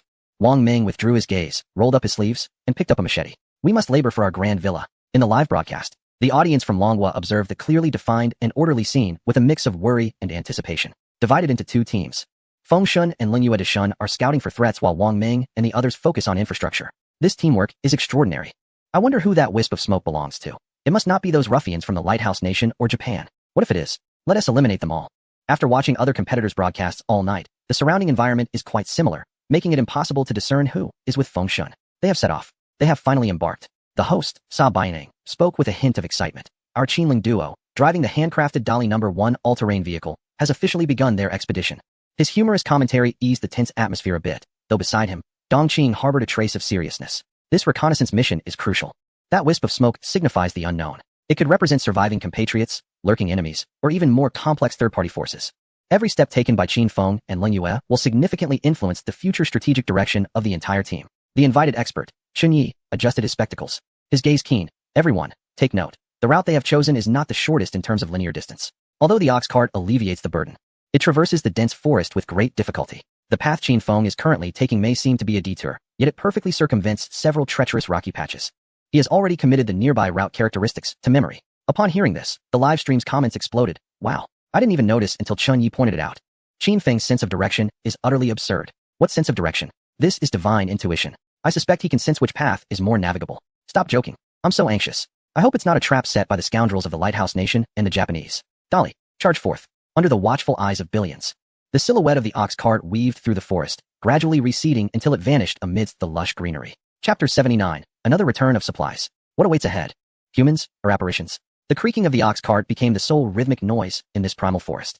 Dali walked steadily, exhaling white mist, while Qin Feng led the way, wielding a machete to clear away some vines. Lung Yu trailed alongside the ox cart, her gaze unwavering, vigilantly covering the blind spots of Qin Feng's vision. They had been walking for over 2 hours, thoroughly entering an uncharted territory, where the surroundings had become entirely unfamiliar. The fauna here was more abundant and more active than that at their camp. Moo. Dali seemed a bit uneasy, slowing its pace and breathing heavily. Fear not. Qin Feng turned back and gently patted its neck. Lung Yu also halted, her hand resting on the dagger at her waist. The scent in the air is unsettling. We should leave quickly. Without a moment's hesitation, Qin Feng adjusted their course. Yet, just as he prepared to take a detour, he paused, his sharp gaze sweeping towards a colossal tree. Wait. Lung Yu followed his line of sight and noticed that beneath the giant tree, there were no signs of the usual snakes, insects, or rodents. Instead, the air was thick with a peculiar aroma that mingled herbal and medicinal scents, causing animals to instinctively avoid the area. Qin Feng's attention ultimately focused on a vine entwined around the massive tree, glowing a deep crimson. What is this? Lung Yu also took note. She had never seen such an extraordinary plant. Approaching with caution, Qin Feng drew his dagger and carefully made a small incision on the vine. In an instant, a blood-red sap oozed from the cut, thick and sticky, quickly solidifying into a dark red gelatinous substance in the air while emanating an unusual herbal fragrance. Qin Feng scrutinized the sanguine sap and mused. Its color is blood red. The sap is viscous and solidifies rapidly, possessing hemostatic properties. The scent is invigorating. Though he could not name it, he was certain this was a top-tier material for wound healing. A flicker of brilliance passed through his eyes, whatever the resource. It must be gathered without hesitation. With that, he drew his machete and began to chop away. Ding! The Dragon Country contestants Qin Feng and Lung Yu have discovered the rare medicinal plant, Dragon Blood Vine. Dragon Blood Vine, rich in potent anesthetic and blood-invigorating components, can be utilized to craft healing balms and potent anesthetics. It is an exceedingly vital strategic medical resource, triggering 10,000-fold return. Congratulations to the Dragon Country for acquiring 10,000 Dragon Blood Vines, randomly planted in the Dragon Country Mountains. The cold, mechanical voice resonated across the globe. Dragon Blood Vine, a natural anesthetic and healing balm. An elderly military doctor, his hair a cascade of gray, trembled with excitement, gripping the edge of the table with fervor. What did this signify? It meant a qualitative leap in the survival rate of our frontline warriors. The old general slammed his fist onto the table, his piercing gaze alight with fervor. Excellent. Immediately organize a team of experts to ensure the highest level of protection for all generation points of the Dragon Blood Vine. Analyze its components and expedite its cultivation. Furthermore, inform the diplomatic department. Anyone wishing to trade for this must offer genuine strategic resources in exchange. As noon approached, the scorching sun filtered through the gaps in the leaves, casting shimmering spots of light upon the ground. They arrived at a relatively flat clearing amidst the woods, where Qin Feng paused to rest and have a bite to eat. Dali, feeling liberated, immediately bent down to nibble on the tender grass beneath. Qin Feng retrieved a food package from the ox cart and handed a portion to Lung Yu. Leaning against a grand tree, they silently savored the fragrant, roasted jerky and sweet, starchy sweet potatoes. The only sounds were the rustling of the cattle grazing and the gentle chirping of insects and birds, a serene tableau. Yet beneath this tranquility lay a surging undercurrent. Lung Yu took a bite of jerky, her gaze never straying from the distant plume of smoke, while Qin Feng gazed upward, observing the shifting clouds. His masterful weather sense informed him that the humidity in the air was gradually increasing, and the wind was subtly changing direction. "We must depart once we finish eating," Qin Feng stated solemnly, swallowing the last morsel of sweet potato. "In no more than 3 hours, we shall arrive at that area. Before nightfall, we must ascertain the situation there." "Agreed," Lung Yu nodded, offering him the remaining water pouch. Without further words, they swiftly packed their belongings and re-harnessed the ox cart. The distant smoke seemed denser than before as they set off once more, the path ahead becoming increasingly arduous.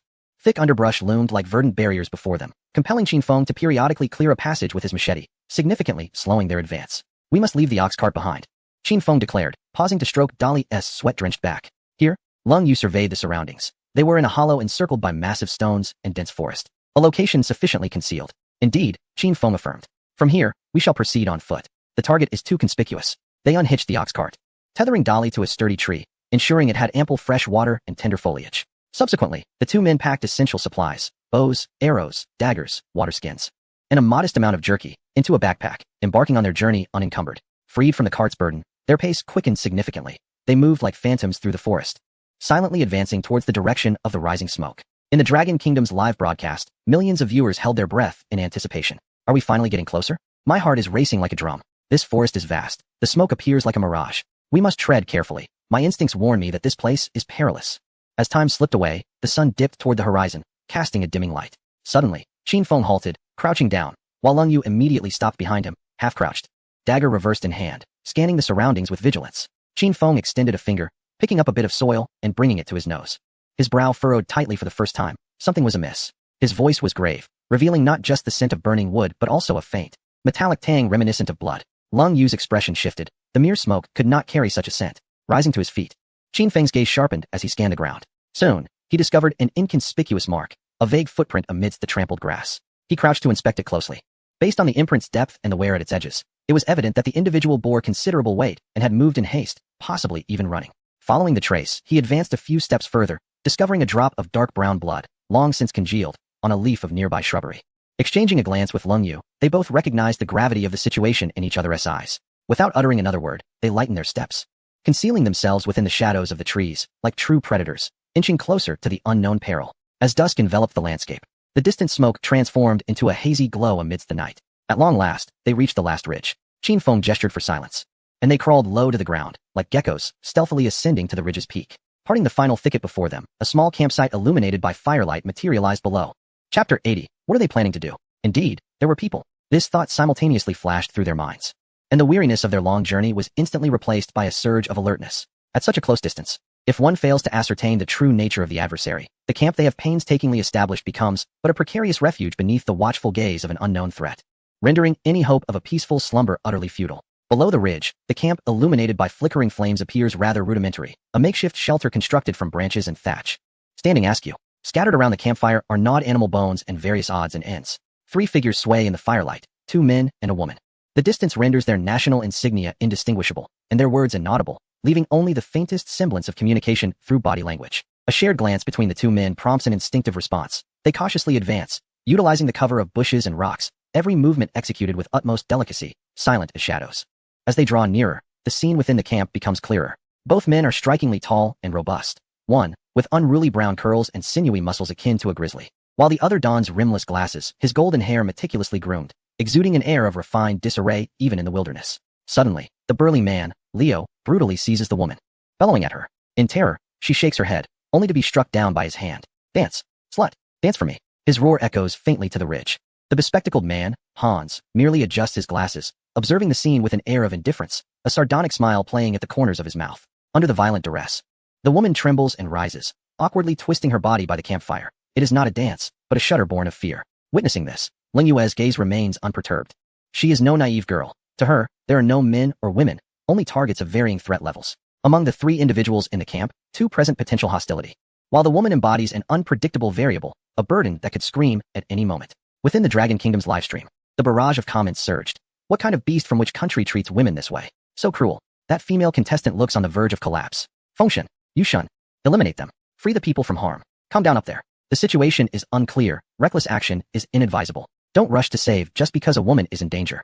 Haven T, you heard the tale of the farmer and the snake? I say, launch a surprise attack and wipe them all out. Pillage and depart. The host, Sa Baining, adopted a serious demeanor. We can observe that the situation in this camp is exceedingly complex. Contestants Qin Feng and Lin Yue have opted for the most prudent approach, continuing their stealthy observation, which is indeed a commendable tactical choice. Expert Chun Yi added, indeed, in situations where the line between friend and foe is blurred, exposing oneself is the height of folly. That bespectacled man maintained an unsettling calmness throughout, a demeanor often indicative of the most dangerous individuals. Amidst the murmurs of the crowd, the situation below shifted. The man named Hans appeared to lose interest in the woman's dance. Rising, he uttered something to Liu, who grinned menacingly and ceased his torment of the woman. With one hand gripping an axe for protection and the other clutching her hair, he dragged her into the woods. The woman cried out in agony as her scalp was torn, blood streaming from her wounds. In the darkness, Lung Yu lowered her voice to analyze, stating that if their purpose was mere pleasure, their vigilance would wane, presenting an ideal opportunity for a surprise attack. In her view, humans were akin to animals, often most vulnerable when indulging their primal desires. However, Qin Feng shook his head, questioning why they needed to venture into the dark, foreboding forest when there were other options. His voice was devoid of warmth as he urged, let us follow them. Before his words could fully settle, Qin Feng's body descended the mountainside like a stealthy wildcat, silently melding into the thicket. Lung Yu followed closely behind, the two maintaining a safe distance from the trio ahead. They wound through the forest until the footsteps of the men finally halted. Emerging from a dense thicket, they found themselves in a surprisingly open area where a warm, humid mist enveloped them, mingling with a faint scent of sulfur. Bathed in the ethereal glow of the moonlight, Qin Feng and Lung Yu beheld an unexpected sight. Deep within the forest lay a natural pool, approximately 7 to 8 meters in diameter, its crystalline waters shrouded in swirling white vapor. Indeed, a hidden hot spring. The two men approached the edge of the spring, brazenly shedding their garments to reveal bodies marked with scars and tattoos. Hurry up, bitch. Come down and scrub our backs. Leo bellowed at the woman. Panic-stricken, she flailed her arms in protest, retreating in terror. No, please. Yet to Leo, her defensive gestures were but flirtatious invitations, igniting his primal desires. Wretched woman, he sneered, his powerful arm lunging forward to seize her hair, eliciting a piercing scream as she was forcefully dragged across the rough ground, leaving a trail in her wake towards the water's edge. Under the pressure of the two men, she had no choice but to despairingly shed her tattered clothing, revealing a body marred by bruises and scars, before numbly stepping into the warm waters. Ha ha ha, now this is living, Leo exclaimed as he plunged into the water with a contented roar. Hans, you were right. This hellhole is infinitely better than the miserable days back on Blue Star. Hans luxuriated in the warm waters, comfortably reclining against the rocky edge of the pool. He removed his glasses and wiped them clean, his gray-blue eyes glimmering with a cold light. Indeed, Leo, in this land, there exists neither law nor morality, only the most primal of principles. The strong possess everything. Soon, we shall trigger a tenfold return. In just 2 days, our nation will manifest 1,000 such hot springs out of thin air. Haha, at that moment, our families standing in our nation will be unparalleled. Precisely, we shall be the heroes of our land. Leo excitedly splashed the water, eager to witness the envious expressions of those fools from the Lighthouse Nation and the Wokaku, with hot springs to indulge in and women to serve us. And those weaklings from the Dragon Nation, they surely remain oblivious to our proximity. Hans, with one arm wrapped around a woman, smirked coldly, especially those dragon people. I heard from our high officials that they discovered a vein of, or, once our people arrive, we shall seize both them and their precious minerals. Leo's hands grew restless, a lewd grin spreading across his face. The most crucial part is that I've heard dragon women are easily deceived. Just let me utter a few words in French, and I'll have them willingly embracing me. After casting a sidelong glance at him, Hans returned his gaze to the woman beside him, cautioning, it is wise to tread carefully. Not all dragon women are so naive. Some are even stronger and more formidable than men. Their conversation reached the ears of Qin Feng and Lung Yu, who were not far away. Chapter 81, The Peril of the Hot Springs. An unexpected turn. Within the Dragon Nation's livestream room, although the steam from the hot springs obscured the visuals somewhat, the viewers nonetheless perceived all that transpired within the waters. A moment of silence enveloped the entire room, followed by an explosive reaction. What the hell? It's a natural hot spring. These lucky bastards. The nation of Ru? Isn't that the one claiming to be perpetually neutral? Why do their contestants behave this way? It infuriates me. They're still coveting our minerals. Brothers, I have a bold idea, though it may be a tad unethical. I want to see this in high definition. Upstairs, Uncle Hat has already locked onto you. Simultaneously, in the highest command center of the Dragon Nation, a communications officer hurried to the side of the old general, whispering urgently, General, we have received an emergency diplomatic note from the nation of Billy. Billy? The old general furrowed his brow. Yes, they request that our contestants, ensuring their own safety, attempt to rescue the female contestant captured by the Ru contestants. In exchange, they are willing to offer 2 large copper mines from their country for this assistance. A hush fell over the conference room. 2 large copper mines were no trifling matter. For a resource-depleted Blue Star, such strategic resources would entice any nation. The communications officer added, the female contestant is named Elena, the daughter of their prime minister. What? No wonder. So that is the case. The conference room was filled with an uproar. The seasoned general paused for a moment. A glimmer flickered in his murky eyes. He spoke slowly. His voice quiet yet resonant. Respond to them. First, this is not the time to communicate with the contestants. Second, even when the time for communication arrives, we shall never command our contestants to risk their lives for the sake of national interests. All decisions made in the wilderness must be judged by them alone. Their lives are far more precious than any mineral. The communications officer stood at attention, saluted, and turned to leave. The general's gaze returned to the large screen, watching the two figures lurking in the shadows, murmuring to himself, Qin Feng, Leng Yu, how will you choose? By the hot spring. Qin Feng's eyes passed over the two indulgent men from the Rui nation, landing on the weapons carelessly discarded on the rocks. There were only 2 axes left for self-defense. Qin Feng raised his hand, signaling a halt. Leng Yu immediately grasped his intent, and both pressed their bodies against the boulders behind them. Their breathing nearly ceased. Now was not the optimal moment to act. Qin Feng lowered his voice, almost to the point of lip movement. They are immersed in the water. They have no angle for archery. Leng Yu nodded, her tactical acumen allowing her to instantly comprehend Qin Feng's considerations. The water level of the hot spring reached the men's chests, and the rocks at the edge provided natural cover. Even with her archery skills, a guaranteed lethal shot was difficult. More importantly, should the first arrow miss, the adversaries would become alert. Engaging in close combat here, especially against the burly man named Liu, posed a significant risk. Qin Feng was not overly concerned for himself, but he worried for Leng Yu. Injuries, even minor ones, were unacceptable when there were far better alternatives. Waiting until they were ashore, Qin Feng's gaze turned icy. The moment they donned their clothes was the most opportune time. The two of them reconcealed themselves, patiently awaiting the perfect moment. However, the scene in the hot spring made them frown. The actions of the two Rui men grew increasingly outrageous, with intermittent sounds of a woman's voice mingling with Liu's coarse curses and Hans's commands. Qin Feng's hand instinctively tightened around the bow's grip, his knuckles whitening from the pressure, not from sympathy, but from disdain. To him, these two were merely exhausting their physical strength and focus. Such foolish indulgence was their greatest vulnerability. Lowering his head, Qin Feng clicked a button on his wristwatch. Leng Yu paused momentarily, then understood his intent. The impending scene was indeed unsuitable for national broadcast. She too pressed the button to cease the live stream. In the Long Nation-S broadcast room, the screen instantaneously went black, leaving only a message. The contestant has voluntarily ended the live stream. The comments erupted in a frenzy. What the hell? Dropping the ball at a crucial moment. What is Fengshen planning? Why turn off the live stream? I bet he is about to strike. Doesn't he want us to witness the bloody scene? Bloody nonsense. What we yearn to witness is a different kind of bloodshed. The brother upstairs, your thoughts are perilous. Shall we venture into the live stream of the Swiss competitor? Indeed. Observing our contestants battle from the enemy's perspective. Let's go, let us rendezvous in the Swiss live stream. In an instant, a multitude of Dragon Kingdom spectators surged into the official Swiss live stream, the comments section inundated with Chinese characters. The host, Sa Bei-ning, shook his head in resignation. It appears our contestants have their own considerations. Let us await patiently, for I believe they will soon resume their broadcast. By the hot spring, time trickled away, second by second. Qin Feng and Leng Yu resembled two statues, quietly lurking in the shadows. Leng Yu's patience, honed through training, enabled her to endure in this state for hours without fatigue. The moon traversed the clouds, occasionally casting mottled beams of light. The night breeze carried the scent of the forest's depths, mingling with the sulfur of the hot spring and the musk of the three individuals. Qin Feng's masterful perception of his environment allowed him to discern every subtle variation in sound. He could hear Liu's heavy breathing, the faint sound of Hans adjusting his glasses, and the increasingly muted sobs of the woman. Time seemed to stretch endlessly, with Leng Yu's gaze fixated on the direction of the hot spring, calculating the optimal trajectory for a shot and an escape route. Finally, after nearly an hour of waiting, the sound of splashing water echoed from the spring. It's about time, Liu. Hans's voice broke the silence. We must return. There remains much to attend to tomorrow.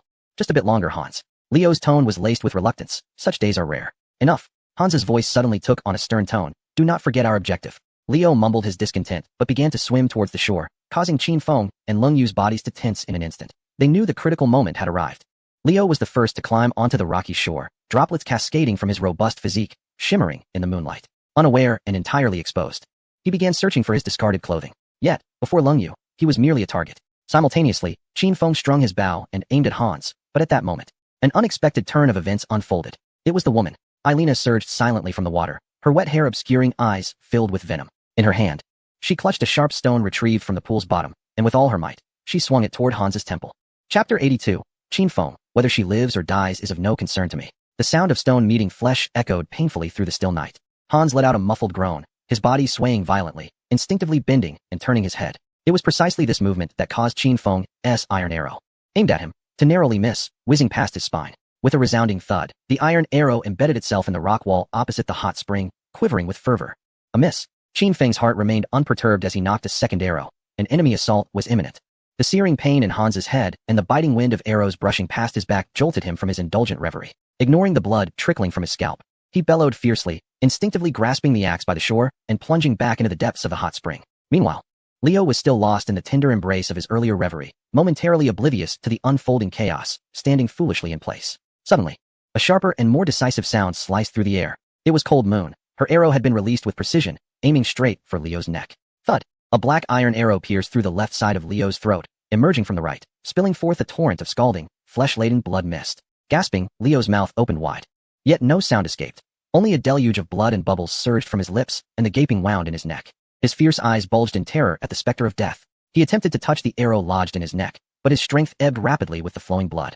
His towering frame swayed unsteadily before crashing backward into the hot spring with a resounding splash. The water erupted in a flurry of droplets, transforming the once clear springs into a vast expanse of spreading crimson. Leo's body convulsed twice beneath the surface, then fell silent, with only a stream of blood-red bubbles rising from the depths. This gruesome scene left Elena, who had just executed the ambush, momentarily paralyzed with shock. She stood frozen, gazing at the slowly sinking corpse in the hot spring. Her hand clutching the stone trembled uncontrollably. Hans merely cast a glance at Leo's lifeless form, snorted coldly, and in the blink of an eye, stealthily positioned himself behind the still-stunned Elena. In a flash, one hand constricted around her neck while the other brandished the axe, pressing it firmly against her throat, using her soft body as a perfect human shield. The entire maneuver was executed fluidly. Don't move. Hans' voice resonated from beneath the water, laced with a raspy tone from the impact but imbued more with a chilling threat. Come out. I know you're there. With Elena as his shield, he revealed only half of his head above the surface, his eyes behind the lenses glinting like those of a venomous serpent, fixating intently on the direction where Qin Feng and Cold Moon lay in ambush. Meanwhile, within the live broadcast room of the Swedish Nation, as Qin Feng and his companion had turned off the stream, viewers from the Dragon Kingdom surged in, eager to witness the impending clash from the enemy's perspective. When they beheld Elena's sudden aggression and Cold Moon's arrow striking Leo with lethal accuracy, the room erupted in fervor. Wow. Kill him. Kill him. Goddess Cold Moon is incredible. One arrow to the throat. So cool. This is our Dragon Kingdom's Valkyrie. That woman from the Bilajai nation is bold. How dare she make a move? What a shame. Feng's arrow went astray, evaded by that bespectacled man. Evaded? That was sheer luck. Did you not see that woman strike suddenly? Feng was clearly affected. The hosts and guests of the Swiss nation wore expressions of grave concern as they gazed upon the lifeless body of Leo in the crimson-stained hot springs within the live broadcast. Words eluded them, while the barrage of comments from the Swiss viewers erupted in a cacophony of curses and skepticism. At the edge of the hot springs, the standoff persisted, with the night breeze carrying the heavy scent of blood and sulfur. Qin Feng and Leng Yu remained concealed in the shadows, biding their time. Come out.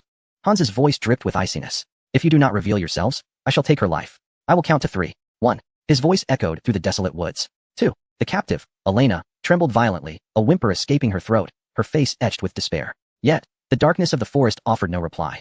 Only the rustling of leaves stirred by the wind. Qin Feng's fingertips glided over the cold surface of his bow, his masterful environmental awareness allowing him to perceive Hans's accelerated heartbeat born of tension and the woman's erratic breathing, fueled by fear. To save this woman?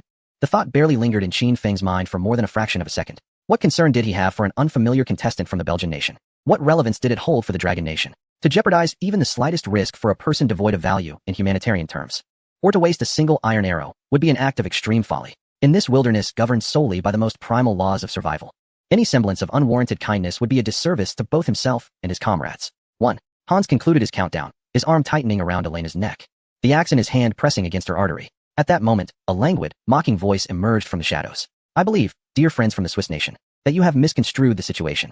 It was Qin Feng. Hans's body trembled as he barked. At last, you choose to show yourself. Drop your weapon and step into the moonlight. A soft chuckle escaped Qin Feng's lips. What makes you think that a woman who has appeared from nowhere poses any threat to the contestants of the Dragon Nation? Hans faltered. Contestants of the Dragon Nation? Were they not supposed to be from Belgium? Shock enveloped not only him, but also the global audience tuning into the Swiss live stream, all rendered speechless. What does this mean? What is Fengshen implying? This script is off. Shouldn't it be a hero rescuing the damsel? Are you daft? That essay Belgian. What does she have to do with us? What if it costs us Leng Yu or Fengshen? Wait, does Fengshen mean he doesn't care about the hostage's fate at all? Though the Dragon Nation's live stream was shrouded in darkness, Si Baining and the guests observed this scene through other channels, rendered mute. The old general, his murky eyes glimmering with a hint of approval as he watched the screen, thought to himself, now, this is the essence of survival in such a brutal wilderness. In the hot spring, Hans's mind raced as he struggled to comprehend Qin Feng's logic. To him, a living, breathing human life, especially that of a delicate woman, should undoubtedly be the opponent's Achilles heel. This principle is ingrained in the moral fabric of civilized society. What do you mean? Such a beautiful woman, do you not desire her? Hans's voice trembled slightly. Qin Feng's tone remained calm, declaring, her fate is of no concern to me. To threaten me with her is akin to using a stone to intimidate a starving wolf. Do you not find that absurd? Before he could finish speaking, a sharp whistling sound sliced through the air. Whoosh! The arrow, as swift as lightning, was aimed directly at Hans, who was hiding behind Elena. He hurriedly pulled her aside, and a strand of golden hair was severed by the razor-sharp arrowhead. The iron arrow embedded itself with a thud in a tree trunk 2 meters behind Hans. Both Hans and Elena froze. The icy breeze from the arrow's passage stinging their skin, causing them to shudder simultaneously. Once more, Qin Feng's frigid voice echoed. What leverage do you possess to negotiate with me? Chapter 83. Information for life? Very well, I shall not kill you, but Cold Moon offers no guarantees. Hans, witnessing the power of the iron arrow, swallowed hard. His adversary truly dared to shoot. He was utterly unconcerned about the fate of the hostage and seemed intent on piercing both of them. Panic seized Hans, faced with such absolute ruthlessness and strength. He felt utterly powerless. Yet, he clung to a glimmer of hope for survival, desperately rifling through his mind for any useful information that might barter for his life. Suddenly, a thought struck him. Please, don't kill me. Hans's voice trembled, losing the composure he had earlier. I can provide you with 2 pieces of highly valuable information. Information? In the darkness, Qin Feng's tone betrayed no emotion. Hans grasped this last lifeline with fervor, exclaiming, indeed, 2 monumental discoveries. Information that could grant your Dragon Nation a tremendous advantage. Just promise me you won't kill me, and I will share it. In the global live broadcast. Everyone held their breath. Information? What could this scoundrel possibly have? It's hard to say. He seems quite clever, unlike that muscle-bound fool from earlier. Will Fengshen believe him?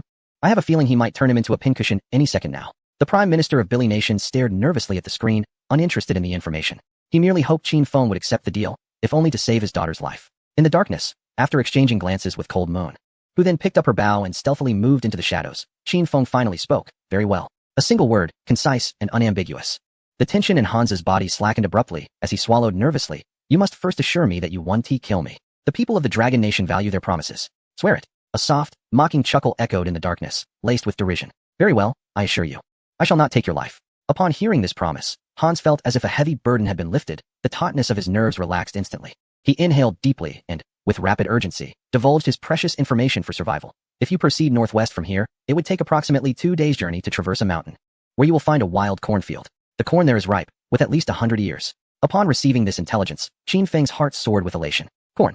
This indeed was a valuable piece of information. As a vital staple crop, its discovery could yield immense returns, holding great significance for the Dragon Nation. Moreover, with over 100 stalks, it could sustain their small team for an extended period. Is there anything else? Qin Feng inquired further. There is also a natural salt lake adjacent to the cornfield. The wildlife in that area is abundant. Hans eagerly added, salt must be of great importance to you, correct? After uttering this, he gazed expectantly in Qin Feng's direction. He understood the significance of salt, yet Qin Feng remained unfazed. A salt lake? While it had some utility for him personally, for the Dragon Nation, their reserves of salt could last an eternity. Nevertheless, this information could serve as a bargaining chip, perhaps allowing them to exchange it for valuable goods with other salt-deprived nations. What truly piqued his interest were the corn and the multitude of wild beasts. Excellent. Qin Feng's tone radiated satisfaction. This information was indeed valuable. A smile of relief spread across Hans's face, believing himself to be safe. Yet, he did not fully relinquish his grip on Elena, merely easing the pressure slightly. Cautiously, he stated, I have shared what I know. May I leave now? Once I am at a safe distance, I will naturally release her. Very well, Qin Feng replied, his voice remaining gentle, as though conversing with a friend. However, before you depart, you must dispose of your weapons, and that one, he gestured with his chin toward another axe lying on the shore, your companion's weapon as well. Into the hot spring. I would prefer you not to harbor any hidden intentions as you leave. A flicker of hesitation crossed Hans's eyes, but he acknowledged the reasonableness of the request. He glanced at the axe on the ground, and then at Qin Feng, shrouded in darkness. For the sake of his life, he had no choice but to comply. Firmly gripping Elena's neck with one hand, he slowly bent down with the other, attempting to retrieve the axe. Yet, at that moment, as he leaned forward, his attention diverted by the weapon on the ground, his center of gravity shifted. Whoosh! A sound colder than the night wind pierced the air. Thud! The expression of relief on Hans's face instantly froze. He looked down in shock as a black iron arrow pierced through his heart, droplets of blood cascading to the shore. He opened his mouth, seemingly attempting to utter something, but life ebbed away at an alarming rate from the wound. His eyes brimmed with resentment as he fixed a fierce gaze on the indistinct figure in the darkness. Why, did you not promise? With an endless array of questions. His body swayed before he fell backward, crashing heavily onto the shore before Elena. Upon gaining her freedom, Elena immediately swam to the edge of the hot spring. Gasping for air, she glanced at Qin Feng, wanting to say something, yet ultimately remained silent. She understood that these 2 individuals from the Dragon Kingdom had rescued her not out of benevolence, but rather as a matter of convenience. It was only then that Lung Yu slowly emerged from the shadowy thicket. Qin Feng approached the hot spring, observing the diminishing life of Hans, and spoke softly, I, Qin Feng, have stated that I will not lay a hand on you. He paused, a cold smile curling at the corners of his mouth, gesturing towards Lung Yu, who stood beside him with a bow in hand, her expression as frosty as ice. It is not I who has taken action. At that moment, the world seemed to fall into silence. In the official live broadcast room of the Kingdom of Switzerland, the barrage of comments froze for 3 seconds before erupting. Shameless. Despicable. The Dragon Kingdom is untrustworthy. Devils. You are devils. You promised not to kill him. How can you do this? Meanwhile, in the Dragon Kingdom's official live stream, the debate reached a fever pitch. Some viewers felt that Qin Feng's actions were excessively cold-blooded and even dishonorable, though it feels satisfying. Isn't it a bit inappropriate to go back on a promise? Indeed, we in the Dragon Kingdom value our word. This will not reflect well on us. Yet, a greater number of viewers were utterly ignited by Qin Feng's maneuver. To the self-righteous, get lost. Show trust to an enemy? Have you lost your mind? Brilliant. Absolutely brilliant. Feng's play is exceptional. I promise I won't kill you, but my teammate makes no such guarantee. Haha. This is the true law of the jungle. Showing mercy to an enemy is cruelty to oneself. Feng is right. Support Feng. Inside the studio, Sa Bainuing observed the comments with a complex expression. He turned to survival expert Chen Yi, who adjusted his glasses and spoke solemnly. From a tactical perspective, the choices made by Qin Feng and Leng Yu are unequivocally correct. First, a person like Hans is meticulous and extremely dangerous. Releasing him would invite endless troubles. Second, the veracity of the so-called intelligence is dubious and could very well be a trap. Third, and most importantly, Qin Feng upheld his promise while achieving the ultimate goal of eliminating the enemy. Everyone present must understand that this is not a matter of civility in the civilized world. It is a life and death struggle that determines the fate of a nation. The old general in the command center nodded in satisfaction at Chun Ye's analysis. This man has broadened his horizons. By the hot spring, Elena observed Qin Feng and the other with a complex array of emotions, gratitude, reverence, and a tinge of fear. These two individuals exuded a chilling demeanor, one that was unervingly cold-blooded. Yet, unbeknownst to her, Qin Feng and Leng Yu's icy behavior was reserved solely for their adversaries. They were gentle towards their allies. As the adage goes, when friends arrive, we offer fine wine. When foes approach, we present our firearms. Thank you. Elena articulated in halting Mandarin. Qin Feng glanced at her, offering no reply as he began to inspect the garments strewn along the shore. Meanwhile, Leng Yu approached Elena, succinctly stating, "You may leave." Elena paused, her brow furrowing. "Leave? Where to?" "Anywhere. You may seek out the representatives from your country," Leng Yu replied, her tone devoid of emotion, "but do not follow us." Elena's countenance darkened. She recognized that in the eyes of these two individuals from the Dragon Nation, she was merely a burden. However, she also understood that in this perilous wilderness, aligning herself with the strong was her best chance for survival. "I can be of service to you." Elena's voice quivered slightly as she endeavored to assert her worth. "I can cook, mend clothes, and care for the injured. I can even—" Her sentence trailed off, leaving her intent unmistakably clear. The mist from the hot spring enveloped her, rendering her drenched form partially obscured. She suppressed her chill and fear, biting her lip as she took a tentative step forward, inching closer to Qin Feng. "Will you accept me?" For someone like her, hailing from the West, the psychology of seeking strength was profoundly ingrained, especially towards her savior. Elena felt an inexplicable connection, as if she had fallen deeply in love with the man before her in that fleeting moment. Qin Feng rummaged through the contents of his clothing, discovering Hans's glasses intact, which he casually stowed in his backpack. At least I have a spare since Zichen's glasses are broken. However, upon hearing Elena's words, he was momentarily taken aback and turned, his expression one of confusion. "What was that?" "I am a Sigma man." Chapter 84, A Professional Sweep. A Sigma man? Elena was unable to comprehend the Eastern terminology, yet the expression on Qin Feng's face, which seemed to convey a sense of contemplation, revealed that he held no particular thoughts about her. Instinctively, Elena turned her head, her gaze falling upon a tall, coldly elegant woman from the Dragon Kingdom not far away. Leng Yu, with her neatly cropped hair and poised stance, exuded an aura that stirred a wave of defeat within Elena's heart. This woman was not only more beautiful, but also possessed a physique that surpassed her own. Most importantly, the air of valor and decisiveness surrounding her was something that a sheltered flower like Elena could never hope to emulate. Indeed, with such a stunning and formidable companion by his side, it was no wonder Qin Feng failed to regard her with any interest. Yet, she was mistaken. The bond between Qin Feng and Leng Yu was purely one of camaraderie, forged in battle. However, in that moment, Elena was not inclined to ponder such nuances, unable to fathom the existence of such a friendship between men and women. "Get dressed." Qin Feng's voice interrupted her reverie. He casually pulled out a relatively clean shirt and a pair of pants from the pile of Leo's belongings by the shore, tossing them onto a nearby rock before dismissing the Belgian woman and striding toward the makeshift camp of the Swiss competitors, with Leng Yu following in silent accord. They commenced a thorough search of the small encampment. As Elena beheld the garments before her, a tumult of emotions surged within her, humiliation mingled with a sobering realization of survival. She understood that in the eyes of these two individuals from the Dragon Kingdom, she was scarcely considered a prize, merely a troublesome ornament. Silently, she donned the clothing. The oversized mail jacket barely concealed her form. Turning away, she stumbled into the dark, dense forest, moving in the opposite direction of Qin Feng and Leng Yu. Back in the Belgian live broadcast room, the Prime Minister breathed a sigh of relief upon seeing his daughter temporarily rescued, slumping into his chair. Although the Dragon Kingdom competitors had not accepted her, at least she was alive. Immediately contact the Ministry of Foreign Affairs in the Dragon Kingdom.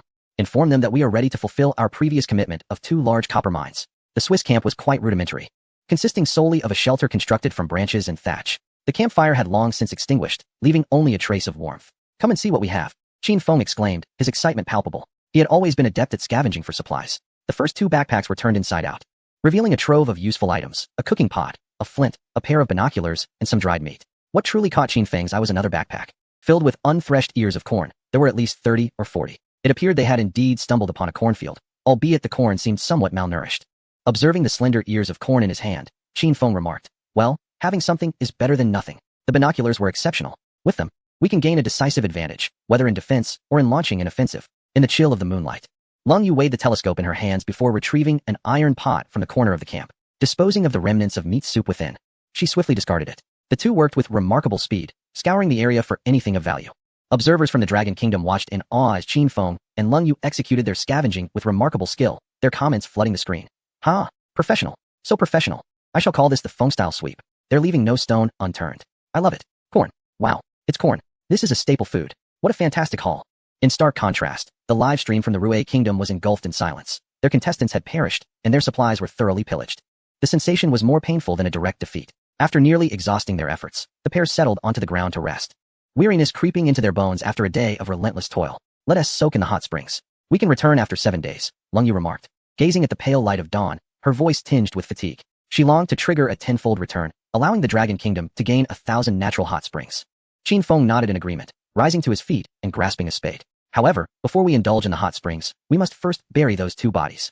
One is still floating in the water." Lung Yu took the spade from him, her tone calm. "You go ahead and soak. I will take care of this." Understanding her intent, Qin Feng nodded and did not protest. Together, they dragged the still bloodied body from the hot spring to the shore, placing it alongside the other corpse. The hot spring, with its flowing waters, possessed incredible self-purifying properties. Under the rushing current, the crimson stains were swiftly diluted and washed away. In just a few minutes, the water regained its clarity. Qin Feng removed his clothing, which had become stiff with sweat and dirt, revealing a well-proportioned and powerful physique. The moment he stepped into the hot spring, a warm current surged from his feet, enveloping his entire body. He could not suppress a contented sigh as the gentle warmth of the spring caressed every inch of his skin, dissipating the profound fatigue accumulated from days of relentless travel. He closed his eyes, submerging himself in the water, leaving only his head above the surface. The ethereal mist rose, carrying a faint scent of sulfur that filled his nostrils. Since arriving in this peculiar wilderness, this was his first experience of such luxurious comfort. The previous attempts at cleansing had merely involved hasty scrubs in icy pools. A stark contrast to the indulgence he felt now. His muscles gradually relaxed in the warm water, and the tension that had gripped him for days began to ease.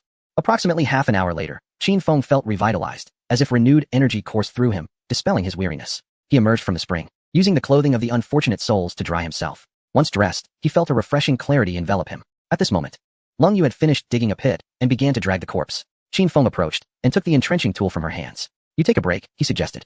Lung Yu nodded silently and moved to the other side of the hot spring. She quickly shed her clothing and slipped into the water. The taut lines of her muscles softened slightly in the rippling waves. Such moments of relaxation were rare for her. During her time in the Special Forces, she would push herself to the limits after every mission. Yet here, in this natural hot spring, she felt a sense of tranquility that was long forgotten. The surface of the water mirrored her chiseled features, reminding her of the person she was before enlisting, of the girl who once harbored youthful dreams. However, such thoughts flickered briefly before she extinguished them forcefully. She shook her head, casting off both the droplets of water and the unwelcome emotions. In this desolate wilderness, nostalgia felt like a luxury, and weakness was a sin. As she prepared to swim ashore to don her jacket, her gaze inadvertently swept across the dense thicket surrounding her. A faint rustling sound emanated from the bushes, as if something clumsily stirred the leaves. Was it a beast? Or perhaps a person? Lung Yu swam toward the bank, her hand deftly reaching for the bow and arrows she had placed there. Qin Feng, on the bank. Qin Feng was compacting the last handful of soil atop the mound when he heard Lung Yu's voice. His actions halted abruptly as he swiftly rose and stepped toward her. They took position on either side of a massive rock, eyes sharp as they scanned the source of the disturbance in the thicket. The master-level environmental awareness activated, and in an instant, everything around them seemed to slow down. The rustle of leaves in the wind, the distant chirping of insects, and even the subtle sound of steam rising from the hot spring all resonated clearly in his mind. Amidst these sounds, he detected a faint yet potent scent of blood, mingled with a heavy and labored breath. It was a beast, and a severely injured one at that. Qin Feng immediately made his assessment. In the Dragon Country livestream, viewers who had just been reveling in the joy of abundant supplies suddenly felt their hearts leap into their throats. What is happening? Why did the atmosphere change so suddenly? Look at the expression on Goddess Lung Yu's face. This is definitely not trivial. That gaze is terrifying. Feng is picking up his bow and arrows too. Damn it. We just dealt with 2 Swedes, and now this? Chapter 85. A new member emerges, an apocalyptic storm approaches. Qin Feng exchanged a glance with Lung Yu, signaling his intention to flank from the left while she remained on guard. His footsteps were light, each step landing on the least brittle leaves. The master-level environmental awareness expanded fully, allowing him to perceive every rustle in the surroundings. He was getting closer. detecting not only the scents of sulfur and earth in the air, but also a faint trace of blood and a milky odor. Just then, the thicket began to stir once more. This time, it was not a mere tremor, but rather something was forcefully struggling to break free. A colossal beast emerged gradually from the shadows of the thicket. As its full form was revealed under the moonlight, Qin Feng could not help but feel his pupils constrict. It was a wolf, a gigantic wolf far surpassing the size of an ordinary wild wolf. Standing upright, it was likely taller than an adult man, its gray-black fur matted with dirt and blood. In the moonlight, the sinewy contours of its muscles were dimly visible, yet at this moment, this creature, which should have been the ruler of the forest, appeared woefully tragic. A massive wound, deep enough to expose bone, marred its left flank, as though it had been brutally torn apart by the claws of some monstrous beast. The edges of the wound were grotesquely turned outward, and blood continued to seep profusely from the gash. With each agonizing movement, it emitted a low, mournful whimper, its body trembling uncontrollably. No fierceness remained in its eyes, only profound fatigue and deep despair. It caught sight of Qin Feng and Leng Yu by the hot spring, struggling to crawl to an empty patch of ground nearby, where it collapsed, gasping heavily, a wolf nearing death. Leng Yu's voice remained low, yet her tense demeanor relaxed slightly. This wolf had reached the end of its strength and posed no threat to them any longer. Qin Feng too slowly lowered his weapon, yet his gaze remained fixed on the massive wolf's body, especially on that gruesome wound upon its abdomen. That injury looked eerily familiar. A vivid image flashed through his mind. The gentle cow, Dolly, back at the camp bore a similar, deep claw mark. The manner of the tearing, the depth and width of the claw marks were strikingly alike. It's injured, Qin Feng spoke slowly. And Leng Yu immediately grasped his implication. It resembles the wound on Dolly. I have treated Dolly's injury. This type of laceration does not seem to be inflicted by a bear or a wild boar. It resembles the work of some large feline or another kind of beast. A shadow of dread loomed over both their hearts. In this forest lurked a top-tier predator, a terrifying entity capable of inflicting severe harm on both a cow and a giant wolf with ease. It's nearing its end. Leng Yu gazed at the nearly lifeless giant wolf, a glimmer of military resolve flashing in her eyes. Having lost so much blood, it cannot survive. Let us grant it a swift end. Both the wolf's hide and meat are valuable resources. A dead wolf holds greater worth than a living one. Qin Feng nodded in agreement. This was also his sentiment. Leng Yu drew back her bowstring, the sharp iron arrowhead aimed at the giant wolf's head. The viewers in the livestream held their breath. Though they found it somewhat cruel, everyone understood this was the most rational choice. However, just as Leng Yu was about to release the bowstring, the enormous wolf, which had been motionless on the ground, seemed to summon the last vestiges of its strength and shifted its body slightly. A fluffy little creature emerged from beneath its belly, a newborn wolf pup. It was pitifully small, covered in gray fur, and nestled in its mother's embrace, emitting faint whimpers. It seemed to sense the ebbing life force of its mother, anxiously nudging its tiny head against her cold fur. The mother wolf, after exerting all her strength to bring her pup into the world, let her massive head droop heavily. The last flicker of green light in her eyes extinguished forever. She had passed away. The hand of the cold moon, which had drawn the bow, lingered in the air for a moment before finally descending slowly. She turned her head to gaze at Qin Feng, saying, "Our ancestors tamed wolves into dogs and wild boars into domestic pigs. During my time in the military, I also raised military dogs." Though her words trailed off, the implication was clear. In this perilous wilderness, an additional pair of eyes and another nose, especially that of a top predator, were invaluable. Qin Feng's gaze fell upon the little creature still whimpering by its mother's lifeless body. It was far too small, having yet to learn the concept of fear. Instinctively seeking the now cold warmth, he silently nodded, thinking, "Let us raise it. With ample milk, it will thrive." He stepped forward, cautiously sidestepping the deceased mother wolf, and bent down. The tiny wolf cub seemed to catch a whiff of his unfamiliar scent, shrinking back in wariness and letting out a soft, plaintive growl. Devoid of any threat, Qin Feng extended his hand and gently cradled it. The little creature squirmed a couple of times in his palm, perhaps sensing the warmth of his hand or detecting his lack of malice, eventually calming down and extending its tiny, pink tongue to lick one of his rough fingers, damp and ticklish. A faint smile curved at the corners of Qin Feng's lips. It seemed that all the creatures here possessed a certain humanity. Cold Moon approached, observing the little being in his arms, her brows softening for a rare moment as she shook her head and remarked, "Who can say? Perhaps it is the uniqueness of this land." Her expression then hardened as she added, "We must hurry back. Dolly is still outside. If that creature comes looking for us." The creature she referred to was undoubtedly the unknown predator capable of easily tearing apart cows and mighty wolves. A weight settled in Qin Feng's heart. He carefully placed the little wolf cub into the pocket of his chest, allowing just its small head to peek out. "You are right." The two of them wasted no time. Cold Moon swiftly dug a hole in the soft earth with a spade, burying the mother wolf's body on the spot. This was both a final act of respect for a mother and a precaution to avoid attracting unnecessary trouble with the scent of blood. After burying the mother wolf, they shouldered their heavy packs, orienting themselves towards their route home, embarking on their return journey. The journey had been light on the way there, but now, burdened with weight. Each step became arduous. Every stride felt like walking on cotton, with uneven depths beneath their feet, and soon, sweat soaked their backs. "Let us take a break." Qin Feng leaned against a tree, catching his breath. Cold Moon did not force herself to endure any longer. She simply plopped down on the ground and unscrewed her water bottle for a drink. Qin Feng instinctively touched the pocket on his chest, feeling a faint squirming within. He looked down to find the little wolf cub nestled comfortably, blissfully unaware that it had become an orphan. This creature seemed utterly unburdened by its circumstance.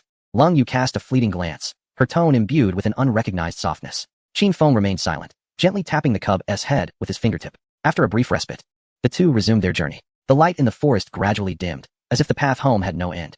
Just as they were on the verge of uttering expletives in exhaustion, the scenery ahead opened up with sudden clarity. Dolly. Lung Yu's eyes sparkled with delight.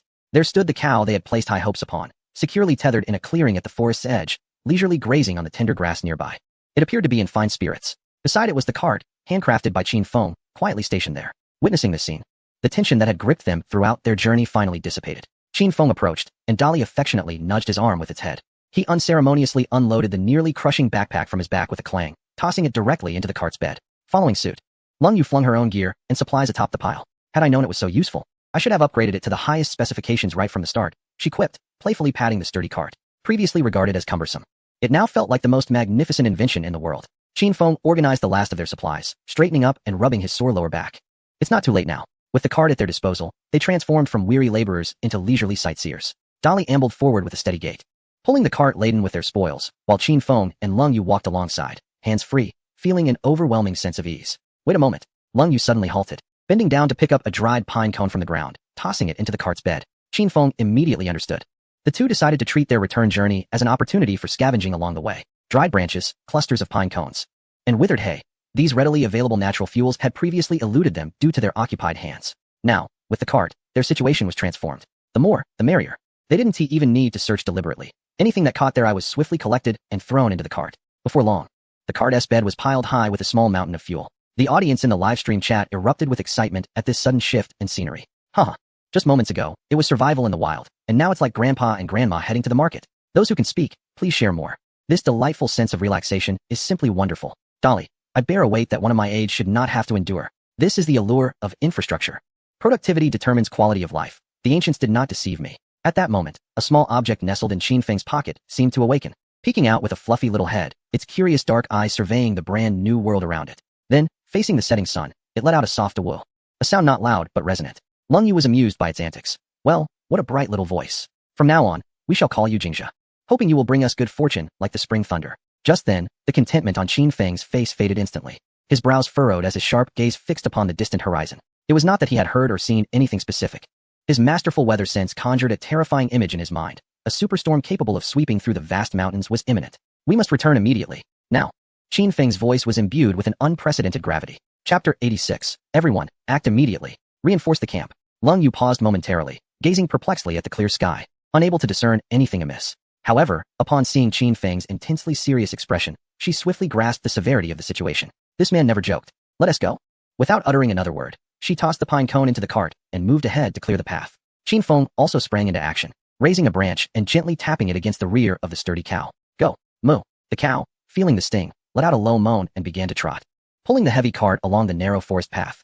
The wheels creaked against the ground, echoing through the serene woods. Meanwhile, within the Waterfall Valley camp, Wang Meng stood shirtless, his bronze muscles glistening in the sunset, a blade of grass clenched between his teeth. He was collaborating with Ziqian to assemble the processed timber. Xiao Zhao over here. A bit to the left, yes. Align it with that post. Behind him, the outline of a new structure had begun to take shape, beside the original shelter. A framework for a similarly sized shed had been completed, connected to the main shelter by a meticulously designed wooden corridor, forming a spacious layout of a room and a hall. Nearby, Lin Yihan sat on a stone, carefully peeling the tough skin off a vine with a dagger, revealing the resilient fibers within. Her movements were remarkably adept. Once delicate fingers that once held a microphone were now marked with small wounds and thin calluses. Yet her gaze was intensely focused. I wonder how brother Qin Feng and sister Lung Yu are faring, Lin Yihan mused, pausing her task to wipe the beads of sweat from her brow as she gazed toward the valley entrance, her eyes betraying her concern. It's been nearly a day. Will they find a place to settle for the night? Will they encounter danger? Just as she finished speaking, Zhao Ziqian, leaning against a tree to catch his breath, sighed in agreement. Indeed, this cursed place makes the nights unbearable. I hope they find a safer cave. Wang Meng lifted the kettle and gulped down several large swigs, wiping his mouth with the back of his hand before saying in a deep, resonant voice, rest assured, that rascal Qin Feng is unlikely to cause any harm. Who could possibly deal with him? My only concern is whether they have a place to sleep and something warm to eat. Despite his words, a subtle hint of worry lingered in his gaze as he looked into the distance. As the current leader of the camp, he could not afford to display the same level of anxiety as the others. Just then, a long, familiar moo echoed through the wind from the entrance of the valley.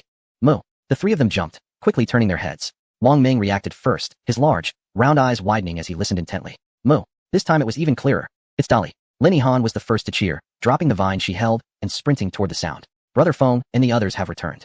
Zhao Ziqian exclaimed excitedly. The little calf, Dun, lying on the ground, seemed to hear its mother-esque call as it sprang to its feet and wobbled off toward the valley entrance. The two were unable to focus on their tasks and immediately followed suit. Soon, a familiar figure entered their line of sight. The tall cow, Dolly, was pulling a cart brimming with supplies, while Qin Feng and Lung Yu walked alongside the cart, appearing somewhat weathered yet in good spirits. They're back. Big brother. Big sister. Wang Ming laughed heartily as he approached, his large hand thumping down on Qin Feng's shoulder. He scrutinized the pair, and upon confirming they were uninjured, broke into a wide grin. Thank goodness you're all right. We were so worried. Lin Han's eyes glistened with unshed tears. Although they had known each other for only a few days, their bond was profoundly deep. The little calf joyfully scampered in front of Dolly, eagerly burrowing beneath its mother to drink her milk. Dolly gently lowered her head, lovingly licking her child's back. A heartwarming scene that eased the fatigue and worries of the day for everyone. What is with that smoke? Are there really enemies, or is it something else? Wang Ming inquired urgently, glancing at the pair. The situation is a bit complicated. We've dealt with two competitors from the Kingdom of Switzerland, Qin Feng replied calmly, gesturing toward the spoils on the cart. These are their backpacks, containing binoculars, flint, 2 pots, and dozens of corn cobs. That woman from the Kingdom of Billy left on her own accord. Her fate is no longer our concern. Just then, something began to stir in the pocket of Qin Feng's shirt, and a fluffy, dark little head popped out, curiously observing the unfamiliar humans before it. Ah! Lin Han's eyes sparkled with excitement as she cautiously leaned closer, whispering in delight, is this a puppy? How adorable. Wang Ming also leaned in for a closer look, marveling. Hey, this little creature is quite unique. Where did you find it? Qin Feng retrieved the little creature from his pocket, cradling it in his palm, and corrected. It is not a wolf dog, it is a wolf. He briefly recounted their encounter with the she-wolf and the events that transpired at the hot spring campsite, deliberately skimming over the details concerning Elena. Upon hearing that Qin Feng and Cold Moon had successfully eliminated 2 well-equipped representatives from the Ruigua, Wang Ming excitedly slapped his thigh, exclaiming, well done. That's how it should be. They dare to covet our belongings. Lin Han and Zhao Ziqian listened intently, their admiration for Qin Feng and his companion deepening further. Have you given it a name? Lin Han quickly redirected her attention to the little wolf cub, extending her finger hesitantly. It is called Jingjia, Qin Feng replied, handing the cub to Lin Han. The creature, sensing no threat from her, unexpectedly extended its delicate pink tongue and licked her fingertip. Jingjia? It is so dark. Black Tiger would be a more formidable name. Wang Ming laughed heartily. As the group exchanged pleasantries and returned to the campsite, Qin Feng surveyed their hard-earned accomplishments over the past 2 days, nodding in approval. Well done. This corridor shelter is quite robust. The affirmation brought proud smiles to Wang Ming and the others. Yet Qin Feng's tone shifted as he continued. However, it is not sufficient. Tomorrow, we may face an extraordinary downpour, and we must fortify the entire campsite thoroughly before then, preparing for any eventuality. Rain? Zhao Ziqian looked up at the clear sky, scratching his head in confusion. Brother Feng, it doesn't seem like it will rain. Wang Ming echoed his bewilderment. Indeed. There isn't a cloud in sight. How could it possibly rain? The audience in the live stream erupted in chatter. It's over. Has Feng Shun evolved to the point of predicting the weather with the naked eye? I can't wait to see him proven wrong. I refuse to believe it will rain. Without offering an explanation, Qin Feng simply stated, better safe than sorry. Trust me, I am not mistaken. Hearing this, everyone in the camp nodded in agreement. The trust built over time led them to unconditionally believe in Qin Feng's words, and they all sprang into action. Qin Feng began issuing commands. This rain will be substantial. We must complete all preparations before nightfall. Chapter 87. Everyone becomes a construction maniac. This is ingrained in our Dragon Nation's essence. Shall we commence now? Cold Moon inquired, her eyes reflecting no hesitation. Yes, let us begin immediately. Qin Feng approached the ox cart and began unloading the supplies they had gathered. His voice, though soft, carried a reassuring strength. If it rains heavily, we cannot burn wood inside the shelter. It produces too much smoke and consumes oxygen. Han, Ziqian, you two will be responsible for making charcoal, he instructed, pointing towards the pile of firewood. Dig a pit and employ the method of mound burning. I will teach you shortly. Lin Han and Zhao Ziqian exchanged glances and nodded solemnly. Minggu, you and Cold Moon are to reinforce the shelter, particularly the roof. It must be thickened with soil and thatch, and proper drainage ditches need to be dug. We have also gathered a considerable number of garments. All of them will be utilized. Qin Feng continued to allocate tasks, emphasizing the need to construct a chimney to ensure proper ventilation, for otherwise, carbon monoxide poisoning would spell disaster. Understood. Wang Ming thumped his chest, vowing to complete the mission. Additionally, I shall erect a simple shelter for Dolly and Duan. Laying down some straw, Qin Feng glanced at the mother and child who were nursing. They too required protection from the rain. Otherwise, while we are preoccupied, Dolly's family might take their leave. Everyone was too busy to eat, merely chewing on jerky to quell their hunger as they busied themselves. By noon, the scorching sun cast its rays upon the sheer cliffs on the western side of the valley, illuminating the red iron ore in a fiery glow. The air was still, stifling and oppressive, with not a hint of breeze. The sky was clear, presenting no signs of impending storms. In the Dragon Kingdom's live broadcast room, countless viewers pointed at the sky displayed on their screens. The sky is cloudless. Has Feng Shun misjudged this time? It's hard to say.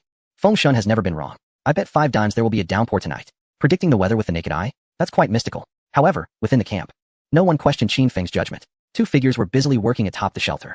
Wang Ming, bare-chested, flung large handfuls of wet mud mixed with straw onto the roof, roughly smoothing it down with his palms.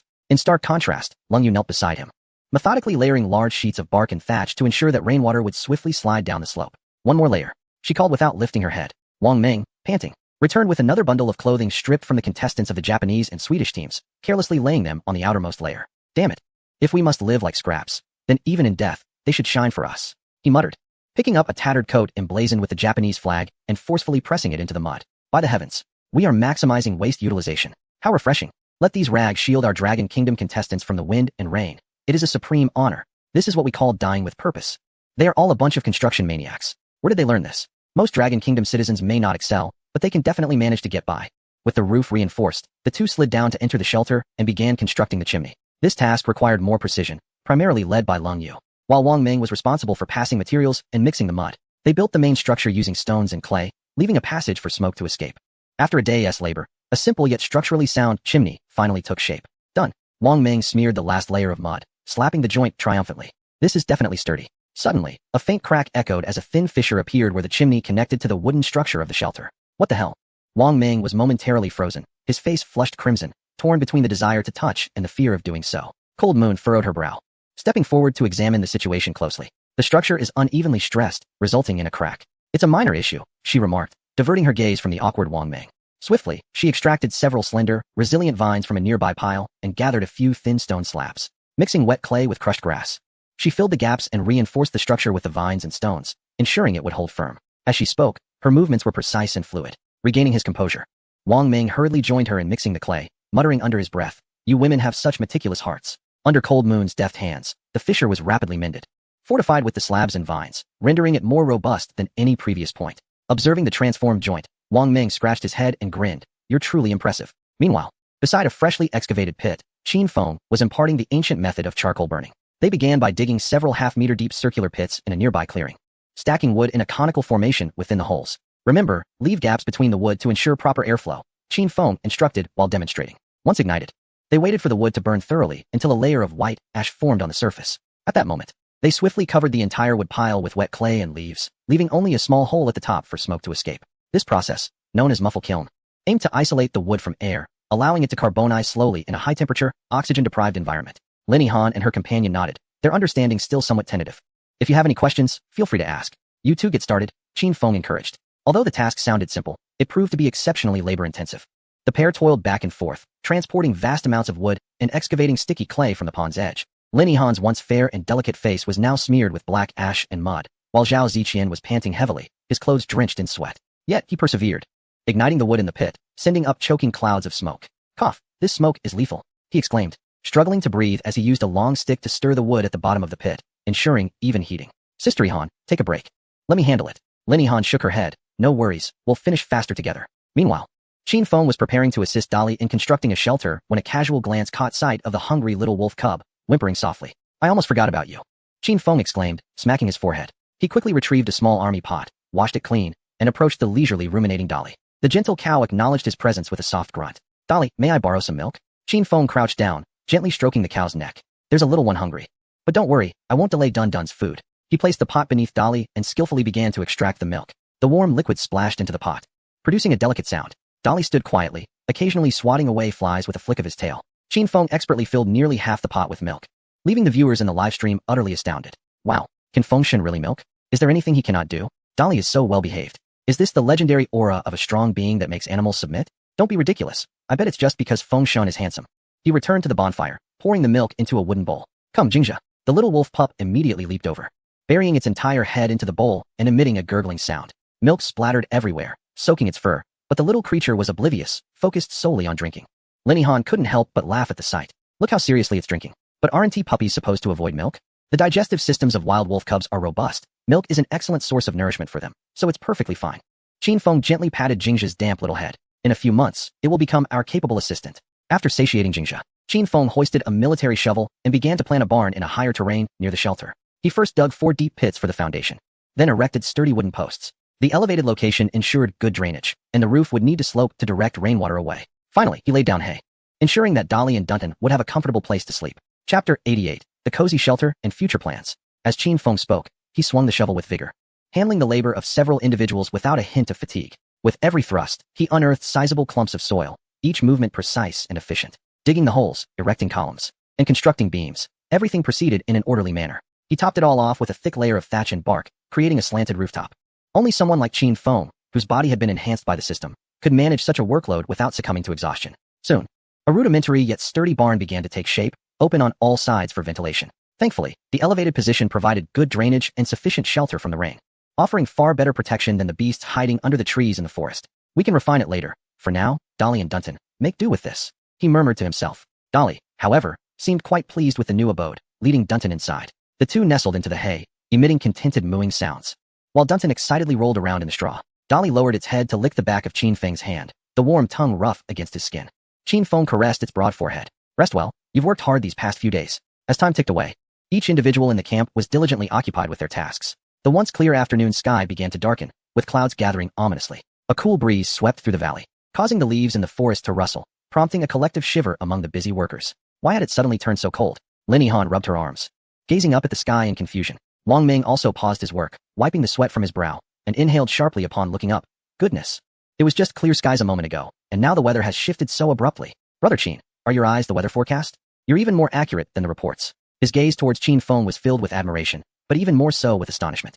Such an ability to predict natural calamities with precision signified a vital advantage in the wilderness. Unbeknownst to them, the once cloudless azure sky had turned a dreary gray, with the sun's rays rendered feeble behind a veil of thin clouds. The oppressive heat in the air dissipated, replaced by a damp chill, foretelling an impending storm. The sounds of wildlife had vanished, leaving the valley shrouded in an eerie silence. Qin Feng stepped into an open area, closing his eyes to sense the changes in the atmosphere. Humidity surged, air pressure dropped noticeably, and the wind shifted direction. His masterful weather sensitivity allowed him to discern that a substantial storm was brewing. By midnight tonight, heavy rain will arrive, he declared with an unwavering certainty. Startled, the group quickened their pace. Wang Ming, have you laid out the thermal blankets? Cold moon slid down from the roof, beads of perspiration forming on her forehead. She had just checked the roof's integrity, no issues, and was in the process of laying them out. Wang Ming dived into the shelter, emerging with a large bundle of silver-gray thermal blankets, all previously confiscated from those rogues, now put to good use. He unfurled the blankets, adhering them to the inner walls of the shelter, while Lin Yihan and Zhao Ziqian busied themselves preserving the prepared charcoal in an extra cooking pot. The black charcoal emitted a faint smoky aroma, a precious fuel source. How long can these coals last? Zhao Ziqian inquired cautiously as he placed the pieces into the iron pot. Based on our consumption rate, they should last at least 2 days. Lin Yihan wiped the sweat from her brow. That should be sufficient for us to weather this storm. The sky grew increasingly overcast, and the wind intensified, rustling the leaves as the air became laden with moisture. Standing at the center of the camp, Qin Feng observed the industrious figures around him, a warm feeling swelling within. These individuals, once strangers, now fought side by side, each striving for the survival of the team. That should suffice. Everyone, let us head into the shelter. Qin Feng called out.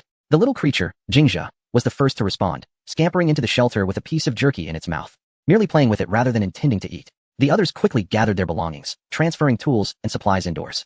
As the last basket of charcoal was carried into the shelter, the sky had completely darkened, leaving the wilderness devoid of any luminous creatures, resulting in an eerie gloom. The interior of the shelter felt significantly more spacious, with the ground covered in thick hay and insulated blankets, resembling a cozy sleeping area. The walls were reinforced with earth and thatch, while the ceiling was layered with waterproof materials. A chimney stood proudly in the corner, ensuring ample ventilation. Wow, it's so spacious and warm here, Lin Yihan exclaimed upon entering, immediately sensing the stark contrast in temperature. The wind outside howled increasingly, yet within the shelter, it felt as warm as spring. The insulated blankets on the floor reflected the warmth from the fireplace, enveloping the entire space in a comforting heat. Everyone, exhausted, sought out their own comfortable nook to either sit or lie down, breathing heavily in relief. Wang Ming let out a long sigh and plopped down onto the insulated blanket, feeling as though his bones were about to disassemble. Indeed, Lin Yihan replied, leaning against the wall and surveying the surroundings with a contented smile. I never felt this secure, even in the luxurious mansion I used to live in. I never imagined that one day I would find such happiness in living in a mud house. Not at all, Wang Ming retorted, puffing on his pipe in a deep voice. This isn't just a mud house. It's our home. We have meat to eat, fire to keep us warm, and we need not fear the wind and rain outside. This is far more comfortable than the tents I lived in during military exercises. At his words, everyone chuckled in agreement. Qin Feng produced several large pieces of wild boar meat, placing them on the grill, and retrieved a few sweet potatoes and ears of corn from the corner, burying them in the hot embers. Smoke gently rose within the shelter, exiting through the chimney, leaving no acrid scent behind. Today has been arduous, he remarked, looking at everyone. Let us rest well tonight. I'll take the first watch. Suddenly, a distant rumble of thunder echoed, shaking the valley. Everyone instinctively recoiled, and Zhao Ziqian swallowed hard.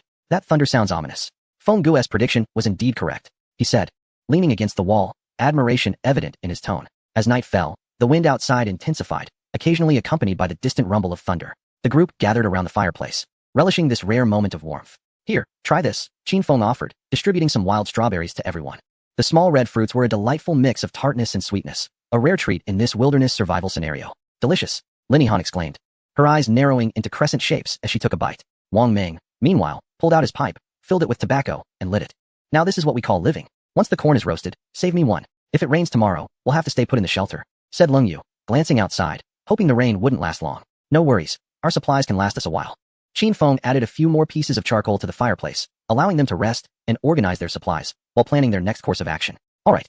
Outside the shelter, the first drop of rain finally fell, striking the roof with a dull thud, heralding the onset of a torrential downpour sweeping across the wilderness. Chapter 89. Conversations amidst the stormy night. There are fierce individuals in Dragon Country. The initial raindrop fell like a signal, and soon after, the sky seemed to tear open, unleashing a deluge of large raindrops that merged into a gray curtain, cascading down in torrents. The rain pounded relentlessly on the roof of the shelter, producing a dense and thunderous sound.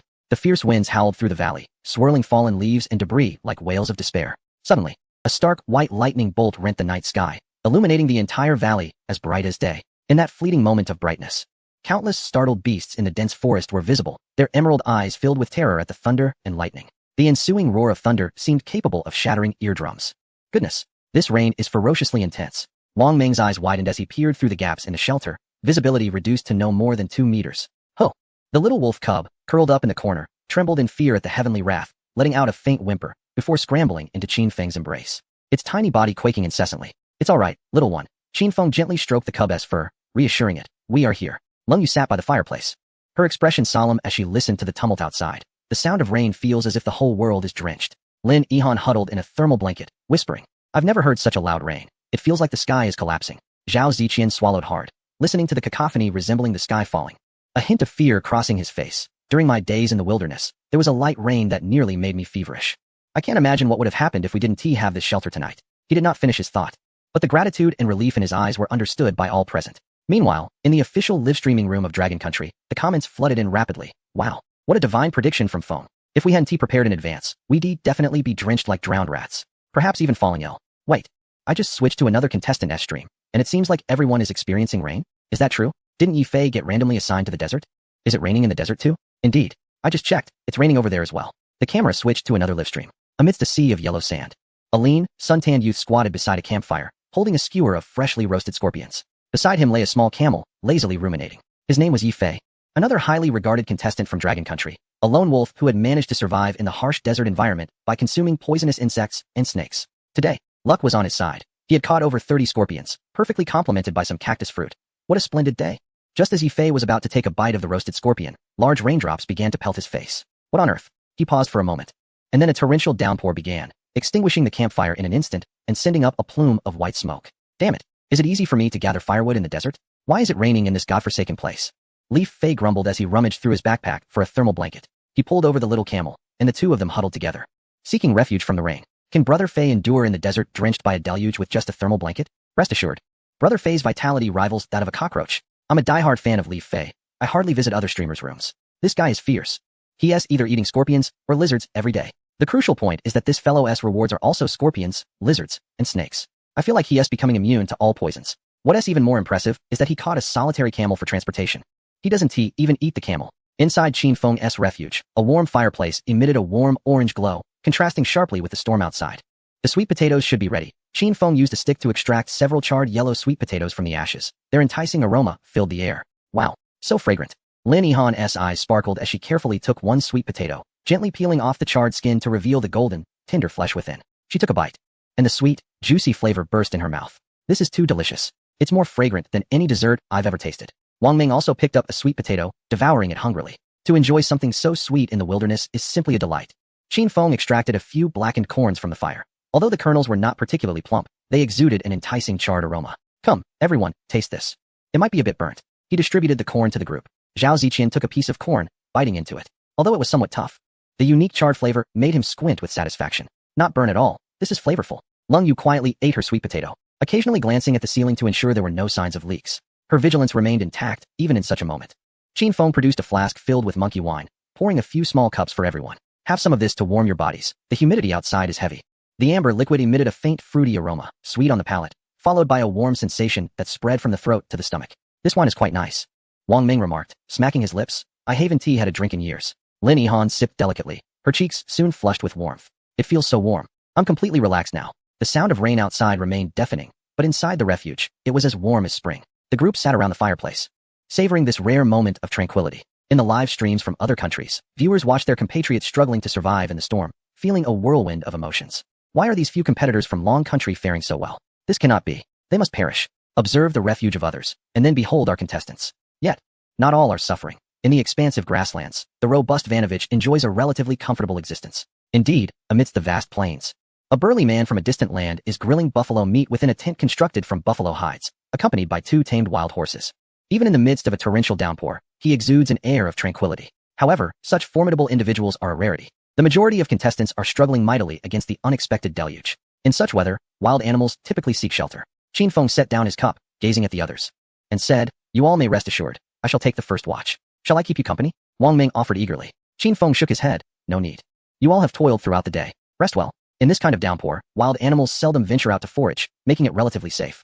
Lin Yihan stifled a yawn, the effects of alcohol rendering her drowsy. Then I shall sleep first. Thank you, everyone. She curled up within her thermal blanket, and soon her even breaths filled the air. Zhao Ziqian leaned against the wall, closing his eyes to recuperate. Today's fatigue had pushed his body to its limits. Although Leng Yu felt equally worn, her military instincts kept her alert. I'll keep you company for a while before I sleep, she said. Wang Ming, pipe in mouth, exhaled a plume of smoke. I'm not tired either. Let us have a chat, Brother Qin. Once the rain ceases, do we have any substantial plans ahead? Their gaze turned toward Qin Feng, who added a piece of charcoal to the fireplace. The flickering flames illuminated his serene eyes. He did not respond immediately, instead posing a question in return. Menggu, what do you think we are most lacking at present?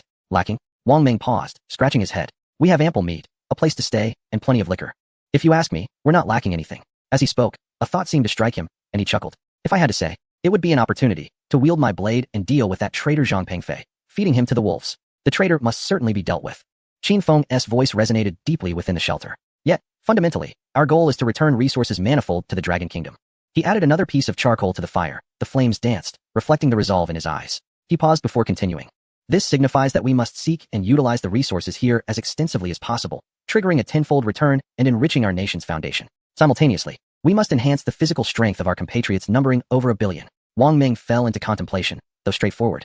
He was no fool and understood that Qin Feng was addressing the larger picture. To enhance physical strength, one must eliminate individuals from other nations. Leng Yu picked up the conversation, taking a sip of the monkey wine. With every 10 adversaries we eliminate, the health of our nation as populace improves slightly. Her voice was cool, yet her logic was remarkably lucid. To enhance our physical prowess, we must hunt down competitors from other nations. With each adversary we eliminate, the vitality of our citizens has the potential to increase. Conversely, when our own are slain, the national strength diminishes. This is a zero-sum game, where one side's gain is the other's loss. After absorbing this insight, Wang Ming abruptly slapped his thigh, exclaiming, Of course, how could I have forgotten this? Killing traitors is merely an act of venting anger. Eliminating foreign competitors is what sustains our nation. Cursing under his breath, he took a deep puff from his pipe, letting the smoke billow and disperse into the air. Then let us proceed. We shall strike against the Lighthouse Nation, the land of the rising sun, and those scoundrels from the Korean peninsula. A faint smile crept across Qin Feng's face. Indeed, we must confront them, but not in the manner we are considering now. He gestured towards several longbows propped against the wall. While bows and arrows are effective, their rate of fire is too slow, requiring time for reloading. They might work in one-on-one encounters or ambushes, but when faced with structured units or surrounded by enemies, their sustained firepower becomes a critical weakness. Both Leng Yu and Wang Ming followed his gaze and nodded in agreement. Their recent success in annihilating Team Cain was largely due to the advantage of surprise. Had the enemy been forewarned or possessed double their numbers, the outcome would have been uncertain. What do you mean by that? Leng Yu inquired, while Wang Ming leaned in curiously. Brother Qin, if you have new ideas, please share them without holding back. Outside the shelter, torrential rain poured down amidst the howling wind, while inside, the flickering flames provided warmth and comfort. Thus, Qin Feng set down his bow, excitement flickering in his eyes. Once the rain subsides, I will see if I can create a repeating crossbow. A repeating crossbow? Leng Yu and Wang Ming exclaimed in unison. Even the previously drowsy Lin Yihan was startled awake by those words. Brother, are you referring to the ancient type of rapid-fire crossbow? Wang Ming's eyes widened in disbelief, nearly dropping his pipe. Doesn't that only exist in novels and films? Qin Feng smiled lightly, his mind conjuring a plethora of blueprints brought forth by his master-level forging skills. From the simplest single-shot crossbow to the intricate mechanisms of a repeating crossbow, from light-hand crossbows to heavy siege crossbows. Every component's crafting process was vividly etched in his memory. Repeating crossbows date back to the spring and autumn period, he patiently explained. The principle is not complicated. It employs mechanical structures to achieve continuous loading and firing. The simplest model can hold 10 arrows at once, allowing for successive shots with a single trigger pull. Lung Yu's eyes sparkled with growing excitement. If you can truly create one, Qin Feng interjected, a single individual could wield the power of 3 archers, with far greater accuracy and lethality. Wang Meng, exhilarated, sprang to his feet, pacing back and forth in the shelter. Wow, how does your mind work? Forging, smelting, and now a repeating crossbow. You must be a master craftsman from ancient times, having traversed through time. Lin Yihan approached quietly and asked, is the crossbow really that formidable? Formidable? Wang Meng turned around, his eyes gleaming with fervor. Xiaohan, do you know why ancient armies feared crossbowmen? Because when a squad of crossbowmen unleashed their bolts, even heavily armored cavalry would be brought to their knees. Qin Feng nodded in agreement. Moreover, operating a crossbow is significantly simpler than using a bow. A bow requires extensive training to draw and aim accurately, but with a crossbow, one merely needs to pull the trigger. What about the materials? The rationality of the Cold Moon soldier prompted her to consider the matter more comprehensively. What special materials are needed to manufacture a crossbow? Primarily steel and resilient wood. Qin Feng replied confidently. We have iron mines for steel production, and timber is abundant in the mountains. The critical component is the bowstring. He paused for a moment before continuing. However, I've observed the tendons of that giant crocodile. Their elasticity is exceptional and would be perfect for crafting the bowstring. Wang Ming slapped his thigh in excitement. Exactly. We have crocodile sinew. ISNT this divine providence. Outside, the rain continued to pour like a cascade. Yet the atmosphere within the shelter grew vibrant with the discussion about crossbows. If we can indeed manufacture crossbows, Cold Moon's voice trembled with anticipation. We will possess an absolute advantage in firepower. Not just an advantage in firepower, a spark flickered in Qin Feng's eyes. Imagine if we were to create 10 or even 20 crossbows, arming all the contestants from Long Kingdom. He did not finish his thought, but everyone present understood his implication. Wang Meng's face flushed with excitement. Who would dare challenge our Long Kingdom contestants then? One by one, we would take them down. The deterrent effect of crossbows is also crucial, Cold Moon added. Other nations will feel immense psychological pressure upon seeing us wield such weaponry. Although Lin Yihan was not well versed in military matters, she could sense the significance of the crossbow. So when shall we commence manufacturing? Qin Feng glanced at the curtain of rain outside the shelter. We shall begin once the rain subsides. However, before that, I need to draft detailed design schematics and calculate the dimensions and processes for each component. He retrieved a smooth piece of bark and a sharpened piece of charcoal, beginning to sketch. This here represents the principal structure of the crossbow, he explained as he drew. This point is for securing the bowstring, and here is the trigger mechanism. Cold Moon and Wang Meng leaned in closely to observe, while Lin Yihan, though struggling to comprehend, endeavored to understand. How does this mechanism facilitate continuous firing? Cold Moon inquired, pointing to a complex section on the blueprint. This is the arrow magazine, which can hold 10 arrows, Qin Feng annotated on the schematic. Each time the trigger is pulled, the mechanical device will automatically advance an arrow into the firing position while simultaneously retensioning the bowstring. Wang Meng was dazzled by the intricate mechanical structure. Can such a complex mechanism really be handcrafted? Indeed, Qin Feng replied, his tone brimming with confidence. Ancient artisans managed to create such devices without modern tools, did they not? Furthermore, we have iron implements, which are far superior to the conditions of antiquity. As he spoke, he sketched several detailed diagrams of components on the bark. The key is to maintain precision. The deviation of each component must not exceed 1 millimeter. 1 millimeter? Wang Meng inhaled sharply, astonished by the precision. Such accuracy is astonishing. He exclaimed, but it is essential, Qin Feng replied, shaking his head. Mechanical devices operate on this principle. A slight deviation can lead to significant errors. If even one component is subpar, the entire crossbow is rendered useless. Lung Yu pondered this, realizing the immense workload involved. Indeed, it is considerable, Qin Feng concurred. Manufacturing a crossbow typically takes 3 to 5 days. However, once completed, its power exceeds that of a standard bow and arrow by tenfold. Listening to the demand for a millimeter of precision, Lin Yihan slightly furrowed her elegant brows. Recalling her own experiences of practicing a dance move thousands of times before a mirror, unable to contain herself, she remarked, such meticulous work surely requires immense patience and focus. While I may lack blacksmithing skills, I could certainly learn to polish small parts or assist in some way. Qin Feng glanced at her, a flicker of admiration in his eyes. Precisely. There will be much polishing and assembling to be done, and I will entrust those tasks to you.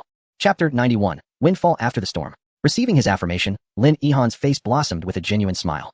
Contributing more to the team made her feel less like a mere protected weakling. After chatting for a while, the warmth of the fire began to mingle with the lingering effects of the monkey wine, causing Wang Meng to yawn widely as his eyelids grew heavy.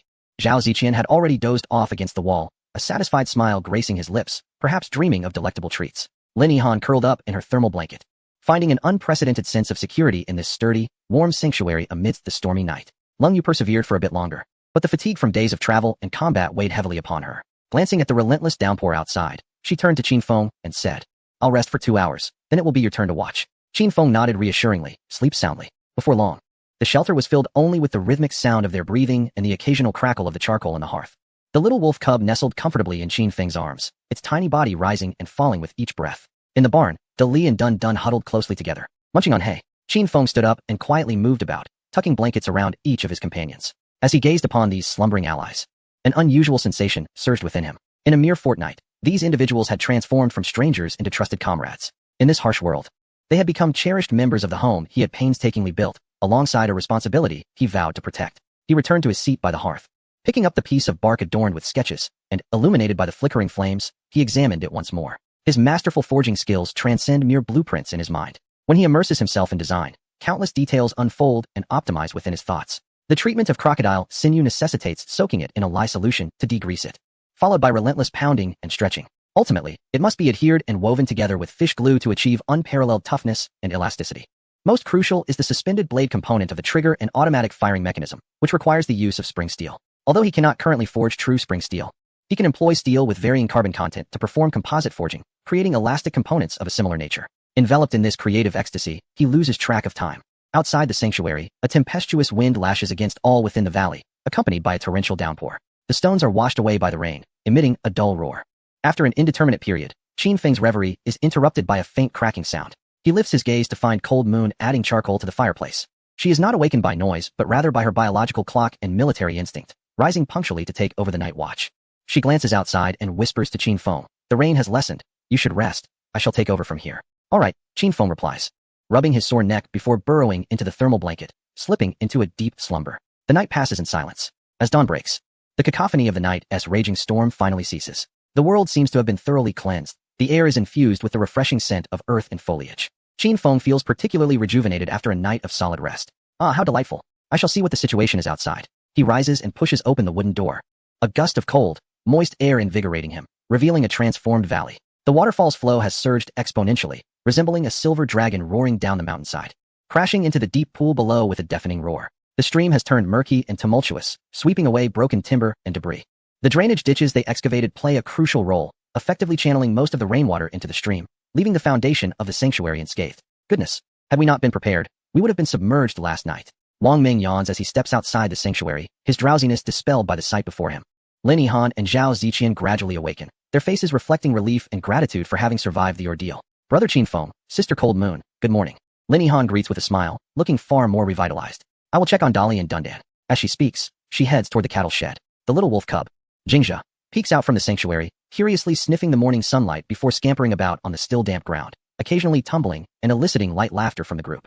"We must be hungry. I shall prepare some food." As Qin Feng spoke, he made his way to the stream's edge, intending to wash the leftover wild boar meat from the previous day. However, when his gaze swept across the murky, rushing waters, he paused slightly. With an acute sense of environmental awareness, he discerned that something was amiss in a nearby eddy. It appeared a massive object was ensnared there, swaying gently with the current.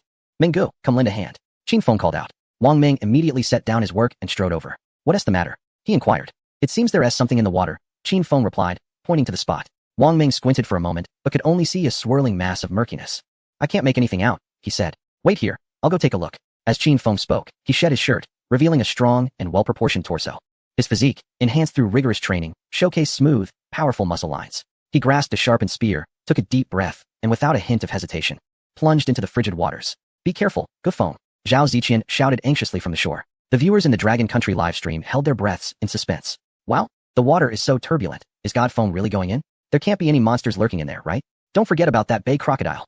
There must be other creatures in this deep pool. Stabilizing himself in the water, Qin Feng's impaired visibility did not hinder his judgment.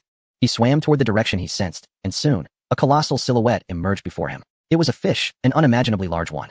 It appeared to be over 3 meters long, its entire body adorned with diamond-shaped scales. At that moment, it seemed to have been swept down by the torrential rain from upstream, disoriented and trapped between several rocks. Rather than approach recklessly, Qin Feng cautiously prodded it with his spear. The giant fish suddenly thrashed its tail, sending up a tremendous splash, though its movements were noticeably sluggish and weak. Understanding the situation, Qin Feng resurfaced and shouted to Wang Ming. "It's a large fish, stunned from the impact. Throw me the vine rope."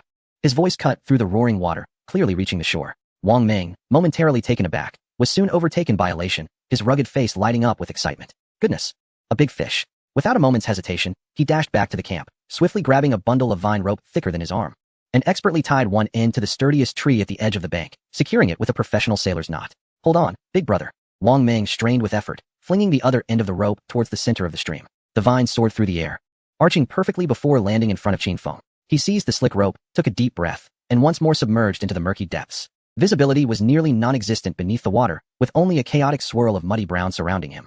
The icy waters and turbulent undercurrents relentlessly tugged at his body, attempting to sweep him downstream. However, bolstered by his advanced environmental perception, Qin Feng was acutely aware of every subtle shift in the water's flow. Battling against the pressure, he glided gracefully like a nimble fish, edging closer to the enormous shape. The colossal fish was evidently startled by Qin Feng's earlier probe.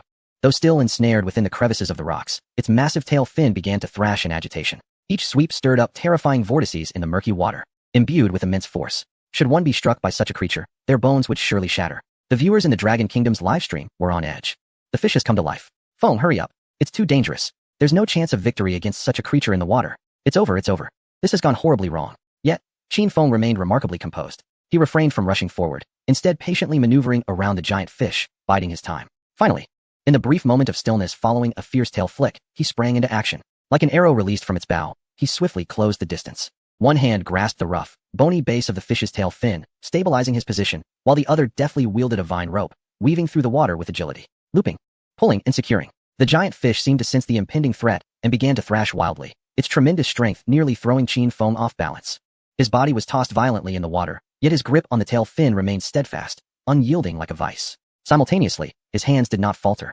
As an intricate knot was rapidly taking shape, a variant of a dragon not rarely mastered in sailing or climbing. The hallmark of this knot is that the greater the tension applied, the tighter it secures, rendering it impossible to loosen. As the giant fish surged again, attempting to dislodge him, Qin Feng seized the opportunity, forcefully threading the rope through the final loop and yanking it decisively. Success! The knot instantly tightened, firmly locking onto the fish's tail fin. Qin Feng promptly released his grip and retreated swiftly, surfacing to shout towards the shore. Pull.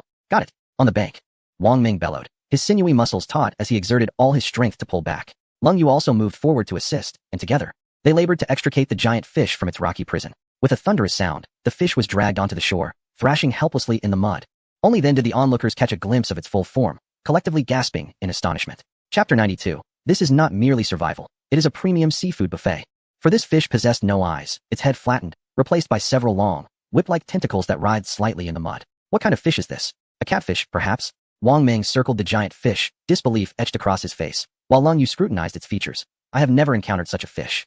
This species should not exist on Blue Star. Its body was marred by numerous impact cracks, clearly the result of being battered by boulders in a flood. Yet even so, it continued to struggle, its massive tail fin whipping through the air with a howling wind, splattering mud everywhere. Had it not been stunned by the force of the waterfall, it is unlikely any human could have captured it alive. Qin Feng crouched down, extending his hand to touch the bony plates on the fish's body. These plates felt cold and hard to the touch, more resilient than iron. The fish's head was conical, its mouth agape to reveal 2 rows of sharp teeth, each as thick as an adult's thumb. The live stream erupted with excitement. What kind of monstrous fish is this? Those bony plates look incredibly tough. Thicker than my bedboard. Experts from the Dragon Nation, please explain what kind of fish this is. If this fish had been alive, it could probably bite a person in half. In the studio, expert Chun Yi rifled through his materials for quite some time, ultimately shaking his head. I have searched through all fish species guides and found no similar variant. Judging by the structure of the bony plates, it resembles a type of fish from the Paleozoic era, long extinct in modern oceans. What a useless piece of information. The host, Sa Baining, exclaimed with excitement. Does this mean that Qin Feng has discovered an entirely new species? Chun Yi nodded gravely, blocking out the barrage of comments directed at him. Qin Feng wiped the droplets of water from his body, picking up the heavy iron hammer he had forged earlier to strike iron ingots. The hammerhead was crafted from several pieces of iron, making it extraordinarily weighty. He approached the giant fish's head and instructed Wang Ming, Mengu, step on its tail to prevent it from thrashing around and injuring anyone. Wang Ming complied, exerting all his strength to hold down the enormous tail fin. The giant fish seemed to sense the threat, thrashing violently for a moment, its powerful tail sweeping across the ground, sending mud flying. Qin Feng remained unfazed, his legs slightly bent, back arched, and arm muscles bulging as he swung the heavy hammer in a sweeping arc, producing a thunderous sound as it crashed down on the giant fish's head. With a resounding thud, the impact reverberated, causing everyone's eardrums to ring. In the midst of astonished gazes, the seemingly indestructible black bony armor began to crack from the center, spiderweb-like fissures spreading across its surface. A trickle of blood oozed from the cracks, and the colossal fish convulsed violently before becoming completely motionless. Wang Ming felt the muscles beneath his feet suddenly relax. Staring in shock at Qin Feng and the heavy hammer in his hands, his throat tightening as he exclaimed, "What incredible strength! Are you some kind of humanoid mecha?" Having undergone physical enhancement, Qin Feng's strength exceeded the limits of an ordinary person. At that moment, a chilling mechanical voice resonated worldwide. Ding! Dragon Nation contestant Qin Feng's team has successfully hunted a prehistoric species, the sturgeon, triggering 10,000 times the return. Reward. 10,000 adult sturgeons of the same level have been randomly released into various reservoirs, lakes, and deep water areas within the Dragon Nation. Instantly, the world was shaken. In the command center of the Dragon Nation, the elderly general rose excitedly, slamming his hand on the table. Excellent. Another 10,000-fold return. Immediately notify fisheries departments across the country to capture a prehistoric giant-scaled fish and send it to the Research Institute. Yes, the aide promptly executed the order. A brand new prehistoric fish species, colossal in size, with an astonishing mass and unknown reproductive capabilities. This was not merely a source of food. This is a biological resource capable of transforming the culinary landscape of an entire nation, brimming with limitless potential. Meanwhile, the live streams from the United States and Japan are engulfed in silence and lament, again with the Dragon Kingdom. How do they always manage to uncover such treasures? How absurd. Can this fish not be consumed raw? They are utterly disrespecting such exquisite seafood. In the valley, Qin Feng's team is enveloped in immense joy, for they know a grand feast awaits them. Wang Ming laughs heartily. My dear brother, what a magnificent strike. This one blow has bestowed upon our Dragon Kingdom another 10,000 large fish. Lin Yihan claps her hands in excitement. Fantastic. The fisheries of the Dragon Kingdom have become even more abundant. Qin Feng approaches the colossal fish, calmly gesturing. Enough of the merriment. Let us get to work. Let us see how delectable this feast truly is. He expertly wields his knife at the fish's gills, crimson blood spilling across the ground. To everyone's astonishment, the fish's blood emits a faintly sweet aroma. Why does this blood smell so delightful? Zhao Ziqian inquires curiously, leaning in for a closer sniff. As Qin Feng continues to dissect, gasps of astonishment fill the air when he opens the fish's belly, revealing it packed with small black grains, each the size of a mung bean, glistening in the sunlight. Is this caviar? Lung Yu exclaims in surprise. Qin Feng nods affirmatively, and judging by the quality, it must be of the highest grade. He carefully extracts a few pearls of caviar, cradling them in his palm for inspection. These pearls are plump, their hue a lustrous black, emanating a subtle oceanic scent. Goodness, how many pounds of caviar must this yield? Wang Ming's eyes widen in astonishment. Qin Feng estimates roughly, at the very least, 3 pounds. The viewers in the live stream go wild. Wow. 3 pounds of premium caviar. How much could this be worth? In Blue Star, such caviar is now virtually extinct. Blame the invaders. Indeed, resources on Blue Star are scarce. Even with money, one cannot procure this. Qin Feng directs the team to begin processing the fish meat. Although the fish possesses a sturdy bone structure, its flesh is remarkably tender. The texture is exquisite, he remarks. Lung Yu slices off a piece of sashimi and hands it to Wang Ming. The fish meat appears translucent, devoid of any fishy odor. She refrains from consuming it raw. As in the wilderness, unless one is on the brink of starvation, all food must be cooked before consumption. A campfire is ignited, and Wang Ming takes to grilling the fish, the meat sizzling and crackling over the flames, the rich aroma of fish oil wafting through the air, tempting Lin Yihan and Zhao Ziqian to swallow in anticipation. The prehistoric fish's flesh is extraordinarily delectable, continuously releasing fish oil throughout the grilling process, producing an enticing sound. It smells divine. Lin Yihan gulps. The first piece of grilled fish emerges, and as Qin Feng takes a bite, his eyes light up instantly. This flavor is exquisite. Most importantly, there is not a hint of muddy taste. The entire group savors the dish, each face reflecting sheer satisfaction. Wang Ming, while eating, marvels. I have never tasted such delicious fish in my entire life. Lung Yu also rarely smiles. Indeed, it is incredibly fresh, and the texture is wonderfully chewy. The most delightful surprise was the caviar. With a wooden spoon, Qin Feng scooped a bit and placed it atop the grilled fish, and in an instant, the rich and fragrant flavors erupted on the palate. This caviar was simply exquisite. Zhao Ziqian was so thrilled that he nearly leaped from his seat. Lin Yihan cautiously savored a single pearl, exclaiming, Heavens! How could one possibly find such delectable caviar on Blue Star? Even the little wolf cub, Jingzhe, was captivated by the aroma, circling around the group with eager eyes fixed on the grilled fish. Qin Feng tore off a piece of boneless fish and fed it to the little creature, which immediately devoured it hungrily. It seems even Jingzhe is fond of this fish.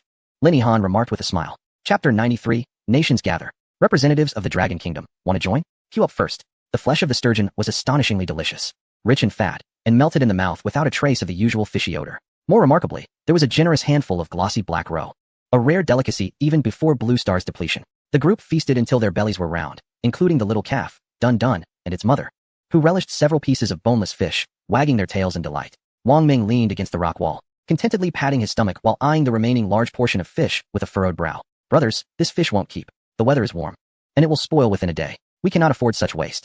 Zhao Ziqian suggested curing the fish into jerky, which would be convenient for transport and have a longer shelf life. Wang Ming shook his head, scanning the camp, finally fixing his gaze on the cool, dry cliff beneath the waterfall. This afternoon, I will dig a cellar, right beneath that waterfall, in the shade. Digging down will ensure it remains like an ice cellar.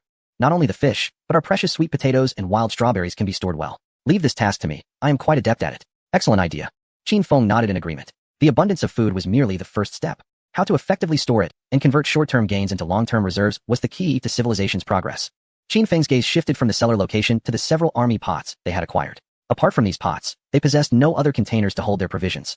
The caviar was wrapped in leaves, and the monkey wine was stored in a water flask, making it exceedingly inconvenient to drink and store liquids. We still need containers. Qin Feng's voice was soft, yet commanded the attention of all present. A multitude of clay jars and bowls are essential for boiling water, cooking soups, and storing grains and water. Lin Yihan glanced down at her hands, smeared with fish oil, and then at the clear stream nearby, nodding vigorously. Indeed, going to the stream daily for water is impractical. Having jars to store water would be wonderful. I have observed the clay by the stream. Its fine texture and low permeability make it ideal for pottery. Lung Yu succinctly stated, evidently having contemplated this before.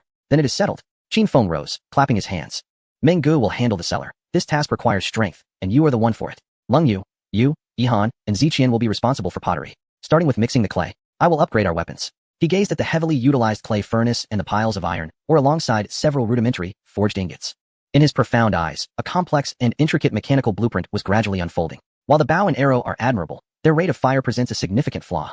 Effective only against a singular foe, they falter under siege, lacking the capacity for sustained suppression. For instance, the repeating crossbow, a simplified variant capable of rapid reloading and continuous firing, if brought to fruition, would revolutionize their team's long-range firepower. The afternoon sun bathed the valley in warmth, invigorating the well-fed and well-watered individuals who brimmed with enthusiasm. At Qin Feng's command, the camp transformed into a seamlessly operating workshop, delineated into 3 distinct zones, each with its own unique atmosphere. Beneath the cliff by the waterfall lay the construction area, bustling with activity. Wang Meng, stripped to the waist, wielded a spade with fervor, laboriously excavating the hard earth and rock.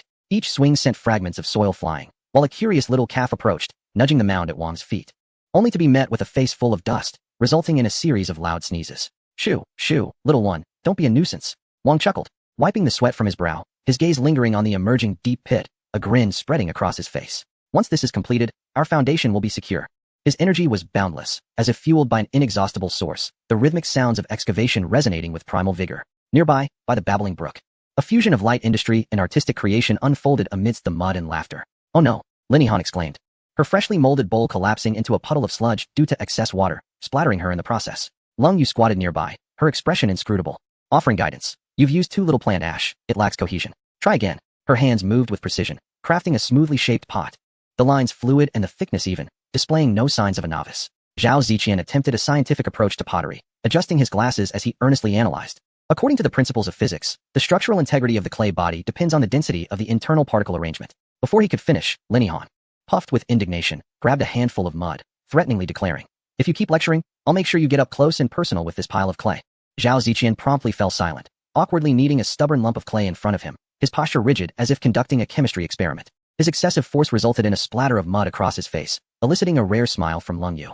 At the opposite end of the camp, beside the clay furnace, the atmosphere was saturated with the essence of metal and flames in the heavy industrial zone. Here, only Qin Feng remained, having secured the bellows with a simple lever mechanism, maintaining a steady rhythm. The charcoal fire in the furnace glowed a brilliant red, illuminating a fist-sized ingot as if it were molten lava. His gaze was intensely focused, his mind immersed in the intricacies of the repeating crossbow's mechanical blueprint, each component's dimensions, tolerances, and angles vividly clear. This object, a mere fraction off, results in a catastrophic failure. If a single component is amiss, the entire crossbow becomes nothing more than a pile of scrap metal. At last, the hue of the iron ingot shifted from a deep crimson to a blinding orange-yellow, reaching the optimal forging temperature. Qin Feng securely clamped it onto the anvil, while his other hand grasped the hammer. The crisp sound of the hammer striking echoed for the first time, sparks flying in all directions. There were no extraneous movements, not a hint of hesitation. Each strike fell with precision, force, angle, and position executed as if by a machine. The rectangular ingot, under his blows, underwent a miraculous transformation at a visible pace, elongating, flattening, bending. A delicate component with grooves and pivots was astonishingly born from this primitive setting. Sweat trickled down his brow, instantly evaporating upon contact with the scorching anvil, producing a faint sizzling sound, yet he remained oblivious to it. Tears welled up as he thought. This is the farming I envision, starting from scratch, creating everything. The divine craftsmanship of Feng was molding the prototype of modern weaponry, while Lin Yihan and her companions were replicating the dawn of human civilization.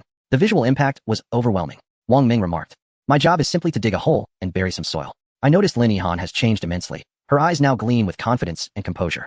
More beautiful than when she was a star. The audience in the Dragon Kingdom's livestream room was utterly captivated. This seemingly tranquil farming routine, through the lens of the broadcast, ignited an unprecedented diplomatic storm within the global conference room. The atmosphere in the conference room was so tense it could almost condense into water. A total of 117 representatives were engaged in heated discussions, most of whom seemed far from representative, even exchanging barbs with rival nations. However, after a collective cough from the representatives of the 5 permanent members, silence enveloped the room. A representative from Mardak, with dark skin and bloodshot eyes, rose and imploringly addressed the Dragon Kingdom representatives, esteemed representatives of the Dragon Kingdom. We have lost 33 of our competitors. Fortunately, most were slain by beasts, and thankfully our citizens have not diminished in vigor. He cast a sidelong glance at the representative from the invading nation.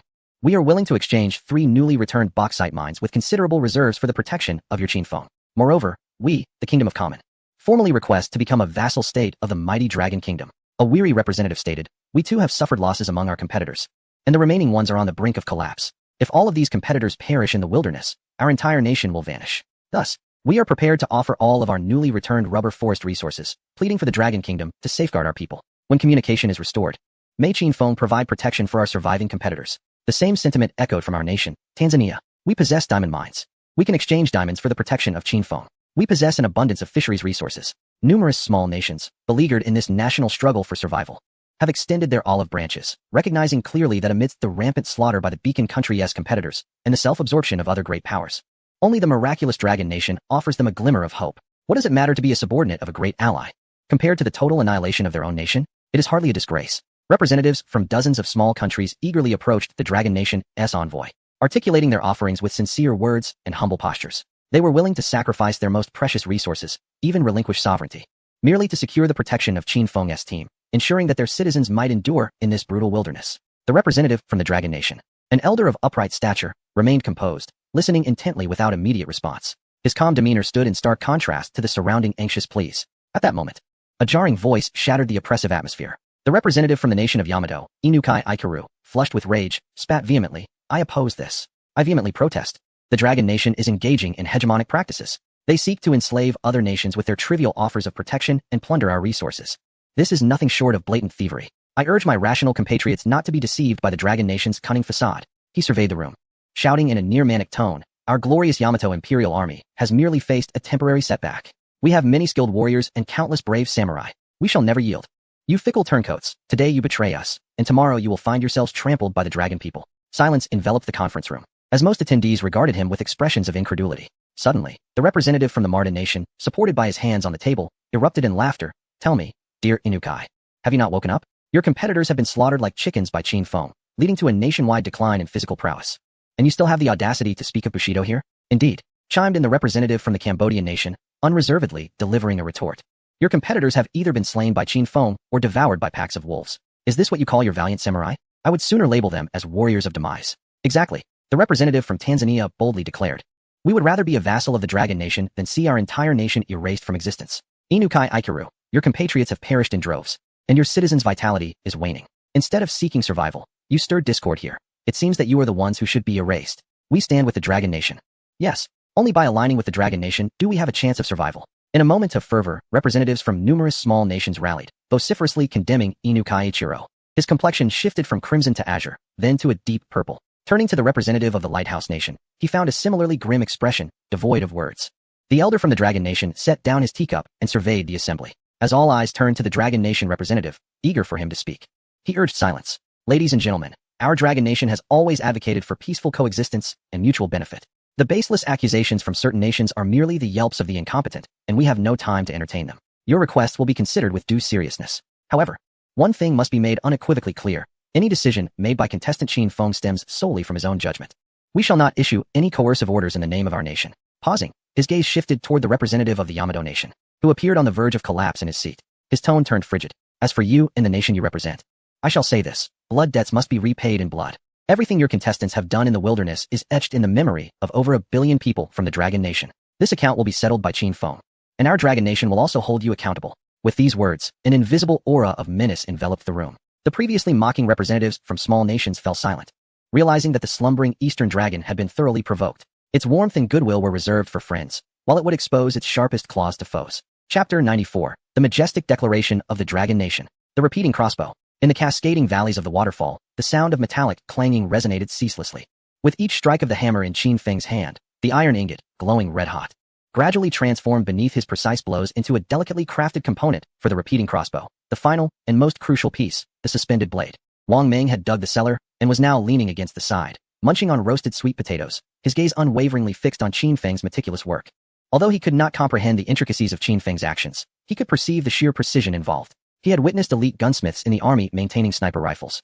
Their control over components akin to artistry, Yet, compared to Qin Feng before him, that master craftsman resembled a clumsy apprentice. Qin Feng's focus was unparalleled. The intricate blueprints danced vividly in his mind, each component's interlocking, every mechanism's interaction, replayed repeatedly in his thoughts. He had no ruler, yet his eyes served as the most precise calipers. He lacked a lathe, but the hammer in his hand was the most efficient tool. This unwavering concentration, this spark of creativity, entranced the millions of viewers in the live stream. This is the essence of true masculinity. Silent, yet crafting everything with his own hands. I feel I am not watching a survival show. I am witnessing the birth of a civilization. To those above, broaden your horizons. Feng Shun is crafting a military factory by hand. Once the repeating crossbow is completed, let us see who dares to provoke our dragon nation. Time flowed gently amidst the sound of tinkling. As the sun began its descent in the west, Qin Feng finally set down the hammer in his hand. On the anvil lay several intricately designed metal components, adorned with slots and pivot points, quietly resting. He picked up the two largest pieces, bringing them together. A crisp metallic click resonated as the parts seamlessly interlocked. With a casual movement, he activated the mechanism, and the delicate suspended knife sprang up and fell back down. Swift as lightning, the heart of the crossbow was alive. Exhaling a breath of stale air, Qin Feng finally felt the fatigue in his arms. He lifted the core mechanism before the crowd and declared in a deep voice, "The core is complete. Prepare for Phase 2, mass production of arrows." Upon hearing this, everyone set aside their tasks and gathered around. "Big brother, is this done?" Wang Ming inquired curiously, gazing at the peculiar metal piece with a blank expression. "Indeed," Qin Feng replied succinctly. "Now, we only need a large quantity of arrows." He picked up a previously used arrow for demonstration. "This arrow is too long. Unsuitable for the crossbow. We require shorter, more lightweight bolts. The shafts should be made from sturdy straight wood, trimmed to a uniform length and diameter, with notches at the tails for feather adhesion." He looked at the group and assigned tasks. "Lone Moon, you are in charge of crafting and calibrating the fletchings, ensuring every arrow is balanced." Lone Moon's gaze sharpened, and she nodded solemnly. "Understood. Standardization is the guarantee of lethality. Wang Ming, you have the strength, so you will be responsible for felling suitable timber and performing initial straightening." Wang Ming thumped his chest and grinned. "Rest assured, I will bring you the straightest materials. Yihan and Ziqian, you two will handle the subsequent fine polishing and notching of the arrow tails. This task requires patience." Lin Yihan and Zhao Ziqian exchanged determined glances and responded in unison. "Leave it to us." The group immediately became busy, and as night fell, the campfire blazed. Yet the sound of the hammer continued relentlessly. Chapter 95, The Showdown. This is called striking first to gain the upper hand. The cellar that Wang Ming had dug out in the afternoon was now covered with wooden planks, serving not only to store food, but also as a temporary refuge in times of danger. He was currently laboriously shaving a straight piece of hardwood. Although strong, he lacked the patience for delicate work. In his hands, a stick would either be overshaved on one side or left uneven on the other. "Hey Minggu, are you carving arrows or gnawing on sugarcane?" Zhao Ziqian sat nearby, carefully polishing a formed arrow shaft with a piece of sandstone. He was frail and unable to do heavy labor, but his meticulous attention to detail made every shaft smooth and straight under his touch. Wang Ming's face flushed with embarrassment, and he glared, saying, "What do you know? This is called rough processing. A blank. Do you understand? Without my blank, what would you have to polish?" Qin Feng did not partake in the crafting of the arrows. Before him lay a meticulously processed, semi-translucent, jade-hued tendon, the primary sinew from the back of a prehistoric crocodile. This remarkable material was imbued with astonishing elasticity and resilience, making it the quintessential choice for constructing a bowstring. He commenced by soaking it in warm water to soften the fibers. Then, with a sharp blade, he delicately sliced it along the grain, transforming it into countless finer strands. This intricate process demanded immense patience and precision. A moment's inattention could compromise the integrity of the fibers and thus affect the ultimate strength of the bowstring. The audience in the live stream watched with bated breath. "My goodness, I thought Feng was already invincible. I had no idea he could craft bowstrings as well. Isn't this something only ancient artisans understood? This is not a bowstring, it's a crossbow string. Look at that metal mechanism. This requires far more tensile strength than a regular bow. Ordinary tendons simply cannot withstand it. Crocodile, even my tendons have been arranged with utmost clarity." Qin Feng meticulously wound the separated fibers, one bundle at a time, between two securely fixed wooden stakes, stretching them as he went. With each layer, he applied a coating of fish oil, which not only ensured a tighter bond between the fibers, but also provided waterproofing and anti-corrosive properties. Ultimately, he employed a complex weaving technique to twist dozens of fiber strands into a single robust unit. As his hands continued to work deftly, a grayish-white bowstring, the thickness of a thumb, gradually took shape. Upon completing this task, he grasped the heavy bowstring, seizing both ends and suddenly exerting force. An ominous hum reverberated through the night sky. The busy crowd halted their tasks, astonished, and turned to witness the spectacle. It was complete. After utilizing all the materials, the final crossbow bolt was fashioned. Qin Feng rose, lifting the already assembled crossbow, its dark, sturdy wooden frame polished to a smooth finish. The gleaming mechanism seamlessly integrated within. The intricately woven crocodile sinew had been transformed into a bowstring brimming with resilience and explosive power, while before him lay an orderly stack of 40 compact, robust iron-tipped crossbow bolts. "My word." Wang Ming approached, eyes wide with wonder. He extended a hand, hesitating to touch it for fear of causing damage. "Is this truly complete? Well, let's load the bolts and give it a try." Qin Feng nodded, retrieving a short arrow that had been prepped earlier. This crossbow bolt was significantly shorter than the arrows they had previously employed, measuring just over 20 centimeters, and featured a shallow groove at the tail instead of feathers, designed to accommodate the crossbow's rapid firing mechanism. Qin Feng loaded 10 short bolts into the quiver with a series of soft clicks. Then, he raised the crossbow, aiming at a large tree in the distance, and gently squeezed the trigger. There was no creaking sound of a fully drawn bowstring, nor the shrill whistle of an arrow slicing through the air, only a faint, urgent buzzing.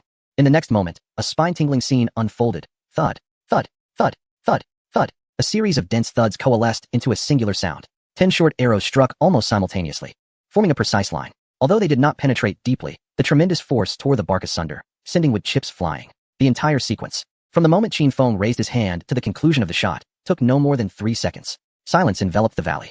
The 4 members of the Cold Moon stood frozen in place, their mouths agape, their eyes wide with an indescribable awe. Wang Ming glanced at the distant tree, riddled with arrows, then turned to examine the uniquely crafted crossbow in Qin Feng's hands. He swallowed hard, managing to utter only 2 words, "What the?" Despite being well-versed in advanced automatic weapons during his time in the military, this weapon, crafted by hand in the wilderness, utterly shattered his understanding. The rate of fire, Cold Moon's voice trembled slightly. 3 seconds for 10 arrows. What does this signify? A top-tier archer, from knocking the arrow, drawing the bow, aiming, to releasing, would require at least 3 seconds per shot, with no guarantee of accuracy. Yet Qin Feng had barely aimed. He simply raised his hand casually, and 10 crossbow bolts accurately struck the target. While its power was far inferior to that of traditional bows, there were alternative methods. Let me take a look at that. Wang Ming finally snapped back to reality, dashing to Qin Feng's side, his eyes sparkling with excitement as he carefully examined the crossbow, turning it over in his hands. Goodness, this contraption hardly requires aiming. It may shoot quickly, but it seems to lack the necessary force. The previous bow and arrow, though powerful, demanded high proficiency from the user. In the heat of battle, hitting a moving target required extensive practice and exceptional composure.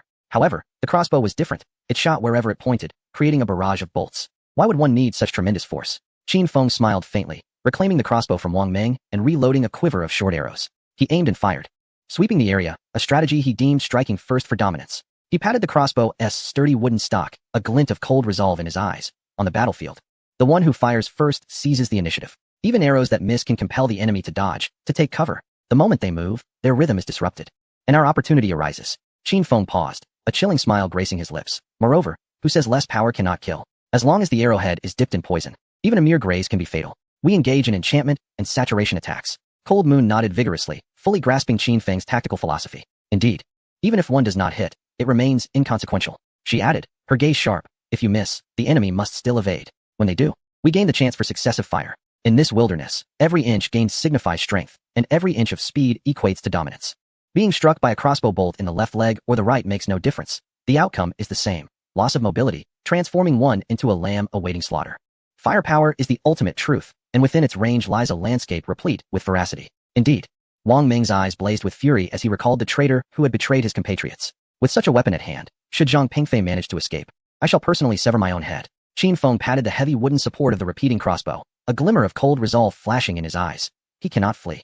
From this moment forth, we shall become hunters. Chapter 96. Where wolves are plentiful and meat scarce, if one does not hunt, one becomes the lamb. The nights in the wilderness descend with startling swiftness. The valley is enveloped in darkness, save for the crackling campfire. The group sits around the fire, gnawing on warm roasted sweet potatoes, their faces weary yet their eyes shining with remarkable brightness. Lin Yihan observed the joyous camaraderie by the fire, the small wolf engrossed in its sweet potato, and the quiet ruminations of Dali and Duan in the cattle shed. A sensation, akin to home, quietly burgeoned within her heart. She even felt that if this moment could last indefinitely, it would not be so bad. Once this thought took root, she could no longer suppress it. She gazed at Qin Feng's profile, the flames dancing upon his sharply defined features, and softly spoke, imbued with an unrecognized longing. Can we not continue like this? Guarding this valley, cultivating the land, hunting, would that not suffice for our survival? Qin Feng halted his gnawing of the sweet potato, the crackling of the fire seeming to amplify in that moment. He turned to meet Lin Yihan's gaze, which reflected confusion and yearning, and suddenly chuckled softly. He broke off a small piece of the scalding sweet potato and tossed it to the small wolf, which leapt with precision, catching it midair and landing with a satisfied whine. As for Qin Feng, his gaze returned to Lin Yihan, his smile now tinged with deeper meaning. I have pondered this question before. His words caught the group off guard, yet the answer is one of impossibility. Qin Feng's tone shifted to one of calm, yet resolute conviction. This is ultimately a war for our nation's fate, not a pastoral idol. This valley merely serves as our temporary refuge. We must strive to enhance the physical strength of our compatriots, ensuring that our dragon nation acquires greater resources. That is of paramount importance. His voice resonated clearly in every ear, for beyond the rainforest, there may be dozens of nations' teams, all as famished as we, all eyeing each other's supplies. To pause and indulge in comfort is akin to handing over our firearms to others, inviting them to reap the fruits of our labor, to harvest our lives, and ultimately to seize the fortune of our dragon nation. Qin Feng's gaze drifted toward the unfathomable darkness beyond the camp, his tone becoming flat. Where wolves are plentiful and meat scarce, this is the rule. If we do not act as wolves, we shall only serve as prey. Thus, once the repeating crossbow is completed, he paused, surveying the group. We shall venture forth to hunt. Lin Yihan's heart jolted, the color draining from her face. Hunt. The hunt, by its very nature, could not involve beasts. She comprehended Qin Feng's intention. It was this understanding that swiftly dispelled the warmth that had just begun to blossom within her, leaving only a chill in its wake. She silently nodded, lowering her gaze. A warm arm encircled her shoulders. Unbeknownst to her, Lung Yu had approached, drawing her closer. What are you afraid of? Lung Yu whispered teasingly in her ear. If the sky falls, there's that tall one to support it. Lin Yihan followed her gaze and met Qin Feng's eyes, who seemed to have overheard Lung Yu's murmurs. A grin spread across his face, revealing a set of white teeth. All right, everyone, perk up. Qin Feng clapped the soot off his hands, rising with a commanding voice that interrupted the fleeting moment of tenderness. Get some good sleep tonight. Tomorrow, we shall craft a couple more crossbows and familiarize ourselves with the weapons. His gaze swept across each individual before settling into the depths of the encroaching darkness. I will take the first watch, and Meng Ge will take the second half. Wang Ming yawned widely, rubbing his sore shoulders. All right, it's time to rest. After a day of carving wood, my arms feel like they belong to someone else, but it was worth it. He glanced at the crossbow leaning against the shelter, a smile of reassurance lighting up his face. Lin Yihan and Zhao Ziqian were already worn out. Crafting arrows proved far more taxing than they had anticipated. In the meantime, Lung Yu quietly organized the remaining arrows and tools with deft movements. Inside the shelter, warmth and dryness enveloped them, and soon they succumbed to deep slumber, their breaths rising and falling in unison. Only Qin Feng, keeping watch, retained clarity in his eyes as he gazed into the profound night sky, as if he could penetrate the wilderness and glimpse further beyond. The hunter was ready. Meanwhile, approximately 2 days' journey from the Waterfall Valley, in the depths of a dense forest, another campfire blazed with a starkly different atmosphere. Under its flickering light, 3 short men with sallow skin sat huddled together, tearing into an undercooked monkey with crude manners. They were competitors from Cambodia, led by a wiry figure named Bowen, whose gaze was as venomous as a snake. Beside him were 2 others, Sok and Chaya, their faces marked with excess flesh, emanating a foul stench of blood. At their feet, a figure cowered in the shadows. Trembling, Zhang Pengfei, the long-missing traitor from the Dragon Kingdom. He was covered in mud, his face bruised and battered, his eyes reflecting a blend of fear and resentment. Days prior, while fleeing alone, he had encountered this trio, notorious for their sadistic pleasures in the wilderness. The shotgun they wielded had instilled terror in countless competitors. Zhang Pengfei had believed his end was nigh when Chaya's giant hand seized his hair, pushing his face into the mud. Overcome with fear, he had lost all control.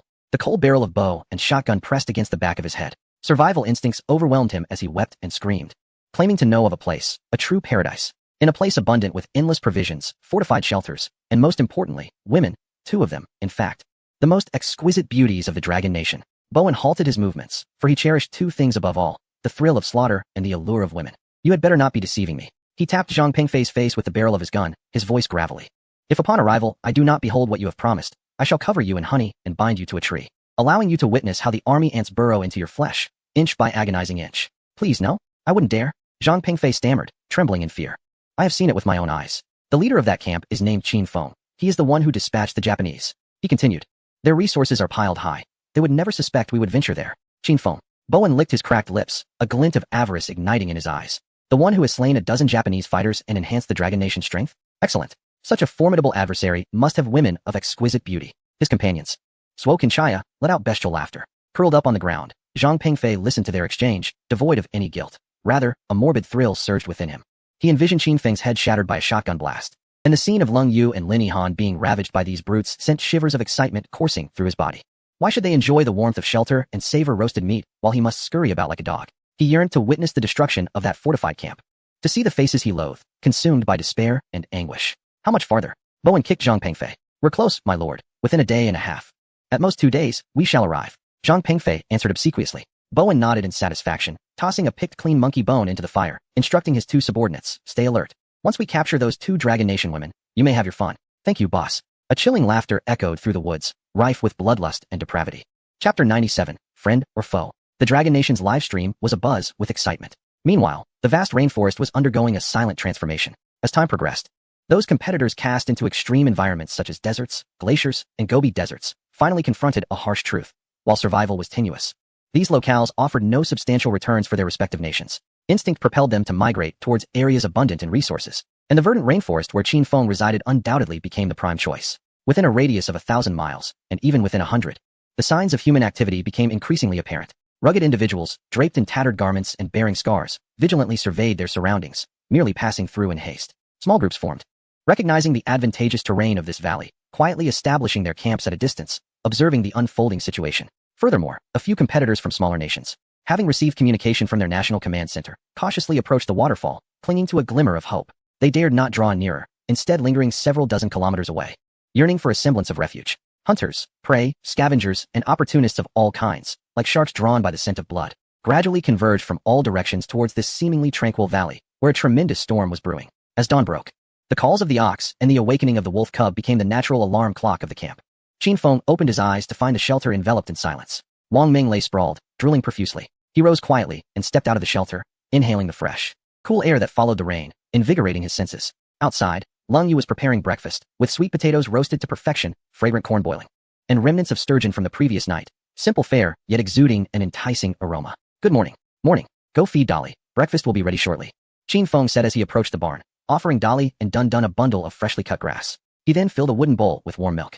The little wolf cub, Jingzhe, caught the scent of milk and scampered out from the corner, circling Qin Feng's feet, emitting anxious whines. The delicious aroma wafted into the shelter, abruptly halting Wang Ming's snoring. He sat up with a start, rubbing his eyes as he rushed outside. My goodness, brother, are you trying to tempt me to death? Soon, everyone awakened, gathering around the campfire to enjoy a steaming breakfast, watching Dun Dun and Jingzhe frolic in the morning light, creating a warm and harmonious atmosphere. After satisfying their hunger, it was time to work. Wang Ming wiped his mouth, grabbing a spade and an axe, brimming with energy. Today, I aim to double the number of arrows. I plan to fire the pottery today. Lung Yu stated succinctly, glancing at the rows of dried clay by the stream. Qin Feng nodded in agreement, swallowing the last bite of corn as he stood. The objective remained unchanged, yet efficiency needed to be enhanced. His gaze swept over the group. Let us get to work. With the experience gained yesterday, everyone's movements became significantly more adept. Wang Ming skillfully shaped the arrow shafts, no longer gnawing at them like sugarcane. Though still rugged, his measurements were now nearly precise. Zhao Zichen's polishing work became increasingly meticulous. He even utilized fire to lightly roast the surface of the shafts, rendering them harder and drier. By the stream, although Leng Yue did not partake in the weapon crafting, her task remained equally vital. Dozens of sun-dried, earthy yellow clay pots were neatly arranged on the ground. As she constructed a rudimentary earthen kiln using mud and stones, her movements were deliberate and steady, though not hurried. Once these pots were successfully fired, it would signify their ability to store ample amounts of fresh water, oil, and even preserved meats, essential for their survival. In front of Qin Feng, the deerskin bellows he operated with his foot produced a continuous whoosh, supplying a steady stream of air into the clay furnace, which glowed a fiery red within. Thud, thud, thud. The stone hammer in his hand struck down repeatedly with a deep, rhythmic force. Sparks flew with each blow, compacting the iron material incrementally. The entire camp radiated an atmosphere of fervent industriousness, yet unbeknownst to them, two distinct currents of murderous intent were encroaching upon this tranquil valley from opposite directions. To the west of the valley, amidst a denser primordial jungle, a figure moved like a specter. He too was a competitor from the Dragon Kingdom, named Shenlai. His angular face bore a sinister scar that stretched from his left brow to the corner of his mouth, giving him an exceptionally grim demeanor. The backpack he carried was worn and tattered, and in his hand, he wielded a short-handled axe, polished to a sheen. After traversing a certain distance, he would carefully consult a map from his pack, returning it with caution after his scrutiny. Though he did not move quickly, each step was planted on stable ground, his eyes scanning the surroundings like burning torches. Above him, in the canopy, a vividly colored venomous snake silently extended its body, its scarlet tongue flickering as it locked onto its prey below. At the moment it coiled, muscles taut and ready to strike, Shenlai did not even glance upward. With a flick of his wrist, the short-handled axe transformed into a streak of cold light, whistling through the air. Thud! The blood mist erupted. The snake, poised to ambush, was cleaved in two mid-air. The serpent's body twitched upon the branch, while its severed head fell heavily at Shenlai's feet. He approached, crushing the still writhing head into the mud, then picked up the remaining wriggling segment of the snake, skillfully slicing it open with his axe to extract a glistening emerald-green snake gall. Without a second thought, he tossed it into his mouth, swallowing hard as his throat moved. The bitter and spicy flavor exploding in his mouth, yet his expression remained impassive, as if he had merely taken a sip of water. In the Dragon Kingdom's live broadcast room, the comments erupted instantaneously. Ugh, even through the screen, I can taste it, so intense. You know nothing. That is snake gall. A great tonic. It clears heat, sharpens vision, and detoxifies. In the wilderness, it's a treasure. Salea, basic skills, do not underestimate. Everyone sit down. I have always followed his live stream. He previously had a teammate from another country, but one day after the stream ended, the teammate vanished, which is quite unsettling. Those above, do not speak recklessly. The official announcements lack evidence. However, this fellow is indeed ruthless, reminiscent of Feng Shen. Both are decisive individuals. Similar? I find him even more sinister. Feng Shen acts for authority and resources, while Shen Lai gives me the impression of purely relishing the act of slaughter. I worry about what might happen if he encounters Feng Shen's team. Worry about what? I see it as a formidable alliance. Our fierce individuals from the Dragon Nation have gathered. Who dares to challenge us? Prepare for takeoff. Within the live stream, a deep dive into Xun Lai's character ensued.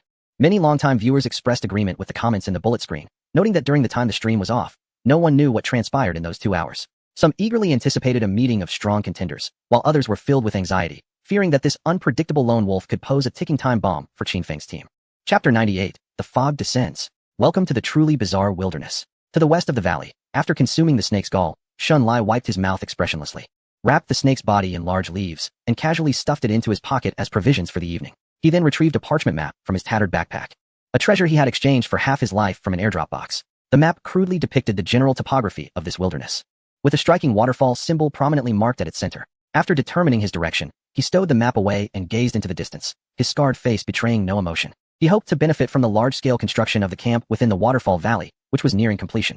Success! Wang Ming exclaimed excitedly, placing the last meticulously crafted short arrow into the quiver, which was already brimming with nearly 120 arrows. Each arrow shaft had been fire-hardened, straight, and robust. Meanwhile, the makeshift earth kiln by the stream had finally extinguished its fire. Lung Yu carefully pried open the clay blocks at the kiln's entrance with a long wooden stick, and a wave of warm air, mixed with the scent of earth, rushed out. Inside the kiln lay a dozen uniquely shaped, yet intact clay pots and bowls, exuding a rustic earthy hue. Wow, Lung Yu, you are truly amazing. Lin Yihan, filled with genuine admiration, had been learning alongside others these past few days.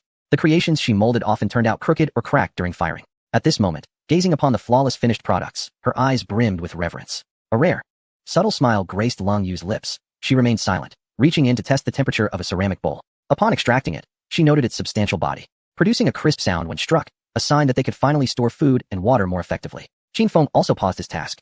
In front of him lay 4 menacing crossbows, a testament to the collective effort of him and his team over the past few days. These were their greatest asset for survival in this desolate wilderness. The sinews of the bay crocodile had all been exhausted.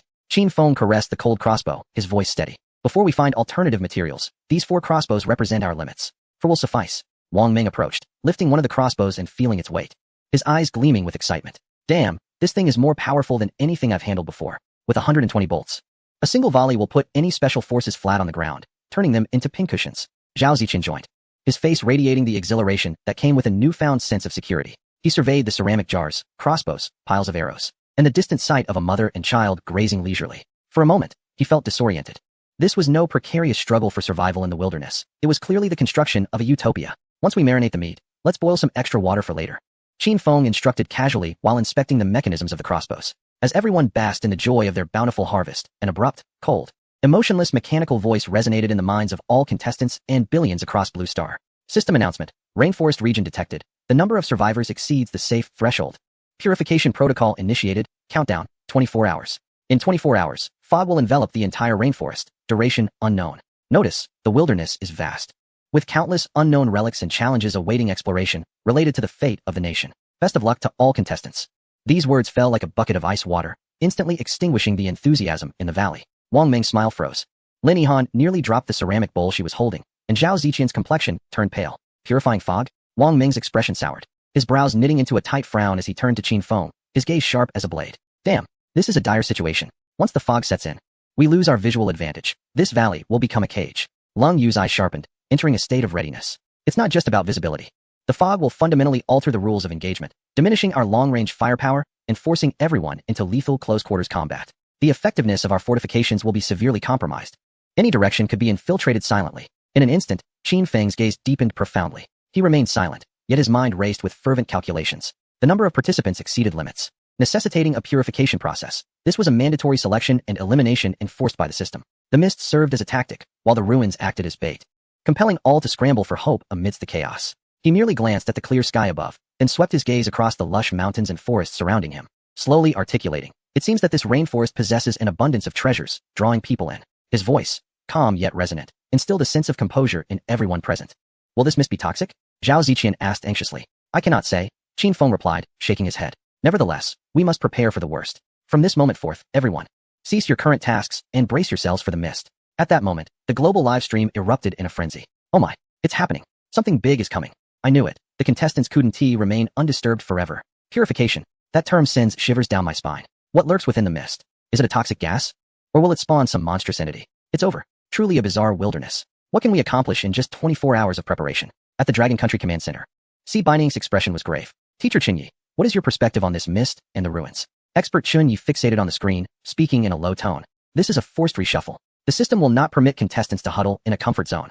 The mist is likely designed to disrupt everyone's strategy, obstruct visibility, create chaos, and compel them to move, engage, and fight. One of Qin Feng's team's greatest advantages lay in their camp's geographical location and robust defenses. However, if the mist descended, visibility could plummet to mere meters, rendering even the best defenses significantly less effective. Dong Qing's voice carried a hint of concern.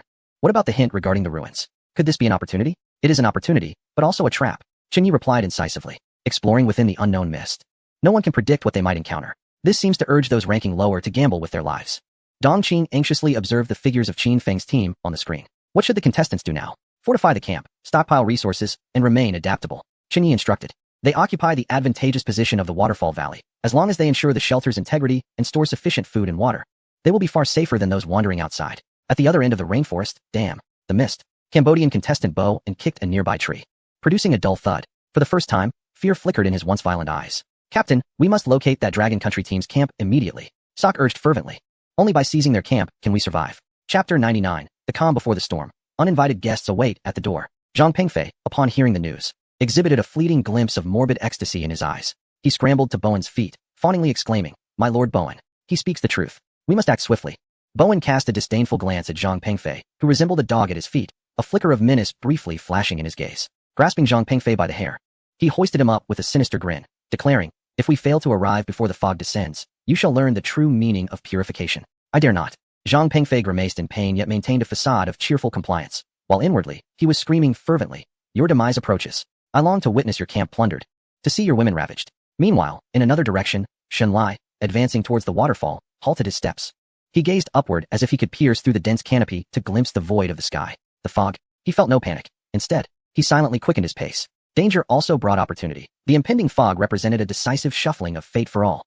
The atmosphere in the valley camp shifted abruptly from jubilant harvest to tense readiness. Purification, fog. Qin Feng pondered these two terms, his gaze fixed upon the incessantly flowing stream before the camp. The system would not act without purpose. This fog was undoubtedly extraordinary. Surveying the crowd, he spoke with clarity and strength, instantly dispelling their unease. We have 24 hours. Now, I shall allocate tasks. All held their breath, their eyes converging upon Qin Feng. Lung Yu, you are to lead Lin Yihan and Zhao Ziqian to transport all the fired ceramic jars to the stream, filling them with fresh water, then bringing them into the shelter. Remember, the more, the better. The fog may contaminate our water source. Understood. Lung Yu responded succinctly. Wang Meng, present. Wang Meng stood tall, akin to a soldier receiving orders. You are responsible for processing the remaining wild boar meat, converting it into jerky using the smoking method. Additionally, chop as much firewood as possible and stack it all in the shelter. We require ample fuel. Got it. Wang Meng seized the axe and made his way towards the remaining boar carcasses. What about me? Lin Yihan inquired eagerly, her eyes still reflecting fear, but predominantly a determination to contribute to the team. Qin Feng glanced at her, softening his tone. You and Zhao Ziqian will assist Lung Yu with the water. After transporting the water, let Lung Yu take you to gather kiwis. Likewise, the more, the better. Once the fog arrives, we may be unable to venture out for a considerable time. Understood. With tasks assigned, the entire camp sprang into efficient action. Lung Yu led the two in a relentless endeavor to transport water. The ceramic jars, once regarded as works of art, had now transformed into vital strategic resources concerning life and death. Although Lin Yihan and Zhao Ziqian were not in peak physical condition, they gritted their teeth, exerting their utmost strength to repeatedly carry the heavy jars from the stream back to the shelter. Sweat soaked their garments, and their arms ached to the point of near immobility, yet no one uttered a complaint. Meanwhile, Wang Meng wielded his engineer's shovel and axe, showcasing the astonishing stamina reminiscent of a former marine. Pieces of meat hung tantalizingly on the smoking rack, thick clouds of smoke wafting through the air, the savory aroma wafting enticingly. Having finished with the pork, he dashed into the woods, accompanied by the resounding thuds of his lumberjack work, as dead trees toppled at his command, dragged back to the camp. As for Qin Feng, he undertook the most critical task of reinforcing the shelter. He did not rush in but instead circled the structure, meticulously inspecting every inch. Although this semi-buried construction was sturdy, the gaps in the roof and walls could become fatal weaknesses in the face of thick fog. He first prepared a substantial amount of clay, mixing it with dried grass fibers, and then applied a thick layer to the walls and roof of the shelter. Next, he instructed Wang Meng to bring over the massive wild boar hide, which he draped over the outermost layer of the roof. This resilient leather functioned as a natural waterproof covering, effectively sealing out moisture. Upon completing this task, Qin Feng constructed a simple entrance structure with wood and bark, creating a buffer zone at the entrance. What is this for? Wang Meng inquired curiously. Air filtration, Qin Feng replied succinctly. If the mist is toxic, this will minimize the influx of outside air when we enter or exit. In the Dragon Kingdom's live broadcast room, viewers were captivated by the fervent scene unfolding before them. Is this the construction speed of the Dragon Kingdom? I love it. Qin Feng is incredible, calm and decisive. This is what true leadership looks like. I'm moved. Look at Lin Yihan, a celebrity, now carrying water with more finesse than I could. Wang Ming is like a perpetual motion machine, truly impressive. Honestly, seeing them so united and diligent makes me feel much more secure. In the broadcasting hall, Chun Yi gazed at the screen, exclaiming. Qin Feng's response is nothing short of perfect. Water source, food, fuel, and the shelter's airtightness. He has grasped all the critical survival points in the shortest time. The depth of his thought far surpasses his years. Time slipped away, second by second. As the sun descended, it cast a golden hue over the entire valley. Inside the shelter, various supplies were piled high. Dozens of ceramic jars were neatly arranged in a corner, filled with clear stream water. The smoke jerky hung from the beams, exuding an irresistible fragrance. On the other side, firewood was stacked like a small mountain. The ground was covered with clean, large leaves, upon which lay freshly roasted golden corn and purple-skinned sweet potatoes, steaming gently. Weapons were methodically organized at the most accessible locations. Wang Ming's axe, now dulled from use. A few engineers' shovels, and sharp daggers. Every metallic item had been honed to a razor's edge, ready for battle at a moment's notice. Exhausted, everyone slumped beside the campfire, panting heavily. Almost there. After meticulously inspecting the final detail, Qin Feng stepped into the sanctuary, instructing everyone to bring their weapons and equipment inside. From this moment onward, apart from necessary vigilance, no one was permitted to leave the confines of the shelter. As night fell, the chirping of insects in the valley seemed to vanish, replaced by a haunting silence. The wind ceased, and the air grew heavy and oppressive. Inside the sanctuary, the fireplace blazed, dispelling the cold and darkness. The group sat in silence, listening to the crackling of the flames, while the calf, Dun Dun, and the cow, Dali, were settled in the adjacent barn. The little wolf cub, Jingjia, curled up at Qin Feng's feet, sleeping soundly. Brother Feng, what do you think lurks in that fog? Zhao Ziqian could not contain his curiosity and broke the silence. Qin Feng placed a crossbow on his lap, gently wiping it without raising his gaze, and replied. Such thoughts are futile. We shall face whatever comes our way. We possess a sturdy fortress, ample food and water, and this. He patted the crossbow in his hands, its cold touch and substantial weight, instilling great confidence in everyone. I will keep watch for the first half of the night, and Lung Yu will take the second half. Qin Feng organized. At that moment, Qin Feng's masterful perception caught a whiff of an unusual presence. It was not a beast. It was human. Moreover, more than one. Chapter 100. The Crossbow's Debut. A 10-shot salvo. The valley was enveloped in an eerie silence. Even the usual sounds of insects and beasts had vanished. The little wolf cub, Jingjia, uneasily stirred, rising from Qin Feng's feet and emitting a low growl, its nostrils flaring as it detected something. What's wrong? Wang Ming noticed the cub's agitation and whispered. Qin Feng slowly raised his hand, signaling for silence. Wang Ming and Lung Yu understood simultaneously, both immediately grasping their weapons. Lin Yihan and Zhao Ziqian, slightly delayed, sensed the impending danger from the tense atmosphere, holding their breath, afraid to make a sound. Stay inside and do not come out. Qin Feng gestured to Lin Yihan and Zhao Ziqian, then exchanged a knowing glance with Wang Ming and Lung Yu. The three of them, like phantoms, silently armed themselves and merged into the shadows at the entrance of the sanctuary. Outside the valley, at the edge of the dense forest several hundred meters from the camp, the Cambodian contestant, Bowen, along with his companions, took advantage of the thick canopy to closely observe the dimly illuminated area in the distance. Master Bowen. It's right there. Zhang Pengfei's face was a mixture of flattery and resentment as he crouched low, pointing towards the distant camp, his voice trembling with excitement. Their camp is just below, supplies piled high, and even exquisite women. Bowen disregarded him, his eyes narrowing slightly. Although he could not see clearly, the faint outline of the sanctuary confirmed Zhang Pengfei's claims. Damn it, these Dragon Country folks really know how to indulge. Sok spat, his eyes brimming with envy. While Bowen's lips curled into a cruel arc, he patted the shotgun on his back, having prepared for so long. It was time to execute a grand scheme. He turned, his cold gaze landing on Zhang Pengfei. You, lead the way. We will follow closely behind you. Should you dare to flee, Zhang Pengfei's smile instantly froze, plunging him into an icy dread. Lord Bowen, it's too dark, Bowen raised an eyebrow, and the shotgun in his hand inadvertently pointed at Zhang Pengfei's forehead. The icy sensation sent a shiver down Zhang Pengfei's spine, and an acrid scent of urine filled the air. Gazing into Bowen's emotionless eyes, he realized he had no room for negotiation. Refusing would lead to his head bursting like a watermelon. I'll go right now. Zhang Pengfei scrambled to his feet, forcing a smile that was more grotesque than tears. Rest assured, my lord, I will scout the path thoroughly. He dared not take the main road, and instead hunched over, plunging into the dense forest path leading to the valley. With every step he took, he treaded carefully, fearful of making any sound. The intertwining feelings of resentment and terror nearly drove him mad. The surrounding silence was eerie, broken only by the heavy sound of his own breathing and the frantic beating of his heart. The scent of smoke grew stronger, mingled with the aroma of roasted meat, causing Zhang Pengfei, who was used to only eating leftovers, to swallow hard. Hope flickered before him. If he could just reach that place. Just as a sliver of optimism ignited within him, his right foot suddenly found nothing beneath it. Crack! A crisp sound of splintering wood resonated, and he lost his balance. Ah! A shrill scream erupted from his lips. Zhang Pengfei felt as if something had violently pierced his right foot. An indescribable agony surged from the sole of his foot to the crown of his head. He looked down, under the moonlight. His right foot had completely vanished into the ground. A sharpened wooden stake, barbed and vicious, protruded from the top of his foot. Flesh and torn shoe material clung to it. Damn it. The excruciating pain clouded his vision, and he could no longer bear it, collapsing to the ground. Clutching his impaled foot, he writhed in agony, howling. His scream shattered the eerie silence of the valley. In another direction, less than a kilometer from the camp, a figure halted upon hearing the cry. Shunlai lifted his head towards the source of the wailing, a grave expression crossing his face. Behind him, Bowen kicked a nearby tree trunk, roaring in frustration. Useless. He had not anticipated that the scout he sent out would fail to even catch sight of the enemy, being rendered useless instead. My lord, what should we do? He has compromised our position. Another subordinate, Chaya, asked anxiously. Compromised? A sinister smile crept across Bowen's face. No. This is just the beginning. He swiftly surveyed the surrounding terrain, and a new plan crystallized in his mind. Let us change our location. Bowen commanded decisively. The piercing scream would undoubtedly draw the Dragon Kingdom's attention. Advancing now would render them sitting ducks. Listen, we shall conceal ourselves on the hillside flank. From this moment forth, we are the hunters, and they are the prey. He licked his cracked lips, his eyes glinting with the cold ferocity of a serpent. Do they not relish hiding in their shells? Then I shall ensure they find no peace at night. Should they dare emerge to rescue this Dragon Kingdom citizen, we shall greet them with bullets. If they remain hidden, we shall periodically deliver surprises. I shall see how long their nerves can withstand this. Wise decision, my lord. Sak and Chaya immediately praised him. The trio swiftly repositioned, vanishing into the deeper shadows. They were astute, although the scream had startled their adversaries. It had also allowed them to shift from the offensive to a more clandestine form of harassment, swiftly reclaiming the initiative.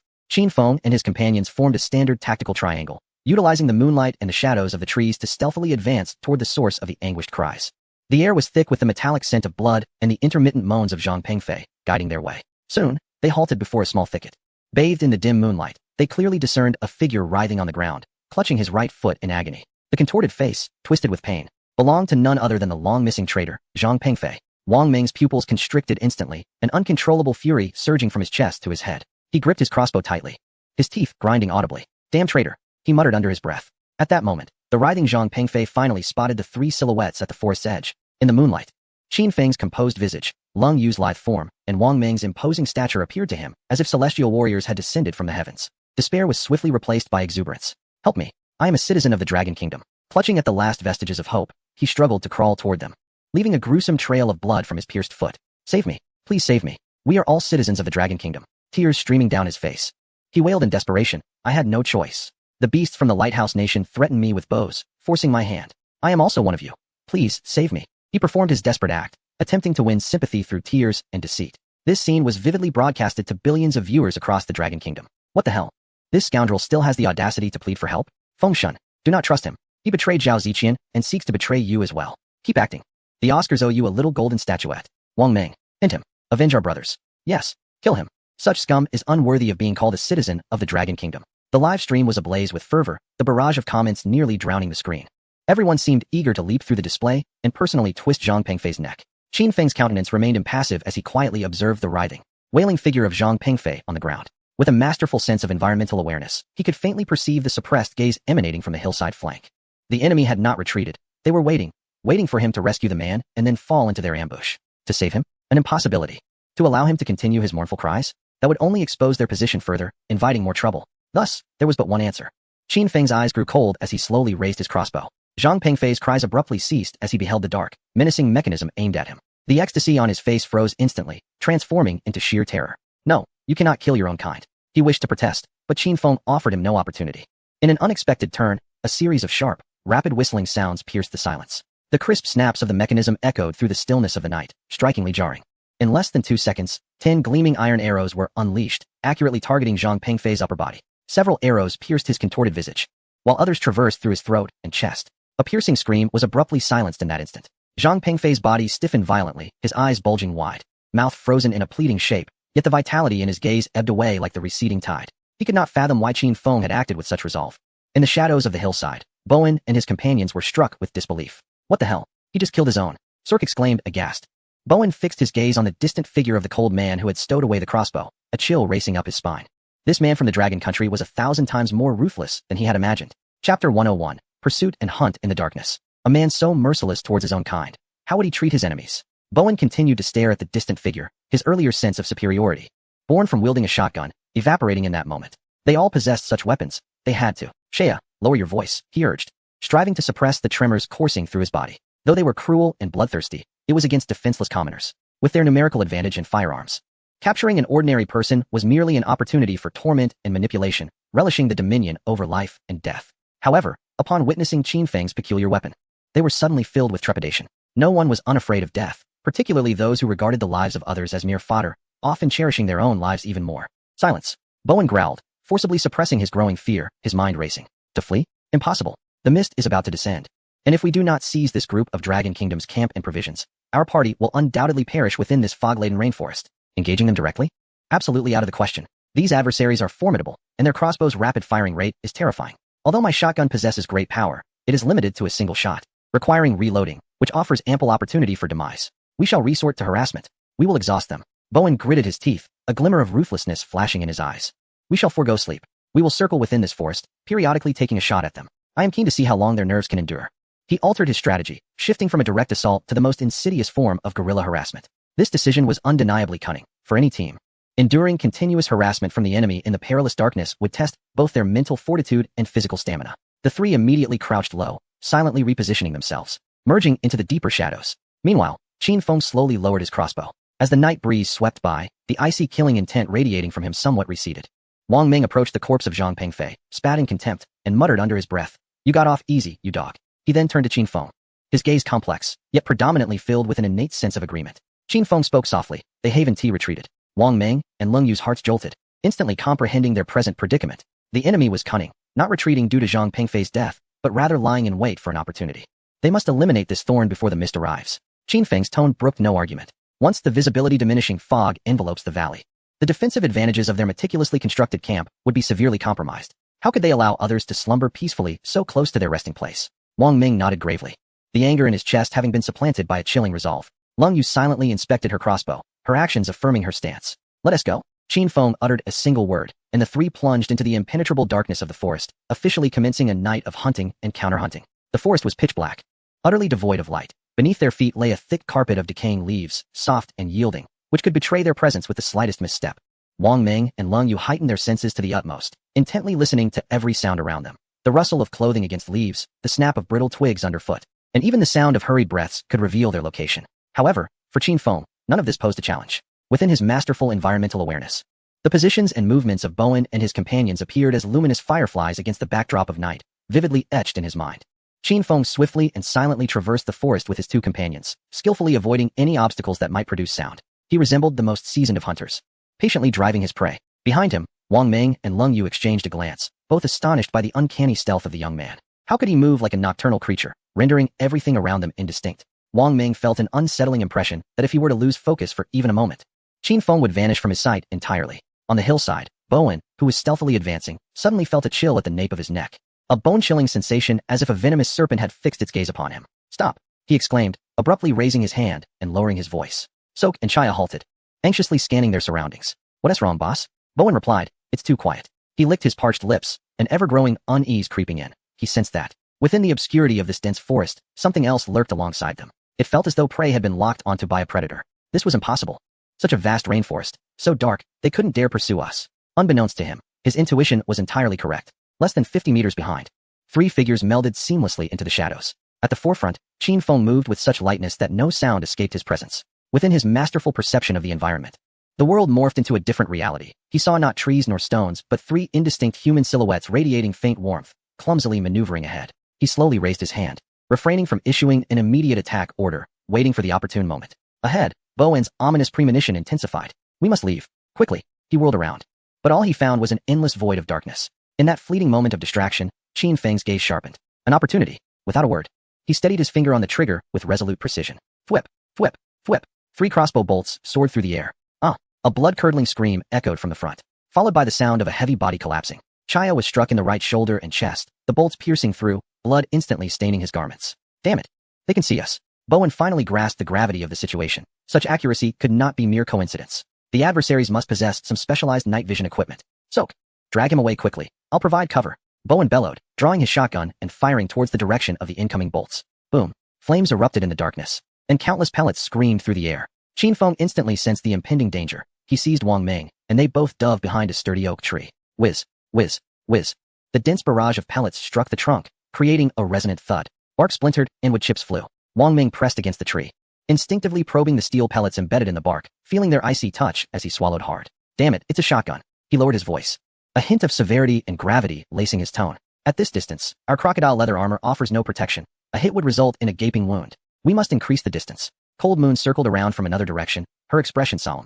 It is that group from Cambodia. Qin Feng's brow furrowed tightly. Leaving the M1911 with Lin Yihan was his optimal solution for camp defense, yet he had not anticipated encountering such firepower in the wilderness. The situation had grown increasingly complex, and several countermeasures flashed through his mind. Although the crossbow boasts a rapid rate of fire and high precision, its range is limited, while the shotgun, though slower to load, possesses terrifying lethality at close range. Qin Feng, where's your gun? Cold Moon inquired. I left it at the camp for Yihan and the others' protection, Qin Feng replied tersely. I never imagined we would run into a group armed with guns. At that moment, Qin Feng detected another sound in the distance, not from Bowen and the others, but footsteps, light yet hurried. Someone was approaching. Moreover, judging by the rhythm and force of the footsteps, the newcomer was undoubtedly a young adult. In the dark thicket, a figure was weaving through the trees with astonishing speed. Upon hearing the gunfire, Shun Lai's brow knitted in concern. A shotgun? He quickened his pace. The scarred face glimmered ominously in the moonlight as he licked his cracked lips. It seems I am not the only one seeking Qin Feng. This is becoming quite intriguing. Chapter 102. A feigned attack, a rain of arrows. In the shadowy woods, Sok yanked the arrow-stricken Chaya, dragging him deeper into the forest in a frenzied dash.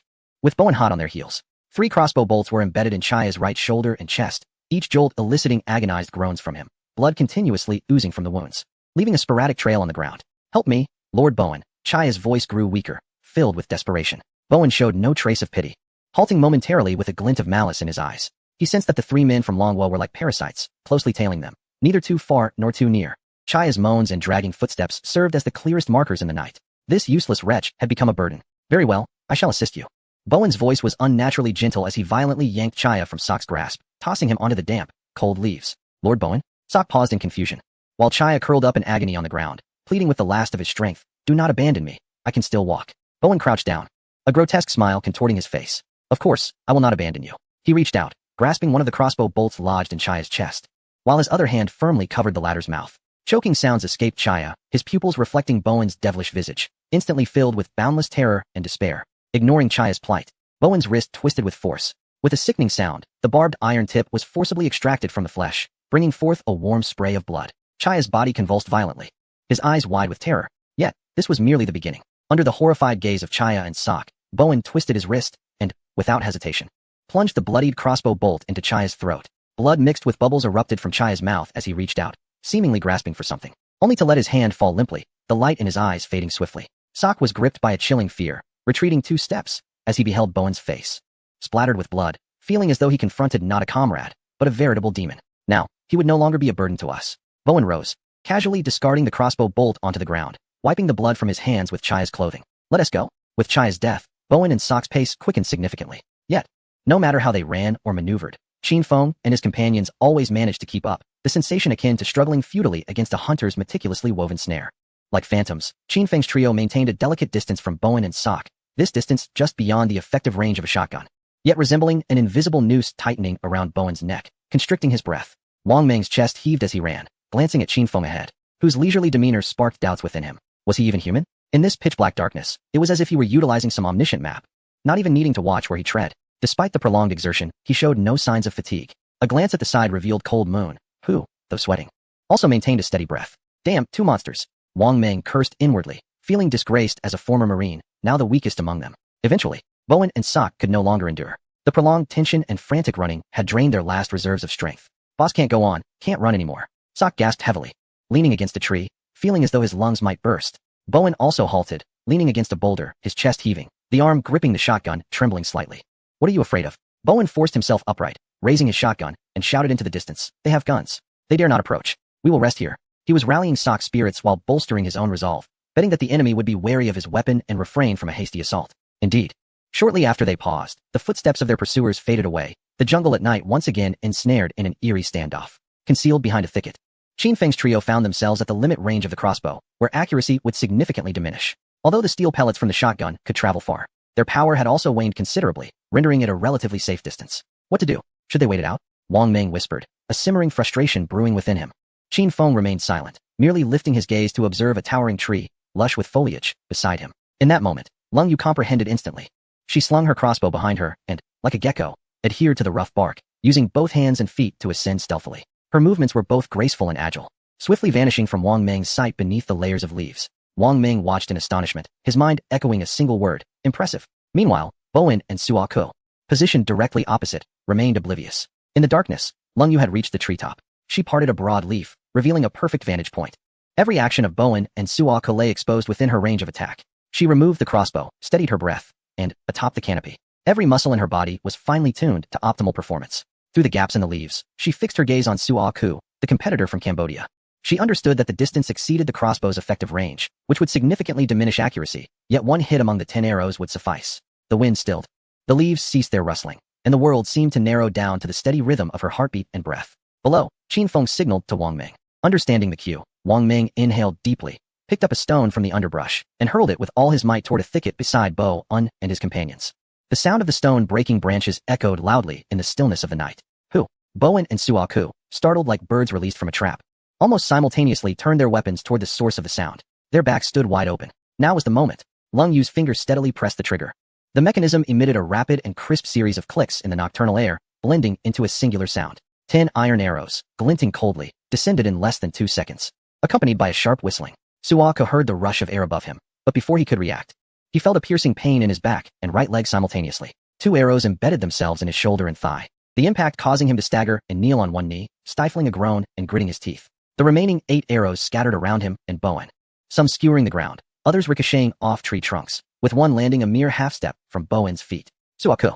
Bowen quickly turned, seeing Suaku frowning, attempting to extract the arrows lodged in his flesh. Though the distance had lessened the severity of the wounds, blood had already soaked a small patch of his clothing. Bowen suddenly lifted his head, alertly scanning the dark canopy above. Damn it, there's someone in the trees. Chapter 103, Fengshen strikes. Subduing 2 fierce men with one move. Bowen instantly reacted, letting out a roar, raising his shotgun to fire at the treetops above. However, Qin Feng and Wang Ming would never allow him such an opportunity. You bastard. Die. 2 figures erupted from the thicket, their crossbows already aimed menacingly at Bowen. An onslaught of arrows rained down upon him. Bowen's countenance shifted dramatically. The primal instinct for survival compelled him to forego retaliation. He tumbled aside, narrowly evading the lethal barrage. Seizing the opportunity, Wang Ming and Qin Feng, undeterred by their initial miss, swiftly maneuvered behind the cover of trees, encircling Bowen with a pincer movement. Terror gripped Bowen as he scrambled to his feet, heedless of the path behind him, plunging deeper into the dense forest. Escape was his sole thought. The crossbow's firing rate was utterly terrifying, devoid of any semblance of reason. As he sprinted, he fumbled for the shotgun shells at his waist, his hands trembling uncontrollably. Chase him. Do not let him escape.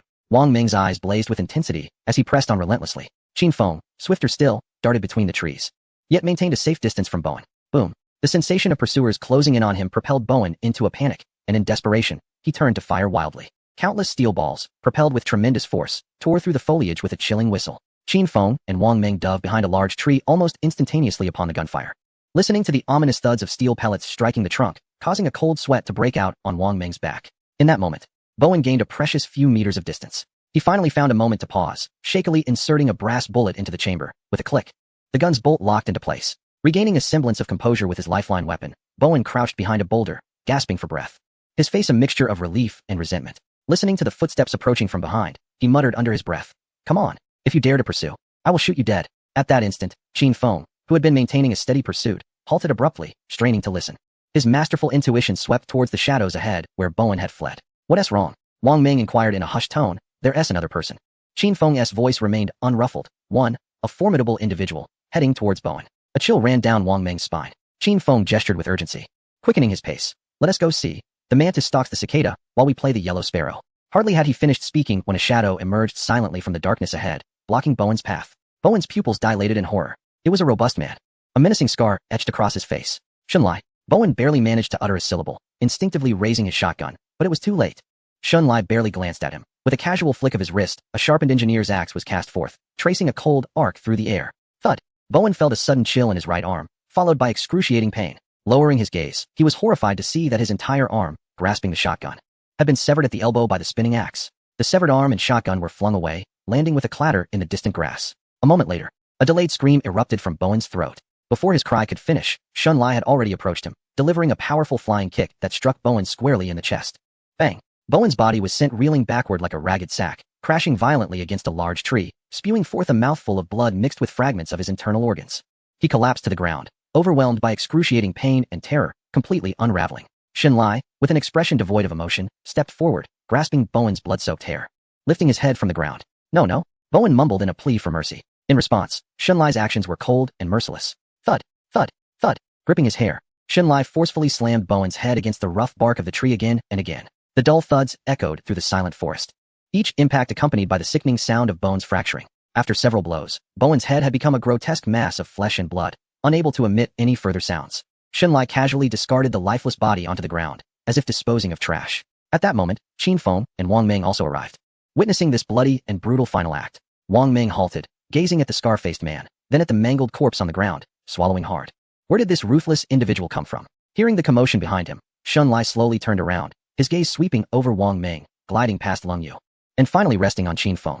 The atmosphere in the forest suddenly grew even tenser than before. Wang Ming and Leng Yu tightened their grips on their weapons. Watching the suddenly appeared man with vigilant expressions, they could sense that the murderous aura emanating from him was far heavier than that of the previous Cambodian contestants combined. Chapter 104. Forging iron, crafting pottery, raising cattle? Xunlai was stunned. Xunlai licked his cracked lips, and the scar-faced man forced a grotesque smile beneath the moonlight. He looked at Qin Feng, clearly the leader among the three, and gestured towards the shotgun on the ground, finally revealing his intentions. This weapon is quite impressive. His voice was hoarse, resembling two pieces of sandpaper scraping against each other, and after a pause, he added, "Originally, I intended to ask to borrow a handgun, but fortuitously, I have found something far superior." Qin Feng's gaze fell upon the man, noticing that on his left arm, where the national insignia should have been, there remained only a tattered piece of fabric, making it impossible to discern his nationality. However, before Qin Feng could speak, Wang Ming stepped forward. His face contorted with menace as he barked, "Where did you come from, kid? Trying to claim our spoils right off the bat?" He refrained from outright cursing, instead fixing Xunlai with an oppressive gaze and stating firmly, "According to the rules, the spoils belong to us." While he spoke, his feet subtly moved towards the shotgun, revealing his intentions to secure this powerful weapon for their side. Xunlai's gaze turned icy, disregarding his words entirely. In a swift motion, he lunged toward the shotgun with even greater speed. With a resounding clap, his powerful hands, one on each side, gripped the cold gun barrel tightly. The atmosphere became charged with tension. "I am from the Dragon Nation," Xunlai stated, his voice devoid of any emotion as he fixed his stare on Wang Ming. "From the Dragon Nation?" Wang Ming scoffed, tilting his chin towards Xunlai's sleeve. "Who could possibly know? Without your insignia, one might believe you are from the Lighthouse Nation." "I killed him," Xunlai declared with a straightforward logic. "Gun belongs to me." "Nonsense." Wang Ming's neck muscles bulged in anger. "Without you, we could still kill him. We worked tirelessly to bring this gun down." The two men, muscles taut, refused to relent. Wang Ming's arms were like iron, sinewy and firm, while Xunlai's hands, though seemingly smaller, were calloused and unyielding, resembling steel claws. The shotgun emitted a creaking sound under the immense strain of their contest. At that moment, a figure silently appeared between them. Qin Feng extended his hands, placing them on the backs of Wang Ming and Xunlai's hands. His gesture appeared casual. Yet within a heartbeat, both men's expressions changed dramatically. They felt an irresistible and terrifying force emanating from his touch, heavy as a mountain, yet solid as iron. Akin to two colossal hydraulic pincers that firmly locked their wrists. Regardless of their strength, their hands remained immobile. Wang Ming's pupils constricted. He was aware of Qin Feng's strength, yet he never imagined it was to this extent. His once proud brute force seemed utterly laughable before Qin Feng. Xunlai's shock was even more profound. For the first time, a look of horror crossed his usually impassive eyes, which remained calm even in the face of death. Qin Feng exerted a slight pressure on his wrists. "Release," he commanded. Two simple words that brooked no argument. Wang Ming and Xunlai felt a sharp pain in their wrists, as if their bones were about to shatter. Instinctively, they both let go. Clang. The shotgun fell to the ground, landing heavily on the grass between them. The dull thud of the gun hitting the earth echoed like a heavy hammer striking at the hearts of Wang Ming and Xunlai. The forest fell into an immediate silence, charged with indignation. Wang Ming panted, rubbing his numbed wrist, yet his tongue remained sharp. "Hey, did you see that? My buddy here let go. If you reach for it again, next time it won't be just a wrist squeeze." As he spoke, his gaze involuntarily darted toward Qin Feng, his meaning clear. "Brother, this guy is trying to take our things. You need to stand firm." Xunlai, however, ignored Wang Ming's taunts. He focused intently on Qin Feng, his eyes now filled with a profound sense of wariness. He realized that this young man, who appeared to be merely in his early 20s, was a formidable force he had never encountered before, a true monster. Qin Feng regarded the confrontation between the two with indifference. He bent down to retrieve the shotgun from the ground, confirming its undamaged state before handing it over to the approaching Leng Yu. She had just put an end to the suffering of the injured Swoke with a swift strike. "You take it," he declared through action, asserting ownership of the formidable weapon. Leng Yu accepted the gun without a hint of hesitation, slinging it casually behind her back. Observing this, Xunlai's fierce glare softened, and he did not erupt in anger. Instead, he found himself calm. He understood that in the face of overwhelming power, any small gestures were futile. Taking a deep breath, he spoke in a low voice. "I am a contestant from the Dragon Nation." As he rolled up the sleeve of his left arm, a live-streaming watch became visible on his wrist, its screen displaying a string of numerical codes belonging to the Dragon Nation. "I tore the sleeve myself," Xunlai explained hoarsely, "to lower the vigilance of competitors from other countries during hunts." He paused, his gaze momentarily dimming as if recalling some unsettling memories. "I once had a teammate from another nation, but he met with an unfortunate accident 10 days ago. Now, I am alone and in need of a powerful weapon to venture to a certain place. To where? For what purpose? Wang Ming immediately inquired. His tone less hostile but still cautious. Shen Lai fell silent for a moment, seemingly weighing his words, before finally forcing out 2 syllables. Monster. Monster? Qin Feng and Leng Yu exchanged glances, both perplexed by the term. In this desolate wilderness, they had already encountered giant crocodiles, massive bears, and prehistoric sturgeons. What could possibly be deemed a monster by this scarred face? Just as Qin Feng prepared to inquire further, the surrounding environment began to undergo a strange transformation. The wind ceased, the air thickened, becoming damp and icy, with a faint earthy scent permeating from all directions. The distant sky shifted from a pure black to an eerie shade of gray. Wisps of white mist, resembling tendrils, began to rise slowly from the forest floor and deep valleys, heralding the approach of fog. The mist is coming. Leng Yu's voice carried a weight of seriousness. Qin Feng, with his masterful environmental awareness, could clearly see the mist thickening at a visible pace. He promptly turned to Shen Lai. We'll discuss the gun later. For now, return to the camp with us and survive this fog. Shen Lai furrowed his brow, glancing at the rapidly encroaching fog and then back at Qin Feng. He understood the significance of a safe, resource-rich shelter in an environment where visibility was nearly non-existent. He hesitated for less than a second before nodding in agreement to the proposal. Thank you. Let us go. Qin Feng ceased his discourse and promptly issued orders. The 4 individuals swiftly set about clearing the battlefield. Wang Ming picked up a backpack from the ground, while Leng Yu discovered over a dozen spare bullets from Bo and's lifeless form. Subsequently, as the mists began to envelop the valley completely, the 4 figures hurriedly advanced towards their sanctuary. Within the Dragon Kingdom's livestream, an overwhelming cheer erupted. Wow, that move by Feng was incredibly domineering. He held down 2 muscular men as if they were mere chicks. Wang Ming and Shen Lai were utterly dumbfounded. Haha, you 2 thought you could compete. Our Feng is the ultimate boss. Another formidable ally has joined us. Though that scarred face may not seem trustworthy in critical moments, it's reassuring to have someone on our side. But what does that creature signify? And this dense fog feels ominous. And this fog, look, it's starting to envelop the other contestant streams as well. It's utterly terrifying. The audience of the Dragon Kingdom rejoiced at Qin Feng's commanding presence and the bolstering of their team, while command centers of other nations harbored profound unease and dread regarding the sudden emergence of the scarred man and the terrifying mist engulfing the entire rainforest. Another powerful figure from the Dragon Kingdom has appeared, and Qin Feng's team has once again upgraded their firepower. They now possess a shotgun. What in the world is this cursed mist? Our contestants are utterly unprepared. They may become trapped within. When contact with the contestants is possible,